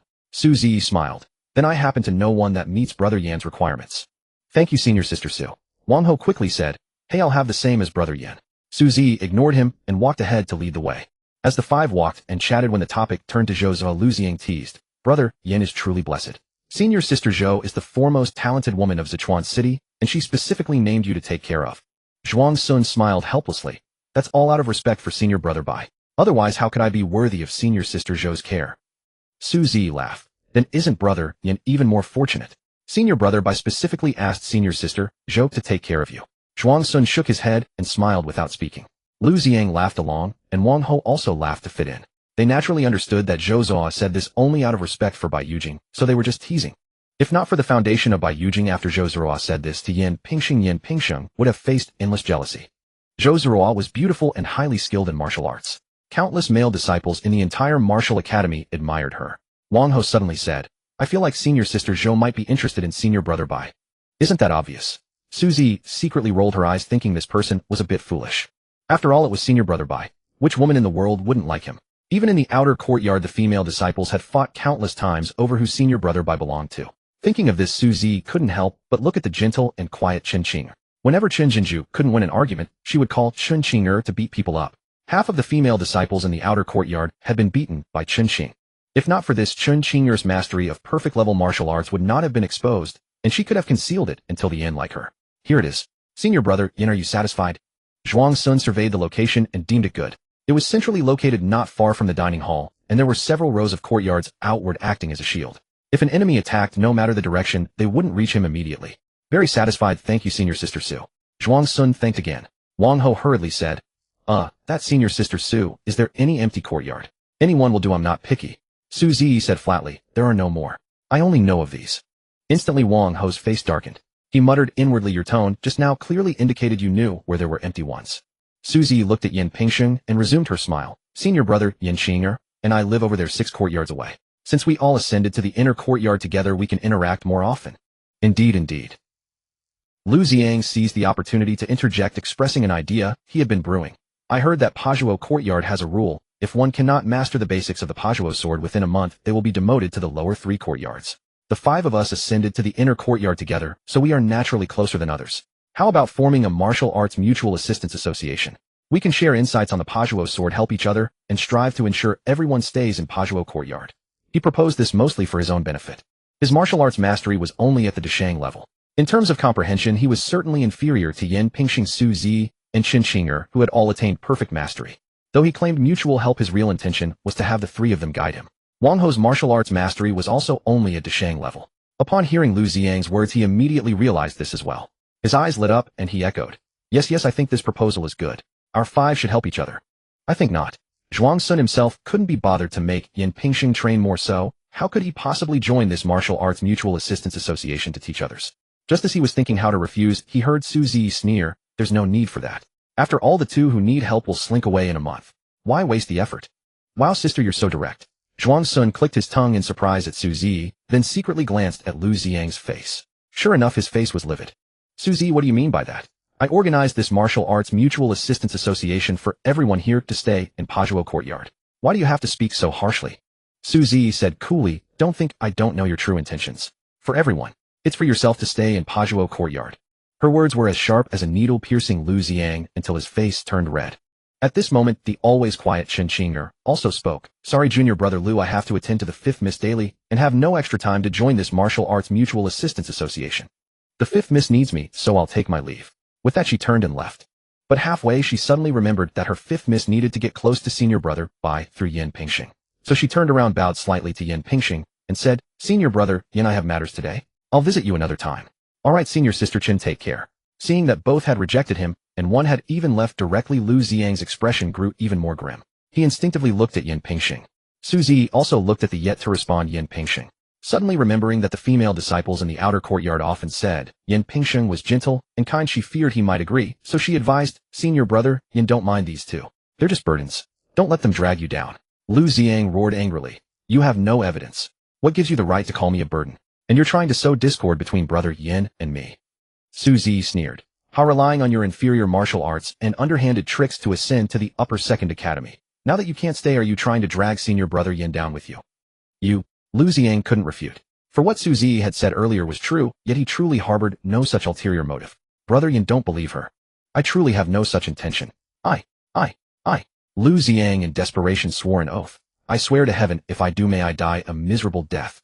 Once he had sworn this dire oath, it was Su Zi's turn to be at a loss for words. The ancients were quite superstitious about oaths, and in this high martial world of supernatural powers, breaking an oath would indeed bring calamity. Long ago someone in Sichuan City had broken their oath, and that very night they fell into demonic deviation and died. The incident spread far and wide so much so that to this day no one in the Dazhou mountain region dared to swear such a poisonous oath lightly. Zhuang Sun smiled helplessly. Brother Lu, why go this far? I naturally trust you. Su Zi opened her mouth, feeling that Lu Ziang's outburst had made her seem like a villain sowing discord. She hurriedly explained, Senior Brother Yin, what I said earlier was never meant with malice, nor did I intend to drive a wedge between you. It's just, she stammered, unable to find the right words. Zhuang Sun said gently, I understand that Senior Sister Su's words were well-intentioned and not meant in that way. Even so, Zhuang Sun found the situation rather strange in his own mind. When he had been by Yujing, he had never been a people-pleaser, yet now as Yin Pingxing, he had somehow become one.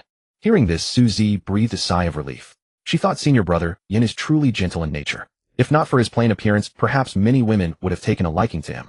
She had only sought to befriend Yin Pingxing because he was from the same hometown as Bai Yujing, but now she genuinely wanted to build a friendship with him without any ulterior motives. It's good that Senior Brother Yin understands me. Su Zi added a few more words of explanation, then hurriedly left. Having nearly been perceived as a troublemaker, she felt too embarrassed to stay. Brother Yin. Lu Ziang called out, afraid that Yin Pingxing's words were just pleasantries. Zhuang Sun smiled. Let's go, Brother Lu, Brother Wang. We still need to find you 2 lodgings. Any more delay, and it'll be too late. Yes. Lu Ziang sighed in relief, chuckling. That woman actually questioned my integrity. Everyone in the Outer Academy knows that I, Lu Ziang, am the most loyal to my friends.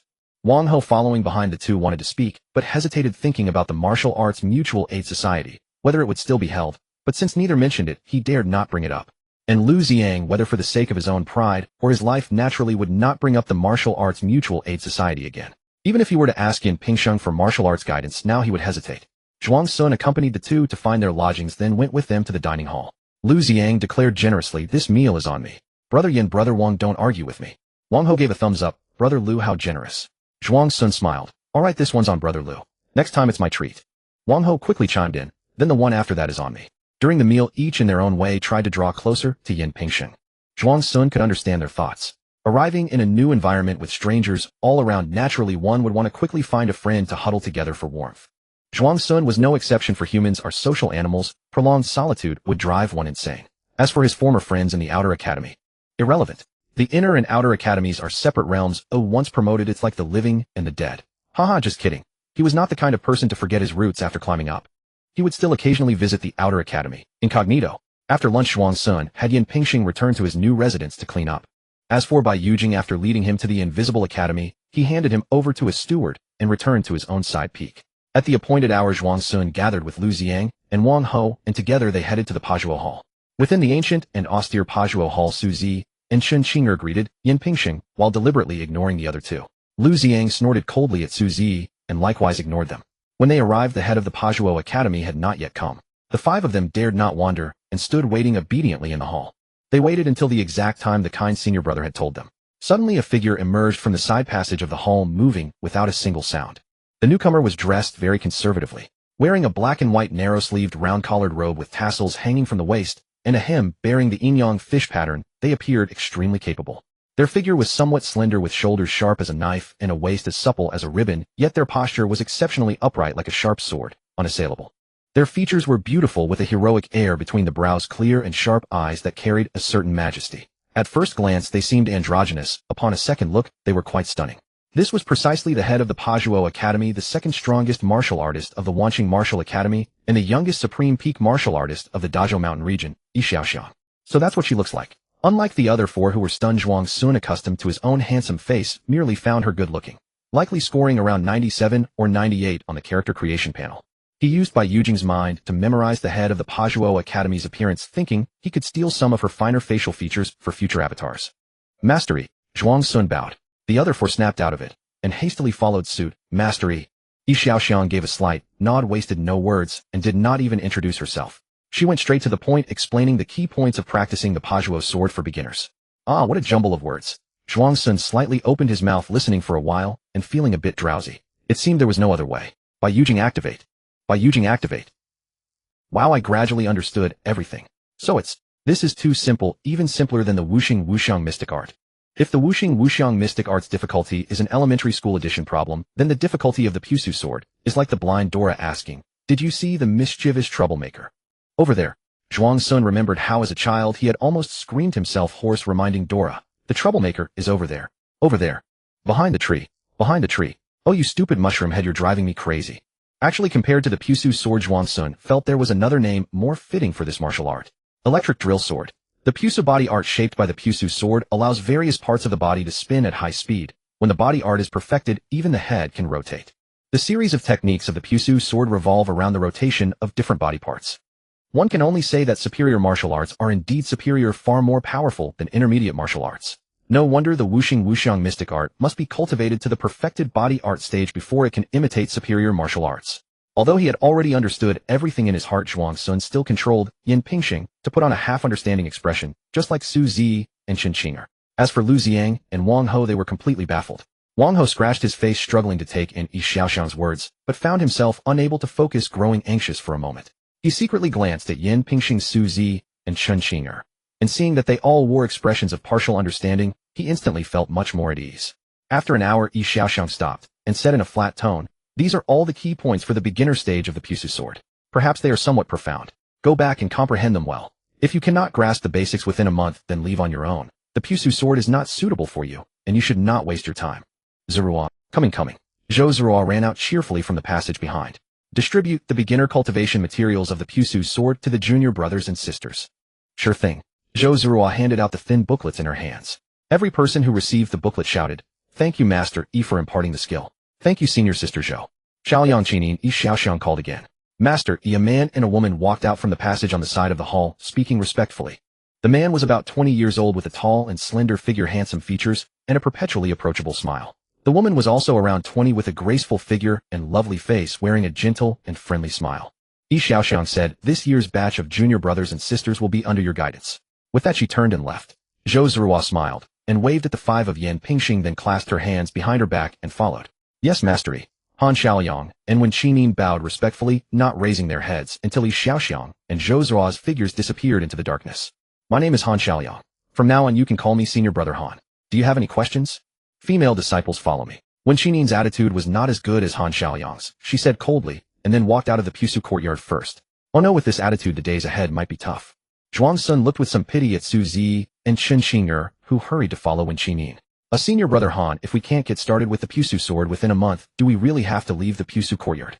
Wang Ho glanced at Wen Qinin and the other two, then looked at Han Xiaoyang, feeling a strange sense of schadenfreude, and quickly asked, "Well, Master, Yi set this 1-month standard for our own good. If you can't get started in a month, it means your constitution may not be suitable for cultivating the Pusu sword. Staying on would only hold you back, so it's better to transfer to another courtyard and practice a different martial art." Han Xiaoyang added, "But don't worry. The Pusu sword may seem profound, but it's not that difficult to practice. As long as you work hard, 1 month is enough to get started. Senior Brother here is just like you, with only average talent, at best no genius. I also managed to get started within a month." Hearing Han Xiaoyang's reassurance, Lu Ziang and Wang Ho felt somewhat relieved. Lu Ziang asked, "Senior Brother Han, is there any method to help quickly get started with the Pusu sword?" Han Xiaoyang smiled and said, "Of course there is. Our courtyard's moon toad ointment is available for free for new inner courtyard disciples. I'll take you to get it later." After that, Zhuang Sun also asked a few questions along with the others. Once everyone had no further questions, Han Xiaoyang led the three to the affairs hall.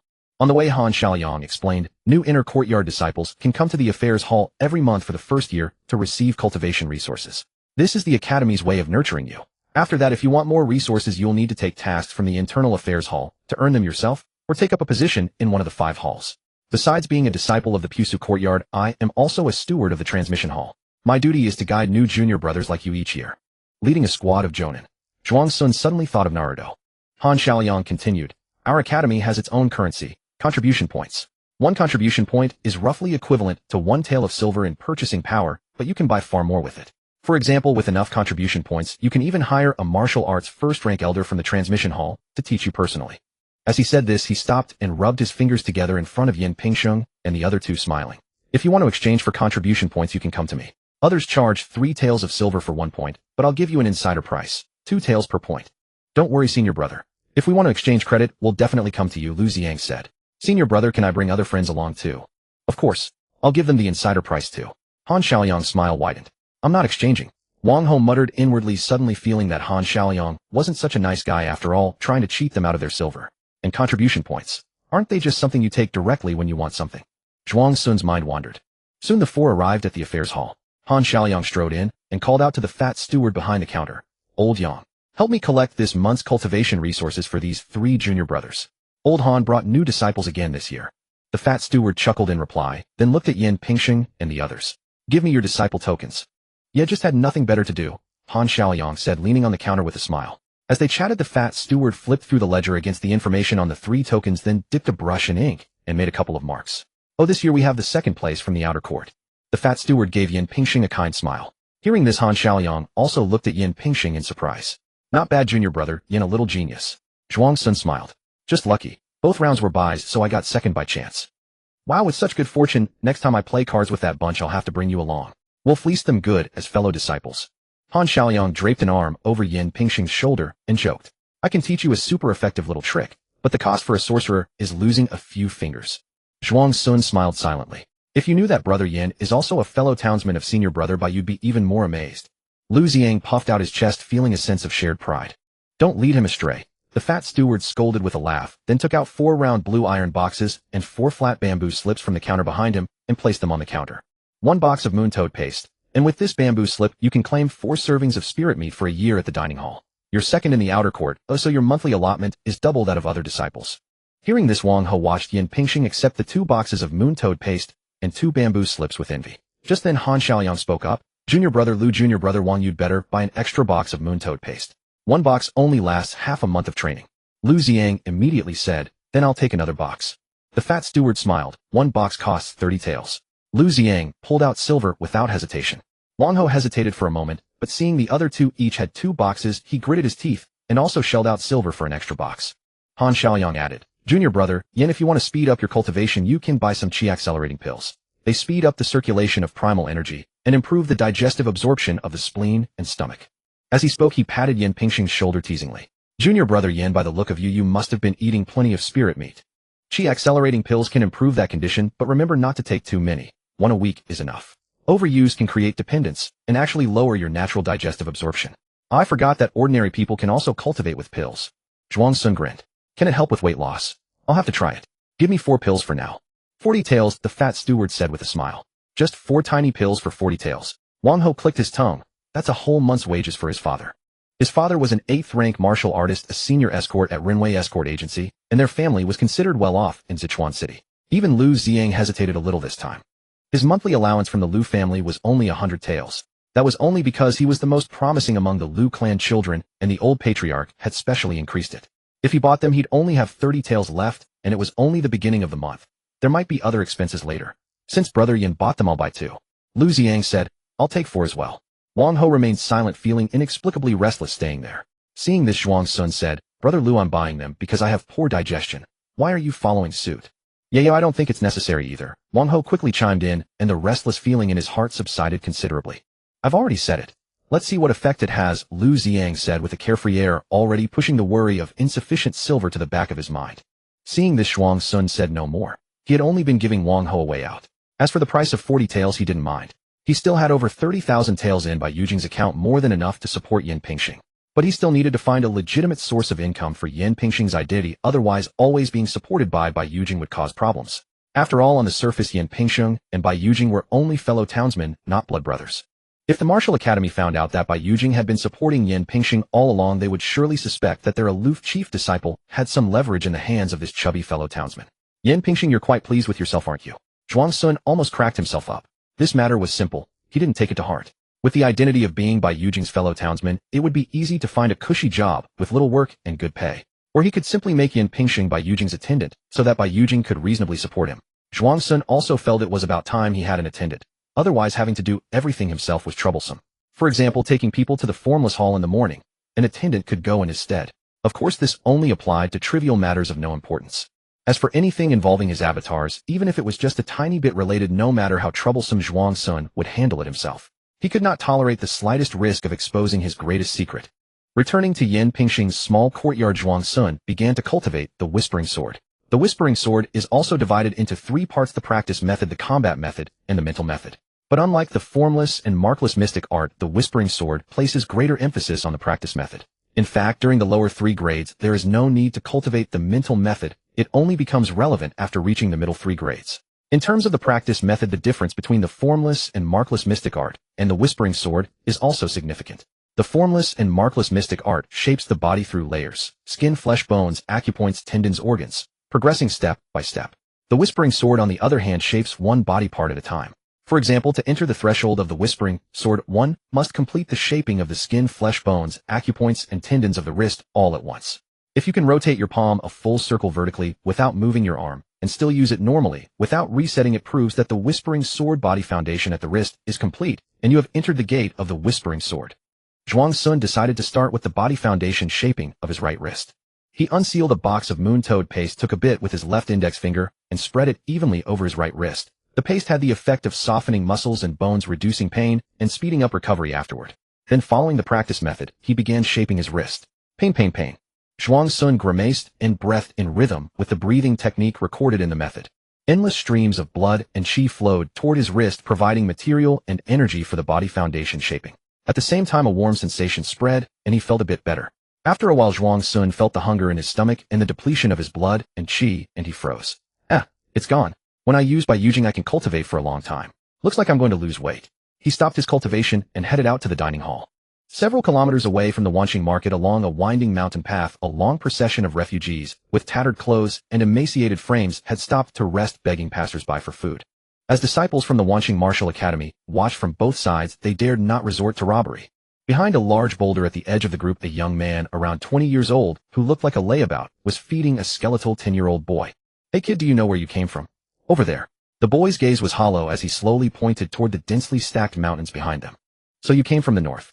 Zhuang Sun glanced into the distance, then stuffed a sugar cube-sized piece of rice cake into the boy's mouth. After he swallowed, he asked, "Did you come from the territory of the 10,000 Beasts Alliance?"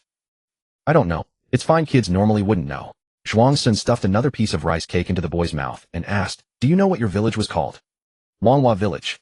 "Good boy." Zhuang Sun gave him another piece. "What's the name of the nearest town to your village?" "I think it's called Town." "Oh, I see. Then why did you all come here?" "No rush, eat slowly, and answer Big Brother's questions carefully. All of this is yours." Zhuang Sun lifted the water from the ground and brought it to the choking boy's lips. Cough, cough. Gulp, gulp, cough. "Because a whole bunch of wild beasts suddenly came to our village and lots of people got eaten. Mom and Dad dragged me and my sister and just kept running, and then I followed those people here." Zhuang Sun set down the water and stuffed another piece of rice cake into the boy's mouth. "Where are your mom, dad, and sister now, eh?" The boy said, "Dad got eaten by a big dog that caught up to us. Sister was traded away by Mom to someone for meat. Then Mom starved to death on the road, and I think I'm about to die too. It's fine, I've renewed your subscription. You can survive for another 7 days. "Oh, are you an immortal Big Brother?" "No, I'm a divine being." Zhuang Sun asked, "Do you have any other family members, or anyone from your village?" The boy thought for a moment. "I don't think so. They all disappeared as we walked." Zhuang Sun pointed to the line of people behind. "What about those people? Is there anyone you know or who knows you?" Seeing the boy not respond, Zhuang Sun suddenly remembered he'd skipped a step and stuffed another piece of rice cake into his mouth. "No, they're all people I met along the way. I don't know any of them." "All right." Zhuang Sun clapped his hands and placed the remaining rice cakes in the boy's arms. "Take your time eating. I'm leaving now." He had just turned around when a dirty little hand grabbed his trouser leg. "Big Brother, can you wait until I finish eating before you go? Otherwise they'll snatch the food." Zhuang Sun followed the direction the little boy was pointing and saw several pairs of wolf-like eyes. Zhuang Sun squatted back down, smiling gently. "All right, I'll shield you. Eat quickly." "Big Brother, can I follow you?" "No." After some thought, Zhuang Sun pointed him toward a clear path. "Later go find a river and take a bath. It's September now, so you probably won't freeze to death. Then put on the new clothes I give you and head to the Wanfu restaurant. Don't say anything, just grab a rag and start wiping tables. Wipe hard. When the boss comes to ask what's going on, just tell him honestly and be sweet-tongued. That boss is a good person, so he'll most likely take you in. Don't spend the money you earn, save it all. Then keep exercising your body. After you turn 15, take your savings and sign up for the Wanqing Martial Academy. Got it?" The little boy's cheeks were stuffed full, and he shook his head in confusion. Zhuang Sun sighed. "Alas, then your fate is what it is. Big Brother is leaving now." At this point, the boy had finished eating. Zhuang Sun stood up and left, thinking that he had solved the issue of finding a source for his third avatar. The younger the better. That way, like that little boy just now, he could answer everything with "I don't know." Under the intense stares of the gathered refugees, Zhuang Sun entered the Wanqing market. Seeing his clean clothes and natural demeanor, the guards at the gate did not stop him. He walked all the way to the end, circled around, and climbed a small hill. After confirming multiple times that no one was around, he burned the clothes he was wearing bit by bit and dissolved the avatar, converting it back into points. In a secluded courtyard perched on a cliff, Zhuang Sun sat in a Taisha chair, rocking back and forth, contemplating his plan to become the disciple of Yi Xiaoxiang. Yi Xiaoxiang never goes out at all. The chance of being discovered and taken as a disciple through a chance encounter is slim. I need to deliver the avatar to her myself. The avatar's identity will be a recent refugee. Since he's young, he doesn't know exactly where he's from. He's had no family since childhood, and everyone in his village is dead. He followed the masses all the way to the outskirts of the Wanqing market. Then, he's begging for food near the slums outside the market when he unexpectedly encounters Yin Pingxing. Because his bone structure is outstanding, Yin Pingxing brings him back to the martial academy for Yi Xiaoxiang. I've given Yin Pingxing the habit of frequently going out to buy novels and wandering around to buy snacks. Encountering the little beggar avatar won't seem too coincidental or forced. Bringing a wild genius back to the sect also won't seem strange. But why would Yin Pingxing know that this little beggar avatar has outstanding bone structure? That's a difficult problem. So there are 3 things this plan needs to accomplish. 1. Create the little beggar avatar. 2. Teach Yin Pingxing the bone reading technique in a reasonable and natural way. 3. Give Yin Pingxing a reasonable and natural reason to suspect that the little beggar avatar has exceptional talent and have him perform the bone reading. Having made the plan, Zhuang Sun began creating the avatar. Half a day later. Character creation panel. Character 4 creation in progress. Name. Age 12 years old. Realm 9 stones of physical strength, 5th grade bone structure at maximum value. Age greater than or equal to 12. Minimum default realm is 9 stones of physical strength. Bone structure 100100. Comprehension 100100. Charm 99. Stunning beauty. Current points 130. Can even I no longer replicate my own classics? Zhuang Sun stared at the charm section with a grave expression. He had been customizing this face for almost the entire afternoon, but no matter how he adjusted it, the maximum score the character creation panel would give was only 99. Now even the slightest adjustment would cause the score to drop, so he dared not make any more changes. Has my talent finally run dry after all? Oh well, Shakespeare couldn't paint a second Mona Lisa either. It's normal that I can't create another character with a perfect appearance score. Let's just leave it at that. Besides, being too handsome would overshadow Bai Yujing. What should I name him? Zhuang Sun suddenly had a clever idea. He wouldn't give the 3rd avatar a name for now. When Yi Xiaoxiang asks later, he would say he has no name, and that everyone in his village called him Little Beggar, waiting for her to give him one. This way he could both gain sympathy and quickly build a closer relationship. My emotional intelligence is truly something else. Is there anyone in this world I can't seduce? Zhuang Sun proudly operated the pawnbroker's knife avatar, standing in a remote forest to confirm the avatar's creation. 100 crimson spheres flew out from the pawnbroker's body and slowly constructed a human figure in front of him. After a period of time, the figure gradually became clear. A handsome young man with rosy lips and white teeth, eyes full of spirit. Zhuang Sun examined this youth he had just created. The youth had a nimble appearance that could easily win people's hearts. He was only 1 meter and 40 centimeters tall, because considering the character setting of Avatar 3 as a permanent little beggar, he would certainly be malnourished, so Zhuang Sun hadn't made him too tall. After examining for a while, Zhuang Sun realized that although the little beggar avatar and Bai Yujing's charm differed by only 1 point, the impression they gave was vastly different. For example, the little beggar avatar simply made people feel an easy affection toward him and a desire to protect him. But Bai Yujing possessed a unique, enchanting jade-like quality. One glance at him was enough to make someone remember him forever, awakening feelings of admiration and adoration, while also triggering an inexplicable sense of wariness, making one feel he was terrifyingly powerful. This must be the difference between 99 and a perfect 100. Zhuang Sun continued examining the little beggar avatar, feeling that something was still missing. Too healthy looking, doesn't resemble a beggar at all. Zhuang Sun bent down, scooped up a handful of mud, and with a sharp slap, smacked it onto the face of the little beggar clone. Then he opened the character creation panel, selected the little beggar clone, and began draining its flesh and blood to convert into panel points. After draining 4 points, the little beggar clone grew sallow and emaciated, its skin dry and yellowish, its spiritual strength reduced to 5 stones. Good enough. Now it truly resembles a little beggar. Zhuang Sun partitioned a fragment of his consciousness to control the clone and suddenly felt dizzy, with his vision darkening. On my hypoglycemia again. He staggered a few steps and caught himself on Shadok's waist, slowly recovering after a moment.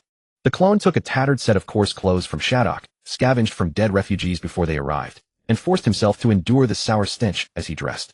The garments didn't fit well, but they suited the beggar's appearance perfectly. The two then split up. The beggar went to beg outside Wanqing Market, while Shadok scouted the refugee camp for any dangerous figures worth watching.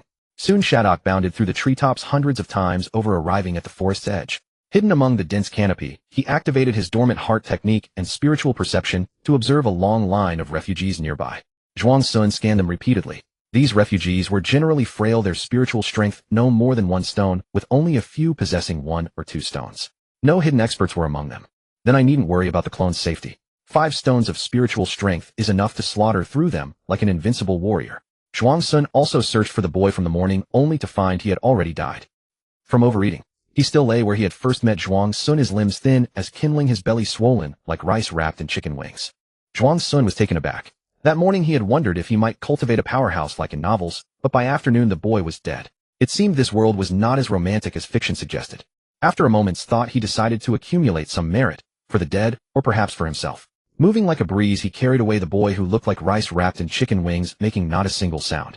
The body on the ground remained motionless, its fate unknown. Above, crows continued to circle, croaking harshly. Along the way an epic dilemma crossed Zhuang Sun's mind. Would someone who starved to death and then died from overeating become a hungry ghost, or a stuffed ghost after death? Regardless, always be careful of an obstetrician covered head to toe in beetle nuts. He will abort you. Zhuang Sun warned the boy on his shoulder. After some time Zhuang Sun arrived at the hill where Gui Chun had once been buried. Another stone tablet now stood there. It marked the original owner of the beggar's clothes. It was payment for taking them. Zhuang Sun had buried him as well. He drew the hatchet from his belt and began digging a pit beside Gui Chen's mound. Something compelled him to gaze at the grave, and soon he found himself digging it up. Thank goodness, you are still here, properly dead. My apologies, brother Gui Chun. He pushed the soil back. After an incense stick had burned down, a third stone tablet appeared on the hill. Gazing at the 3 stone tablets, an inexplicable idea formed in Zhuang Sun's mind. I will turn this place into a mass grave. What a noble and grand ideal indeed. The slums outside Wanqing Market. A filthy little beggar, his face unrecognizable, but his eyes bright and lively, wandered aimlessly with a remarkably straight branch occasionally swatting at roadside weeds. The straight branch was something Zhuang Sun had found in the dense forest. The moment he laid eyes on it, he could not look away. This would be my signature weapon from now on. The initial joy of finding the branch had faded, replaced by a slight frustration. I don't have a bowl. Just then a black dog larger than he was trotted past with an iron basin in its mouth, and his eyes locked onto it instantly. Young one, surrender that fortune. The black dog was startled by the sudden shout, and the iron basin clattered to the ground. Zhuang Sun immediately darted forward, snatched the basin, balanced it on his head, and bolted. Woof woof woof. The black dog's enraged barks rang out behind him, and Zhuang Sun's short legs pumped even faster. He made a sharp left turn into another alley, and soon lost the dog completely. Zhuang Sun slowed his pace, returned to the refugee encampment, found a secluded spot, and sat down, setting the iron basin on the ground with a clang. Give me money. He gazed hopefully at passers-by. Stingy wretches.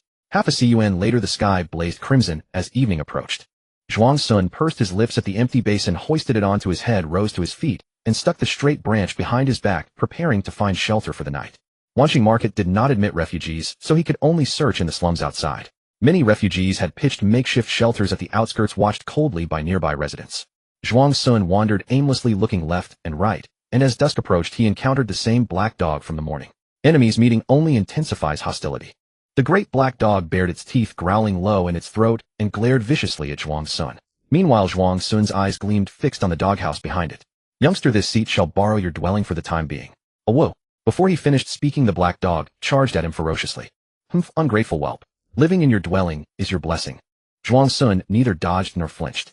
He drew the straight branch behind his back, and as the black dog leaped toward him with mouth open, he executed a swift slide, thrusting the branch upward to topple the beast, then quickly rose and struck its head, knocking it unconscious. Zhuang Sun then dragged the black dog by its tail, bent over, and entered the doghouse, using the unconscious beast as both a door and a pillow, resting his head upon its soft belly before drifting off to sleep. Sunset gave way to moonrise, and the sky blazed with stars like the Milky Way. Faint, indistinct breathing echoed from the alley where the doghouse stood, but it could not be made out clearly. The cicadas sang far louder. Suddenly the breathing ceased. Zhuang Sun fully activated his dormant heart technique, reducing his presence to near nothing. After a while, barely perceptible footsteps sounded outside the alley. 2 pairs of boots trod across the street beyond, accompanied by a faint murmur of conversation. However, this body of Zhuang Sun possessed a perfect constitution, granting him keen hearing and sharp sight, allowing him to catch every word of that exchange. Envoy many suitable boys among the refugees this time. Should we guide them back to our ancestral bodies? No. We have more critical tasks here. Avoid disturbing the serpents beneath the grass and ruining Bloodseed's plan. Yes. The Blood Nourishment Sect Bloodseed scheme, aimed at Wanqing Martial Academy. They were prowling the slums outside Wanqing Martial Academy, and Zhuang Sun easily connected this plot to the academy. I will have Shadok keep watch later when I have time to see if he can eavesdrop on their plans. As for now, Zhuang Sun needed to sleep. He was merely a powerless little beggar who could do nothing. His own plans came first, the safety of the academy ranked second. Meddling recklessly would only invite unnecessary trouble. Otherwise, if his little beggar clone were abducted by the blood nourishment sect to cultivate medicinal ingredients, there would be nowhere for him to weep. Zhuang Sun was not worried about losing track of the two later, for he already knew where they resided. A tavern outside a remote alley in Wanqing Market. A mysterious faction he had discovered on the night the Zhong family was annihilated over 5 months ago. After weeks of investigation, he had confirmed that this was a shadow sentinel planted by the blood nourishment sect near Wanqing Martial Academy. New disciples entering the inner courtyard can still receive free resources for their first year. Didn't senior sister Wen tell you about that? No. After she brought us out of the Pajuo courtyard, she completely ignored us. If we asked another question, she'd show obvious irritation on her face. If it weren't for senior brother Yin telling us Qing'er, and I still wouldn't have known about this. In a waterside pavilion of the Yuling Shui Xian estate, Su Zi was pouring out her grievances to Yin Pingxing, complaining about Wen Qinin. Zhuang Sun said gently, "It's all right. From now on, whenever senior brother Han tells us any news, I'll let you know." Then thank you so much, senior brother Yin. Otherwise, Qing'er and I would have missed out on so many things. Su Zi said gratefully. She sighed in her heart once more. Senior brother Yin was truly kind. It was a shame his appearance was so ordinary, otherwise many women would surely have taken a liking to him. However, it was precisely because of this that they could become close friends without any romantic complications between them. Because Su Zi herself was quite ordinary looking, she didn't think Yin Pingxing would be interested in her. She believed the friendship between them was utterly pure. By the way, senior brother Yin, have you been losing weight recently? Su Zi suddenly scrutinized Yin Pingxing carefully. You can tell I've indeed lost quite a bit recently. Zhuang Sun stood up and magnanimously showed Su Zi and Qing'er. You've lost weight, your waist is noticeably thinner. Su Zi laughed. Qing'er also nodded slightly with a smile in her eyes. Come on, senior brother Yin, work hard at it. Once you've lost all the weight, I'll introduce 2 beautiful senior sisters to you. Su Zi laughed heartily. Zhuang Sun just treated it as a joke and replied with a smile. Then I'll hold you to that promise, senior sister Su. Deal, leave it to me. I'll start scouting for senior brother Yin as soon as I get back. With that, Su Zi's spirits lifted, and she seemed ready to leave right now to attend to this matter. Seeing that she seemed serious, Zhuang Sun said helplessly, No need, senior sister Su. I was just joking with you. For now, I still want to focus most of my energy on martial arts cultivation. Well, when senior brother Yin ever decides you want to continue your lineage, you can come find me. I know plenty of senior sisters. I'll definitely find you the gentlest and most virtuous one. Yin brother, you're here. I've been looking for you forever. There's some big news I need to tell you. Just then Lu Xiang and Wang Ho came walking from the waterside corridor across the way. Lu Xiang was shouting cheerfully, but the moment he caught sight of Su Zi and Qing'er sitting across from Yin Pingxing, he immediately showed a hostile expression. When Su Zi saw him, she also furrowed her brow, treating him as if he were invisible and continuing her conversation with Yin Pingxing. After a while, she rose with Qing'er, smiled, and bid farewell to Yin Pingxing, departing through the rear waterside corridor. Yin brother is really impressive. He can chat with anyone. Wang Ho silently watched this scene, enviously murmuring in his heart. What's wrong, Lu brother? What big news? Zhuang Sun turned and asked. Yin brother. Lu Xiang's face immediately brightened again. After sitting down across from Yin Pingxing, he spoke with a solemn tone. Yin brother, you know what? Yu Wuyong became a martial artist this morning. Oh, Zhuang Sun nodded. Counting the time, it had already been a week since they were promoted to the upper second courtyard. It was about time someone became a martial artist. Yin brother, aren't you surprised? Zhuang Sun smiled and said, Why should I be surprised when someone else becomes a martial artist? Lu Xiang was stunned for a moment, then felt inexplicably that Yin Pingxing was impressive and sighed. If only I had your mindset, Yin brother. When I heard the news about Yu Wuyong becoming a martial artist this morning and thought about how far I still am from becoming one myself, I couldn't help but feel anxious all the time. Lu Xiang was stunned for a moment, then felt inexplicably that Yin Pingxing was impressive and sighed. If only I had your mindset, Yin brother. When I heard the news about Yu Wuyong becoming a martial artist this morning and thought about how far I still am from becoming one myself, I couldn't help but feel anxious all the time. Listening to this, Wang Ho, who had been silently sitting beside them, also felt an inexplicable wave of anxiety rise up inside him. Yes, others have become martial artists, yet I'm still so far from it. Zhuang Sun consoled them. Don't be anxious over other people's affairs. Compared to our fellow disciples still in the outer courtyard, we've already come quite far, haven't we? Besides, there are plenty of people from our batch who were promoted to the inner courtyard together who still haven't become martial artists either. Hearing this, Wang Ho's anxiety greatly eased. Yes, there are still many people who haven't become martial artists. It's not like I'm the only one who hasn't. Lu Xiang said with a bitter smile. Yin brother, actually quite a few people from our batch have already become martial artists. Yu Xiao and Li Ziging. They both became martial artists this morning as well. Hearing this, Wang Ho became anxious again. Zhuang Sun said, Yu Xiao and Ziging. They cultivate intermediate-level martial techniques, which are easier than the Pajuo sword. Moreover, they had excellent natural talents when they were in the outer courtyard, so it's only natural they become martial artists first. Hearing this, Wang Ho felt relieved again. Yin brother, it's not really because they became martial artists that I'm anxious. Lu Ziyang said frustratedly. The main thing is I'm worried about being kicked out of the Pajuo courtyard a month from now. I've only completed 1/5 of the body technique shaping for my wrist. I'm still so far from even getting started on the Pajuo sword. Hearing this, Wang Ho became anxious again. Thinking about how his progress was similar to Lu Ziyang's, he feared he too would be expelled from the Pajuo courtyard. Zhuang Sun said, I've only completed 1/4 myself. If that's the case, I should be anxious too. Lu Ziyang tried to comfort him instead. Don't worry, Yin brother. You'll definitely stay. You finished 1/4 of the shaping in just 1 week. You still have more than 3 weeks left. That's more than enough time. Zhuang Sun sighed. It's not that simple. The body technique shaping gets progressively harder the further you go. The time required keeps getting longer and longer. 3 weeks' time probably won't be enough. Hearing this, although Wang Ho was still anxious, he felt slightly more at ease. He thought, what's the worst that could happen? If we all have to leave together, having company isn't something to be afraid of. Lu Ziyang scratched his head, racking his brains to comfort Yin Pingxing. No way, Yin brother. Let me do the math for you. Even though it gets harder as you go, it ultimately can't be that much harder. You still have more than 3 weeks. As long as you train a bit more each day and maintain your current progress, you'll definitely make it in time. Really? Hearing this, Wang Ho once again.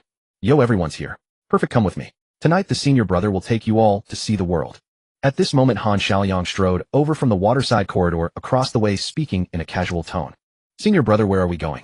Lu Ziyang asked curiously. Han Xiaoyang whistled a frivolous tune and chuckled. I'll take you to see the sights along the Luo River, how about it?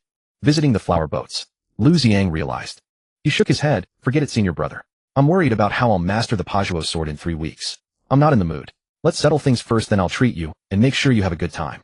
Zhuang Sun also shook his head. Seeing the other two refuse, Wang Ho quickly added, thanks senior brother, but I'll pass. Han Xiaoyang scratched his head. He had actually wanted to take his junior brothers out to relax and relieve their tension, but he hadn't expected them all to decline.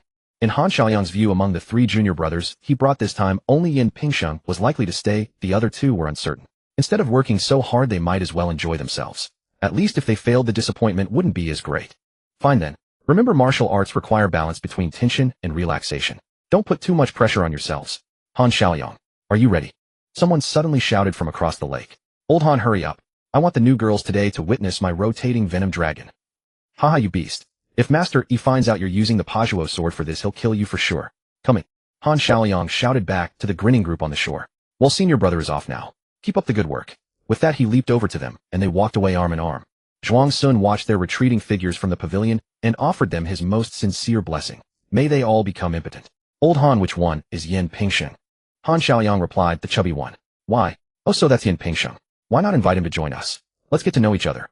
They don't want to come. Han Xiaoyang sighed. It's good they haven't picked up bad habits. Damn, back then I was dragged into this mess by you bastards. Bullshit. Who was it that cried and begged us to take him to see little Chui? Nonsense. I never did that. It was you guys who dragged me in. Han Xiaoyang asked. Speaking of which, why are you interested in junior brother Yin? You don't know old Han. Oh, I almost forgot you just returned to the academy. The man slapped his forehead and answered, he's from the same hometown as Chief Bai. What a? Whose hometown? Han Xiaoyang's eyes widened. At noon, the streets were quiet. A cold-faced man in a bamboo hat, his eyes as calm as steel, sat on the eaves of a tavern at a secluded alley. The sunlight stretched his shadow long. They sure know how to put on an act. Zhuang Sun, using his spiritual sense, observed the bloodborne cult disciples busy in the tavern, raising an eyebrow. This was his 5th day keeping watch on them. After hearing the 2 bloodborne cult disciples in the alley that day, he had been frequenting the area for surveillance. Though he still hadn't uncovered their so-called Blood Sun plan, he had confirmed their extreme dedication to it. To avoid exposure, they had indeed refrained from harming the refugee children, not even showing any interest in them, and had quietly run the tavern. Since that's the case, I can boldly proceed with step 3 of my plan. Steps 1 and 2. Creating a clone and teaching Yin Pingxing the bone-reading technique. Zhuang Sun had already completed. Step 3 was to showcase the talent of the beggar clone. He had hesitated out of fear that the clone might attract the bloodborne cult's attention and be kidnapped for medicinal planting. But now, with the bloodborne cult lying low, the bandits far away in the mountains, and the mysterious force that kills on sight active only in Sichuan City, there was no danger. He could afford to let the beggar clone act recklessly. However, Zhuang Sun watched the bloodborne cult disciples running the tavern, pondering whether to report them to the enforcement hall. As the saying goes, a child who doesn't cry is surely plotting mischief.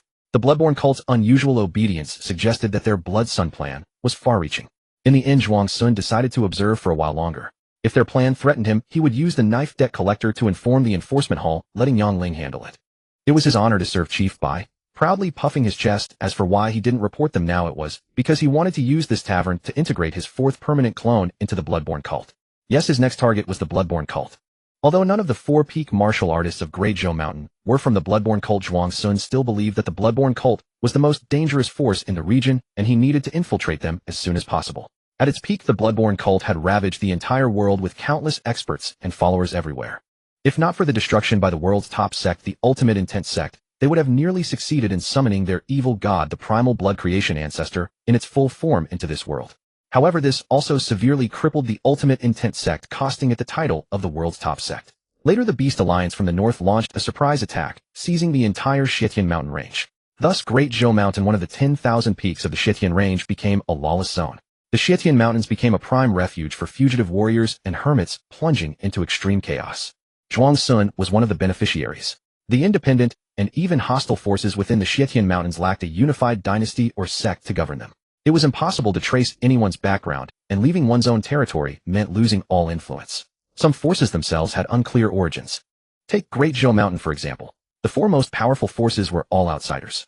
The Bloodborne cult needed no introduction. The leader of Xusha Ridge, Shi Qinxiang, was a traitor from the Beast Alliance fleeing into the Shitian mountains under pursuit. The city lord of Sichuan Yanggai was a former disciple of the Ultimate Intent sect who later left the sect for unknown reasons to become the city lord. The dean of Wanqing Martial Academy was even more mysterious. Since the books in the dean's study didn't introduce himself, Zhuang Sun had no idea of his background. He only knew that the dean arrived at Great Zhou Mountain 27 years ago, and during the most intense conflict between the city lord's mansion and Xusha Ridge, he casually built Wanqing Martial Academy, between them cheerfully borrowing resources and personnel from both sides amid their bewildered stares. After that, the dean earned the reputation of Great Zhou Mountain's strongest martial artist. Well, quite miraculous. The only native forces of Great Zhou Mountain were the 7 great families, and the only native peak martial artist was Yi Xiaoxiang. In fact, Yi Xiaoxiang wasn't fully native either. His father had been a disciple of the world's sword treasury, known as the Holy Land of Sword Cultivation. Disheartened, he came to Sichuan City over 20 years ago, married a woman surnamed Zhou, and fathered Yi Xiaoxiang. At the dean's invitation, he served as the head of the Bodhi court for a few years before dying of old injuries over a decade ago. At the time, after reading the history of Great Zhou Mountain in the dean's study, Zhuang Sun was greatly shocked. This tiny Great Zhou Mountain had somehow gathered the 4 most powerful forces in the world. On this day, a formidable young beggar suddenly appeared in the slums. He acted with utmost ruthlessness. If anyone dared to cut in line when porridge was being distributed, he would strike. If anyone dared to encroach upon his begging territory, he would strike. If anyone dared to covet that large black dog, he would strike. In a short time, his beatings made everyone fear him. Everyone addressed him as the Little Overlord. One day, Yin Pingxing came to Old Lady Wang's shop in the slums to buy some pastries. On his way back, he suddenly heard a childish yet audacious voice. "Robbery! Hand over all those pastries in your hands." Yin Pingxing turned around and saw a young beggar who looked filthy, but whose eyes were bright and clever. Somewhat amused, he asked, "Little brother, do you know who I am?" "No, and could anyone be more formidable than me, the Little Overlord?" "Probably not. If you want them, they're yours. But next time you see someone wearing clothes like mine, remember to stay far away. Not everyone is as kind-hearted as I am." "Moi." The little beggar, who was eagerly devouring the robbed pastries, raised his head with puffed cheeks and slurred, "Are those clothes of yours really that impressive?" After swallowing the pastry in his mouth, he stretched out a filthy hand and declared, "Robbery. Hand over your clothes." "Little brother, being greedy isn't good. I'll be taking my leave now." "I'm not being greedy. You give me, and I'll protect you from now on. I'm the Little Overlord, very formidable. Everyone is terrified of me." The little beggar pointed at the refugees behind him, saying triumphantly, "Oh." Yin Pingxing's heart stirred. Recalling the bone-reading technique he had glimpsed among miscellaneous books on the first floor of the martial arts pavilion days ago, when he grew bored of fiction, he suddenly wanted to give it a try. "You claim to be formidable, the Little Overlord. Could you show me? You want to test strength? Bring it on." The little beggar gazed at the tall man before him without a trace of fear, extending one hand to place atop the large hand extended toward him. Yin Pingxing smiled, faintly recalling the principles described in the bone-reading technique. He began pressing upward along the little beggar's emaciated arm. "Huh." He paused, uncertain, and pressed back down again. "What are you doing? Aren't we comparing strength?" The little beggar munched on pastries while watching him with curiosity. By now, quite a few people had turned their attention to the pair. The refugees wore expressions of gloating satisfaction. "Serves that arrogant little beggar right, thinking he could act so high and mighty." He finally ran into someone solid. "That robe belongs to a disciple of the Wanqing Martial Academy, the greatest local power around." Yin Pingxing pressed and examined, repeatedly, disbelief and shock flickering in his eyes. After a long moment of contemplation, he finally made his decision and asked, "Little brother, would you be willing to come with me?" "Where? Are you going to treat the Little Overlord to a meal?" "Come with me to the Wanqing Martial Academy. You'll never want for food or drink for the rest of your life, and you'll even get to learn martial arts. Would you like to go?" "What are we waiting for? Let's go already." The little beggar grabbed Yin Pingsheng and pulled him forward. What an inexplicable sense of shame. But surely my acting wasn't too bad. Behind them the refugees were dumbfounded. What just happened? Hadn't that little beggar offended the Wanqing Martial Academy disciple? How did he end up being recruited into the academy instead of getting beaten to death? Plop. One of the refugees suddenly dropped to his knees, pulling a small boy beside him down as well. Both kowtowed to Yin Pingsheng. Master, please have a look at my son. He's definitely more obedient than the little overlord. If you're looking for attendance, please consider him. That little overlord will definitely cause you nothing but trouble once inside. Look at my son. He's quick, say it. Master, master. The little boy banged his head against the ground several times with dull thuds. In that moment the other refugees came to their senses as well. They all dropped to their knees and kowtowed, each trying to recommend either their children or themselves. Yin Pingsheng avoided the direction of their kowtows and explained helplessly, I brought this little brother to the academy because his bone constitution is exceptional. If any of you wish to join the academy, you can try during the recruitment period next March. Then master, could you check my child's bone constitution too? Look at how prominent the bones are on his body. The spiritual bones must be excellent as well. Divine grade talent. Bone constitution isn't determined by how prominent the bones are. Let me take a look. Give me your hand. Yin Pingsheng held the little boy's hand, and under the expectant gazes of both the boy and his mother shook his head. Wait until the academy recruitment and give it a try then. With that he departed with the little beggar amid the reluctant farewells of the refugees. Nearby passers-by who had been drawn over by the commotion watched the scene, whispering to each other in amazement. Doesn't the academy only recruit during March? Why would a disciple come out to recruit people personally? Must be that the little overlord's bone constitution is simply too extraordinary. You didn't see it. That kid had strength like an ox. My own boy is in the Wanqing Martial Academy's outer sect, and he might not even match that lad's strength. You're kidding. That bone constitution must be extraordinary. And the little beggar is still so young. Has to be superb. It might even be a superior grade constitution. Looks like this is truly a case of defying fate. Yin Pingsheng first took the little beggar to buy some new clothes, then checked into an inn and asked the attendant to heat a tub of water. After bathing and donning the new clothes, the little beggar was transformed. Though still sallow and gaunt with dry and unkempt hair, his handsome features could no longer be hidden. Yin Pingsheng then brought the little beggar into the academy to find Zhou Ziruo. He did not have the qualification to request an audience with Yi Xiaoxiang, so he had to seek Zhou Ziruo's help. Zhou Ziruo did not live in the same area as the other disciples of the Pazuo Academy. She resided in a magnificent tower behind the Pazuo Hall. Yin Pingsheng brought the little beggar to the foot of the tower. Not daring to enter unannounced, he asked a maid outside to announce their arrival. The maid, having received prior instructions from Zhou Ziruo, first invited them to sit in the lobby on the first floor before heading upstairs. After a while, footsteps echoed down the mahogany staircase. Zhou Ziruo descended clad in blue robes and carrying herself with poise. Smiling, she said, Junior Yin, finally finding time to visit me. And you've brought a child too. Yin Pingsheng immediately rose and bowed. I would not presume to disturb you often. Today I venture to seek senior sister's assistance with a matter. Is it about this child? Yes. I encountered him by chance on the road. I found his bone constitution to be extraordinary, so I brought him back. I wanted to ask senior sister to take him to Master Yi for an assessment. Moi. Zhou Ziruo lifted her head, which had been resting on her hands, as she smiled at the little beggar. Her tone carried a deeper meaning. Junior Yin, you know Master doesn't see just anyone. If you want to keep him in the Pazuo Academy, I have the authority to approve that. Woman, you're such a hypocrite. This. Yin Pingsheng bowed lower, forced to press on despite his discomfort. Senior sister, Zhou, this child's bone constitution is exceptional. I don't want to waste his potential. Zhou Ziruo's picturesque brows lifted slightly. She gazed at Yin Pingsheng for a long moment before suddenly covering her mouth and laughing lightly. You don't think I'm angry, do you? Fine, since I promised Senior Bai I'd look after you, I'll take you to meet Master. Her eyes suddenly turned mischievous. But you know what to say when we meet Senior Bai, don't you? Yin Pingsheng hastily replied. Senior sister Zhou is gentle and generous, always taking wonderful care of us junior disciples. The corners of Zhou Ziruo's mouth couldn't help but curl upward as she practically skipped forward. Follow me. As they walked, she suddenly turned to face Yin Pingsheng and instructed, don't be too direct, you know. You must mention it casually as if by accident. Don't make it seem deliberate. Yin Pingsheng nodded hastily in agreement.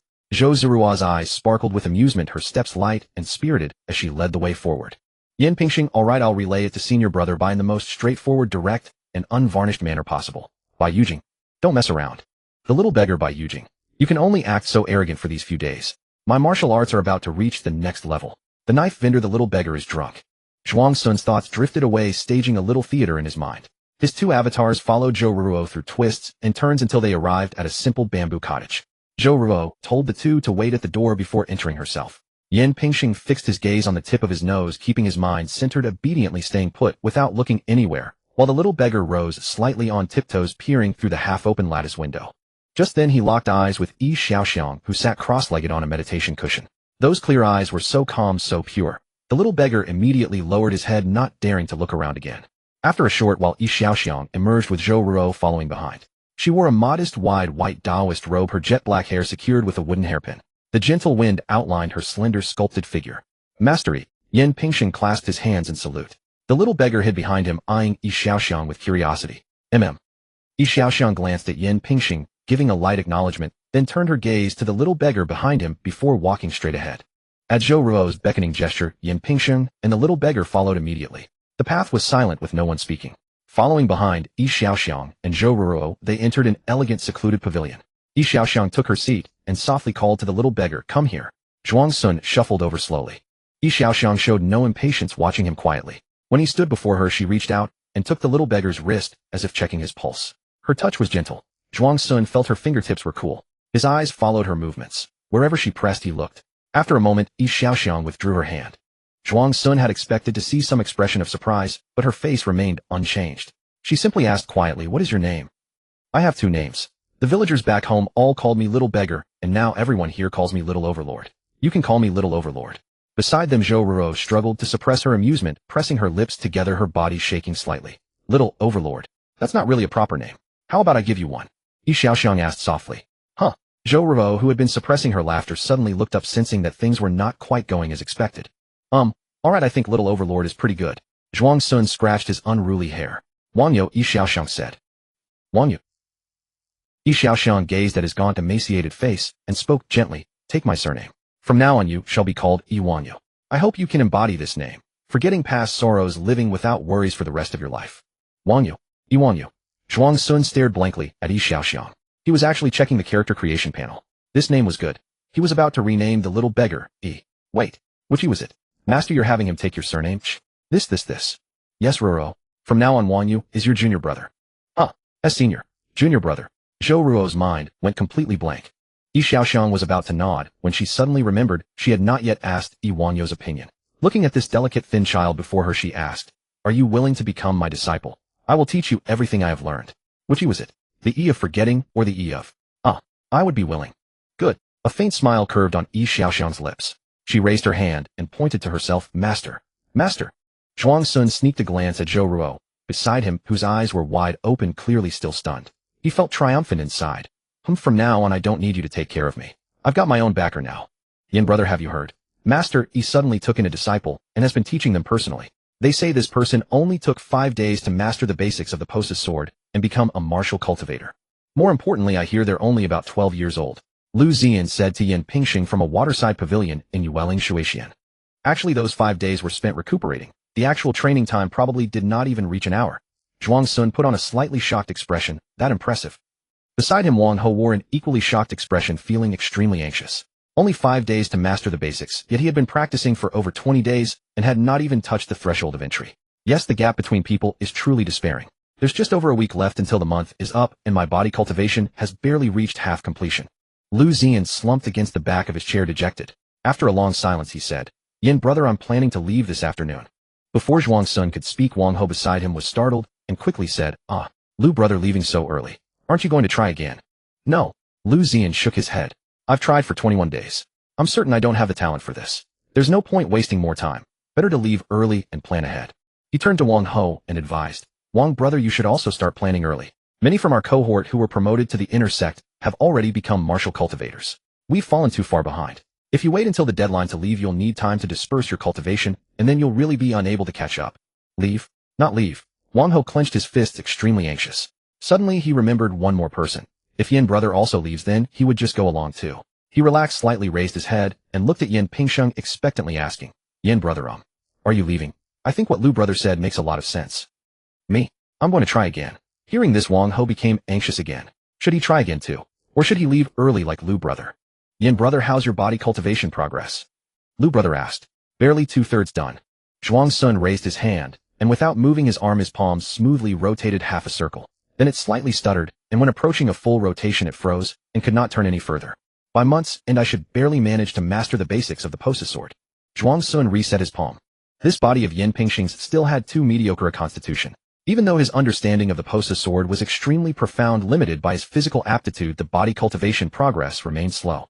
Unlike Bai Yujing and Yi Wangyo, whose cultivation speed was like traveling 1,000 miles each day. I'm afraid I might be in trouble too. There's a chance we'll meet again in the lower 3 courtyards.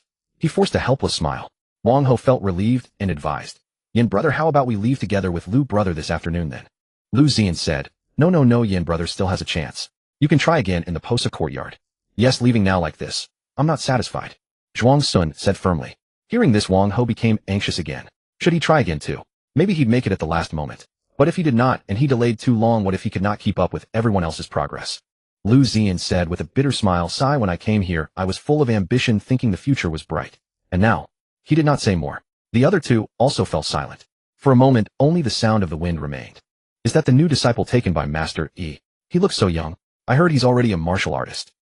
He seems to be 12 years old, breaking the record for the youngest martial artist in Dazhou Mountain. The previous record was held by Master Yi, who became a martial artist at 13. My God, 12 years old. Senior brother Bai is only 15. Before the speaker finished, he was immediately attacked by a group of men and women. What do you mean by that? Why bring up my senior brother Bai for no reason? How old were you when you became a martial artist? How strong is your martial arts now? Senior brother Bai only started practicing martial arts at 15. Can that be compared?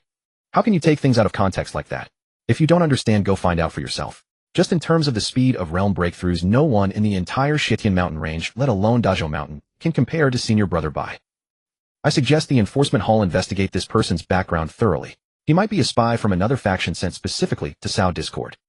I didn't mean that. The man's face flushed red, and he slunk away. Why is it so noisy back there?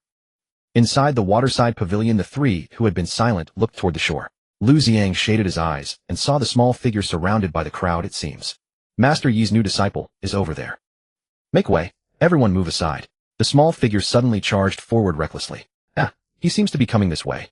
Senior brother Yen, you're here. I've been looking for you for ages. Hurry, let's go out and play. Lu Ziang and Wang Ho stared dumbfounded as a handsome little boy with rosy lips, white teeth, and radiant skin forcibly dragged Yin Pingxing outside. They exchanged glances, both seeing shock and disbelief in each other's eyes. At this time, Yi Wangyo's body had been restored by Yi Xiaoxiang with all kinds of precious meats and medicines, fully displaying his 99 points of peerless charm. Junior brother, Yi, wait a moment. No, let's go. I still have something to give you. Yin Pingxing helplessly smiled apologetically at Lu Ziang, and Wang Ho, sorry brother Lu, brother Wang, I'll have to take my leave now. It's fine. Lu Ziang and Wang Ho forced a smile, feeling a chill in their hearts. Just a moment ago, we were all sharing the sorrow of autumn together, brother. Yin, how did you suddenly latch onto Master Yi's disciple? Yin Pingxing was pulled out of Yueling Waterside Pavilion by Yi Wangyo. The latter took out a small green flower with serrated edges from his wide sleeve. Senior brother, Yin, here, it's delicious. What is this? I don't know, Master told me to give it to you, saying it can improve your aptitude or something. Yi Wangyo said, not really caring. Among the crowd, someone recognized the serrated green flower and exclaimed, that's the crocodile flower. After taking it, one's constitution will approach the Bassa constitution, making the cultivation of the Bassa sword twice as effective with half the effort. It is said that someone once offered 10,000 gold to Master Yi for it, but Master Yi didn't sell. What? 10,000 gold? He just gave it away. Junior brother Yi is so generous. Yes, I am indeed this generous. Come and flatter me. Zhuang Sun deliberately made such a show in the crowd. This character of his wanted to be a playboy, attracting other playboys to develop along the line of the 7 great families. Because his second master, Yi Xiaoxiang's biological mother, was a woman of the Zhou clan. And as a disciple who was granted his master's surname, he was even closer than ordinary master-disciple relationships, and could be considered half a member of the Zhou clan. The 7 great families might seem weak, but as local powers of Dazhou Mountain, they are very united. Their combined strength can rival the surface strength of the Bloodborne sect, and is not much worse than the Wanqing Martial Academy City Lord's Mansion and Tsusha Ridge. If including Yi Xiaoxiang the Supreme Peak, they could even compare with the latter 3. Bai Yujing corresponds to Wanqing Martial Academy. Yi Wangyu corresponds to the 7 great families. Yin Pingxing will see if he can use the connection of Jisun Academy to contact the City Lord's Mansion. In this way, he has planted flags in almost all the righteous factions of Dazhou Mountain and can begin to attack the villain side. At this moment, when Qinin in the crowd heard this, and her heart stirred. Generous. That junior brother Yin has used some means to make junior brother Yi dance to his tune, offering such a precious item. If her own charm surpasses his, wouldn't she be able to imitate him and make junior brother Yi provide resources for her cultivation? Children are the easiest to handle. First, she must lower junior brother Yan's status in junior brother Yi's heart, then replace him. When Qinin quickly formed a plan in her heart, a gentle smile hung on her beautiful face as she quickly walked out of the crowd. Junior brother Yan, what a coincidence. I didn't expect to run into you here. It's been a long time since the Bassa Hall, hasn't it? How's your cultivation going? Do you have confidence to stay? Today senior sister happens to be free and I can guide you with the boss's sword. What kind of thing has been sucked out? Yin Pingxing asked. Senior sister Wen, what are you doing? What? Junior brother Yin thinks senior brother Han is better and I am not worthy to guide you. When Shinin placed her hands on her slender waist feigning anger. Quite self-aware. Senior sister Wen misunderstands. I don't mean that at all. It's just, aren't senior sisters Chun and Su the ones in charge of guiding us? Wouldn't that be too much trouble for senior sister Wen? Not at all. You are all under my charge. It's just that back then senior brother Han insisted on separating by gender, so I had no choice but to agree. I've been feeling guilty about not attending to you all this time. When Shinin sighed triumphant inside, thinking that the first step of establishing a good impression before junior brother Yi was done. Next, during the guidance, she would constantly belittle junior brother Yin and elevate herself, gradually eroding junior brother Yi's regard for junior brother Yin. Who is this junior brother? Yes, he is junior brother Yi. I wonder if I could trouble senior sister Wen to look after him for me. I have some important matters to attend to. Yin Pingxing glanced at the crocodile flower in his hand, looking troubled. He had no intention of wasting time with this when Shinin. Although he knew that the crocodile flower given by Yi Wanyu in public would not be stolen by anyone, such a valuable item should be consumed as soon as possible for safety. When Shinin was taken aback, then overjoyed. This junior brother Yin directly left junior brother Yi with her, wasn't that letting her do as she pleased. When junior brother Yin comes back and sees junior brother Yi closer to her, he will probably be dumbfounded. Haha, junior brother Yin, you threw this opportunity right into my lap. She lowered her head to look at the beautiful child who seemed indifferent to everything, pursed her lips, and smiled demurely. Since you have urgent matters, junior brother Yin, go ahead. Leave junior brother Yi to me. Watching Yin Pingxing walk away when Shinin approached Yi Wanyu, who was slashing at water plants by the lake with a wooden sword. She knelt down, propping her hands on her knees, and called out gently in a soft voice, Junior brother Yi, junior brother Yi. Zhuang Sun did not respond, and continued swinging the wooden sword. It had originally been a straight branch, later carved into a wooden sword by Yi Xiaoxiang for Yi Wanyu's amusement. He let Wen Shinin wait for a while, and only after she felt embarrassed did he say, I'm hungry. Huh, then what does junior brother Yi want to eat? Senior sister will take you to the dining hall. I don't eat at the dining hall. Zhuang Sun pointed at her bluntly, and said, you go cook 2 dishes for me, the little tyrant, and then give me 200 taels of silver. He reached out his small hand unceremoniously. Senior sister doesn't have that much on her. When Shinin tucked a strand of hair behind her ear and was about to take Yi Wanyu's hand, saying, you want to eat senior sister's cooking? Sure, come with me, go to my place, and I'll cook for you. I don't want to go. Zhuang Sun stepped back warily. You go back and cook, then bring it to me, the little tyrant. But, junior brother, Yin asked me to take care of you. When Shinin looked troubled, then tempted him, senior sister has lots of delicious things at home. If you come with me, I'll give them to you. Do you have a cat that can do backflips for me to go? Zhuang Sun frowned. Why do you talk so much? Do it, or not, the little tyrant is leaving. When Shinin quickly coaxed, alright, you play here yourself. Senior sister will go back and cook for you right now. Stay here and don't wander off. Depends on my mood. Brat. When Shinin cursed inwardly but kept a gentle expression on her face, saying she would be quick. Then she ran to the dining hall, asked the cook to prepare 2 dishes that children liked, and ran back. But the place was empty. No sign of Yi Wanyu. Startled, she carried the food box and asked around, finally finding Yi Wanyu swinging on a swing in a small garden just before sunset. When Shinin took a deep breath, adjusted her hairpin and clothes that had become disheveled from running, and approached with an expression that was both gentle and tinged with concern and reproach. Junior brother Yi, why are you here? Didn't senior sister tell you to wait for me at the same spot? Do you know how worried I was? The little tyrant goes wherever he wants. Mind your own business. You dare glare at me. Watch my little tyrant flying kick. Zhuang Sun swung the swing hard and lifted one foot to kick at Wen Shinin. When Shinin quickly stepped back, and Zhuang Sun took the opportunity to jump off the swing and run out of the small garden. When Shinin stood still, her face pale with anger. But recalling that Yi Wanyu had casually given 1,000 gold worth crocodile flour to Yin Pingxing, she took a deep breath, suppressed her rage, and chased after Yi Wanyu. I'm sorry, junior brother. Senior sister shouldn't have glared at you. It's all my fault. I've cooked you a meal, so please forgive me. Hearing this, Zhuang Sun stopped and looked suspiciously at the food box when Shinin was carrying. I won't eat cold food. It's not cold, still warm. And if it's spilled, I won't eat it either. When Shinin's breath caught, and she forced a smile, it's not spilled, senior sister is holding it well. Come take a bite, don't let your stomach go hungry. Do you want me to feed you? Hearing this, Zhuang Sun walked over, took the spoon when Shinin handed him, and scooped a spoonful of soft egg custard. Just as he was about to bring it to his mouth, he suddenly stopped, and threw the spoon back into the food box. No way, you didn't actually think I would eat it, did you? This is obviously from the dining hall. Do you think the little tyrant is stupid? Eat it yourself. Naya. He pulled down his lower eyelid with his hand, making a face. The expectation on when Shinin's face froze. She watched Yi Wanyu disappear in a flash. Her fingers unconsciously tightened, and the handle of the food box snapped, falling to the ground, spilling the dishes all over. Damn, brat. Wen Qinyin gritted her teeth and stomped the ground hard. Just you wait, see how I'll twist you around my finger and drain you dry. When the time comes, if the silver you hand over doesn't satisfy me, I won't give you a nice face. After fantasizing for a while about Yu groveling at her feet, her mood improved a lot. Huff, patience. Once I coax that brat and trick him into giving me enough resources to cultivate to the 6th rank, I can use Li Zhong, that fool I've bewitched, to get assigned to patrol outside the remote cliff, where Senior Brother Bai is, and often meet with him. Then I'll create some accidents to make Senior Brother Bai fall in love with me, and I'll become the chief's wife, and then... When Qinyin fantasized some indecent scenes in her mind, her face flushed, and she crossed her legs tightly. Ever since she saw Bai Yujing at the apprenticeship ceremony half a year ago, when Qinyin had been unable to forget him fantasizing about him every night late into the night. You dare waste food. The little tyrant is going to tell the master. Huh. When Qinyin was startled, looked around in panic, and spotted Yu hiding under a tree in the distance. Just as she was about to chase after him, he disappeared again. Damn brat. Just you wait. Once I become the chief's wife, I'll make you pay. When Qinyin viciously fantasized in her mind about how she would torment Yu in the future. That brat, though bad-tempered, is actually quite good-looking. She bit her lip and changed the content of her fantasy. Now Yu in her mind was suffering terribly. Character Creation Panel. Character 1 Yin Pingxing, age 16, realm 9th, rank bone 60, upper middle bone. Pajuo sword 70, comprehension 54. 7 average comprehension, charm 60, upper middle. Spiritual medicine, truly miraculous. In Yin Pingxing's small courtyard, Zhuang Sun looked at the character creation panel and sighed inwardly. 1 spiritual medicine, the crocodile flower, had directly increased Yin Pingxing's bone by 10 points. Because the effect of the crocodile flower was to make the user's physique approach the Pajuo body, he broke through to the 9th rank in one go, and from then on his cultivation speed for the Pajuo sword would be equivalent to that of an upper-lower bone. Now Yin Pingxing's talent was no weaker than those direct disciples of the elders, and close to the true disciples of the 4 courtyard masters. However, there was still a gap before reaching the chief of the martial academy and the new true disciple of the Pajuo courtyard.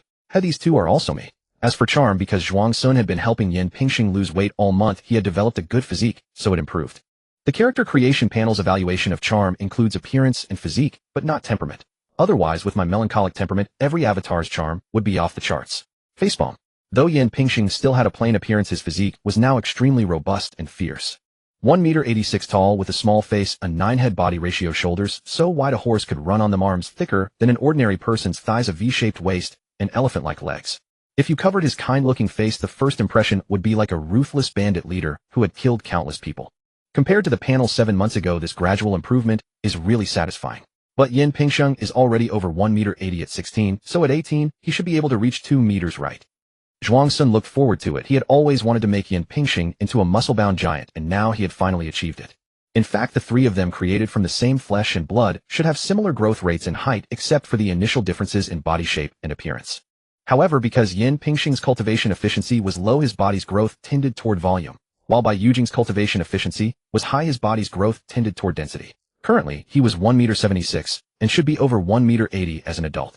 As for Yu, he was in the same situation as Bai Yujing, and his initial height was set very short by Zhuang Sun, so he would probably only be about 1 meter 70 as an adult.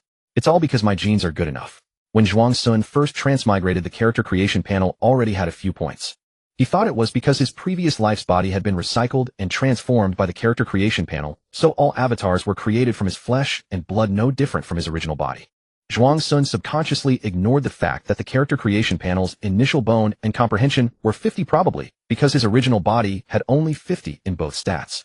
Die. All of you die. What the hell? Zhuang Sun was startled by the sudden noise. He walked over, propped his hands on the courtyard wall, and looked toward the source of the sound. Bang, bang, bang.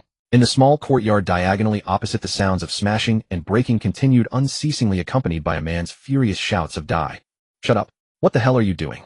Can't you be quiet for a moment?"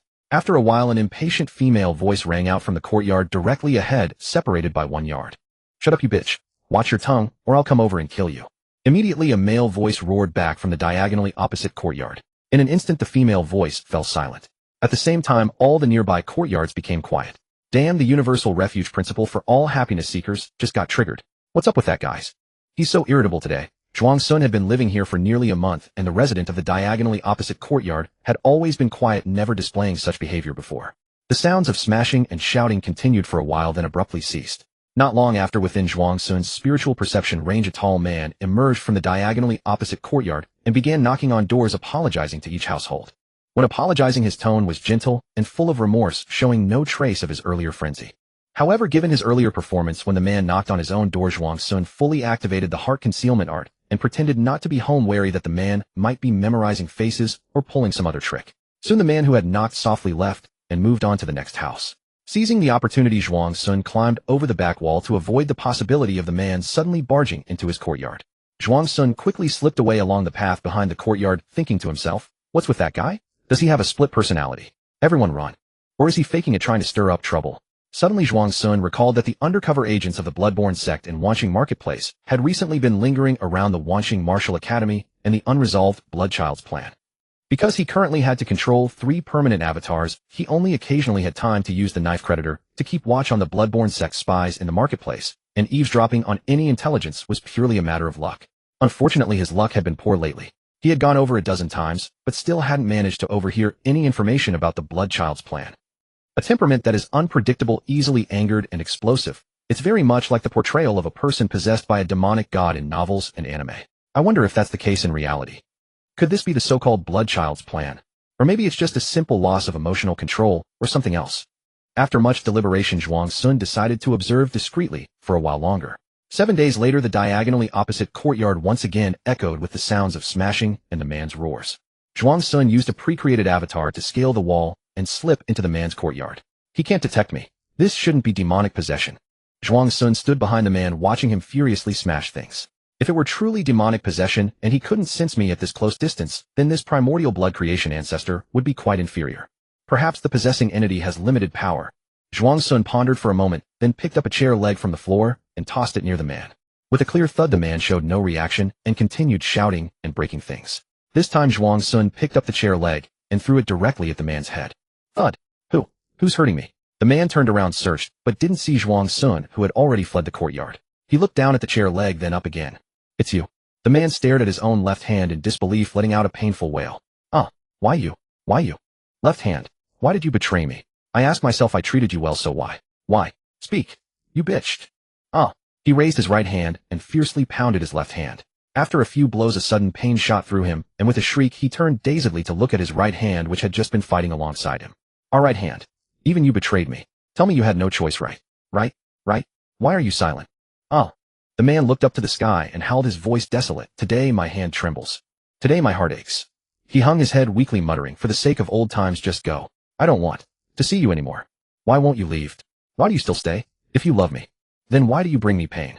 Just then the man's peripheral vision caught sight of his left hand lying on his left leg, and his pupils contracted. He spoke slowly, each word heavy with suppressed fury. You 2 adulterous bastards.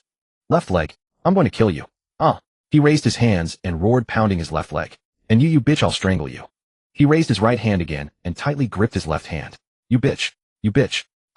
Suddenly the man calmed down. He stared at his motionless left hand in disbelief, like a helpless child. I'm sorry, left hand, I'm sorry, I didn't mean it, really I didn't. Still warm. I'm sorry, I love you, I'm sorry, I love you, I'm sorry, I love you. Left hand, you can move. Great. Rise again, my love.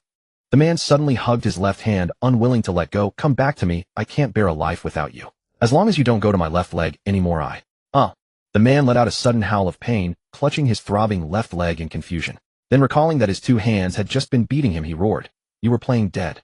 So this was all a conspiracy by the 3 of you. Ha, fine, left hand, left leg. He laughed, looking at each one, his laughter filled with infinite desolation. He sat on the ground, his head drooping, and his voice turned low and grim. Right leg, this is my story. I have been betrayed 3 times. No. He caught a glimpse of his left hand, right hand, and left leg, which had appeared nearby without his notice, and was struck with terror. They've caught up. Right leg, let's go. The man began running in circles in the courtyard, glaring at the relentless pursuers, his left hand, right hand, and left leg, and roared, I'm already crippled, and you still won't let me go. He took a deep breath, bowed his head in humiliation. Let right leg go, and I'll go with you. Then he noticed the crotch connecting his right leg, and left leg stared for a long time, and suddenly burst into laughter. Ha. So that's it. I should have realized. Why, no matter where I hide, you're always right behind me. So all along I was alone. Vast heaven, how you have wronged me. Mother, I can't tell. I really can't tell anymore. He suddenly burst into loud sobs, as if seeking salvation, as if falling into an abyss. Outside the courtyard, Zhuang Sun watched the entire scene, expressionlessly, left with only one thought. It's over. When I get old, I'm going to turn into a complete bomb. Gradually the man slumped onto his knees, motionless. Why did he stop? Just as Zhuang Sun was about to peer over the chair leg again, the man suddenly rose to his feet. He immediately crouched behind the wall, exposing only his eyes to watch stealthily. The man first blankly scanned his surroundings, gazing at the devastation around him, then patted his head and smiled bitterly. Sigh, I truly thought I could restrain myself this time, yet I caused such a tremendous disturbance again. My reputation must be utterly ruined. I still need to figure out how to explain this to the enforcement hall. Last time I claimed I lost control of my emotions. Would they even believe me if I used the same excuse again? I'll have to use that thing less often from now on, and at least bind myself when I do. He muttered to himself, picked up the broom leaning against the wall, and began cleaning up the devastated courtyard. Brother, stop talking to yourself. You've spilled all your secrets. Zhuang Sun didn't suspect that the man was deliberately speaking within his hearing range, for throughout his days of observation, the man had always exhibited this habit of muttering to himself. That thing. Is it related to the Bloodspawn cultist's plan? Judging by the man's demeanor, he held no aversion toward that object. In fact, he seemed eager to use it once more. Could it be something that elevates one's cultivation realm? Zhuang Sun employed his divine perception and discerned that the man had reached the 7th rank. He then maneuvered Yi Wanyu to slip into Yi Xiaoxiang's study and locate the registry bearing Hui's name. According to the records, Hui's martial arts attainment stood at the 8th rank, which had taken him 4 years to achieve. Yet only a single year had passed, and Hui had already ascended to the 7th rank. That thing indeed served to elevate one's martial cultivation. Where can I obtain that thing? I want one too. Should I apply through the Bloodspawn cultist? Speaking of which, what purpose did the Bloodspawn cultist have in giving Hui such an item? The Bloodspawn cultist's plan. Zhuang Sun quietly departed from Hui's modest courtyard, choosing not to return to Yan Pingxing's residence. He arrived at a secluded corner of a forest garden, and upon confirming that no one would approach, dissolved his clone back into points. Meanwhile, at the grand gate of Wanqing Martial Academy, a weather-beaten swordsman of the Jianghu had appeared. The Jianghu swordsman removed his bamboo conical hat and shook loose his high ponytail, revealing the youthful visage of a man with sword-like brows and star-bright eyes, his face as fair as jade. Though he wore a coarse brown cloth cloak, an air of nobility could not be concealed. It's been a year since I last returned, and yet everything remains unchanged, absolutely nothing different. Throughout this year of cultivation and trials, my martial arts have reached the peak of the 5th rank. Yang Ling is no longer my match. Now let us see how the academy director can still refuse to accept me as his disciple.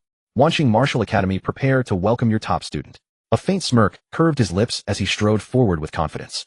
Before long, many disciples within the academy learned of the news that the former number 1 of the formless courtyard, Su Jianxing, had returned. A disciple of slight stature with youthful features rushed to Su Jianxing's courtyard, calling out joyfully, "Senior brother Su, you're back. Oh, it's little Lu. Long time no see." Su Jianxing, with the formless courtyard disciple robes hanging loosely on his frame, leaned against the doorway and offered a carefree smile. He asked, "Has anything noteworthy occurred at the academy during my absence?" "Yes." Little Lu exclaimed eagerly, "Our academy has produced a new top student. Senior brother Su, you are now 2nd in the formless courtyard." "What a..."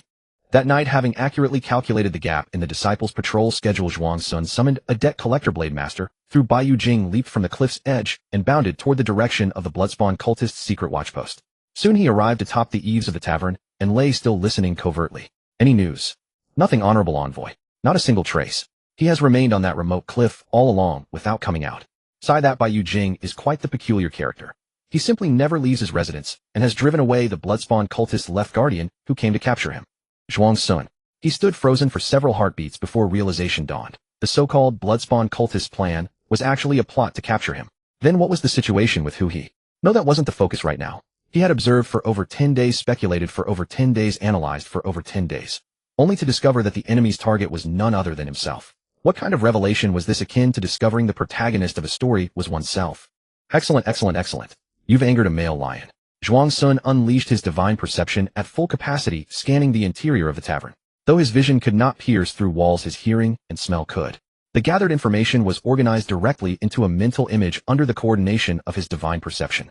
In that image, every person within the tavern was clearly visible in their positions, their bodies transparent, revealing fiery red beating hearts and the chi blood flowing throughout their forms. 1 at the 6th rank, 5 at the 7th, 5 at the 8th.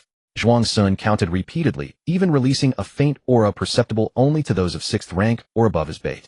After confirming that the Bloodspawn cultist followers within the tavern were precisely these individuals, a sudden urge to laugh welled up within him. Wait, you guys are all drinking heavily. Yet a single 6th rank alongside a couple of 7th and 8th ranks think you can capture someone of my 5th rank. Preposterous. Charge. Outside the alley, a gentle breeze swept green leaves toward a slender figure. Clad in white robes brighter than snow with flowing black hair, and an aloof cold expression, he came against the moonlight like an immortal who had transcended the mortal world.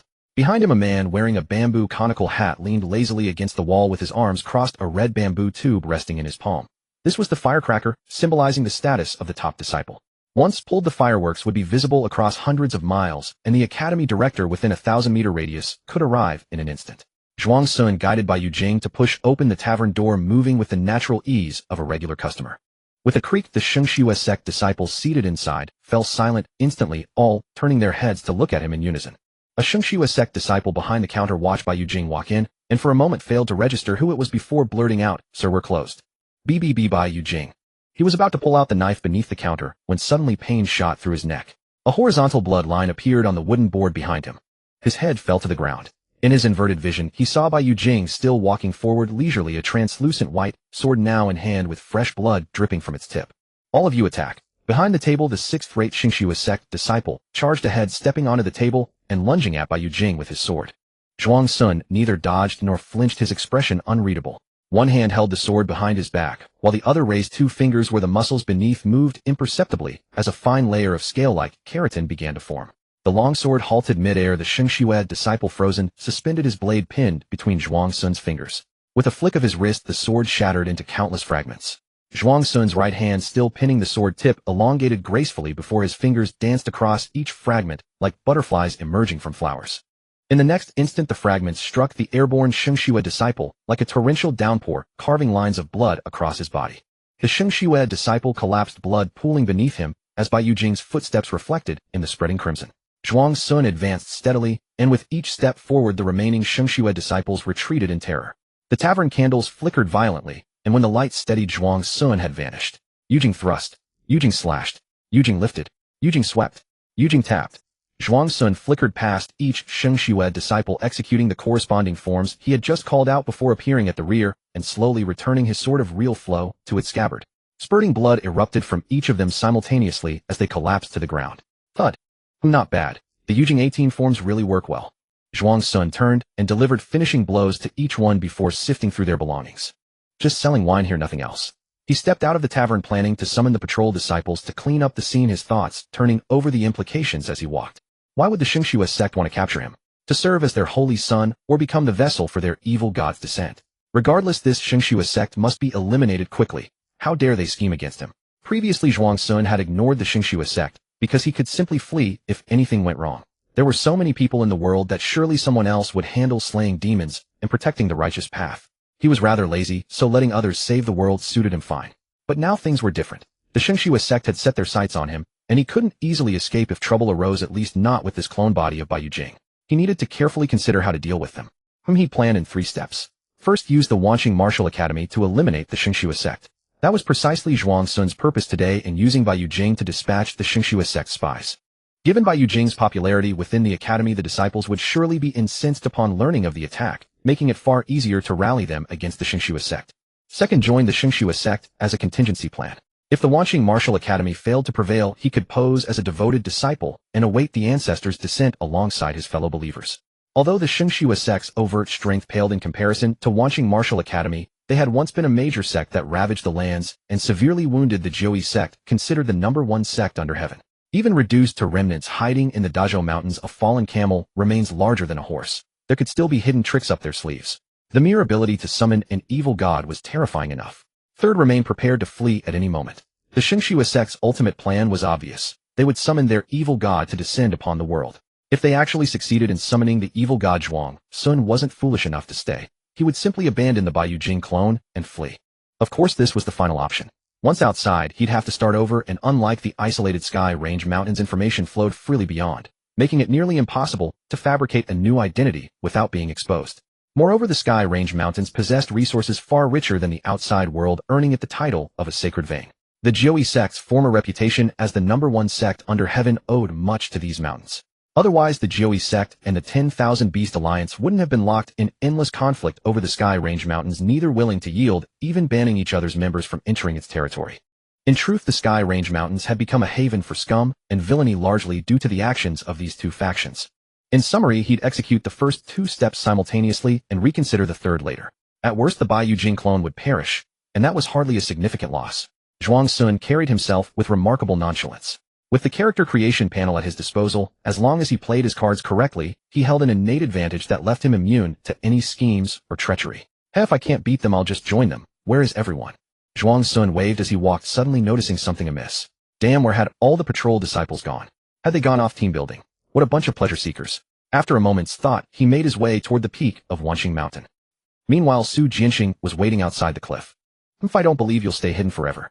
He sneered inwardly. Let me see. Someone with only 9 stones of chi strength at 15, whose martial arts barely reached the 8th rank upon becoming chief disciple, popular only for his looks.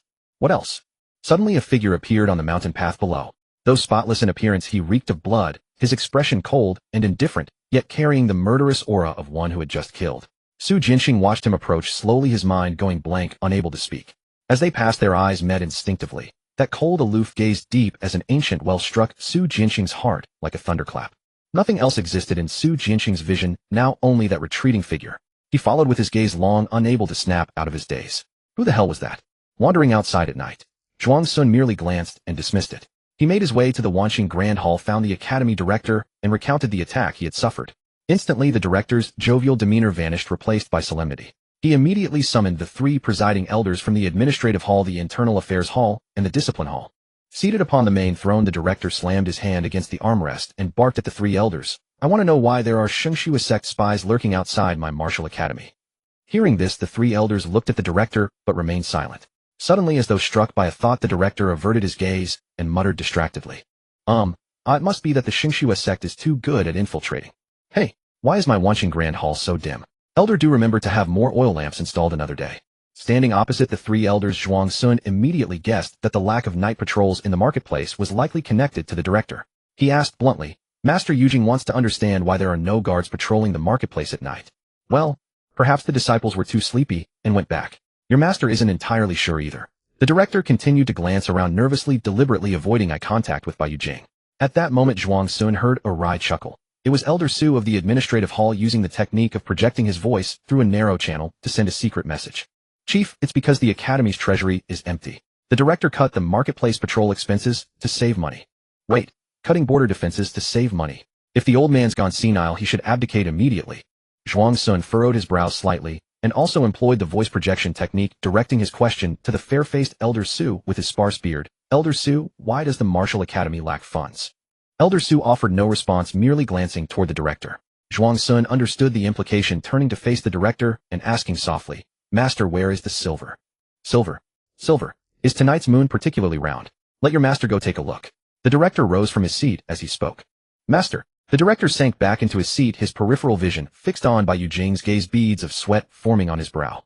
I don't know. Zhuang Sun looked at the dean for a moment and sighed lightly. After all, the Martial Academy belonged to the other party, and if the dean did not wish to disclose where the funds had been spent, he could hardly press the matter.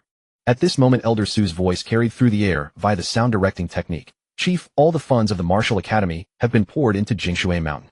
A year ago, the dean suddenly decided to establish a branch academy within Jingshui Mountain. Though we were astonished, we asked no further questions and followed the dean with people and money. However, halfway through construction, we discovered that the dean had never communicated with the local forces there. He had led us in secret and was eventually caught red-handed. The dean was defeated, a large quantity of goods and silver were confiscated, and to this day the other party refuses to return them. We are in the wrong and can only accept the situation. After hearing this, Zhuang Sun fell silent for a long while, unable to help but smile slightly. You laughed just now, didn't you, disciple? The dean said in a low voice. I did not. Is that so? The dean looked at Bai Yujing with suspicion, as if the smile he had just seen was merely an illusion. Elder Su's sound directing technique continued without pause as he complained to Bai Yujing. Chief, if it were merely this, the Martial Academy's foundations could still sustain us. But the dean has a penchant for constructing bizarre things. Some time ago, he claimed he wanted to build an ice cave so that disciples could temper their chi and blood. He had already purchased the ice cores, yet when he remarked that it would be too cold, he abandoned the project. And just a few days ago, the dean acquired substantial quantities of heavenly meteorite iron, intending to construct a gravity cultivation chamber. Chief, please persuade him. If this continues, the Martial Academy will truly run out of funds. This time I have made precise calculations. It will certainly work. Once completed, it will greatly strengthen our disciples' abilities. The dean suddenly interjected. Chief, do not believe the dean. He has said this many times before. Out of all the cultivation chambers built, only the Chue Bing Pavilion at the center of Mirror Pool succeeded. The others were either dismantled as useless or abandoned midway. In truth, that pavilion serves little purpose. Once the weapons inside begin rotating, they only accelerate and cannot be stopped. Several disciples were injured because of it, and no one has gone there since. The dean merely preserves it for the sake of appearances. The dean said, Elder Su, I can hear you. That is precisely why I am speaking freely. Elder Su muttered to himself. Otherwise, how could he possibly stop the dean from squandering money? The dean spoke earnestly, disciple, trust me. This time is different from all before. It will certainly work. As for that Shui Bing pavilion, it is not useless. You have experienced it yourself. Was it not there that you refined the formless spear to perfection? Only my progress could keep pace with the rotating weapons in the pavilion. Any other disciple would be smashed into dizziness in no time. After a moment of contemplation, Zhuang Sun said, Master Yujing believes that the development of the martial academy must align with reality. If there are any major plans in the future, it would be wise to consult with the elders before making decisions. You had best remain seated and refrain from reckless schemes that might bankrupt the martial academy. Chief's words are reasonable. I approve. Elder Su spoke first. As the presiding elder of the General Affairs Hall responsible for the martial academy's finances, he had long suffered under the dean's extravagance. Du Zhonglao, the elder of the Internal Affairs Hall, his face stern and expressionless, stiffly nodded. He spoke slowly and bluntly. This measure would better serve the development of the martial academy. Guan Renai, the elder of the Discipline Hall, whose face was covered in scars and whose appearance was gruesomely ugly, suddenly burst into laughter. In a tone of gentleness completely at odds with his voice and features, he said, the master truly ought to heed the young master's opinions more often. Seeing that his three closest advisors offered no support, the dean sighed heavily. Alas, it seems an old man is truly useless. Whatever decision I make appears wrong to others. No one supports me anymore. No one paid him any mind. Zhuang Sun did not either. He knew the old fellow simply loved to play the victim. He turned his gaze curiously toward Guan Renai, whose unusual form of address made him sense there was a deep story behind the elder. At this moment, Elder Guan also looked at Bai Yujing and nodded with a smile. Yet with his face covered in scars, even his attempt at friendliness appeared monstrous. After a period of silence in the Wanjing Great Hall, the dean felt somewhat awkward and changed the subject. Preposterous. Bang. He slapped the armrest of his chair. Xingxue Jiao dares to lay hands on my disciple. Elder Du, tell me, how should we deal with Xingxue Jiao? Elder Du replied in a dull voice, kill them all. Leave not a single one alive. Humph. The dean ordered, Renai, this matter is entrusted to you. Yes, master. Guan Renai bowed deeply and asked Bai Yujing in a humble posture, young master, were there any survivors when you were attacked? Within days, Yujing will capture an important figure of Xingxue Jiao and deliver them into Elder Guan's hands. The dean asked curiously, disciple, do you require my assistance? Zhuang Sun slowly shook his head. No need. Master, just keep an eye on Yujing. Keep watching me, keep watching me. Don't let someone kill me. Zhuang Sun bid farewell to the dean and the three elders and left the Wanjing Great Hall. On his way back to the side cliff, he encountered the same youth he had seen earlier. This fellow must have suffered a heartbreak. He's been standing here nearly all night. He glanced at the other and prepared to sidestep. At this moment, Su Jinxing suddenly dropped to one knee, raising both hands above his head, and said with passionate intensity, Jinxing is willing to serve senior brother with all his might, braving fire and water without hesitation. I beg you to allow me to follow at your side. Wait, who are you? A spinning circle formed in Zhuang Sun's mind as he tried to comprehend the situation. Rise. In the rolling pool of blood, a man of strikingly beautiful, yet uncanny features opened his eyes, though the skin beneath his face appeared withered and aged. He looked down at the massive man who had risen and stood quietly before him and asked, have the covert sentinels posted outside the Wanjing Martial Academy not yet reported in? Elder Song shook his head. Reporting to Blood Sun, the sentinels outside the Wanjing Martial Academy have been silent for 7 hours. Go and investigate what is happening. Yes. Elder Song retreated respectfully. At noon, he arrived outside the tavern and pushed open the door, but found only a figure in white robes, no one else in sight. Bai Yujing. Elder Song pronounced the name, slowly scanning the surroundings and detecting no one else. With an expressionless face, he asked, where are the others here? I knew someone would come again. Zhuang Sun sat in the chair, quietly polishing the shaft of his spear as though no one else were present. Elder Song studied him for a moment, then unleashed vitality, as fierce as wildfire, advancing step by step toward Bai Yujing. It seems they have already been dealt with by you. But I am curious. Why do you dare remain here alone? What do you seek? Zhuang Sun perceived the qi radiating from him, far surpassing that of a 5th-rank expert. He glanced at the grinning dean sitting beside him, then lowered his gaze to the spear in his hands. All that Yujing seeks is tranquility. Tranquility? What do you mean? Elder Song paused mid-step. Your continued existence is exceedingly disruptive. In the next moment, Zhuang Sun vanished abruptly from where he stood. Before Protector Song's eyes, a spear suddenly swelled in size. Undaunted, he reached out to seize its shaft. Yet another hand moved faster than his. Zhuang Sun grabbed the tail of the spear with one hand, nimbly twisting the tip to bypass Protector Song's grasp and thrust straight toward his heart. With a wet thud, the spear tip sank 3 inches deep. Protector Song's former composure was utterly shattered. He hastily seized the shaft and retreated in a flurry.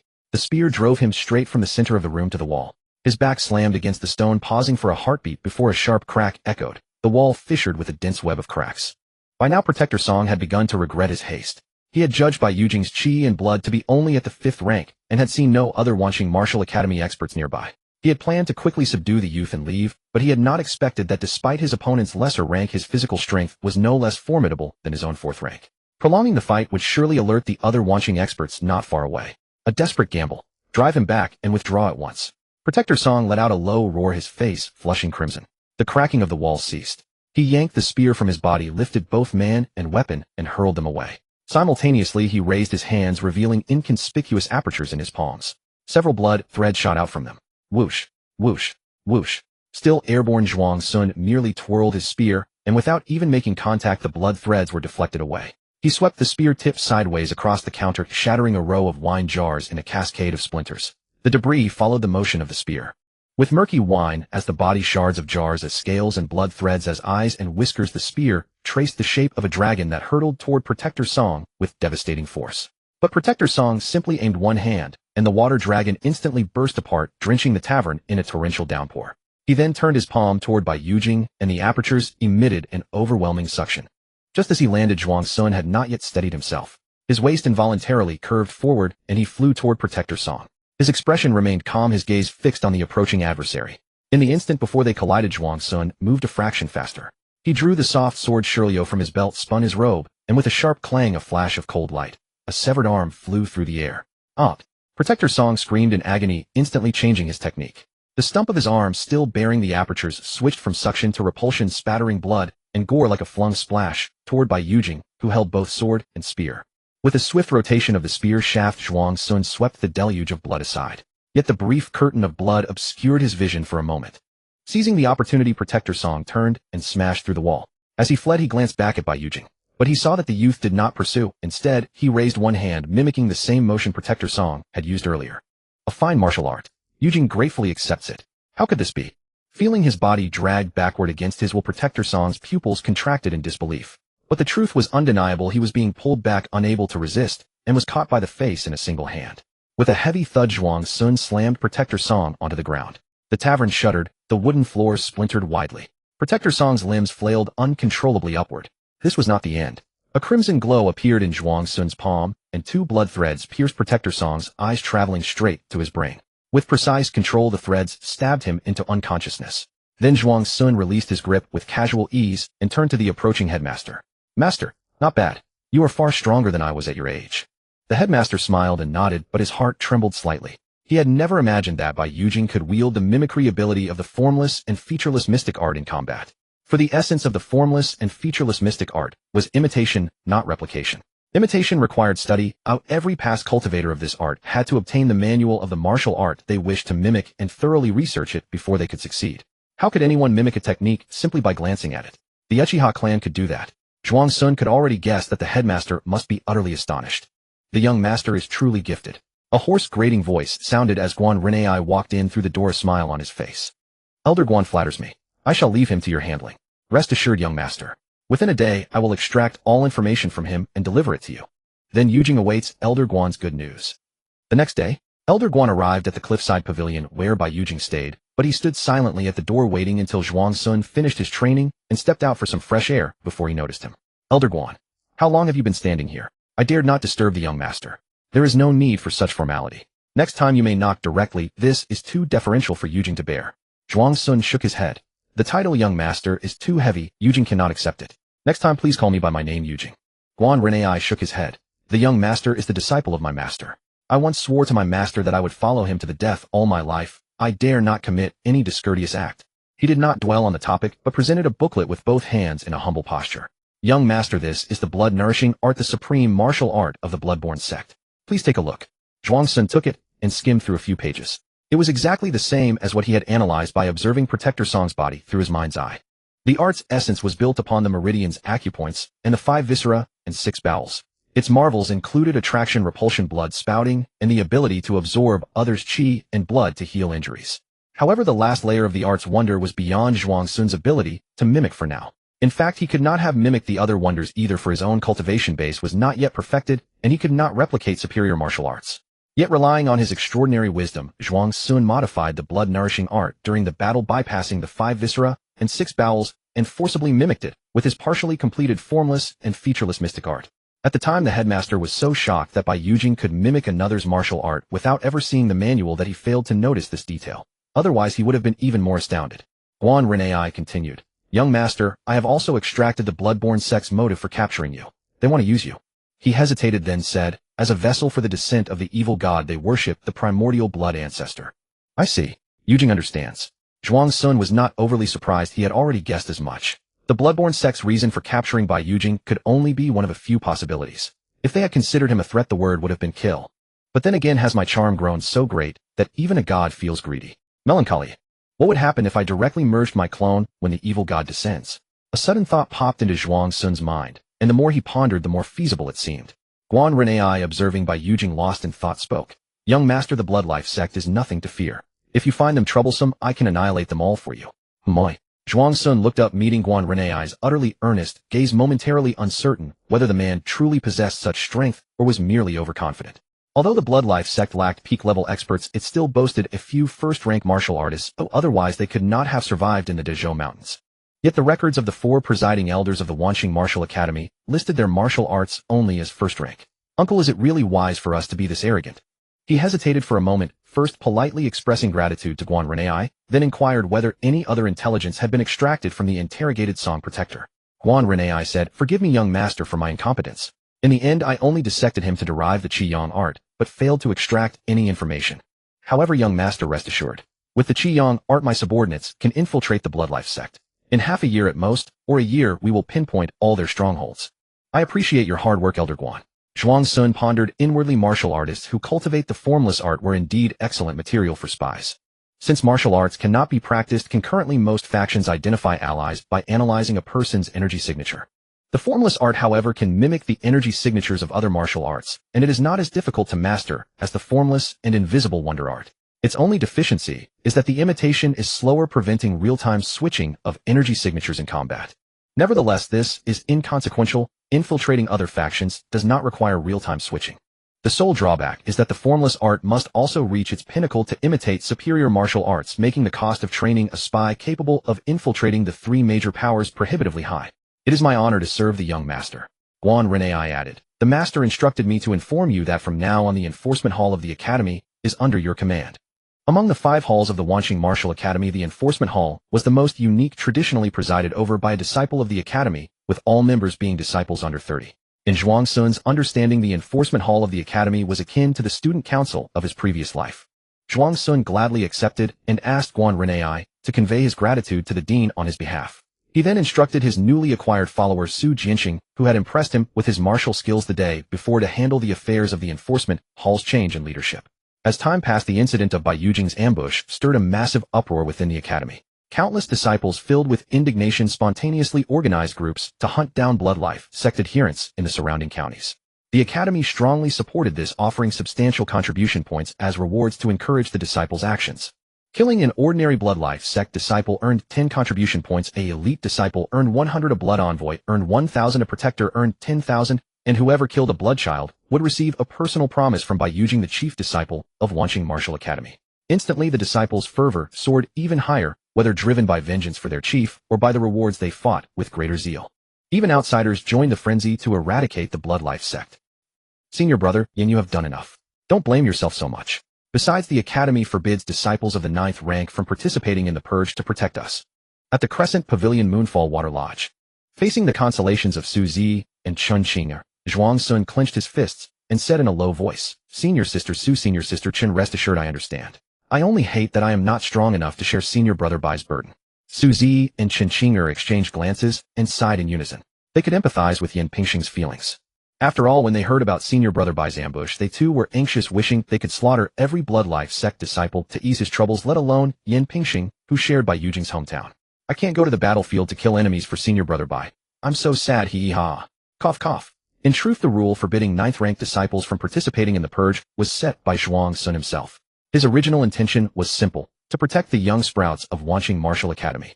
With righteous indignation, it certainly wasn't because Yin Pingxing's martial arts were only at the 9th rank. Yin Pingxing, Wu may the White Duke live forever. Crying and jumping up to wave. Shi Dao Ku, Wu may the White Duke live forever. Crying and jumping up to wave. Yi Wanyo, Wu may the White Duke live forever. Crying and jumping up to wave. Other avatars, Wu may the White Duke live forever, crying and jumping up to wave. By Yujing, where the leaves of the wood dance, fire shall burn evermore. Turning his back to the world, leaving only a silhouette radiant with humanity's glory. To obtain a promise from Senior Brother Bai. Elsewhere in the Crescent Pavilion, when Shinin recalled the notice she had seen outside the Internal Affairs Hall, delighted that she now had material for tonight's writing, and cheerfully made her way back to her courtyard. Meanwhile, at the Chun residence in Sichuan City, another person also focused on the reward of killing the Blood Child, a promise from Bai Yujing. Brother, can you defeat the Blood Child of the Blood Life sect? Chen Jinbao was taken aback, staring incredulously at his earnest younger sister. He thought, you want me, a 6th-rank martial artist, to fight a 1st-rank Blood Child? Sis, are you serious? Brother, just do it for me. At that moment, Chun Jinju slowly extended her fist, stopping right in front of Chen Jinbao. Use the Chin fist on the Blood Life sect. At the invisible court, the residence of Elder Yu. Amidst the crisp sounds of quickly dressing, Yu Wuyong changed into the same brocade robe and jade crown that Bai Yujing had worn on the day of the apprenticeship ceremony. He gazed at his reflection in the bronze mirror for a moment, then strode out of the room. Under the astonished gazes of the servants in the courtyard of the Yu residence, he halted in the center. Pass the word to all Blood Life sect disciples, Bai Yujing is about to go out. Behind a pillar, the steward who happened to be passing by froze for a moment. He watched Yu Wuyong's receding figure, then hurriedly rushed back to inform Elder Yu. Master, it's terrible. The young master's epilepsy has flared up again. Soon Elder Yu arrived and called out to Yu Wuyong, who had just stepped 1 foot out of the Yu residence. You degenerate, where are you going? Hearing Elder Yu's voice from behind, Yu Wuyong stopped, turning his body slightly, so that Elder Yu could only see his back. For the greater good. His voice was resolute. Elder Yu frowned. You degenerate, what nonsense are you up to now? Get back inside with me. As he spoke, he moved to grab Yu Wuyong. I won't go back. Yu Wuyong shook off Elder Yu's hand, his voice low and deep. Father, do you not know that at this very moment Senior Brother Bai is in dire peril? His expression was so earnest that for a moment Elder Yu was taken aback and refrained from striking him. Thus Yu Wuyong continued. I Wuyong am so akin to Senior Brother Bai. My appearance will surely divert some of the enemy's attention, alleviating his burden. His voice grew impassioned. This is the moment for me, little Yujing, to sacrifice my life for righteousness. In this life, though I regret not being born as Yujing, I can die for Yujing. I Wuyong have no regrets. He turned around, solemnly extracting the Bai Yujing's words from his bosom and handed it to the expressionless Elder Yu. Father, protect the Yu family's legacy. Do not let it end. Ouch. Yu Wuyong spun 365 degrees in the air, then landed face down on the ground, sinking into a deep slumber. Elder Yu lowered his fist, picked up the Bai Yujing's words that had fallen to the ground, dusted it off, and tucked it back into Yu Wuyong's chest. Then he dragged him back into the mansion. On the second day of the contribution reward campaign for eliminating Shengxue cult members, early in the morning, Elder Su, the presiding elder of the Shiru Hall, went to Bai Yujing's courtyard to complain bitterly. Chief, we cannot distribute contributions this way. The Martial Academy will go bankrupt if this continues. What do you know? If we do not properly handle this massive threat of the Shengxue cult, the Martial Academy will be finished entirely. Zhuang Sun nodded slightly and asked, how many more days can the Martial Academy hold out? At most 1 week. Elder Su said, Chief, we really cannot continue like this. The Martial Academy has hardly any silver left. If this goes on, we will not even be able to provide resources for newly enrolled disciples. Don't joke around. How could it possibly only last a few days? If you're that desperate, go sell yourself. Fine. Let me use my modern thinking to come up with a few money-making strategies for you. Zhuang Sun said, Elder Su, please have someone bring 1 sample each of the resources Master once procured to Yujing Courtyard. I will figure out the matter of funds. Soon Zhuang Sun received the ice soul and extraterrestrial meteorite iron that Elder Su had mentioned the previous day. He first picked up the ice soul, which resembled an ice pearl in appearance. The moment he touched it, he felt an extremely biting coldness, and a thin layer of ice formed directly on his fingertips that contacted the ice soul. But as Zhuang Sun's blood and qi automatically activated within his body, the coldness was immediately repelled, and the layer of ice on his fingers melted instantly. The coldness will resist the blood and qi within the body. This resistance has the effect of tempering blood and qi, but it is indeed too cold. I am fine, but ordinary disciples would probably freeze stiff. Zhuang Sun placed the ice soul back on the table. The table began to freeze again, with the ice layers spreading outward, and the temperature in the room dropped noticeably and rapidly. If arranged properly, making the temperature drop controllable, it could also serve to temper the disciples' blood and qi. However, the Martial Academy does not seem to have masters in this area. Zhuang Sun did not understand it himself either, and was too lazy to waste time pondering it, so he immediately gave up the idea of building a cultivation room for the disciples. So how can this ice soul be utilized? As an air conditioner?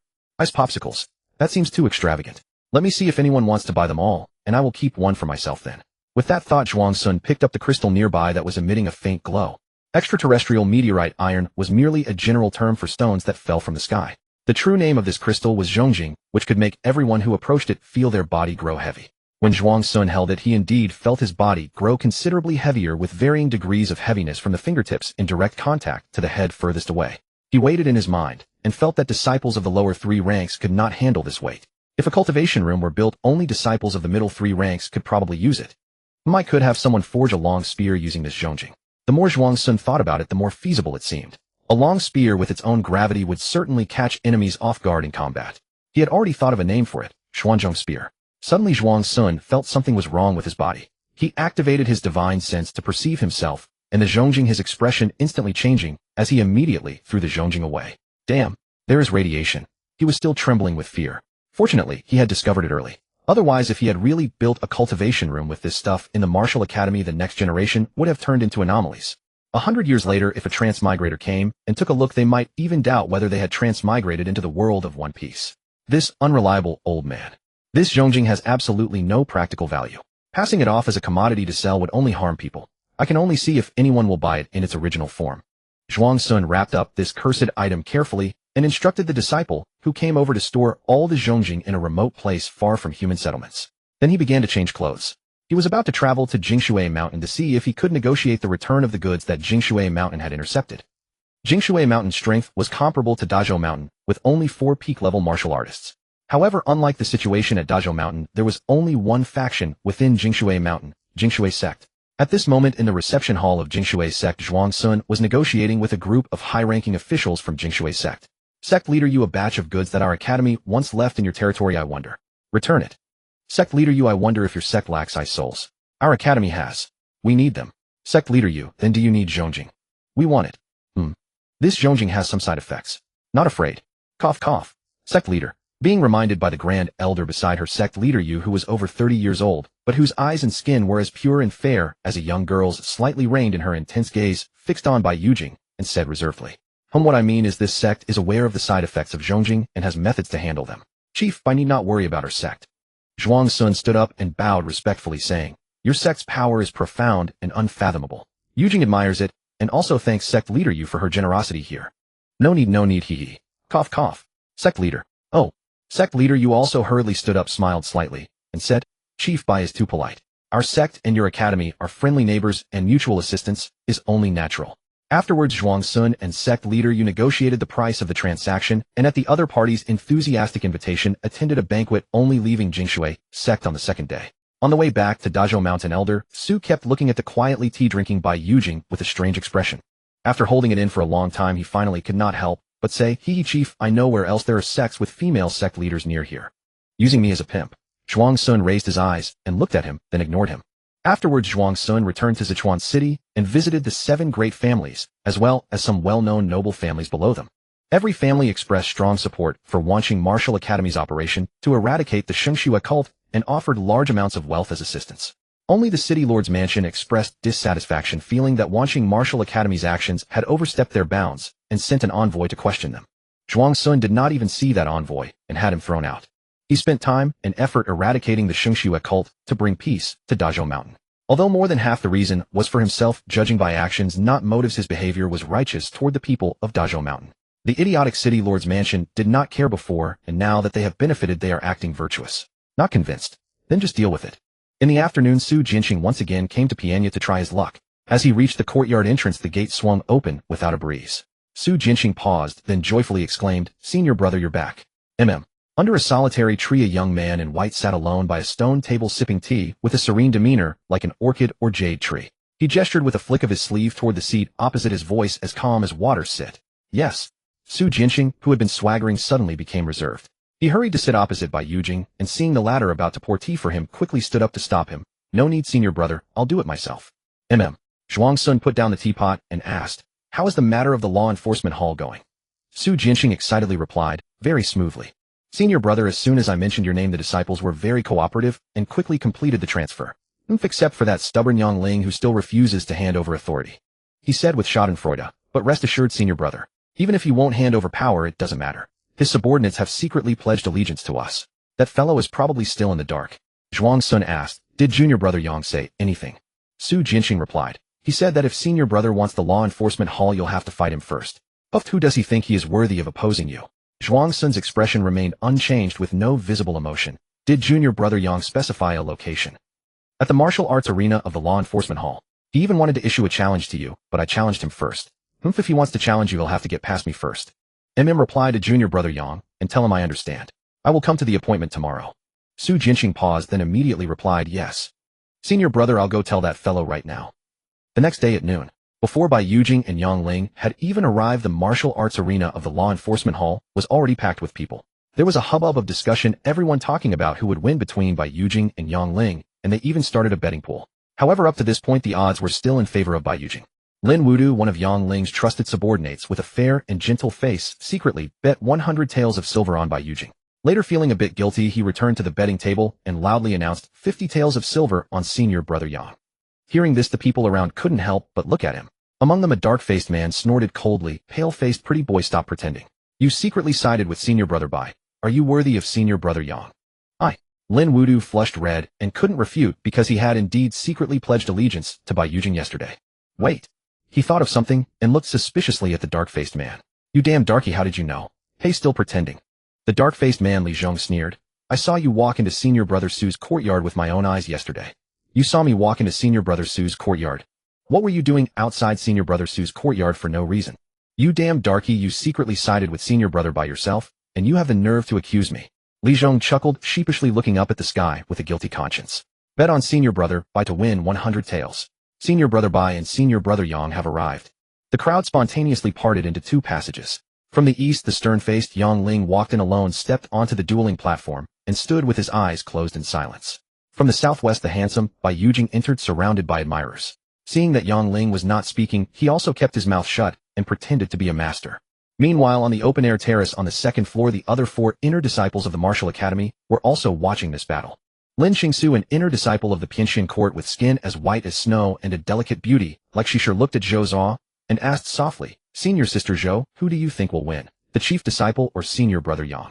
Zhou Zhao leaned on the railing, her eyes fixed on Bai Yujing below. Hearing this, she replied with a smile, I'm not sure, junior sister Lin. How about each of us supports one senior brother and see who wins? Lin Qingsu let out a soft, and dared not respond. At this moment, Iwanyo, who was clearly half the height of the other three inner disciples, puffed out his chest, crossed his arms, and said coldly and arrogantly, They are all mere mortals born in an era, without me, the little tyrant. Zhou Zerua said in a coaxing tone, All right, you're the best, you're the best. As she spoke, she reached out to touch Iwanyo's head, but he cleverly twisted his waist to dodge. I wouldn't bother to touch you anyway. She raised her hand, as if to strike, trying to scare Iwanyo. Naya can't catch me, useless senior sister. You?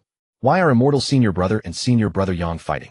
Hearing this, Iwanyo, who was fooling around with Zhou Zhao, stopped, and looked in surprise at the round-eyed big man, who was scratching his head.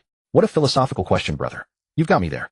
Noticing the gaze, Shi Kaishan turned his head to look around, then looked down at Iwanyo, and showed a simple smile. Little junior brother, eat more, and you'll be as tall as me someday. Iwanyo said, You don't need to tell me. I, the little tyrant, will definitely be taller than that city gate in the future. Zhou Zhao said, If you don't eat properly, you'll end up shorter than the stone lion at the city gate. Nearby, Lin Qingsu, who had been secretly watching Iwanyo, couldn't help but imagine Iwanyo's face on Shi Kaishan's body, and she couldn't suppress a quiet smile. Iwanyo said, What are you laughing at? Nothing. Lin Qingsu was startled and waved her hands repeatedly. The sun slowly climbed to the zenith, and the time reached the appointed noon of the duel. Yang Ling opened his eyes and said, I am not targeting you personally. I just cannot accept being replaced so inexplicably. Bai Yujing said, Yujing understands. Brother Yang, I will address you as such until we have decided the outcome between us. But among martial artists, the strong always rise to the top. This is an eternal truth. Conversely, if Yujing loses, I will gladly yield the position of chief disciple to you, brother Yang. These words stirred the entire audience. Previously, the disciples of the law enforcement hall had accepted the change of leadership because of Bai Yujing's appearance, strength, status, talent, and so on. But now, with this astonishing spirit alone, they were willing to follow him. At the moment when everyone was stunned into silence, Yu Wuyong, who had secretly sneaked into the law enforcement hall, excitedly picked up his brush and quickly wrote in Bai Yu, recording this dialogue in the form of a classical Chinese story. Zhuang Sun had no idea that thousands of years in the future this classical Chinese text would be included in elementary school language textbooks and become one of the essential texts for students. It even gave rise to an idiom, by yielding the chief seat, which specifically describes a person who is magnanimous and benevolent. Yang Ling stared at Bai Yujing in a daze, silent for a long while before speaking. The position of enforcer hall chief has always been yours. I have nothing to wager against your position of chief. He raised his head and spoke solemnly. If I lose, I will join your ranks and be at your command. How can you claim both victory and defeat? On the platform, Su Jianxing widened his eyes, glaring fiercely at Yang Ling. Yang Ling paid him no attention, his gaze fixed solely on Bai Yujing. "Brother Yang, please." Yang Ling nodded without another word. His right hand gripped the sword hilt. Clang. The long blade slid free, its body pitch black. Qi and blood surged throughout his body, his skin turning red inch by inch, the surrounding air distorting, heat beginning to rise from his form. With a whoosh, the black blade ignited with flames. Without hesitation, Yang Ling took a great stride forward, charging swiftly, leaving a long, brilliant trail of fire behind him. This isn't the restraint technique. Zhuang Sun realized with a start, making several connections in his mind. Yang Ling's surname is Yang, the city lord's surname is also Yang, and their master, the academy master of the Heart Restraint Courtyard, also bears the surname Yang, the city lord's younger sister. His identity was self-evident, he was a member of the Yang family. Yet unlike Zhuang Sun's initial assumption that the academy master and city lord had conflicts, which is why the former joined the 10,000 Forms Martial Academy, it seemed the relationship between them was not as strained as he had thought. Just as he was lost in thought, Yang Ling had already arrived before him, slashing horizontally with his blade. Bai Yujing remained unhurried, merely rotating his spear body, and the incoming flaming strike was deflected to the side. This caused Yang Ling's momentum to falter, stumbling past Bai Yujing. He stabilized himself with a great step, turned to look at Bai Yujing's back, and instantly understood. He was no match for his opponent. He quickly collected his thoughts, deciding to use this battle as his own training. His hands gripped the black blade tightly, its flames erupting violently as he twisted and slashed, continuing with rapid, fierce assaults. Each strike faster than the last, each blow more powerful than the last, each flame more intense than the last. The profound mechanics of the rage art allow it to accelerate blood flow and raise body temperature as anger builds within one's heart, while also blocking pain and removing the body's self-limitations. Therefore, practitioners of the rage art grow increasingly fierce and powerful as combat progresses. The best method to counter a rage art cultivator is to swiftly eliminate them in the early stages of battle. But this is the thinking of the weak. A barely perceptible smile curved Bai Yujing's lips as he casually rotated his spear, guiding away Yang Ling's attacks, while waiting for his opponent to stack his buffs. From the perspective of the spectators below, Bai Yujing simply stood in place, turning his spear unhurriedly and fending off Yang Ling's assaults with composure. Yang Ling, however, gave his all, scrambling and darting across the arena stage just to barely match Bai Yujing. What a vast difference in strength. Senior Bai is so powerful. The spectators were deeply shaken. After several hundred exchanges, Bai Yujing remained immaculate, his breathing steady. Yang Ling, on the other hand, was disheveled and gasping for breath. When yet another attack was deflected by Yujing, Yang Ling's body slid forward from momentum, coming to a halt only after traveling some distance. Sweat barely appeared before being evaporated by his scorching red skin, hissing into white mist. He turned around with ragged breaths to face Bai Yujing. He could sense his body was reaching its limits, yet simultaneously approaching its peak. Slowly he rose to his feet, the blade pointed directly at Bai Yujing. The flames on the blade no longer expanded outward but contracted inward, and the black blade's surface gleamed with blinding crimson light. This is the final strike. Please. No sooner had their exchange ended than Yang Ling vanished from sight. The next moment he appeared above Bai Yujing, blade raised high, merging with the sun until it blazed with blinding intensity. Spectators directly facing the strike instinctively shut their eyes. How can he endure not shouting? Truly worthy of the name, Silent Blade. Allow me to shout for you. Rage, art. Bai Yujing casually thrust out his spear, precisely intercepting the path of Yang Ling's blade. Clang. This strike that made everyone's heart stop was effortlessly neutralized by Bai Yujing. The long blade went flying, spinning through the air several times before embedding itself into the arena stage. The extreme heat allowed it to sink effortlessly into the ground. Yang Ling stood frozen, watching this scene unfold. The crimson hue slowly faded from his skin. His figure swayed once, then he knelt. Yang Ling pays respect to senior brother. From now on, I am at your command. At the same moment, thunderous cheers erupted from the crowd. Senior Bai, Senior Bai, Senior Bai, Senior Bai. Oh, my spear is broken. Compensate me. While Bai Yujing attended to Yang Ling, he glanced sidelong at the charred, chipped spear tip. I need a fine weapon. His spear was merely forged from hundredfold steel. In the martial world, it barely qualified as a divine weapon, yet compared to special weapons like the flowing sword and Yang Ling's blade that could ignite upon contact with heat, it seemed utterly insignificant. He had once asked the academy master where he might obtain a good spear. Unfortunately, the master claimed he had already reached the realm of no spear surpasses having a spear, never paying attention to such matters. However, Elder Su had secretly told Bai Yujing that the academy master once possessed a divine spear capable of freely changing length. Yet during an outing, the master lost it. Afterward, to preserve his dignity, he claimed to have transcended the need for a spear, thus abandoning its use, leaving it for someone with destiny. Elder Su also mentioned that the city lord's manor possessed an excellent spear, the Inkwater Dragon's Breath, ranked 5th among the Shitian mountain range's extraordinary beasts. It appeared as a flood dragon and could freely transform into a long spear. Upon first hearing, Zhuang Sun was deeply enticed. As a child, he had loved watching Divine Weapon's little general dreaming of having his own Tianjing beast. Unfortunately, the 10,000 Forms Martial Academy maintained an average relationship with the City Lord's manor, and he had clashed with them twice. That Inkwater Dragon's breath was likely beyond his reach. Excellent. Now it's this little overlord's turn to make an entrance. Hey, get back here. Zhou reached out to grab Iwanyo's collar, but Iwanyo had already jumped down onto the open-air stage first, standing opposite Bai Yujing, hands on hips, chest thrust out. Bai Yujing, this little overlord challenges you. I want to be chief too. Bai Yujing crouched to meet Iwanyo's eye level. A faint smile appeared at the corner of his mouth. Your name is Iwanyo, correct? Quite impressive. At 12 years old, your martial arts have reached the 8th grade. At your age, Yujing was inferior to you. If you still wish to challenge Yujing after you grow up, Yujing will await you anytime. After speaking, he pointed 2 fingers together and poked Iwanyo's forehead.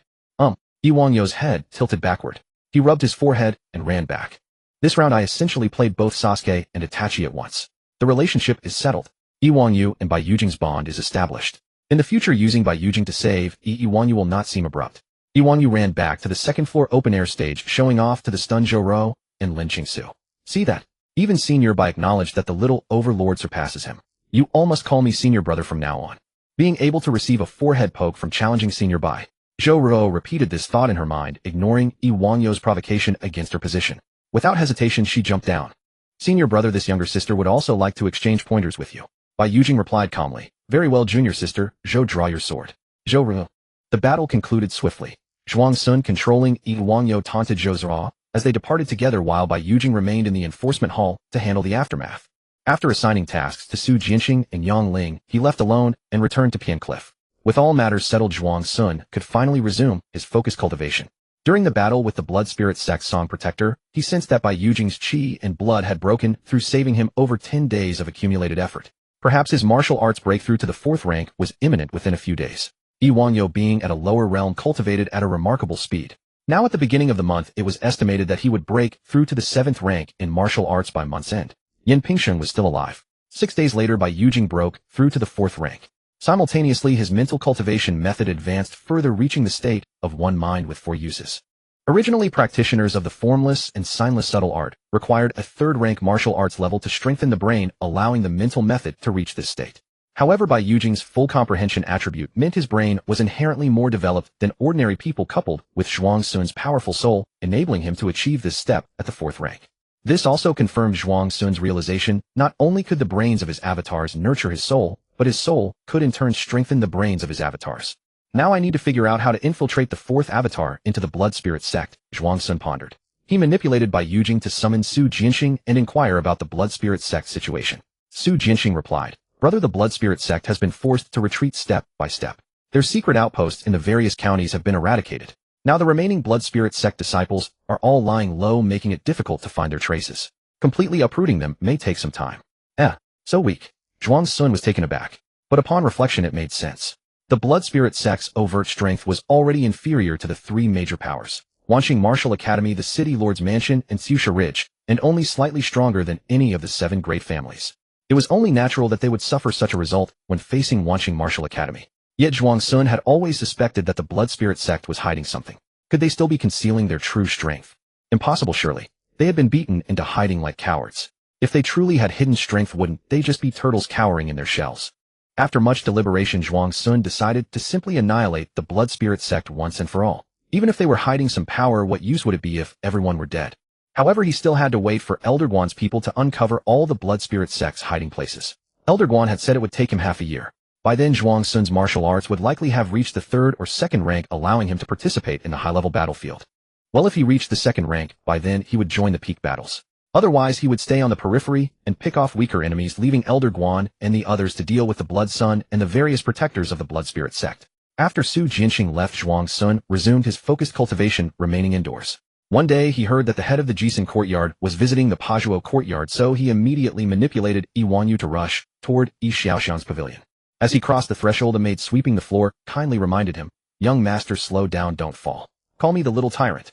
Zhuang Sun had already run off, his voice drifting back to the maid's ears. The maid covered her mouth and chuckled. All right, young master. Master, I'm back. Zhuang Sun shouted, barging casually into the pavilion. Sitting opposite Yi Xiaoxiang was a woman around 30, elegant and dignified, with her legs crossed and slanted, regarding Iwanyu with interest. Xiaoxiang, is this your new little disciple? He looks quite clever and lively. What have you heard of my title, the little tyrant too? Zhuang Sun stood with his hands on his hips, unafraid as he stared at the noblewoman. The noblewoman laughed heartily. You are come here. Hearing his master's call, Zhuang Sun immediately ran behind. Yi Xiaoxiang jumped up and clung to the back of the chair, observing the head of the Jisun courtyard. She didn't seem like someone with a deep grudge. Wasn't this supposed to be a don't bully the youth scenario? At that moment, the head of the Jisun courtyard was also looking at Yi Wanyu. She made a few playful faces at the child, then smiled and praised Yi Wanyu to Yi Xiaoxiang before continuing their previous conversation. Xiaoxiang, so you've decided to leave the academy. When exactly? Yi Xiaoxiang replied. At least a year, at most 3 years. Once I've polished my realm to perfection and settled the various affairs of the Pajuo courtyard, I will leave. Ah, master, you're leaving. Zhuang Sun interjected. Yes, your master doesn't want you anymore, the head of the Jisun courtyard said before Yi Xiaoxiang could respond. Then come and be my disciple, okay? Yi Xiaoxiang blocked the head of the Jisun courtyard's view of Yi Wanyu and said, I'll take both you and Zerua with me. Zhuang Sun asked, where to? The name, Tianxia Jin Song, Heavenly Sword Treasury, instinctively popped into his mind. Yi Xiaoxiang's father had been a disciple of the Tianxia Jin Song, once known as the Holy Land of Sword Cultivation. Yi Xiaoxiang said Tianxia Jin Song. So it was indeed Tianxia Jin Song. It seemed to be in the west, at least 100,000 li from Dazhou Mountain. Had the plan to leave Dazhou Mountain just been completed? Zhuang Sun's heart stirred. Previously, he had been wary of the potential descent of the blood spirit sect's evil god, so he had planned to send one of his avatars away from Dazhou Mountain. Leaving with Yi Xiaoxiang suited his intentions perfectly and also solved the problem of where to go after departure. In fact, over these many days, Zhuang Sun had gradually come to realize that he might have been overly cautious about the blood spirit sect. Even at its peak, the blood spirit sect had failed to successfully summon their evil god Yuanxue creation ancestor. Now, with only a handful of members left cowering within Dazhou Mountain and afraid to venture out, even Wanqing Martial Academy could instill fear in them. How could they possibly still summon the evil god? Their attempt to capture Bai Yujing as a vessel for the evil god's descent was merely a deathbed struggle. While caution is better than carelessness, how many villains have fallen to the protagonist due to arrogance? Even if there's no danger, it's better to crush them. They're an eyesore anyway. Why am I picturing myself as the villain? I'm the righteous one. Tianxia Jin Song is one of the most powerful sects in the world, much larger than Wanqing Martial Academy. Their sect alone is bigger than tens of millions of Wanqing Martial Academies combined, the head of the Jisun courtyard explained using language a child could understand. Zhuang Sun asked, how powerful is most powerful in the world? Where does senior brother Bai rank among them? The head of the Jisun courtyard thought for a moment and said, with Chief Bai's talent, he would be at the top anywhere he goes. It's just a pity that he ended up in our little place. If it weren't for the strict identity checks of major sects, I would also want to develop in a bigger place. But with my master leading the way, this avatar, Yi Wanyu can join a major sect with a legitimate identity. Zhuang Sun looked at Yi Xiaoxiang. Yi Xiaoxiang said, the 9 sword masters, the most outstanding disciples of the current era of the Tianxia sword vault, generally break through to the absolute peak between the ages of 20 and 25. You reached the 8th grade at 12. Your talent is among the top, even among the 9 sword masters. Zhuang Sun nodded approvingly. I, the little tyrant, am the best wherever I go. Suddenly recalling that his master was only 23 this year, he asked, Master, who is stronger between you and the 9 sword masters? Yi Xiaoxiang lowered her eyes. Haven't fought, yet not sure. The head of the Jisun courtyard sighed. How wonderful you geniuses. If I went back to the Ji sect, I'd probably only be an ordinary inner disciple. I'll just stay here as the courtyard head. Yi Xiaoxiang said seriously. Steward. Thanks for the correction, Xiaoxiang, the head of the Jisun courtyard said with a face full of black lines. Steward.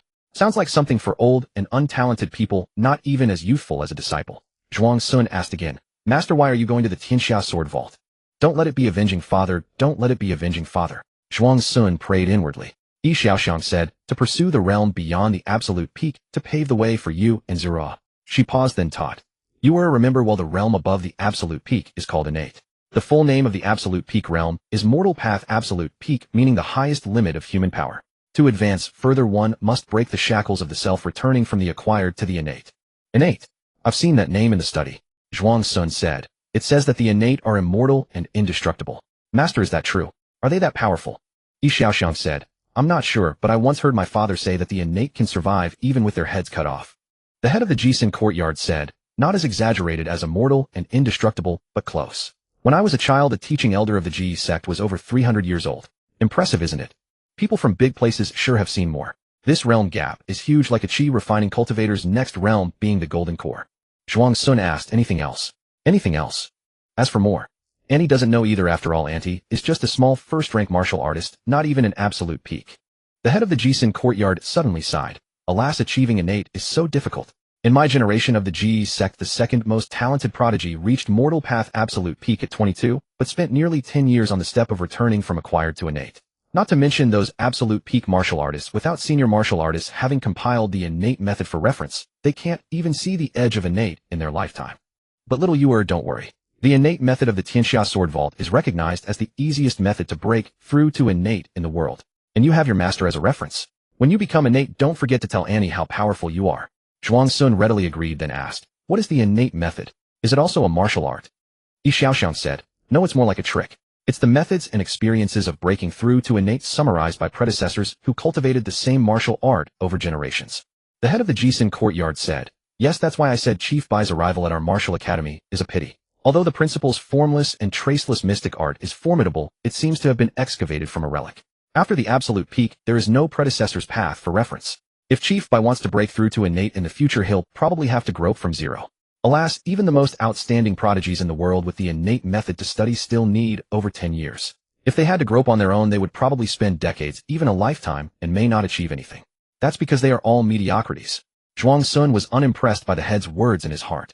Set a small goal, break through to innate before 20, then leave the mountain and roam the martial world. 9th grade midstage, let me achieve it. Zhuang Sun felt the martial body of Yan Pingxing's right arm about to take shape roaring in his heart. His mind was highly concentrated, staring fixedly at the Posa martial body that was about to form under the washing of blood and qi. With a soft pop as the last part of the martial body took shape, his body seemed to break some kind of restriction. Blood and qi surged spontaneously within, washing through every part of his body, gradually increasing strength. Phew, what a satisfying upgrade. This is the feeling a realm breakthrough should have.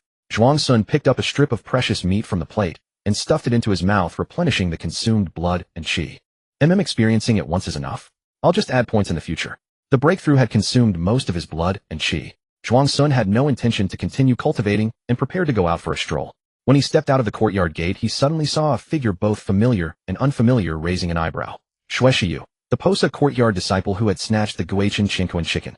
Zhuang Sun watched him, and another man walked to the outside of Hui's courtyard. A thought stirred in his heart. Could he have set his sights on Hui's opportunity again?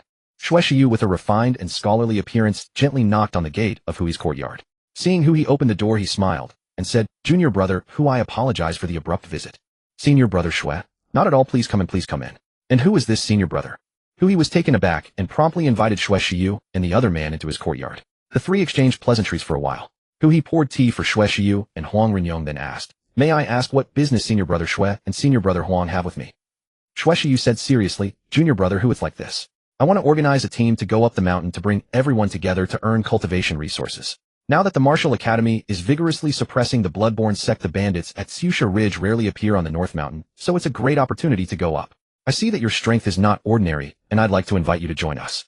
With you on the team, our gains from each trip will surely be even greater. Hui listened quietly, his fingers tracing the teacup. After pondering for a moment, he smiled bitterly and said, I'm sorry, senior brother Xue, senior brother Huang. Thank you for your kindness, but I suffer from a brain condition.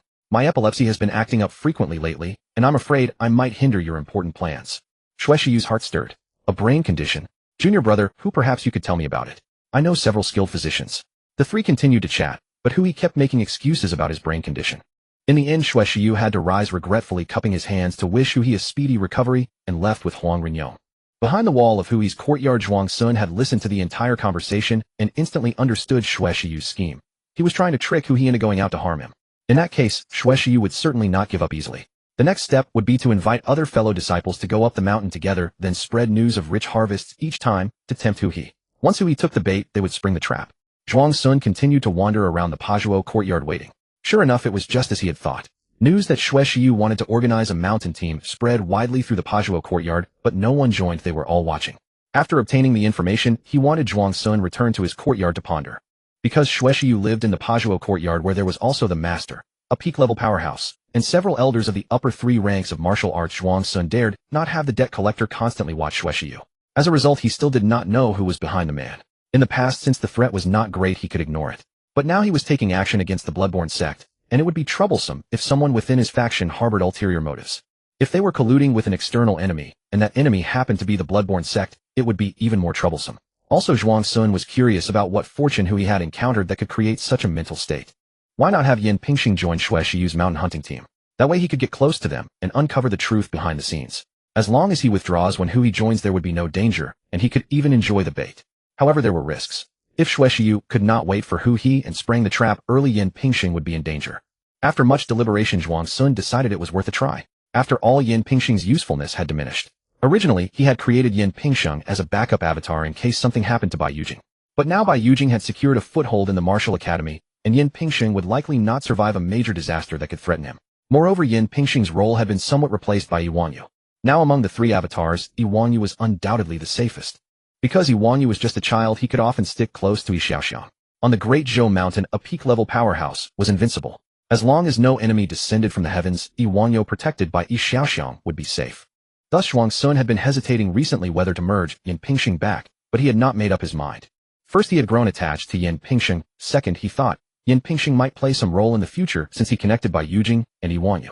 Alright, let Yin Pingxing go. If something happens, it will free up a permanent avatar slot. If he survives, he can stay. Having made up his mind, Zhuang Sun left the courtyard to find Xue Xiu. Junior brother Yin, you want to join us? Yes, senior brother Xue. Junior brother Yin, wait a moment. I'll discuss this with brother Huang. Xue Xiu gave Yin Pingxing a gentle smile, then went aside with Huang Rinyong to whisper.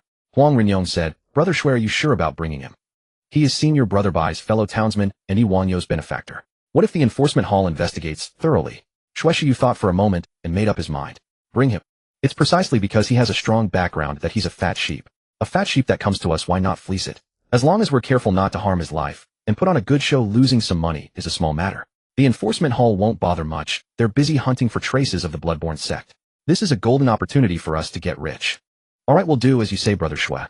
As long as we don't hurt anyone, robbing a little money is no big deal. We've done this more than once. Huang Rinyong nodded firmly. The two returned to Yin Pingxing, agreed to let him join, and smiled as they called him brother. The three went out for a meal together to bond, then agreed to set out the next morning and parted ways.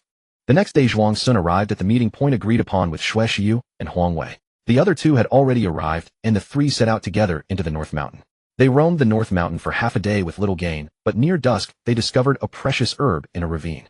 Xue Xiu exclaimed in surprise, Look, that seems to be duanshu grass. Huang Rinyong also said, It really is. I recall the last purchase price for duanshu grass was 1,000 taels of silver. We're rich. Such a big haul on our first trip. Zhuang Sun, who had been a hunter for 2 years, recognized at a glance that the duanshu grass had been transplanted. He also feigned excitement and shouted, We're rich, we're rich. Xue Xiu quickly jumped down, carefully dug out the duanshu grass, and then said to Huang Renwei and Yin Pingxing, I have a use for this duanshu grass, so I'll shamelessly take it. I'll compensate each of you with 350 taels based on the market price. Brother Huang, junior brother Yin, what do you think? Zhuang Sun waved his hands repeatedly and said, Senior brother Xue, how can this be?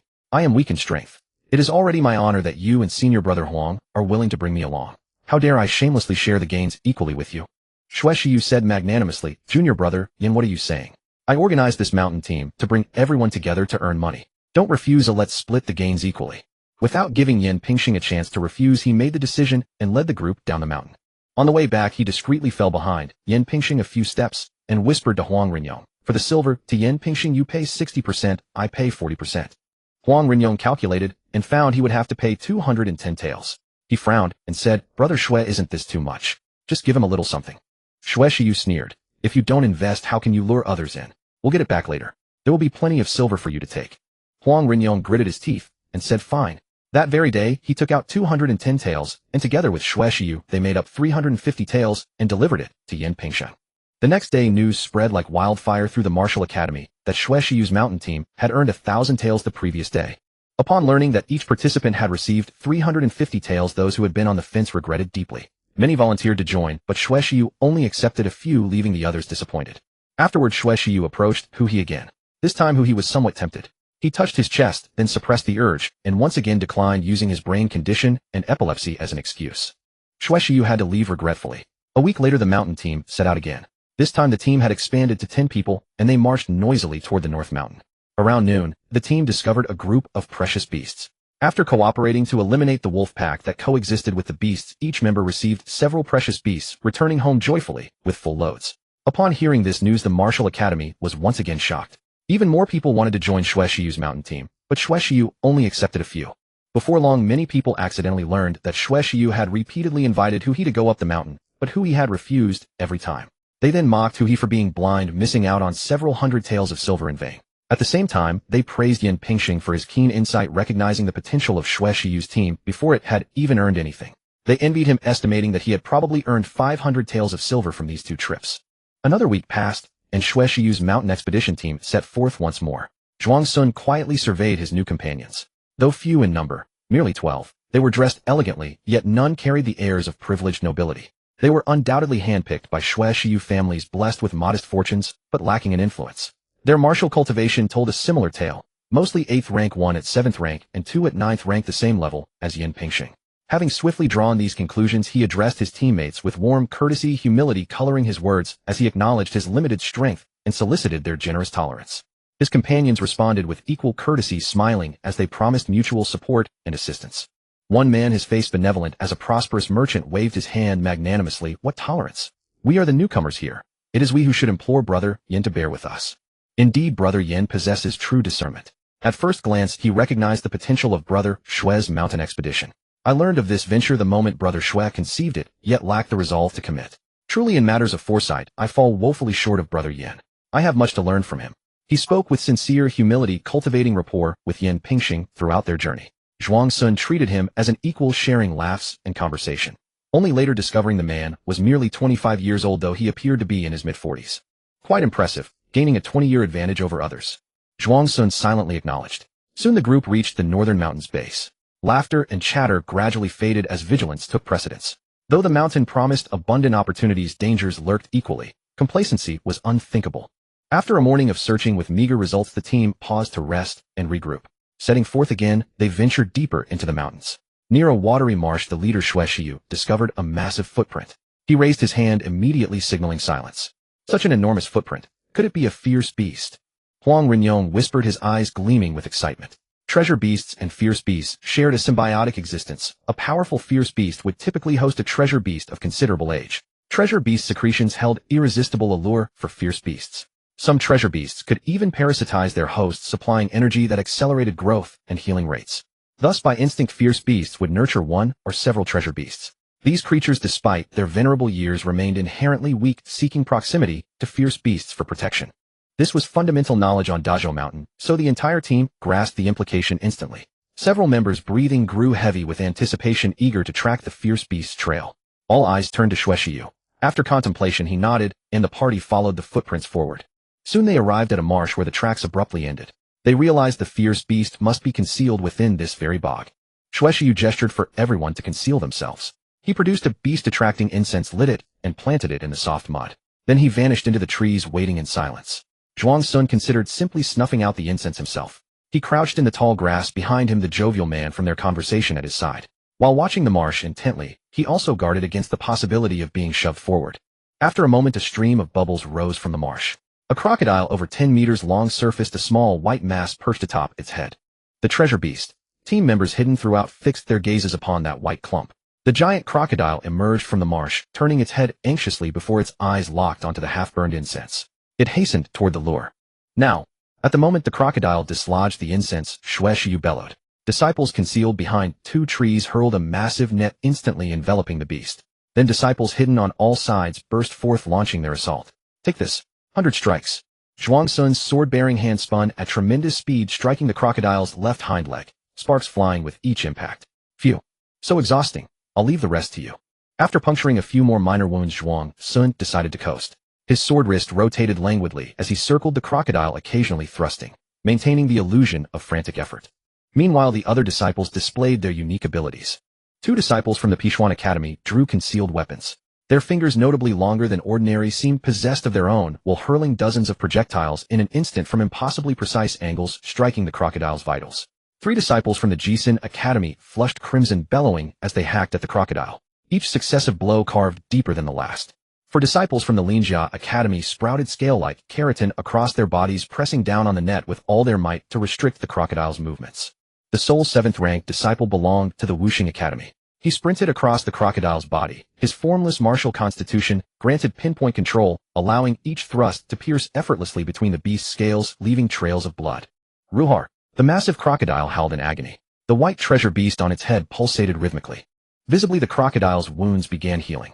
Its body swelled, then it violently shook its head, flinging the net with its 4 Linjia disciples and the Wuxing disciple into the air. Then it charged directly toward the two Pichuan disciples. Oh my, how ferocious. Zhuang Sun had sensed danger early and leaped to a treetop to observe. Everyone move. Shueishiyu twisted his body aside, bypassing the two Pichuan disciples, while maintaining his pace, toward the crocodile. Move aside. Shueishiyu called out, as his body spun past the Pichuan disciples, without slowing. When the crocodile lunged to bite him, his ankle pivoted half a circle his body, receding impossibly backward. The crocodile's jaws snapped shut on empty air. At that instant he leaped, his sword-bearing hands spinning at tremendous speed. At 6th rank his rotational speed far surpassed Yin Pingxing's. The blade emitted a resonant hum, piercing the crocodile's right eye in an explosion of crimson. Ruhar! The crocodile thrashed its head and lunged at Shueishiyu.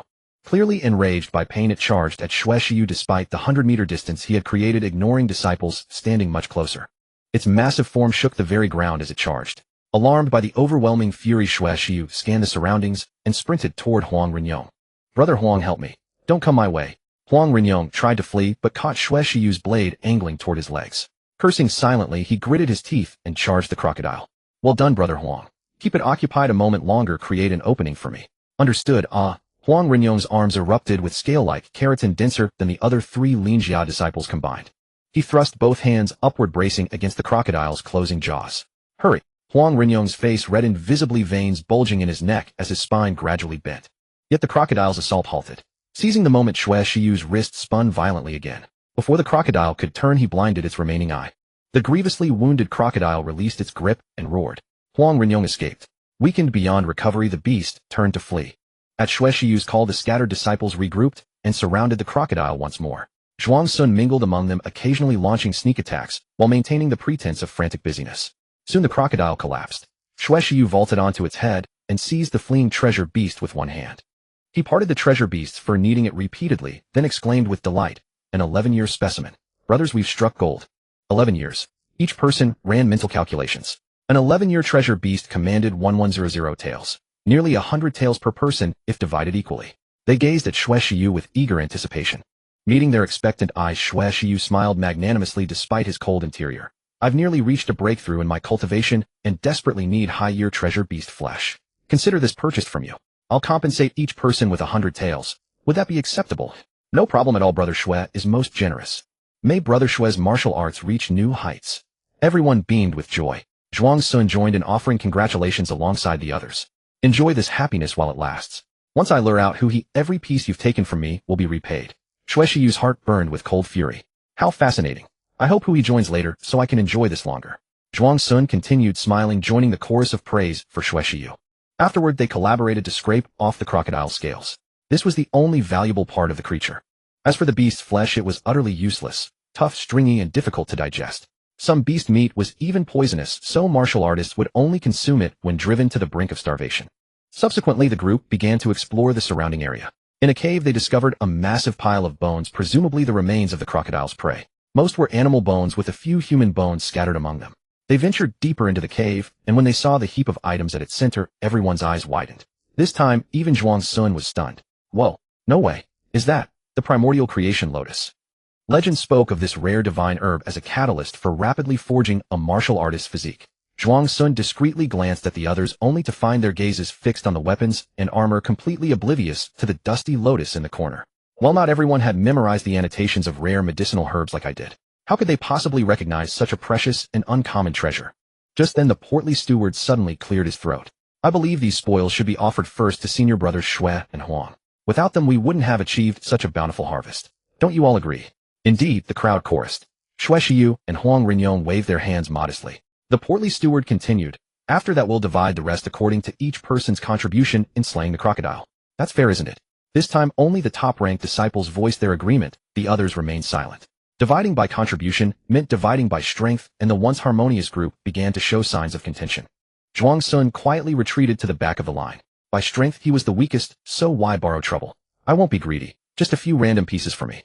That disciple from the invisible court, a 7th-rank cultivator, said as much, but he immediately grabbed several items of the finest quality. Then I'll take a few as well. Indeed. Leave some for the others. We came together so everyone should earn something. Hey junior brother Lu, junior brother Yin hasn't chosen yet. I know. I'll leave these for junior brother Yin. Each person acted the same, speaking generously while grabbing the best with no thought for those behind them. But Zhuang Sun didn't care. He only prayed inwardly, don't take my primordial creation lotus, don't take my primordial creation lotus. Yes. After everyone had finished choosing, he restrained the grin threatening to spread across his face and gathered the remaining heap of junk, including the primordial creation lotus, into his bag. Then chatting and laughing with the group, he returned to the martial academy. Is this the primordial creation lotus? Exclaimed the steward of the affairs hall. At his words, everyone in the mountain expedition team instantly locked their eyes on the dusty lotus. Though they had no idea what the primordial creation lotus was, the steward's tone made it clear that this lotus was immensely valuable. Wow. Senior brother Yin, you're amazing. One trip up the mountain, and you bring back something so precious. Yu leaped up, snatching the primordial creation lotus from the steward's hand. Yin Pingxing gave a simple, honest laugh. Not at all, not at all. It was the senior brothers who kindly let me have it. Hearing this, the faces of the entire mountain expedition team turned green. They forced strained smiles as they congratulated Yin Pingxing. They let you have it. That means they must have gotten even better stuff. Yu dashed over to the portly steward, unceremoniously yanked open his bag, and when she saw its contents, her expectant grin vanished instantly. Huh, why did you bring back a bunch of junk? The portly steward gave an extremely awkward laugh, his heart drowning in regret. The steward of the affairs hall said, Disciple, would you be willing to hand over the primordial creation lotus to the academy? I can authorize a reward of 1,000 contribution points. You offer just 1,000 points for something with a name that sounds so impressive. Yu ran back to the counter, jumped up, and banged on it loudly. 1,000,000 contribution points. 1,000,000. This? True inheritor, I don't have the authority to decide that, the steward said with an apologetic smile. Then why open your mouth? 1,000 contribution points. Everyone in the mountain expedition team was shocked. Knowing the affairs hall's stinginess, the true value of the primordial creation lotus was at least 100 times greater, no less than 100,000 points. That should have been mine. The thought flashed through every mind, intertwining jealousy, greed, resentment, a tangle of emotions. Yet with Yu standing beside Yin Pingxing, they could only force their smiles and continue offering congratulations. Huang Rinyong hesitated for a moment, then couldn't hold back. I think the primordial creation lotus was discovered by all of us together. It should be divided equally among everyone. Who do you think you are? Why should my senior brother Yin share with you? Huang Rinyong looked down at Yu and dared not speak further. The last shred of hope in the others' hearts was also extinguished. Just then Yin Pingxing spoke up. I think senior brother Huang has a point. After all, we discovered it together. Hey, senior brother Yin, whose side are you on? I, the little tyrant, am standing up for you. If you dare give it to them, I'll cut ties with you. Forever, and I won't ever make up. Yu said angrily. Junior brother Yin Pingxing sighed, helplessly offering an apologetic smile to the mountain expedition team. Instantly, all jealousy toward Yin Pingxing evaporated from the hearts of the team members. They looked at the primordial creation lotus still clutched in Yu's hand, and their gazes instead held a hint of pity and guilt. It seems junior brother Yin can't keep that primordial creation lotus either. What a pity. But junior brother Yin is truly a decent person. After how we treated him, he didn't even think of keeping it for himself, and was willing to share it equally. It's just that wretched true inheritor snatched it away. Within merely a day, the news of Yin Pingxing's acquisition of the congenital creation lotus spread far and wide. In an instant, countless noble families thronged to his doorstep, eager to purchase the congenital creation lotus. Even when rebuffed, they refused to relent, driving the price ever higher, as if refusing to leave until a deal was struck. Only after Zhuang Sun politely conveyed that he had already gifted the congenital creation lotus to Yu did they depart reluctantly, only to turn their attention toward Yu. Under this different guise, Zhuang Sun proved far less accommodating. He initially demanded an exorbitant price, and when the noble families embarrassedly confessed their inability to afford it, he heaped scorn and abuse upon them before driving them all out. Regarding the congenital creation lotus, Zhuang Sun had no intention of selling it. He hardly lacked such trivial silver. He intended to consume it once he achieved first-rank mastery of the white jade capital martial art. The congenital creation lotus can restore the consumer's body to a primordial maternal state for a brief period, reducing the difficulty of physique cultivation to nearly zero. Consuming it at that moment might perfectly forge the white jade capital physique in one stroke, elevating the realm directly to its pinnacle. Zhuang Sun stored the congenital creation lotus in a jade box and kept it close on Yu's person. Such a precious treasure remains unsafe regardless of how hidden it is. There is the risk of being stolen by transmigrators who have read the script. Outside Xueshiyu's courtyard, Xueshiyu stepped out and saw Huang Rinyong lingering at his gate. Surprised, he asked, Brother Huang, is there something you need from me? Yes, I wanted to discuss the mountain expedition with you, Brother Xue. Huang Rinyong smiled. Indeed, Yin Pingxing is remarkably fortunate. He was the last to take his share among the group, yet the most valuable item ended up in his hands. Xueshiyu sighed. Alas, he has already gifted that congenital creation lotus to Yu. It's beyond our reach. That boy appears guileless, but his heart is as clear as a mirror. Huang Rinyong shifted his tone. Brother Xue, the silver for that treasure beast. You seem to have forgotten to give me my share. Brother Huang, you're claiming a portion of this too. That treasure beast wasn't a lucky windfall, was it? If it had been a lure we prepared in advance, I certainly wouldn't be splitting the proceeds. Shui Shiyu replied with a faint smile. Brother Huang, that treasure beast was no accident. I scouted its location beforehand and led everyone there. Otherwise, what kind of luck would it take to stumble upon an 11-year-old treasure beast just by wandering the mountain? Rubbing his face with a strained smile, Huang Renyong managed. Brother Shui, you're joking. Wasn't scouting the location always my responsibility? The smile gradually faded from Shui Shiyu's face. He gazed steadily at Huang Renyong for a moment before sighing. Brother Huang, look at you again, fixating on these trivial gains. Do you know why, despite being the top of the outer courtyard, you never made it into the upper second courtyard? It's precisely because your vision doesn't extend far enough. The gains from this treasure beast are merely pocket change. When we finally close our net, there will be plenty of silver for you to claim. Rewards 100, even 1,000 times greater than this beast. At that time, I'll only take what belongs to he, and everything else will be yours. Why must you be so impatient now? Yes. Huang Renyong managed a strained smile. Shui Shiyu patted Huang Renyong's shoulder, speaking with earnest concern. Brother Huang, I hope you truly comprehend this. We emerged from the same dormitory, years of deep friendship. I genuinely wish you well. Otherwise, why would I continue bringing you along after you fell to the lower third courtyard? Look around. Those who were weaker than you, or who flattered you before, how many of them still want anything to do with you now? Yes, I understand. Only you, Brother Shui, were willing to help me in my darkest hour. As long as you grasp this, Brother Huang. Now I have matters to attend to. We shall speak again later. Very well. Safe travels, Brother Shui. Huang Renyong smiled as he watched Shui Shiyu's retreating figure, but beneath his sleeve his fist clenched with an audible grinding sound. 3 days later, the mountain expedition group assembled once more. This time Shui Shiyu neither invited he nor recruited any new members, keeping the exact same team as before. Along the journey, after some light-hearted banter with his companions, Zhuang Sun proactively explained. Fellow senior brothers and sisters, Pingxing must ask for your forgiveness. That congenital creation lotus. I decided on my own to gift it to Brother Yi. Oh, it's nothing at all. What forgiveness? Brother Yin, you're too courteous. Exactly, it's such a trivial matter. There is nothing to forgive. No, it's only right. That congenital creation lotus should have been shared among us all, yet I acted unilaterally by giving it to Brother Yi. However, Master, he has bestowed some gifts upon me, and I shall bring something for the senior brothers and sisters in return. Observing Yin Pingxing's stubborn insistence on his own fault, the group harbored but a single thought. Brother Yin truly stands by his word. Such exceptional righteousness. They waved their hands, dismissively refusing to give Yin Pingxing any chance to argue. After all, Yin Pingxing had just declared he had given it away. What could the reciprocation possibly be worth? They knew nothing of Yi Xiaoxiang, yet they understood well the nature of such powerful figures. Likely just some hollow praise and a token silver compensation to send the person off. Even if they accepted, the split per person would amount to little. Far better to do a favor and strengthen ties with Yin Pingxing. After several days of calm reflection, they came to realize the congenital creation lotus was never something they could safely possess. Holding onto it would only invite deadly peril. It simply had to be relinquished. Thus, not only did they bear no resentment toward Yin Pingxing, but they secretly admired his shrewdness and decisiveness, managing to resist such an enormous temptation. Now, with Yin Pingxing's voluntary apology and offer of compensation, their estimation of him soared several levels higher. Brother Yin was not only clever and pragmatic, but a true gentleman. He was someone worth befriending, deeply befriending. Even Shui Shiyu and Huang Renyong were no exception. Even knaves cherish friendships with the virtuous. You chose this yourselves, you know. Even if you'd asked, I wouldn't have given it. I'm a tightwad. Zhuang Sun felt immensely satisfied. He had truly killed 2 birds with 1 stone with that congenital creation lotus.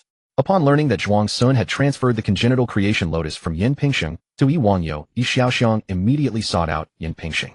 She granted him 100,000 taels of silver, personally crafted a physique refinement diagram for him, and offered both a promise and a weapon. Zhuang Sun selected a meteor hammer as his weapon, believing the spinning motion of the Pajuo sword complemented the hammer well, and it better suited Yin Pingxing's imposing muscular physique. Though Yi Xiaoxiang found it puzzling, she silently took back the sword she had intended to give, promising instead to search far and wide for a fine meteor hammer for Yin Pingxing. The hunting party's yield from the mountain was meager this time. They had scoured the slopes for 2 days before finally making a discovery. Watching the dozen precious herbs ahead, the portly benefactor chuckled warmly. We'll stick to the old rule. Senior Brother Shui and Senior Brother Huang take their pick first.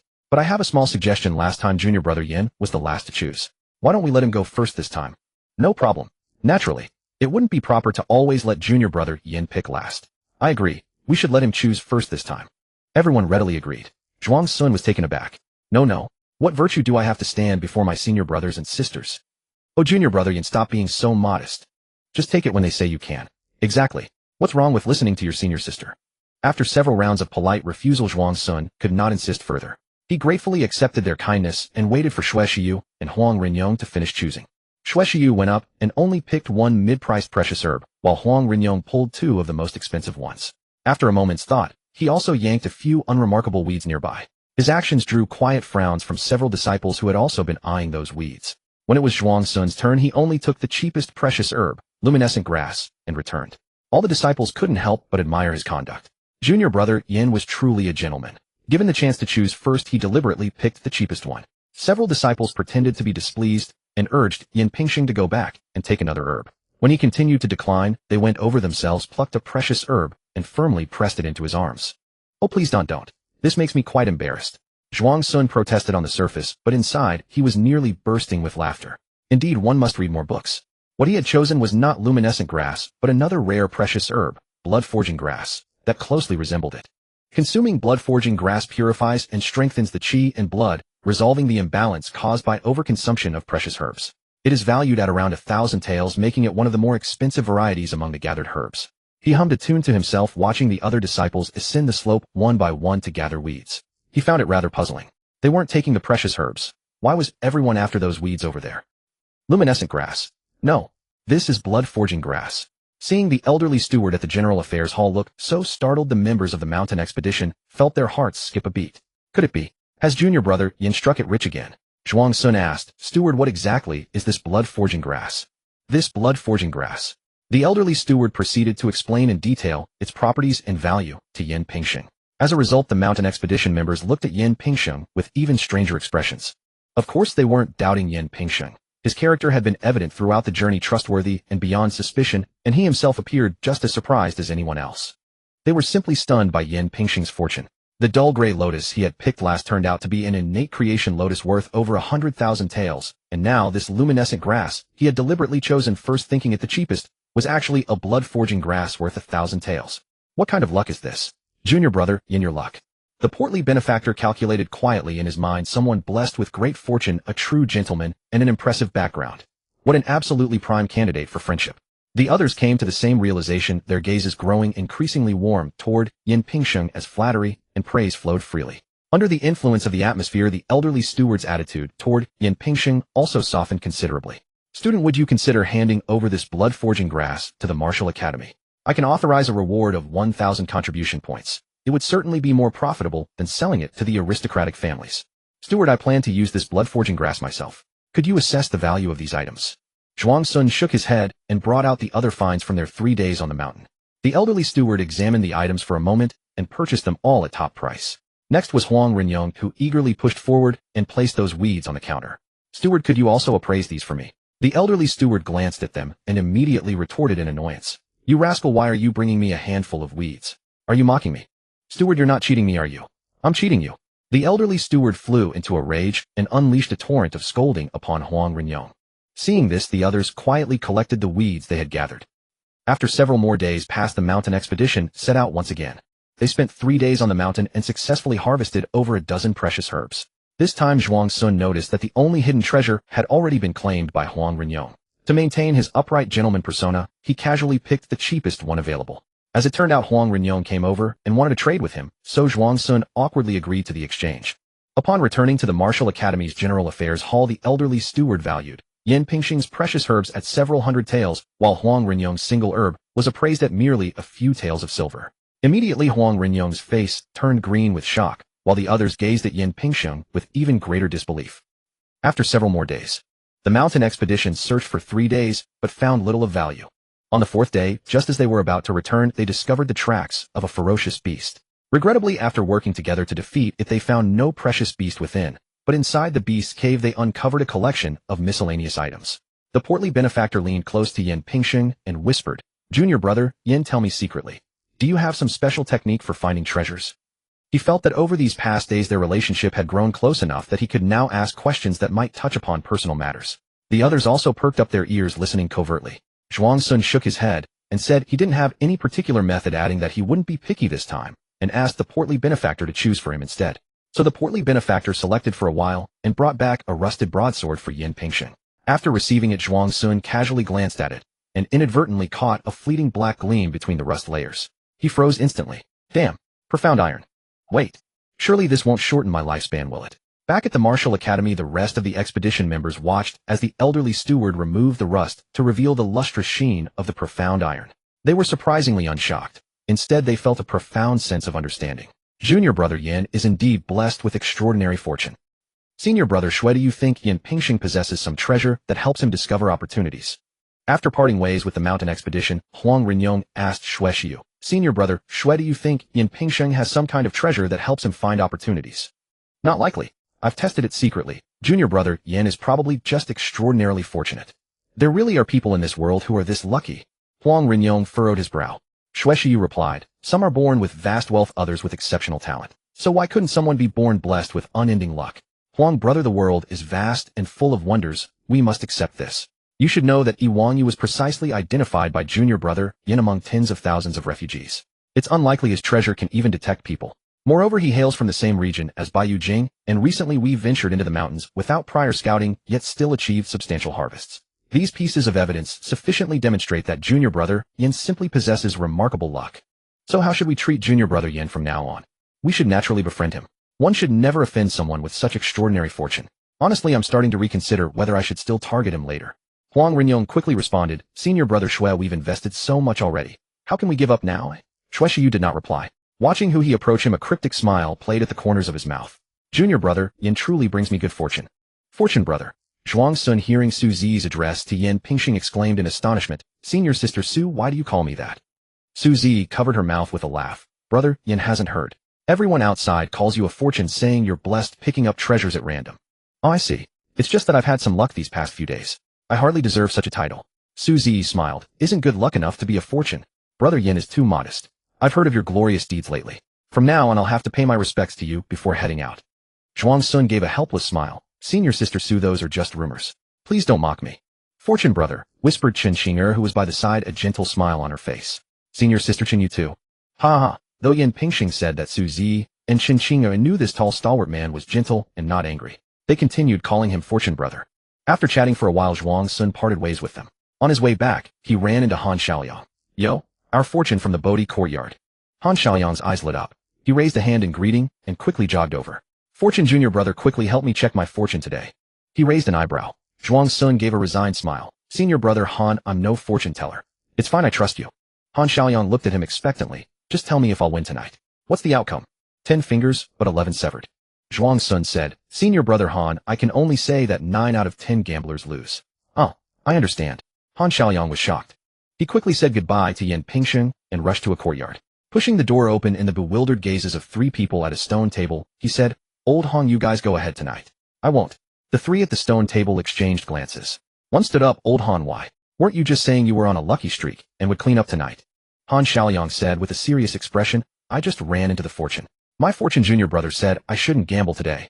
In the dim candlelight, half of Yu Wuyong's face, pursed lips, sniffing, widened eyes, furrowed brows, was illuminated. He was silent for a long time, then finally wrote his first character. In the first year of the Jade Capital calendar, the white Jade Capital emerged into the world.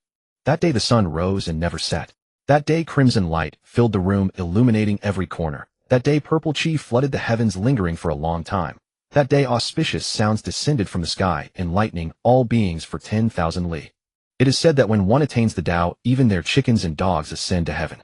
The descent of an immortal is even more so. Even the most ordinary villagers in the white Jade Capital were blessed with great fortune. In the scale armor courtyard, Wang Ho recalled hearing that Shui Shiyu was recruiting people to go up the mountain. He was filled with anxiety. Go. Not go. But if I go, might I encounter danger? I've only just become a martial artist. Yet if I don't go, I might miss out on opportunities. I heard that those who followed Shui Shiyu up the mountain earned at least several hundred taels. Brother Yin, with his luck, earned even more. If I go, will Brother Yin help me? He should, we're friends. But Brother Yin doesn't seem too familiar with me. Maybe not. After all this kind of thing. And Brother Yin has so many friends. If I go and he ignores me, what then? I'm not brave enough to go alone. Wang Ho agonized for a long time and decided to let Yin Pingxing decide for him. He wrote go and don't go on 2 slips of paper, then pointed at one and said word by word, I'll go with whatever Brother Yin picks. He unfolded the paper he had pointed to, which read, don't go. Don't go. Then should I go or not? Should I point again? Would that still be valid? Never mind, Brother Yin is lucky. I'll listen to him. Wang Ho fretted for a while, then finally made up his mind, feeling relieved. At the same time, news of Yin Pingxing's immense fortune spread to the mortals of the outer courtyard. Thus Yin Pingxing's animal friends in the outer courtyard gathered and conceived the idea of ascending to the upper realm to find him. Unfortunately, mortals and immortals are separated. Mortals cannot ascend to the immortal realm, so they never got to see Yin Pingxing. Perhaps only if Zhuang Sun one day had a whim to descend incognito would these commoners have the chance to meet him. In Yan Pingxing's small courtyard, Zhuang Sun had purchased a large amount of resources and kept Yan Pingxing inside for several days. He hadn't thought much about it initially, but now things seemed to have blown out of proportion. The rumor about Yan Pingxing's fortune became more and more mystical as it spread from person to person. Now, whenever Yan Pingxing stepped out, it was just like the White Jade Capital. Wherever he went, he was the center of attention. Even more so than the White Jade Capital. Because Yan Pingxing lacked the awe-inspiring aura of the White Jade Capital that made people afraid to approach, as if breathing the same air was a sin. Of course, that was just how they felt deep down. Who wouldn't want to take a few extra breaths, inhale a bit more immortal chi when they saw Chief Bai? And though Yan Pingxing was tall and burly, his face was that of a typical good-natured person. Coupled with his ordinary looks, he seemed approachable and friendly. His face overshadowed his physique, dispelling any intimidation his muscular build might have caused. So even though Yan Pingxing was nearly 1.9 meters tall with shoulders broad enough to run a horse and arms strong enough for a person to stand on, he still came across as very easygoing. With his reputation as a human-shaped fortune, people would come up to him on the street just to make his acquaintance. Zhuang Sun had lost count of how many friends he had made during this time. Let's lay low for a while. Once the hype dies down, they'll naturally stop. Zhuang Sun was grateful he still had an avatar, otherwise with both avatars unable to go out and no phone or computer, he would be bored to death. But staying home these past few days wasn't without gain. He had almost fully digested the gains from the nearly month-long mountain expedition. Especially with that blood-tempering herb helping to refine his blood and chi, he didn't have to worry about digesting too much precious meat. During this time, Yan Pingxing's martial arts had advanced by leaps and bounds. Late 9th grade. Once he finished shaping the remaining meridians in his left arm, Yan Pingxing's martial arts would reach the peak of the 9th grade. Then after a period of tempering his blood and chi and stabilizing his realm, he would step into the early 8th grade. Congratulations, congratulations. Ah, but why do I feel so inexplicably tired? Zhuang Sun opened the character creation panel. Character creation panel, omitted. White Jade Capital 4th grade mid-stage. Yi Wuyo 7th grade early stage. Yan Pingxing 9th grade late stage. Everyone has a bright future. As Zhuang Sun had anticipated, as Xue Xiu enthusiastically recruited disciples to join the mountain expedition, everyone's attention shifted away from Yan Pingxing, and they hurriedly went to sign up. Later, the fat magistrate told him that at that time, more than 1,000 disciples had sought out Xue Xiu on a single day. A few days later, upon Xue Xiu's notification, Zhuang Sun arrived at the agreed gathering point outside Pajuo Courtyard. He cast his gaze around and found that the mountain expedition had roughly 50 members, and a vague suspicion took root in his heart. Xue Xiu was likely about to close the net. As expected, he saw who he's standing quietly in the corner. Brothers, let's make a run for it. While guiding Yiwanyu forward, Zhuang Sun simultaneously steered Yan Pingxing toward Xue Xiu. Senior brother Xue, I'm terribly sorry, but I'm afraid I won't be able to join the mountain expedition today. What's wrong, junior brother Yan? Have you run into some trouble? Tell your senior brother about it, and perhaps I can help you resolve it, Xue Xiu said with a gentle tone on the surface. But inwardly his heart sank. He wondered if he had inadvertently revealed a flaw that Yan Pingxing had noticed. Or is he just lucky and simply busy today? He suddenly remembered Yan Pingxing's mysterious fortune, and a second thought surfaced in his mind. At this moment, Huang Renning stepped out of the crowd and said to Yan Pingxing with an unfriendly expression, Junior brother, Yan, we had already made arrangements in advance. It's hardly appropriate for you to request to leave now. Senior brother Yan, you're so slow. Hurry up. Suddenly a voice rang out from above. Hey Xiao. A pretty child about 1.40 meters tall leaped down from the towering heart-pounding stairs and immediately ran to Yan Pingxing's side, hands on hips, and chest puffed out, shouting at Huang Renning. None of your business, or I'll beat you up, mouthy little overlord. Huang Renning's face darkened, and he remained silent. Senior brother, Yan, don't mind him, let's go, said Yi Wangyo, walking backward and dragging Yan Pingxing toward Pajuo Courtyard. Sorry, senior brother Xue, senior brother Huang I. Xue Xiu waved his hand repeatedly at Yan Pingxing, who wanted to say something more, and smiled. No problem at all, junior brother Yan. If you have important matters to attend, to prioritize your own affairs. Don't worry about us. Thank you for your understanding, senior brother Xue. Haha, no worries at all. My mountain expedition never strictly required everyone to attend every trip. Don't worry, junior brother, Yan, I'll save you a spot next time. After all, you're everyone's lucky charm. Watching Yan Pingxing's departing figure, Xue Xiu felt a wave of relief wash over him. It seems it was merely pure luck, but to be lucky to such an extent is truly exaggerated. He could even sense danger and avoid it. In the future, when I encounter Yan Pingxing, I should try to maintain good relations. Better to be allies than enemies. Still, it's better that he left. That kind of fortune, if he accompanied me, might just ruin my plans. Xue Xiu glanced at the clenched fist hidden beneath Huang Renning's sleeve, a faint smirk crossing his face. Meanwhile, many disciples of the mountain expedition watched Yan Pingxing walk away, feeling regret in their hearts. Sigh, the lucky charm has left. This trip might end up empty-handed. On the other side, Zhuang Sun had already guided Yiwanyu and Yan Pingxing back to Pajuo Courtyard, grinning smugly in his mind. 1 million withdrawals successful. He controlled the credit blade master he had created long ago. When he saw Xue Shiyu's party passing by in a grand procession at the tea house, he pulled down the brim of his bamboo hat to shadow his eyes, stepped outside, and vanished in a series of flashes. Wuxing Courtyard, a secluded compound within. Su Jinxing poured all his effort into every stance and movement of the formless art, his gaze fierce as a wolf and sharp as an eagle. Not even a drop of sweat could make him blink. His heart hardened with resolve. I must break through to the 4th rank before Yongling. I am Senior Brother's most capable subordinate, his most trusted confidant, his most dependable companion by his side. Yongling, Yinping Xinghumph. You will both remain forever second and third to me. Senior Brother Su.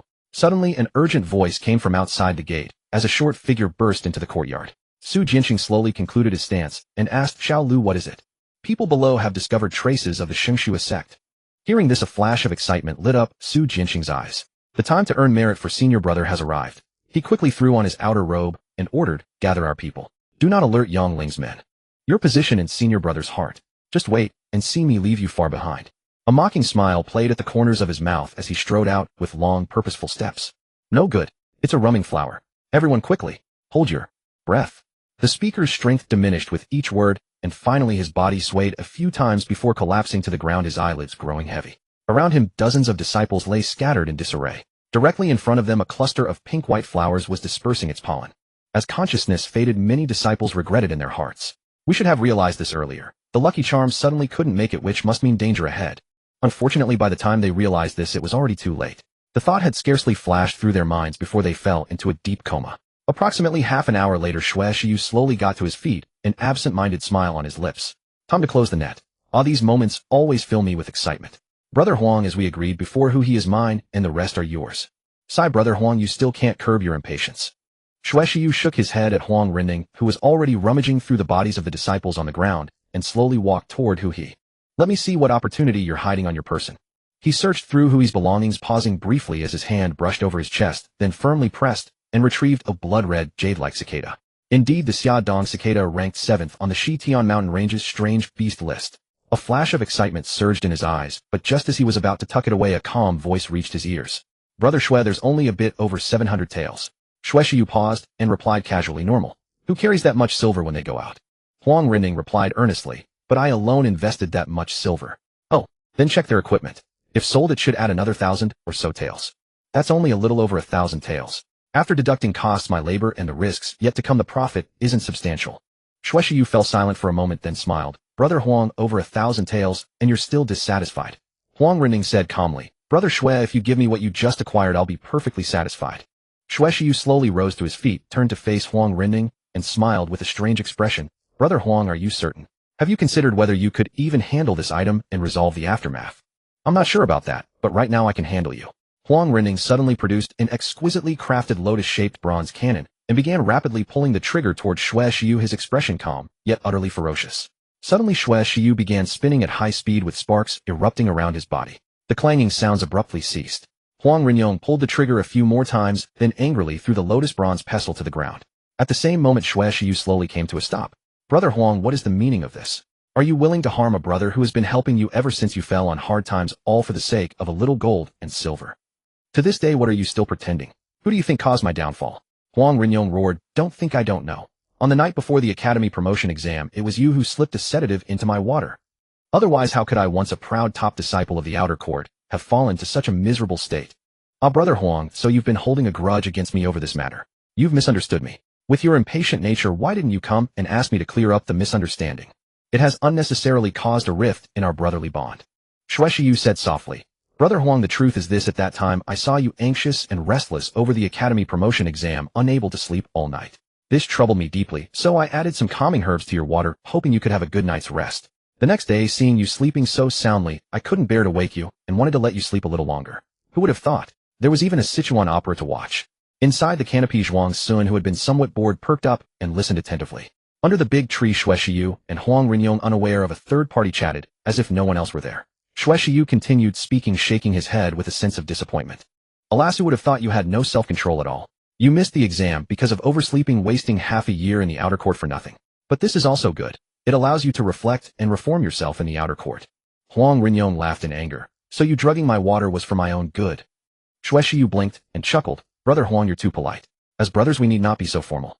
I am already relieved that you have finally seen the error of your ways. Xue, sure, you.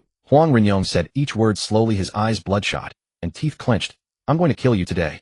Sai brother Huang, 10 years have passed, and you still haven't improved at all. If you would just yield, you could save your life. Shueishiyu shook his head. You don't still think you're a match for me, do you? From the moment after the academy promotion exam 10 years ago, it was destined that you would never be able to surpass me in this lifetime. Hell, I can't kill you, but others can. Guess why I bothered to listen to all your disgusting words? Huang Renyong said grimly as the treetops behind him rustled and figures jumped out one by one. Though their clothes were varied, each had a hole of varying size in their palm. They were followers of the Bloodborne sect. Huang Renyong stared intently at Shueishiyu's face, hoping to see a panicked expression. But unfortunately, Shueishiyu's expression remained calm.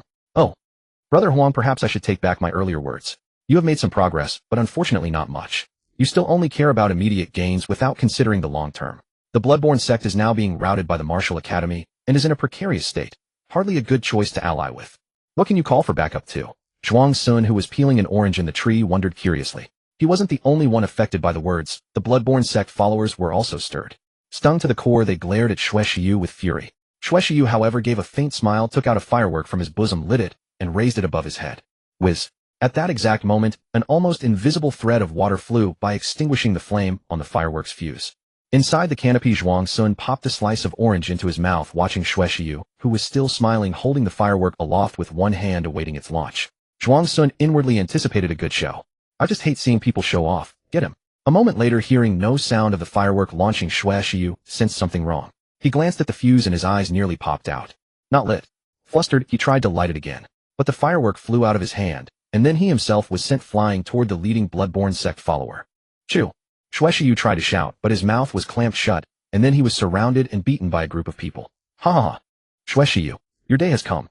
Huang Renyong was the most enthusiastic among them, his yellow robes making him stand out like a little bee among the Bloodborne sect followers as he furiously elbowed Shueishiyu's back. Don't kill him. He dared to slander our sacred sect. I want to. The blood envoy paused, staring at the firework tube that had vanished from his hand. Whiz, bang, crackle. At the same time, fireworks suddenly exploded in the sky. Inside the canopy, Zhuang Sun tossed the used firework tube to the ground. The more the merrier. Soon a gang of fierce bandits swaggered out of the dense forest on the left, stopping in front of the sprawled disciples of the Wanqing Martial Academy, and stared down the Bloodborne sect followers. Apologies, esteemed lords of Tsusha Ridge, there was a small mishap, but I have brought the people to you.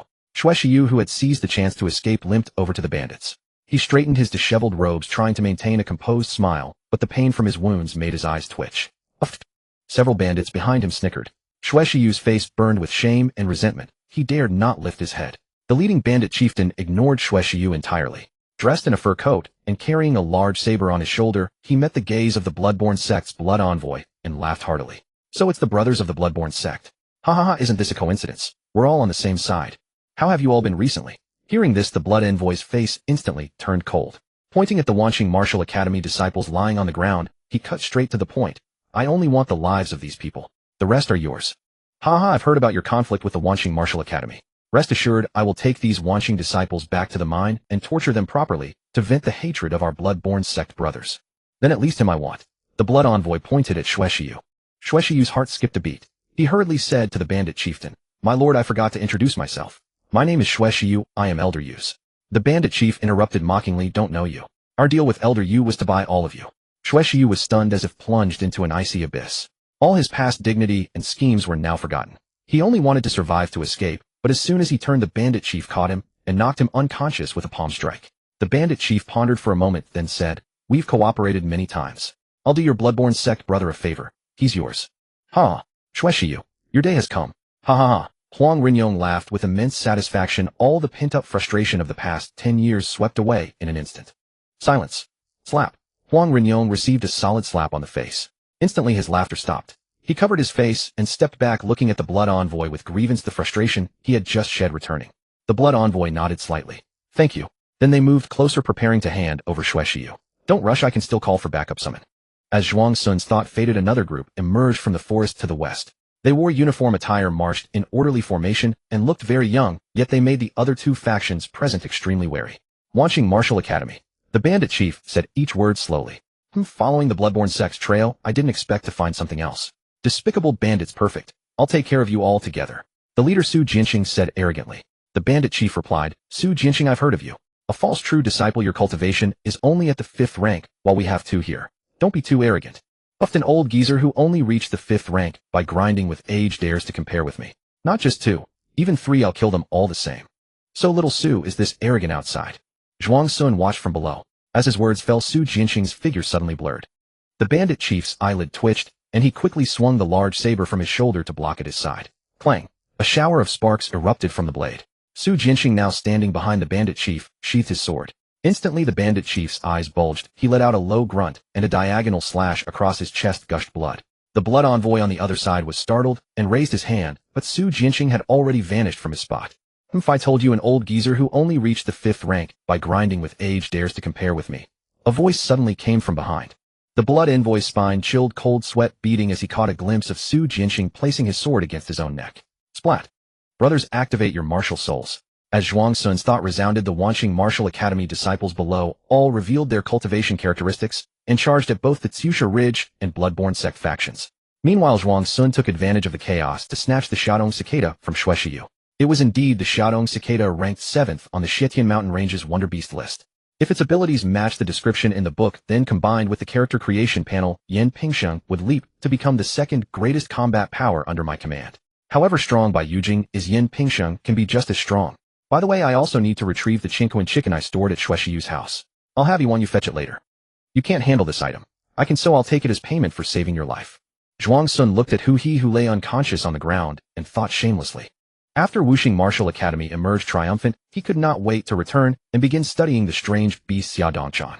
Zhuang Sun conducted various experiments using his created avatar, confirming that Xia Dongchan was merely a living creature devoid of spiritual consciousness, guided solely by instinct. With no dangers beyond the 2 documented side effects, he confidently placed Xia Dongchan at the center of Yin Pingsheng's chest. The moment Xia Dongchan made contact with flesh and skin, it automatically burrowed inward, leaving half of its fiery red, jade-like carapace exposed.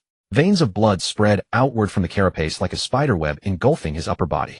For some inexplicable reason, Zhuang Sun felt an intricate, innumerable connection form between himself and the Xia Dongchan upon his chest. He pried it out once more. The bloodlines vanished, and pressed it back in, the bloodlines reappearing. Yes, it hurts a bit.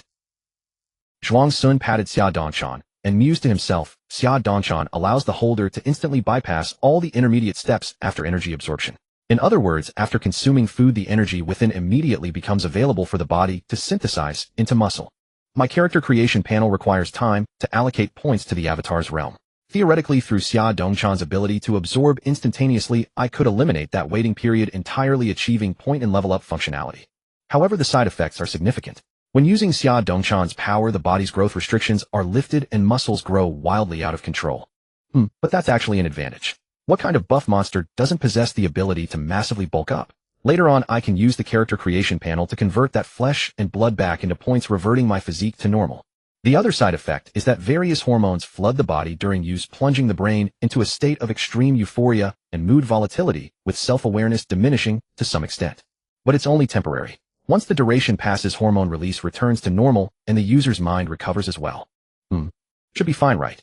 Zhuang Sun recalled He's deranged behavior that day. I wouldn't end up like that.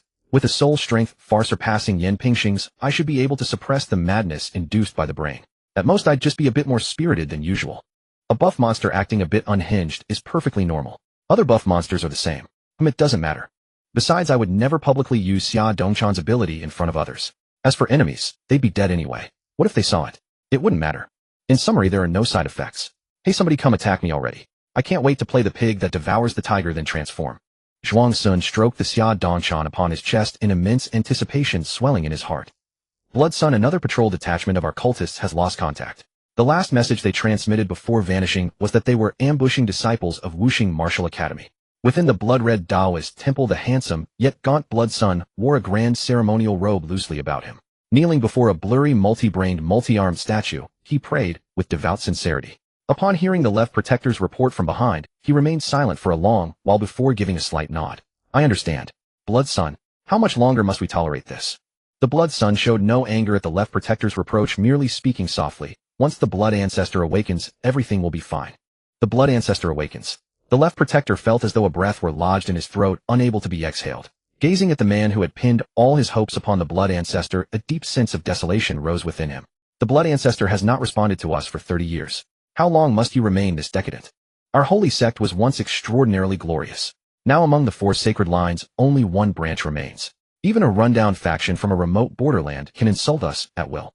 He clenched his fists, watching the blood sun pray devoutly once more. Feeling hopeless and frustrated, he sharply swept his hand aside and strode out. Someone come here. Left Protector. Even if our holy sect has declined, it is not something you can offend. I will start with the people around you and make you understand the cost.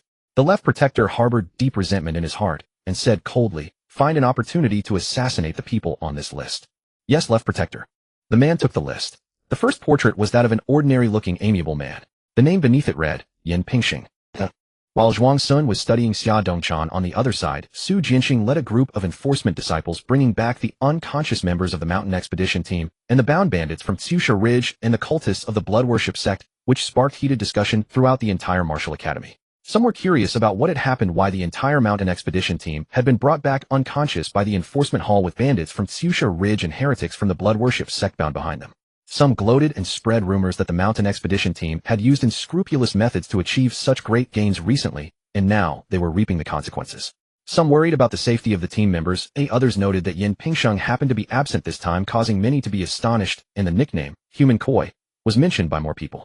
But as the enforcement hall revealed the truth that the mountain expedition incident was a conspiracy by Xue Xiu and Huang Renyong, the myriad emotions that had been 1,000 faces in 1,000 people all converged into profound shock.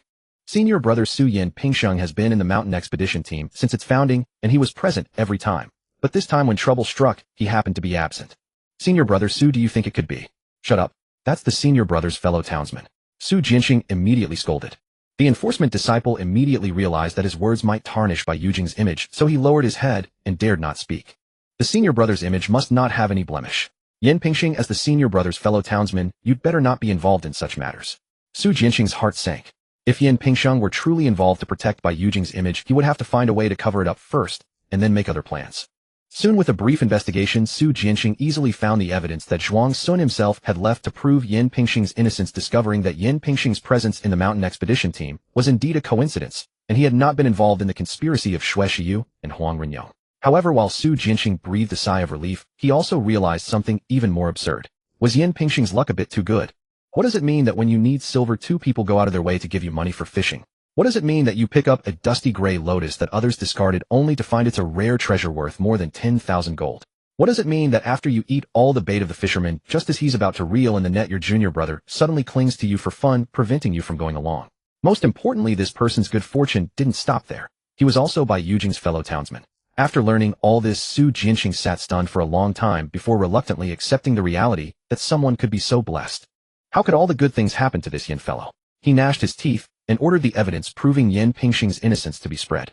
Thus the negative voices targeting Yin Pingxing, whether out of jealousy or mere suspicion, disappeared before they could spread, replaced by the rise of Yin Pingxing's reputation as a human koi, believed by even more people.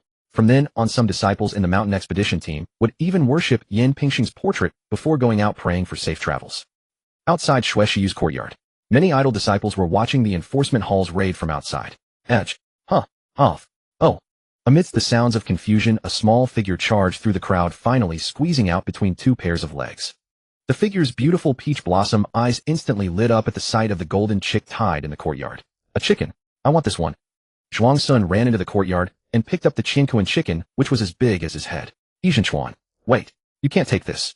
Just as he was about to run out, a young disciple behind him hurriedly called out. Why? Zhuang Sun pointed at a group of enforcement hall disciples raiding on the other side and said discontentedly, so many people are taking things, but I can't. You're targeting me, the little tyrant. I'm taking it anyway. The young disciple explained, no, Yizhenchuan, these are stolen goods. Stolen? I'll wash them then. The young disciple was torn between laughter and tears. Yizhenchuan, it's not that kind of stolen. These are to be handed over to the academy. Go on, so many rules. Zhuang Sun waved his hand impatiently. I'm taking it. Whatever falls into the hands of the little tyrant is mine. With that, he ran off, clutching the Qinkuan chicken. Hey, Yizhenchuan. An older disciple grabbed the young one who was about to chase after him, shook his head with a wry smile, and signaled with his eyes to let it go. Soon after, these confiscated items were sent to the enforcement hall. After finishing interrogating Xue Xiu and Huang Renyong, Su Jinxing, carrying the evidence, ran excitedly towards the side cliff. Zhuang Sun nodded slightly and said, you've worked hard. It's no hardship to serve the senior brother. Receiving Bai Yujing's praise, Su Jinxing's heart blossomed with joy, and he shouted with high spirits. Then he stood by quietly, watching Bai Yujing flip through the evidence. Elder Yu. Zhuang Sun looked at the name that appeared in both the bandit leader's confession and the evidence, lightly tapping his slender fingers on the stone table. Let's go. After a moment of thought, Zhuang Sun stood up, handed the evidence back to Su Jianxing, and walked towards the courtyard exit. Yes. Su Jianxing consciously lagged half a step behind, keeping his eyes straight ahead, wholeheartedly playing the role of an attendant. He secretly observed the reactions of passers-by, taking in their envious expressions at his privilege of following behind by Yujing, and felt immensely proud. Soon they arrived at the disciplinary hall. Zhuang Sun found Guan Renai and asked him to handle the arrest. Quickly, Elder Yu, who was in the disciplinary hall, was arrested, and his home was immediately raided, uncovering large amounts of silver and evidence. This. Who put so much silver in my mansion? Do you admit that it's your mansion? Elder Guan, I truly dare not spend a single copper coin. I only took the silver, but didn't act on it. I didn't collude with external enemies. You can't treat a meritorious person like this. I have important matters to report. I want to see the chief. I want to see the academy head. In the dim dungeon with faint candle lamps hanging on the stone walls on both sides, Zhuang Sun listened to the conversation from the front cell and felt a strange sensation in his heart. To some extent, Elder Yu indeed had not colluded with external enemies, because he truly only took money and did nothing in return. Or rather, he only handled minor matters like making connections which required little effort.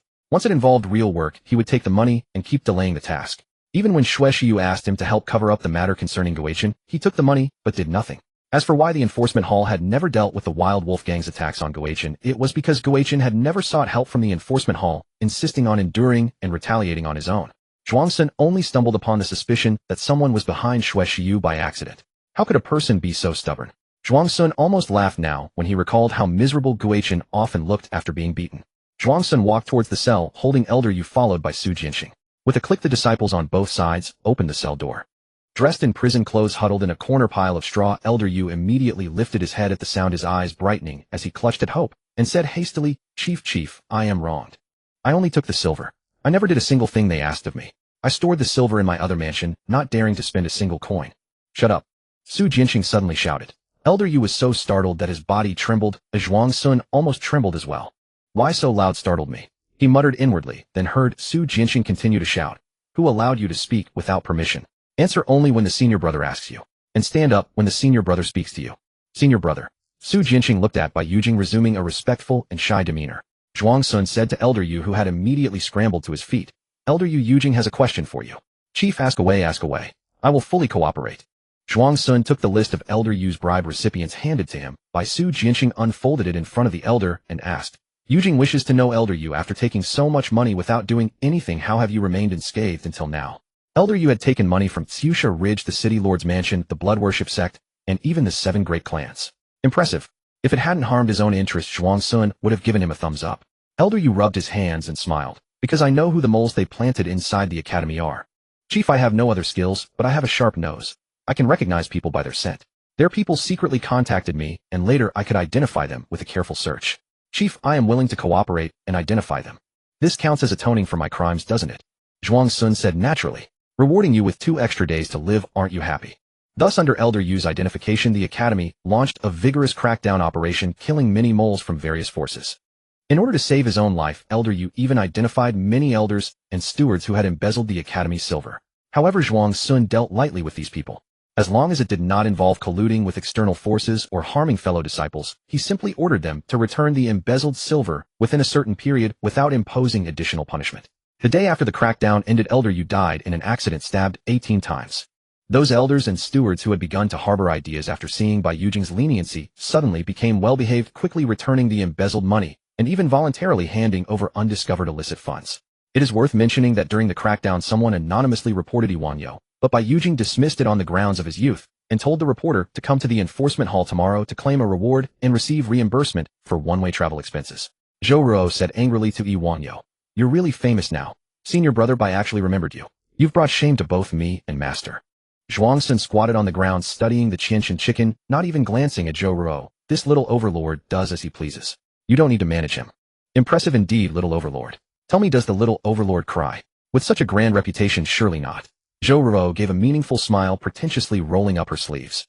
Completely unafraid of Zhou Ruo's approach, Zhuang Sun continued studying the Qianshan chicken without raising his head. Little overlord doesn't cry.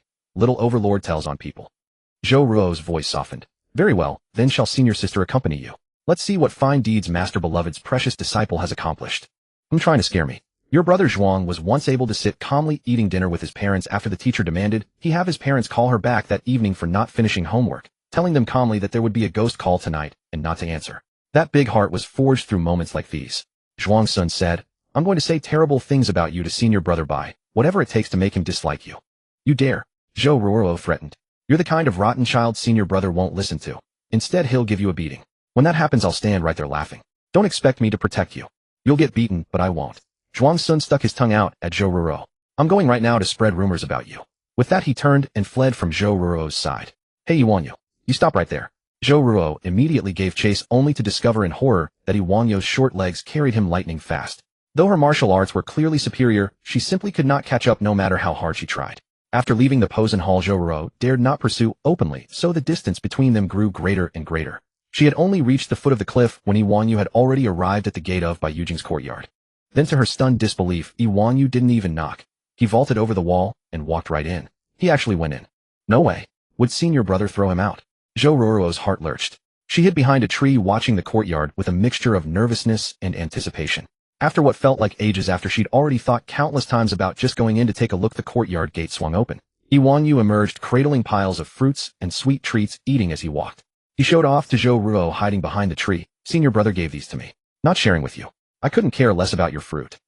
Zhou Ruoro couldn't help but ask you. Senior brother kept you there for so long, and even gave you fruit. When did your relationship with senior brother become so close? It was just. The little overlord won't tell you. As Zhou Ruoro watched expectantly, Zhuang Sun turned away with mischievous pleasure. Zhou Ruoro walked up to Iwanyu, reaching out to pat his head. After he dodged, she wasn't upset, and said gently, Junior brother, remember to visit senior brother more often when you have time. But I worry about you going alone. Senior sister will accompany you. No need. But it is needed. Carrying all this stuff. Aren't you tired? Come, senior sister will help you carry it. Zhou Ruoro's mind was already plotting how to use her own junior brother as a matchmaker. Her delighted smile couldn't be contained. She scolded playfully. Honestly, senior brother gave you these, and you actually took them. And so many at that. No manners at all. Come, let's go in together to thank senior brother. After Zhou Ruoro took all the fruits and sweet treats from him, Zhuang Sun confessed honestly, senior brother wasn't home. I stole all of this when I went in. What a... Bad news. Senior brother is back. We need to run. With that, Zhuang Sun sprinted out first. Little overlord is charging. Zhou Ruoro followed instinctively. Her face flushed crimson from her neck to her ears. Furious, she shrieked. Iwanyu. You absolute menace. Junior sister Zhou, what's this? Hearing Bai Yujing's voice behind her, Zhou Ruoro froze. She slowly squatted down, burying her face in the pile of fruits and sweet treats, unable to face reality. In her heart, she wanted nothing more than to strangle Iwanyu. This is bad. Senior sister's been caught. Little overlord is charging again. To all you esteemed readers, I have an announcement. Starting from now on, updates will move to 9 p.m. I previously thought I could balance writing with my day job, but I've discovered it's quite difficult. So to avoid making you wait, I've moved the update to 9 p.m. This way, if I didn't finish writing the previous day, I can secretly type on my phone during work. Though it does mean having to engage in a battle of wits with the company's higher-ups. Since starting this job, I feel like I'm a fake person pretending to be human. I hyped myself up so much to get this internship, spun quite the tale, and now I'm clueless about everything. I'm also a bit hard of hearing, and the team leader speaks very softly. Every time he explains something, I can't hear or understand him, no matter how many times I ask. I can only pretend I get it, and fumble my way through. I think he probably already realizes I know nothing. He's probably just waiting to see how long I can keep up the act. After these past few days, my image in his mind is probably on par with Patrick Starr's table, possibly even worse. Because whenever I think of an interesting plot, I can't help but burst out laughing. One time I couldn't control myself and laughed in the office. When I looked up, the team leader was watching me with a peculiar expression. Maybe that's why he's been so lenient with me. While the outcome is good, this is a sad story. I've sacrificed so much for novel writing. Dear readers who made it this far, can you resist supporting me? Haha, just kidding. Let's get back on track. I've said quite a lot. I think that's enough for now. But saying all this, I just want you dear readers to know my determination that I won't discontinue this book. If I did, I wouldn't even need you to scold me. Life's iron fist would be mercilessly thrashing me. So I humbly beg for your continued support, dear readers. Please, I implore you. Watching Zhou Ruoro crouch on the ground in a pouty display of defiance, Zhuang Sun could no longer restrain himself. He simply guided Iwanyu to sway back and forth with unrestrained laughter, while Bai Yujing remained as composed as still water. Ha ha ha, fooled by my little overlord. Na, my little overlord has always been bold and forthright. Such shameless conduct is beneath me. Gazing at Iwanyu making a playful face at her, Zhou found herself surprisingly free of anger, instead feeling a quiet sense of relief. Otherwise, she truly would not have known how to face Bai Yujing. Her emotions in such turmoil, she rose with her legs somewhat unsteady, then shot Iwanyu a fierce glare that clearly spoke, you will answer for this when we return. Oh, you dare glare at me. Zhuang Sun suddenly had an inspiration. He guided Iwanyu to run toward Bai Yujing. Senior brother, she took what you gave me. Please give me more. As Iwanyu dashed forward, hands reaching to grab by Yujing's robes, Zhou Zhuo, who had momentarily relaxed, felt her heart skip a beat. She hurriedly seized Iwanyu by the collar and lifted him up. Ah, the little overlord has lost his balance. Iwanyu kicked his short legs a few times in the air, then simply hung from Zhou Zhuo's hand as she swung him in circles. Zhou Zhuo lifted Iwanyu even higher to prevent him from bumping into anything. Where are your manners? How has your senior sister taught you to behave all this time? How dare you so brazenly ask your senior brother for things? None of your business, none of your business, none of your business. Iwanyu chanted as he spun. You. Just as Zhou Zhuo was about to reprimand Iwanyu once more, by Yujing spoke up. It is quite all right. If junior brother desires anything, he may come to my courtyard whenever he pleases. Upon hearing this, Zhou Zhuo's brows unfurled like painted silk, and a twinge of what she could only describe as jealousy stirred within her toward her fellow disciple. How could this be? That mischievous, unruly little brat. She puckered her lips in feigned discontent. Senior brother, you are far too indulgent with him. Is that so? Indeed. Zhou Zhuo spoke with some exasperation. It is precisely because you and master have always spoiled him that he has developed such a willful nature, refusing to heed anyone. The spinning Iwanyu muttered discontentedly. You are not much better yourself. Bai Yujing smoothly concurred. Junior brother, he is merely spirited. Exactly. Very well then. You two brothers are in cahoots, and I am the outsider. Zhou Zhuo pursed her lips, though inwardly she rejoiced at the sense that her bond with Bai Yujing had drawn somewhat closer. It felt rather like an elderly couple raising a child together. Her heart swelled with shy anticipation, and her gaze toward Iwanyu softened considerably. Thereafter she used Iwanyu as a conversational bridge to chat with Bai Yujing. But scarcely had they exchanged a few words before Iwanyu began fussing, insisting on returning. Though loath to part from the pleasant company, Zhou Zhuo had no choice but to bring this troublemaking junior disciple along as they made their way back to Pajuo courtyard. The following morning, before dawn had broken, Zhuang Sun guided Iwanyu out of bed and, brimming with excitement, raced toward the nesting place he had prepared for the Qiankuan chicken the day before. Pressing himself flat on the ground, he reached beneath the chicken and, with an air of sacred reverence, cradled an egg in both hands. Oh, it actually laid an egg. Just then Zhou Zhuo happened to pass by from behind.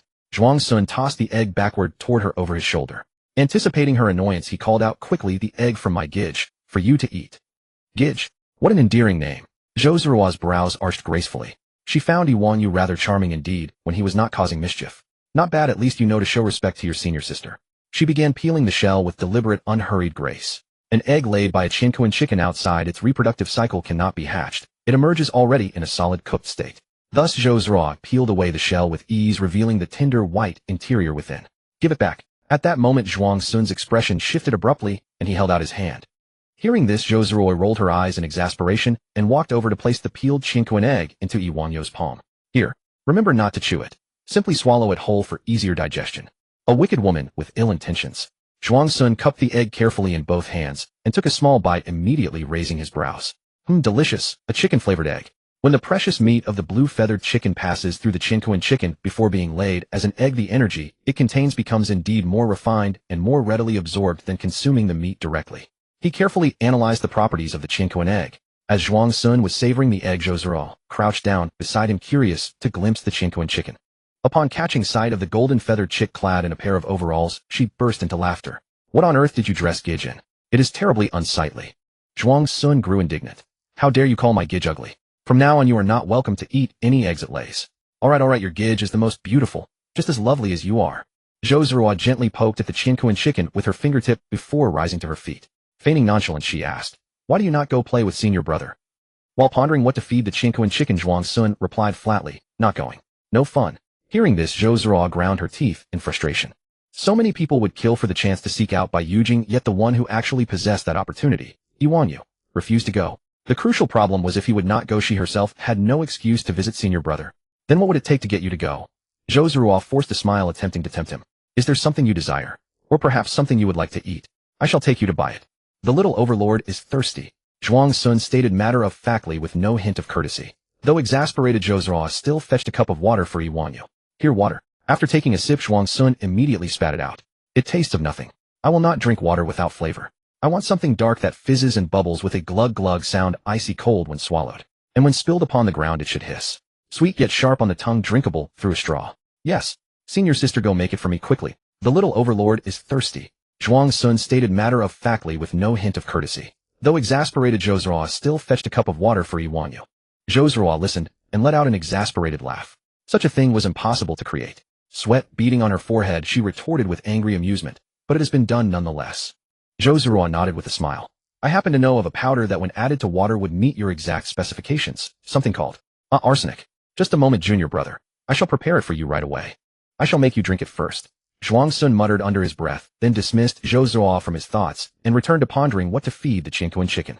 Speaking of which, if he fed the Qianquan chicken a compound ration, would it lay eggs possessing multiple effects? Without hesitation, Zhuang Sun set off toward the kitchen to gather materials. Brown sugar contains a great deal of melanin, and carbonated beverages can rapidly elevate melanin levels. No, that's not it. Treasure meat is packed with energy. Mountain ginseng can replenish vital energy, and raw gingerwood accelerates energy absorption. Muttered Zhuang Sun as he sat on a small stool, tossing the ingredients he recited into a stone mortar, then swiftly pounding them with a pestle. After an incense stick's time, Zhuang Sun gazed at the red paste in the stone mortar and fed it all to the Qianquan chicken. Lay it. He watched with eager anticipation for a while, then ran off to play. The next morning at dawn, Zhuang Sun retrieved a red egg from the chicken coop, raised it reverently above his head. A blood-chi egg. He carefully peeled the shell and took a small bite. As the blood-chi egg entered his stomach, it instantly transformed into a warm current, slightly strengthening his body's blood and chi, making Zhuang Sun's eyes light up. Success! He devoured the remaining blood-chi egg in one go and began exploring new recipes. Over the following days, he successively developed the revitalizing egg that could heal injuries, the vitality egg that quickly restored stamina, the body-shaping egg that aided in forging a cultivation physique, the detoxifying egg that could expel poisons, and the fasting egg that could keep one satiated for a long time. At the same time, he also figured out the mechanism of the Qianquan chicken's ability. It could refine, purify, and fuse all edible materials it ingested. However, this ability had an upper limit. The limit was the age of the Qianquan chicken. For instance, Zhuang Sun's Qianquan chicken had just turned 18 years old, so it could at most incubate treasure meat of up to 18 years into eggs. Materials older than that would be indigestible for the Qianquan chicken, and overfeeding could even kill it. A few days ago, Zhuang Sun had nearly played the chicken to death, managing to revive it only through a physical rescue abdominal strikes. Another mechanism was that the older the materials the Qianquan chicken consumed, the longer the time required for it to lay an egg. Having roughly grasped the way to use the Qianquan chicken, Zhuang Sun began having it lay eggs daily and delivering them to Yan Pingsheng and Bai Yujing. He also sent some to Yi Xiaoxiang, but she declined, saying she had no need. At the pinnacle of the mortal path, the mortal body reaches its extreme with no further room for ascent. This realm focused more on the cultivation and comprehension of martial arts techniques. After a month like this, with the help of the Qianquan chicken, the strength of Zhuang Sun's 3 avatars had all undergone a qualitative leap. Bai Yujing had reached the late stage of the 4th rank in martial arts. This avatar had no bottlenecks in cultivation, so there was no such thing as a peak of the 4th rank. Or rather, the moment it reached the peak of the 4th rank, it would immediately advance to the 3rd rank. He was expected to break through to the 3rd rank within a few days. Yuanyu was at the early stage of the 6th rank. Since most resources were allocated to Bai Yujing, his speed of breaking through from the 7th to the 6th rank was only comparable to that of Bai Yujing, who was in his golden cultivation age. Yan Pingsheng had reached the early stage of the 8th rank, which was also impressive. During this period, a major event occurred in the Great Zhou Mountains. The Xingxue sect launched a counterattack against the Wanqing Martial Academy, causing many disciples outside to fall into ambushes, resulting in numerous injuries. The Xingxue sect finally unable to hold back. Interesting. Let me see what you're made of. Zhuang Sun chuckled softly, returned to Yan Pingsheng's small courtyard, closed the door, and added 2 layers of locks. You all jump around if you want. I'm going into seclusion. As the very person who had caused the Xingxue sect so much misery, Bai Yujing's home village mate Yan Pingsheng would certainly be listed as a prime target for the sect strikes. He would be a fool to control Yan Pingsheng and go out at a time like this. Ahem, he had been completely carried away by the words he said back then when he acquired Xia Dongshan. Now little Zhuang had come to his senses. After all, Xia Dongshan's enhancement of strength was linked to the character creation panel, and the upper limit of realm improvement in the character creation panel was the realm of the avatar with the highest cultivation level. That is the late stage of the 4th rank.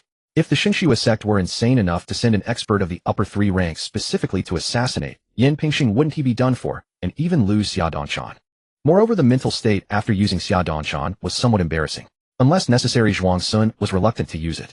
Thanks to Hui's foresight at the time, Zhuang Sun tested Xia Dongshan by creating a temporary avatar and running to a deserted wilderness to conduct the test. Otherwise, he would have suffered complete social death like Hui, and Yan Pingsheng would have no choice but to delete his account. Speaking of Hui, months had passed, and people still gossiped about him when walking on the street. It could only be said that the only drawback of the perfect match between soul and physical body was that the body would also affect the soul in return. Therefore, the side effects of using Xia Dongshan, a massive release of hormones in the body and heightened emotional excitement in the brain, were difficult for him to resist. However, it was simple to dispel the side effects, just withdraw the soul from that avatar. So when it came to actually needing to use Xia Dongshan, Zhuang Sun would not resist. If being a bit crazy makes him stronger, so be it. Can a buff guy who isn't a little crazy even be called a buff guy? Moreover, thanks to his high soul strength, Zhuang Sun retained a certain degree of self-awareness and clarity, knowing what he needed to do and what he must not do. He wouldn't end up like who couldn't even recognize his own limbs. His behavior and speech logic might be a bit odd, but overall the side effects were not too severe. Apart from the Xingxue sect, there was another matter troubling Zhuang Sun lately.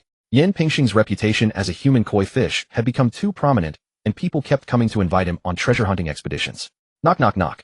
Hearing the knocking, Zhuang Sun clicked his tongue. Here we go again. He tousled his hair to look disheveled, put on a melancholy expression, and hunched his back as he went to open the door. Senior brother Yan. Oh, it's them. Zhuang Sun lowered his eyelids, feigning melancholy. Senior sister Su and senior sister Chen, what's the matter? Suzy looked at the tall, dispirited man before her, and couldn't help feeling a pang of sympathy. Senior brother Yan Xing'er and I were worried about you since you've been cooped up in your courtyard all the time, so we came to check on you. That incident wasn't your fault. You don't need to take it to heart. Chen Xing'er also chimed in with concern. Senior brother Yan, it's not your fault. It's Xue Shiyu and Huang Renyong's fault. No, it is my fault. I was an accomplice to evil. If it weren't for me, Xue Shiyu's expedition team wouldn't have attracted so many people, and so many wouldn't have been put in danger. Zhuang Sun clenched his fists, speaking with deep self-reproach. Suzy quickly said, but no one blames you, senior brother Yan. You didn't know, and besides, no one was hurt in the whole thing. On the contrary, they actually gained quite a bit. You may not know this, senior brother Yan, but they are all truly grateful to you in their hearts. No, I knew, and I did it intentionally. Zhuang Sun slowly shook his head and said, the senior brothers and sisters are kind enough not to blame me, but that's not a reason for me to shirk responsibility. I cannot forgive myself. I will confine myself in the courtyard for a year. This is both my punishment and a way to account to everyone. Senior sister Su, senior sister Chen, you needn't persuade me further. I just don't want to come out.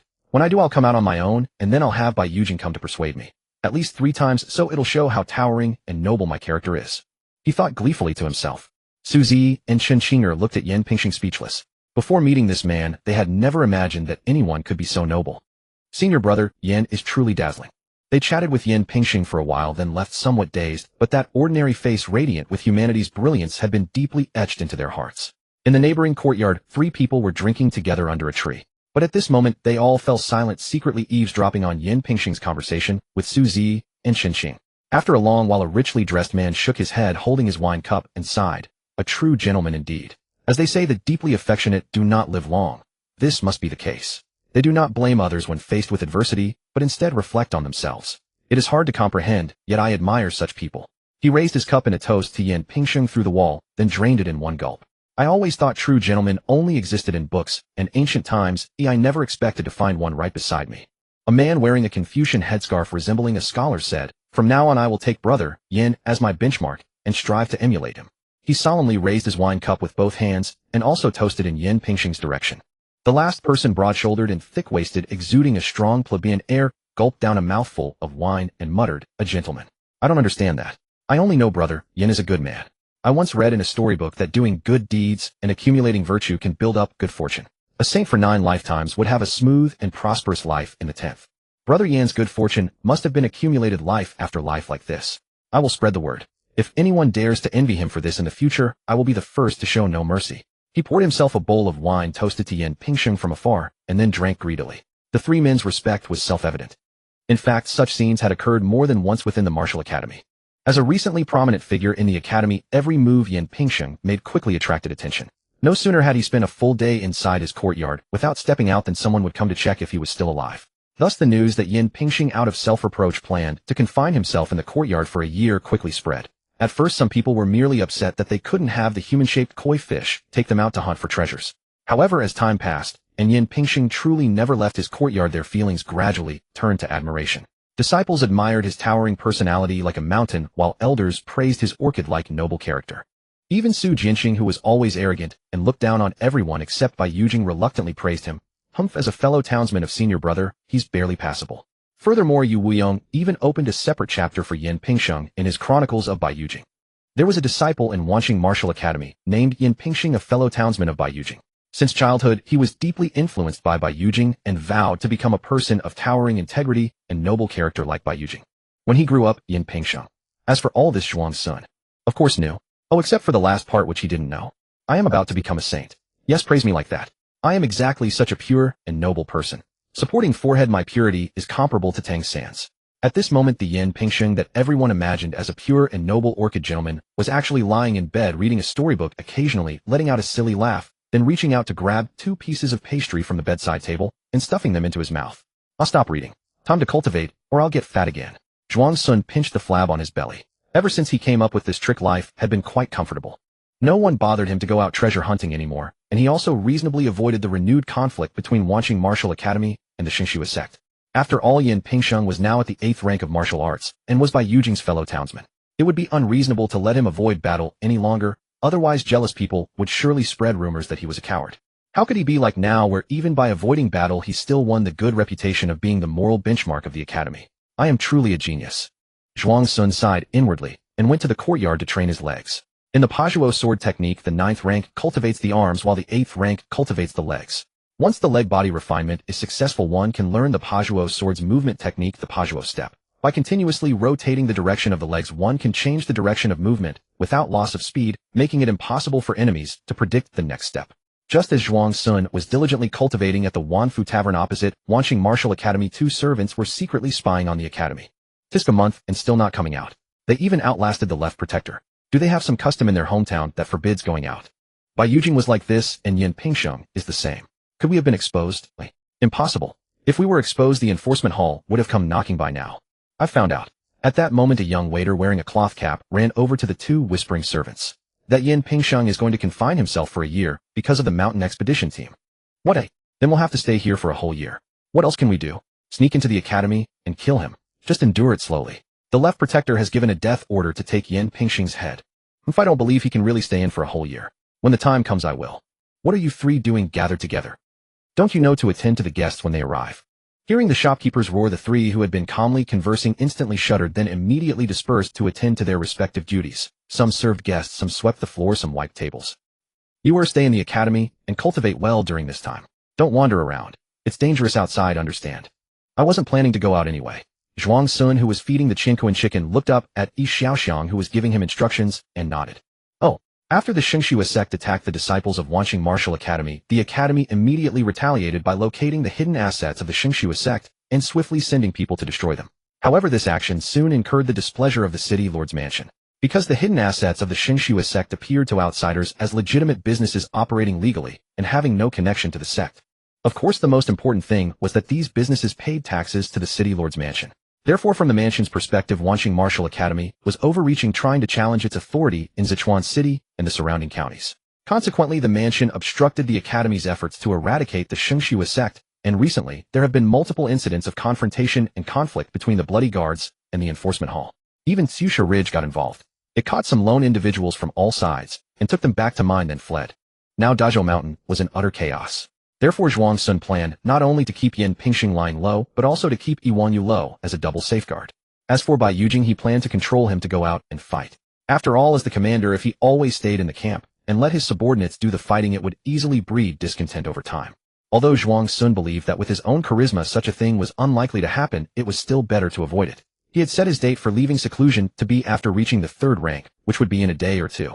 Xingxue sect city lord's mansion. You dare to be so arrogant. Soon I'll make you taste your grandpa Zhuang's fist.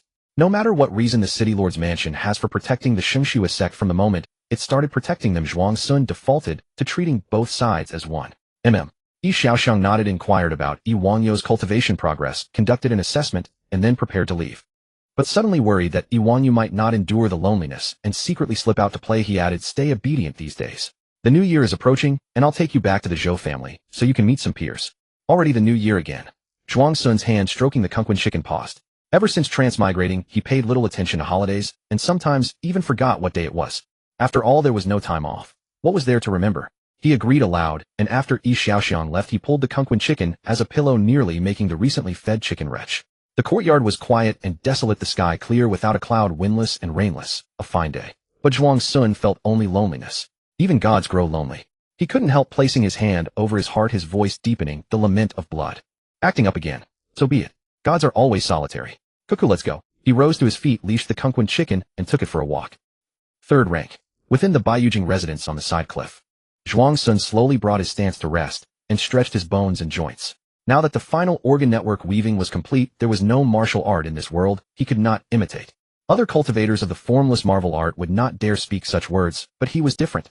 He was a peerless genius destined to accomplish what others could not. He raised his hand, his slender white palm flushing red, and pressed it against the cliff face, leaving an instantly charred palm print. Fury Palm Technique. Zhuang Sun's heart beat rapidly, blood and chi surging beneath his skin, turning his complexion red, and making him feel his strength and speed had increased somewhat. Second form. Zhuang Sun dispersed the Fury Palm Technique, and thought that if only he had another martial art that could increase muscle elasticity, he could cosplay as Luffy. A bit odd, doesn't fit the demeanor of an immortal from Baiyujing. Forget it. He decided to use the Fury Palm Technique sparingly as well. Turning entirely red was too unsightly, and handsomeness was a lifelong concern. As for strength, had he ever been weak? The formless marvel art at the third rank had reached full maturity. Beyond the third rank, cultivation focused on increasing the density of neural networks, allowing practitioners to control their bodies with greater precision and mimic martial arts more swiftly. Approaching the peak now, Zhuang Sun contemplated his future arrangements. The formless marvel art reached its pinnacle at perfection, and the path to innate thereafter required him to explore on his own. Zhuang Sun already had faint clues, but remained uncertain. After all, these were speculations built from nothing and required reference to the innate methods of other martial arts. Yuanyu can provide the innate method from the World Sword Archive, but that will take time. I must wait until she also reaches the pinnacle. As for Dazhou Mountain, I wonder if my old master has it. And there are also the City Lord's Mansion, Tsusha Ridge, and the Blood Refining Sect. The leaders of the City Lord's Mansion and Tsusha Ridge, a former disciple of the Ji sect and a traitor wanted by the Myriad Beast Alliance, are unlikely to possess innate methods, otherwise they would have already broken through to innate rather than remaining at the pinnacle. Zhuang Sun had momentarily overlooked the possibility that some people could not comprehend innate methods. The Blood Refining Sect has the highest probability of possessing innate methods. After all, the entire sect fled into Dazhou Mountain, likely leaving behind some heritage. Even if only fragments remain, I can reconstruct them. Zhuang Sun paced about the courtyard in thought. As early as when he reached the fourth rank, when he could divide his mind fourfold, he had considered planting a clone within the Blood Refining Sect. However, the Blood Refining Sect concealed itself too deeply, making it hard to locate, and they subjected members to extremely strict vetting, typically recruiting through covert missions rather than accepting self-recommendations, so he made little progress. After pondering for a while, Zhuang Sun decided to employ the same method used by the formless art cultivator sent by Guanren sect to infiltrate the Blood Refining Sect, killing a Blood Refining Sect adherent and disguising himself as them to get inside. But unlike that formless art cultivator, Zhuang Sun resolved to kill a high-ranking Blood Refining Sect figure directly and take their place. Seems a bit too crude. After thinking it over, Zhuang Sun decided against it. Currently, the high-ranking members of the Blood Refining Sect were mostly remnants who had fled into Dazhou Mountain over 30 years ago. They had known each other for decades, and Zhuang Sun did not believe his acting skills were good enough to fool colleagues who had spent decades alongside the one he intended to replace. Perhaps a slight mannerism or a slightly off tone of voice would immediately arouse suspicion. Therefore, this method could only be applied to low-level targets newly admitted to the sect, but such targets would not have access to something as top secret as the innate method in the short term. Soon he thought of another approach. Now that the Blood Refining Sect's personnel screening was so strict, would it still be so rigorous when short-staffed? Once he had killed off most of the Blood Refining Sect's members, he could send a pinnacle-grade clone to infiltrate them, and they would likely be absorbed quickly. Given the Blood Refining Sect's current shortage of pinnacle experts, he might even be trained as a core figure akin to a holy son, whom there's also a small chance of being used as a vessel for an evil god's descent, but that's manageable. The gains outweigh the risks. For me, failure would only cost 100 panel points. This is a risk worth taking. 100 panel points. If time were not a concern, and one used a year's worth of treasure mead, it would cost only slightly over 1,000 taels of silver. To expedite the process with a 10-year treasure mead, it would still only cost slightly over 10,000 taels, a trivial matter for him. Ever since his martial arts reached the 4th rank at Baiyujing and he gained the ability to divide his mind fourfold, Zhuang Sun had occasionally created clones to consume treasure meat and convert points. In total, he had spent nearly 20,000 taels, and his current panel points had accumulated to 203, sufficient to create 2 max talent clones.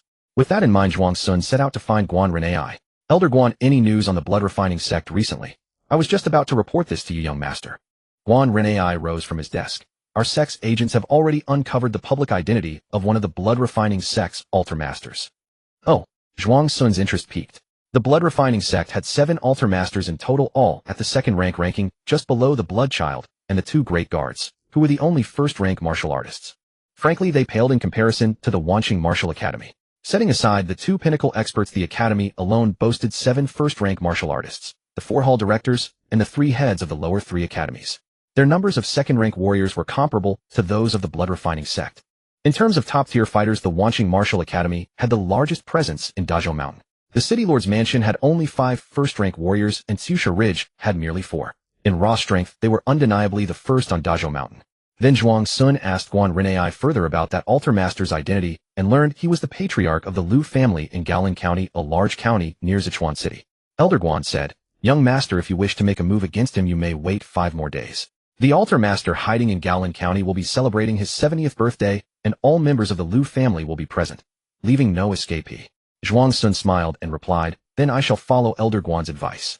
5 days later, Zhuang Sun, controlling Bai Yujing personally, led the team to Gaolan County. Though the enemy was a second-rank martial artist, he was unafraid, relying on his courage and the secret follow-up of the Guanrenai Hui. Of course, the former was the key point. He was just that brave. Inside Gaolan County, lanterns and decorations were lit. As the most powerful local force in Gaolan County, the Lu family was hosting Patriarch Lu's 70th birthday. All the notable factions in the area came to pay respects, lining up outside the Lu residence in a bustling stream of traffic. But suddenly the crowd parted to both sides. Steward Lu, standing by the stone lion, let out a sound of surprise and looked up in astonishment. A man of unparalleled handsomeness walked at the front, clad in white robes like an immortal descended from heaven, followed by a group of imposing disciples from the Wanqing Martial Academy. Steward Lu's pupils contracted, and he was about to shout loudly. He clutched his throat, pierced by a stone fragment, making gurgling sounds as his body lost strength and collapsed to the ground. Zhuang Sun walked past him, his voice as calm as water. "Yujing is just here to sit casually. Steward Lu need not be so ostentatious." After the last disciple entered the Lu residence, the crowd finally reacted to what had happened, letting out screams of surprise as they looked back and fled forward. In less than the time it takes to drink a cup of tea, the streets were cleared, leaving only a mess. Inside the main hall of the Lu residence, the guests who had already entered heard the commotion outside and curiously peeked out. The Lu family members frowned secretly. The second master of the Lu family, dressed elegantly with a fair complexion and a slight beard, cast a glance at the servant beside him. The servant nodded and hurried out, but stopped just before crossing the threshold. At the farthest end of his sight, he saw a wave of approaching people. "Surround them, don't let anyone escape." Zhuang Sun arrived at the entrance of the hall, hands behind his back, and gave the order while looking at the restless crowd inside. "Yes." The disciples nodded and immediately spread out, blocking every exit from the hall. "I heard magpies chirping wildly this morning, so it must be a distinguished guest." "Ah." Zhuang Sun chopped off the hand of the second master, who had run up to him with a fawning smile, then grabbed the severed arm and showed the guests the several hollow tube structures in the cross-section, characteristics of the Qi Yang art's physique. Then, before the guests could react, he decapitated the screaming second master with another sword stroke. This casual, killing attitude chilled the hearts of everyone present except the Wanqing Martial Academy disciples. Some guests, terrified, rose to flee, but the disciples pointed at them and shouted, "Don't move. Otherwise you'll all be treated as members of the bloodborne sect." They immediately shrank back, trembling, and disassociated themselves from the Lu family. Gulu Gulu. The head, still bearing a painful expression, rolled forward until it stopped at the feet of Patriarch Lu, who was seated in the main seat. But Patriarch Lu didn't look at it. He was staring at Bai Yujing, every wrinkle on his aged face steady and unmoving, calm, yet imposing. The two stared at each other for a while, neither yielding. Zhuang Sun lightly raised his hand. "Attack!" Clang. In an instant, the sound of countless weapons being drawn came from behind him. Wait, Chief Bai, there's a huge misunderstanding." The eldest master of the Lu family hurried over, standing between Bai Yujing and Patriarch Lu. Bowing with a forced smile on his face, he cupped his hands to Bai Yujing. "Chief, by regarding Lu Fong joining the bloodborne sect, our Lu family truly knew nothing. He has always been eyeing my position as head of the family, so he must have secretly colluded with the bloodborne sect out of jealousy. Please, Chief, see clearly. Our Lu family is willing to cooperate with the investigation." Zhuang Sun said slowly, "Patriarch Lu, don't worry. Yujing is not an unreasonable person. I ask you and the other Lu family members to cut off one arm each to prove your innocence to Yujing. Chief Bai truly insists on this. Please." Zhuang Sun politely offered the Shirlu sword. The eldest master's cheek twitched twice, and his smile gradually turned vicious. "Bastard. You refuse the path of life, so let me test your weight." As soon as the eldest master finished speaking, he suddenly found his vision lowering and the sounds around him became increasingly blurred. Trying to test Yujing's weight, Patriarch Lu seems unqualified. Zhuang Sun passed by the headless corpse of the eldest master, the bright Shirlu sword in his hand, dripping a line of blood on the ground. He sheathed the long sword, looked at Patriarch Lu, who remained as steady as an old dog, and said calmly, "Perhaps Patriarch Lu can barely attempt a duel with Yujing. Senior brother Bai is so handsome." The disciples behind him watched this scene, their hearts so excited they wanted to stride forward. Su Jinxing even raised his sword high and shouted with all his might, "Charge! Clear the other obstacles for senior brother." As soon as he finished speaking, he saw Yang Ling, who had already cut down a Lu family disciple, and his eyes widened. He cursed inwardly at the shamelessness and rushed forward as well. The chaotic battle around them did not affect the two in the center. Patriarch Lu slowly narrowed his eyes, and a sound like waves crashing against rocks spread from him. The people present listened carefully and were shocked to find that it was the sound of blood and chi flowing within Patriarch Lu. Though the tiger is old, its might remains. As a second-rank martial artist, Patriarch Lu's mere emission of the sound of blood and chi terrified people's hearts and brought the surrounding battle to a halt. He sat steadily in the chair, propping his head with his hand, his old eyes half closed, as if the successive deaths of his two sons had not affected his emotions. He slowly opened his mouth and said, "Junior, don't be too arrogant." But just as he spoke, Patriarch Lu suddenly fell forward in a frog-like pounce, his face landing in by Yujing's hand. SSS. The sound of flesh being seared. Patriarch Lu's face, tightly clamped by Yujing's single hand, emitted a large amount of smoke.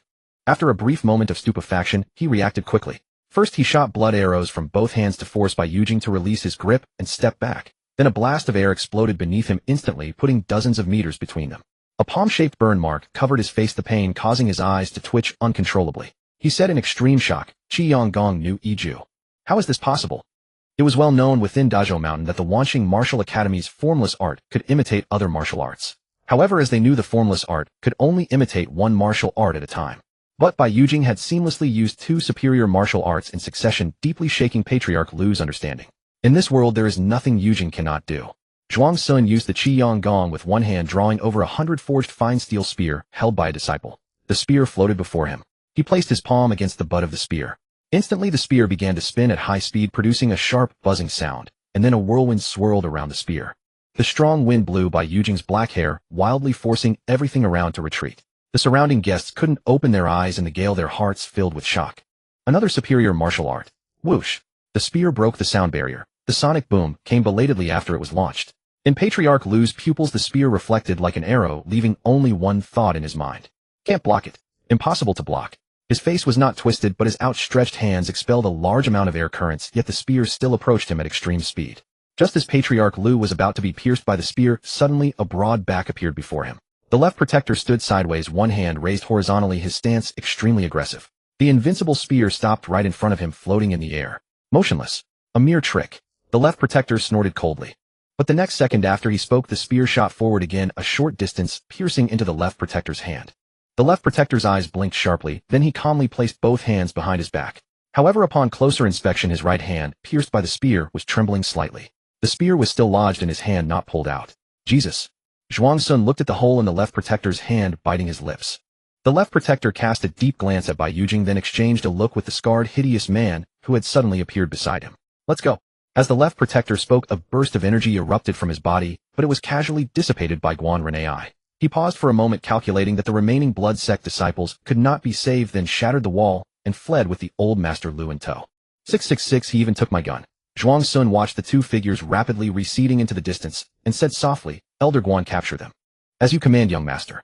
Guan Renai bowed respectfully, then vanished from the spot. Such speed. Zhuang Sun muttered to himself, about to go help, when he saw Guan Renai had already returned. He carried the unconscious old master Lu and the left protector, one in each hand, and said respectfully, "I have fulfilled your command, young master."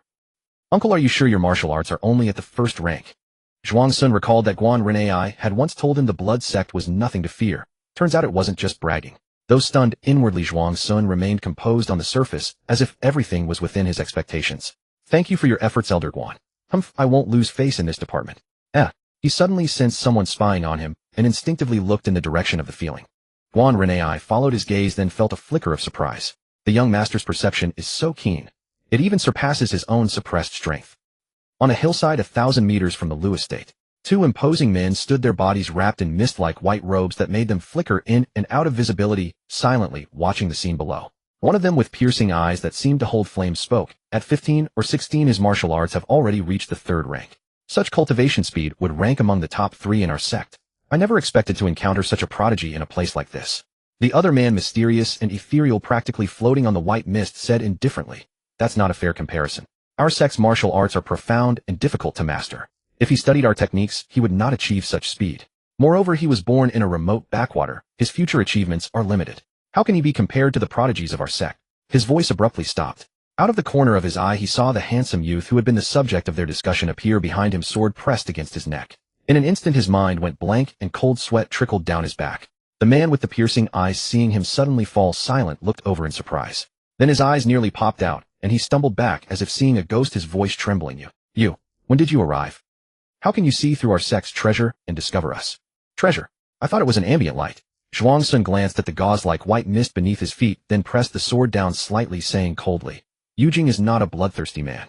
State your origins and purpose, and perhaps Yujing will spare your lives. Feeling the chill and sting of the blade at his neck, the mysterious man immediately raised his hands and said hastily, Young brother, don't strike. My name is Yu Chengfeng. I am a disciple of the Zhangxing Dao, the foremost orthodox sect. We have come to the Xietian Mountains to search for our sect's patriarch, who has been missing for 1,000 years. We mean no harm. The other man quickly added, Yes, young brother, we mean no harm. Our presence here is merely an accident. We were drawn by the sounds of battle. When we saw they were remnants of the blood sect, we stopped to watch for a while. Since you are willing to eliminate evil and uphold righteousness, you must be a disciple of a righteous sect. As they say, all righteous paths are one family, and our Zhangxing Dao is the foremost among them. We are on the same side, all on the same side. Zhangxing Dao, searching for the patriarch missing for 1,000 years. Zhuang Sun raised an eyebrow, recalling the corresponding information in his mind. Sheng Mingzi, the patriarch of Zhangxing Dao, the last leader of the righteous path. 1,000 years ago, after a battle with the demon lord, both disappeared without a trace. The world believed they had perished together, but Zhangxing Dao remained steadfast in the belief that their patriarch was still alive. They have never stopped searching for him, persisting for 1,000 years. The battle between the righteous leader Sheng Mingzi and the demon lord took place in the Xietian Mountains. At that time, the range was still called the Xietian Mountains, where countless peaks rivaled the sky and stretched across the land, dividing the northern and southern regions. But in that earth-shattering battle, the mountains were cleaved into a smooth slope by a single sword stroke, and from then on the Xietian Mountains were renamed the Xietian Mountains. The self-demon sect, which had nearly ruled the world, completely declined after losing its demon lord in that war. However, 100 years ago, the self-demon sect produced a brilliantly talented leader, showing signs of revival. This trend became even more pronounced after the Ji sect suffered heavy losses due to the blood sect. Now the self-demon sect is on the verge of overshadowing all other sects under heaven. That brilliantly talented leader is recognized as the strongest in the world. All of this has made Zhangxing Dao extremely anxious, fearing that the self-demon sect might rise again and resume its ambition to rule the world. Since the disappearance of Sheng Mingzi, Zhangxing Dao has never produced a genius that could astonish the world. Among the top powers, they have dwindled to the bottom, so they are desperate to find their patriarch, hoping he will lead them to glory once more and destroy the self-demon sect. Reviewing the information in his mind, Zhuang Sun confirmed that these two Zhangxing Dao disciples were not lying. He sheathed the Shirlu sword and said, My apologies, circumstances were urgent, and Yujing could not distinguish friend from foe. I was rude. The mysterious man breathed a sigh of relief and said, We were the ones who trespassed without permission. The fault is ours. Young brother, rest assured we will leave immediately. Zhuang Sun nodded slightly. Yujing has important matters to attend to, so I must take my leave. Please make yourselves at ease, but do not enter the Lu estate, to avoid unnecessary misunderstandings. Of course. The man with the piercing eyes stared at by Yujing, who had suddenly vanished after speaking. He blinked, then let out a long breath. As for the mysterious man who had just had a sword at his neck, he was drenched in sweat, slumped on the ground, staring at his uncontrollably trembling legs. I thought I was going to die. Is this really the kind of person that can appear in a place like this? Even senior brother Zhang didn't give me such a sense of oppression. The mysterious man suddenly realized how pathetic he looked. He glanced at his companion, who was staring at him, and said irritably, You didn't face him directly, so you don't know. His aura is too overwhelming. It completely crushes any thought of resistance. Truly none of our sect's true disciples can compare, not even senior brother Zhang. I know. The man with the piercing eyes held back his own trembling hand beneath his sleeve and smiled bitterly. I was shaking the whole time I spoke to him. Despite his handsome appearance, I couldn't control the fear in my heart. It was like being a relative of a criminal condemned to extermination, facing an expressionless emperor. Good, you understand. Even if it were one of our sect's true disciples in my place, they would have been just as pathetic. Such a prodigy is beyond what our sect can produce. Perhaps only the patriarch could match him. It's not that The mysterious man paused, then said, Say, should we report him to the elders? What? Recruit him into our sect, make him our fellow disciple. He could definitely become a true disciple, or even the sect's chosen one. We can get close to him, first build a connection through this opportunity. Who knows, we might even follow him in the future. This is our chance. Good idea. Let's find the elder now. Of course. The mysterious man scrambled to his feet, excited. A prodigy like him won't remain unknown for long. Soon he will make a name for himself, and then all the major powers will vie for him. We must act quickly. Zhangxing Dao, this sect seems to have a lot of troubles. I'd rather not go. Zhuang Sun was more inclined to join the self-demon sect, as it was the most powerful force in the world. If he were to join a top-tier power, he would naturally choose the best. Going to a bottom-tier sect would be a waste that sounded like a lot of hardship. If he could become a disciple of that brilliantly talented leader, even better. At this rate, I'm going to end up like Lu Bu. Zhuang Sun suddenly remembered that he already had two masters and felt a mix of emotions. No, I've never killed a master, so I'm more like Confucius. Righteously with that thought, Zhuang Sun stopped paying attention to the two men who had already left and instead watched the battle between his own disciples and the Lu family members. You want to test my Wuyong skill? You're not qualified. Yujing slash. Zhuang Sun.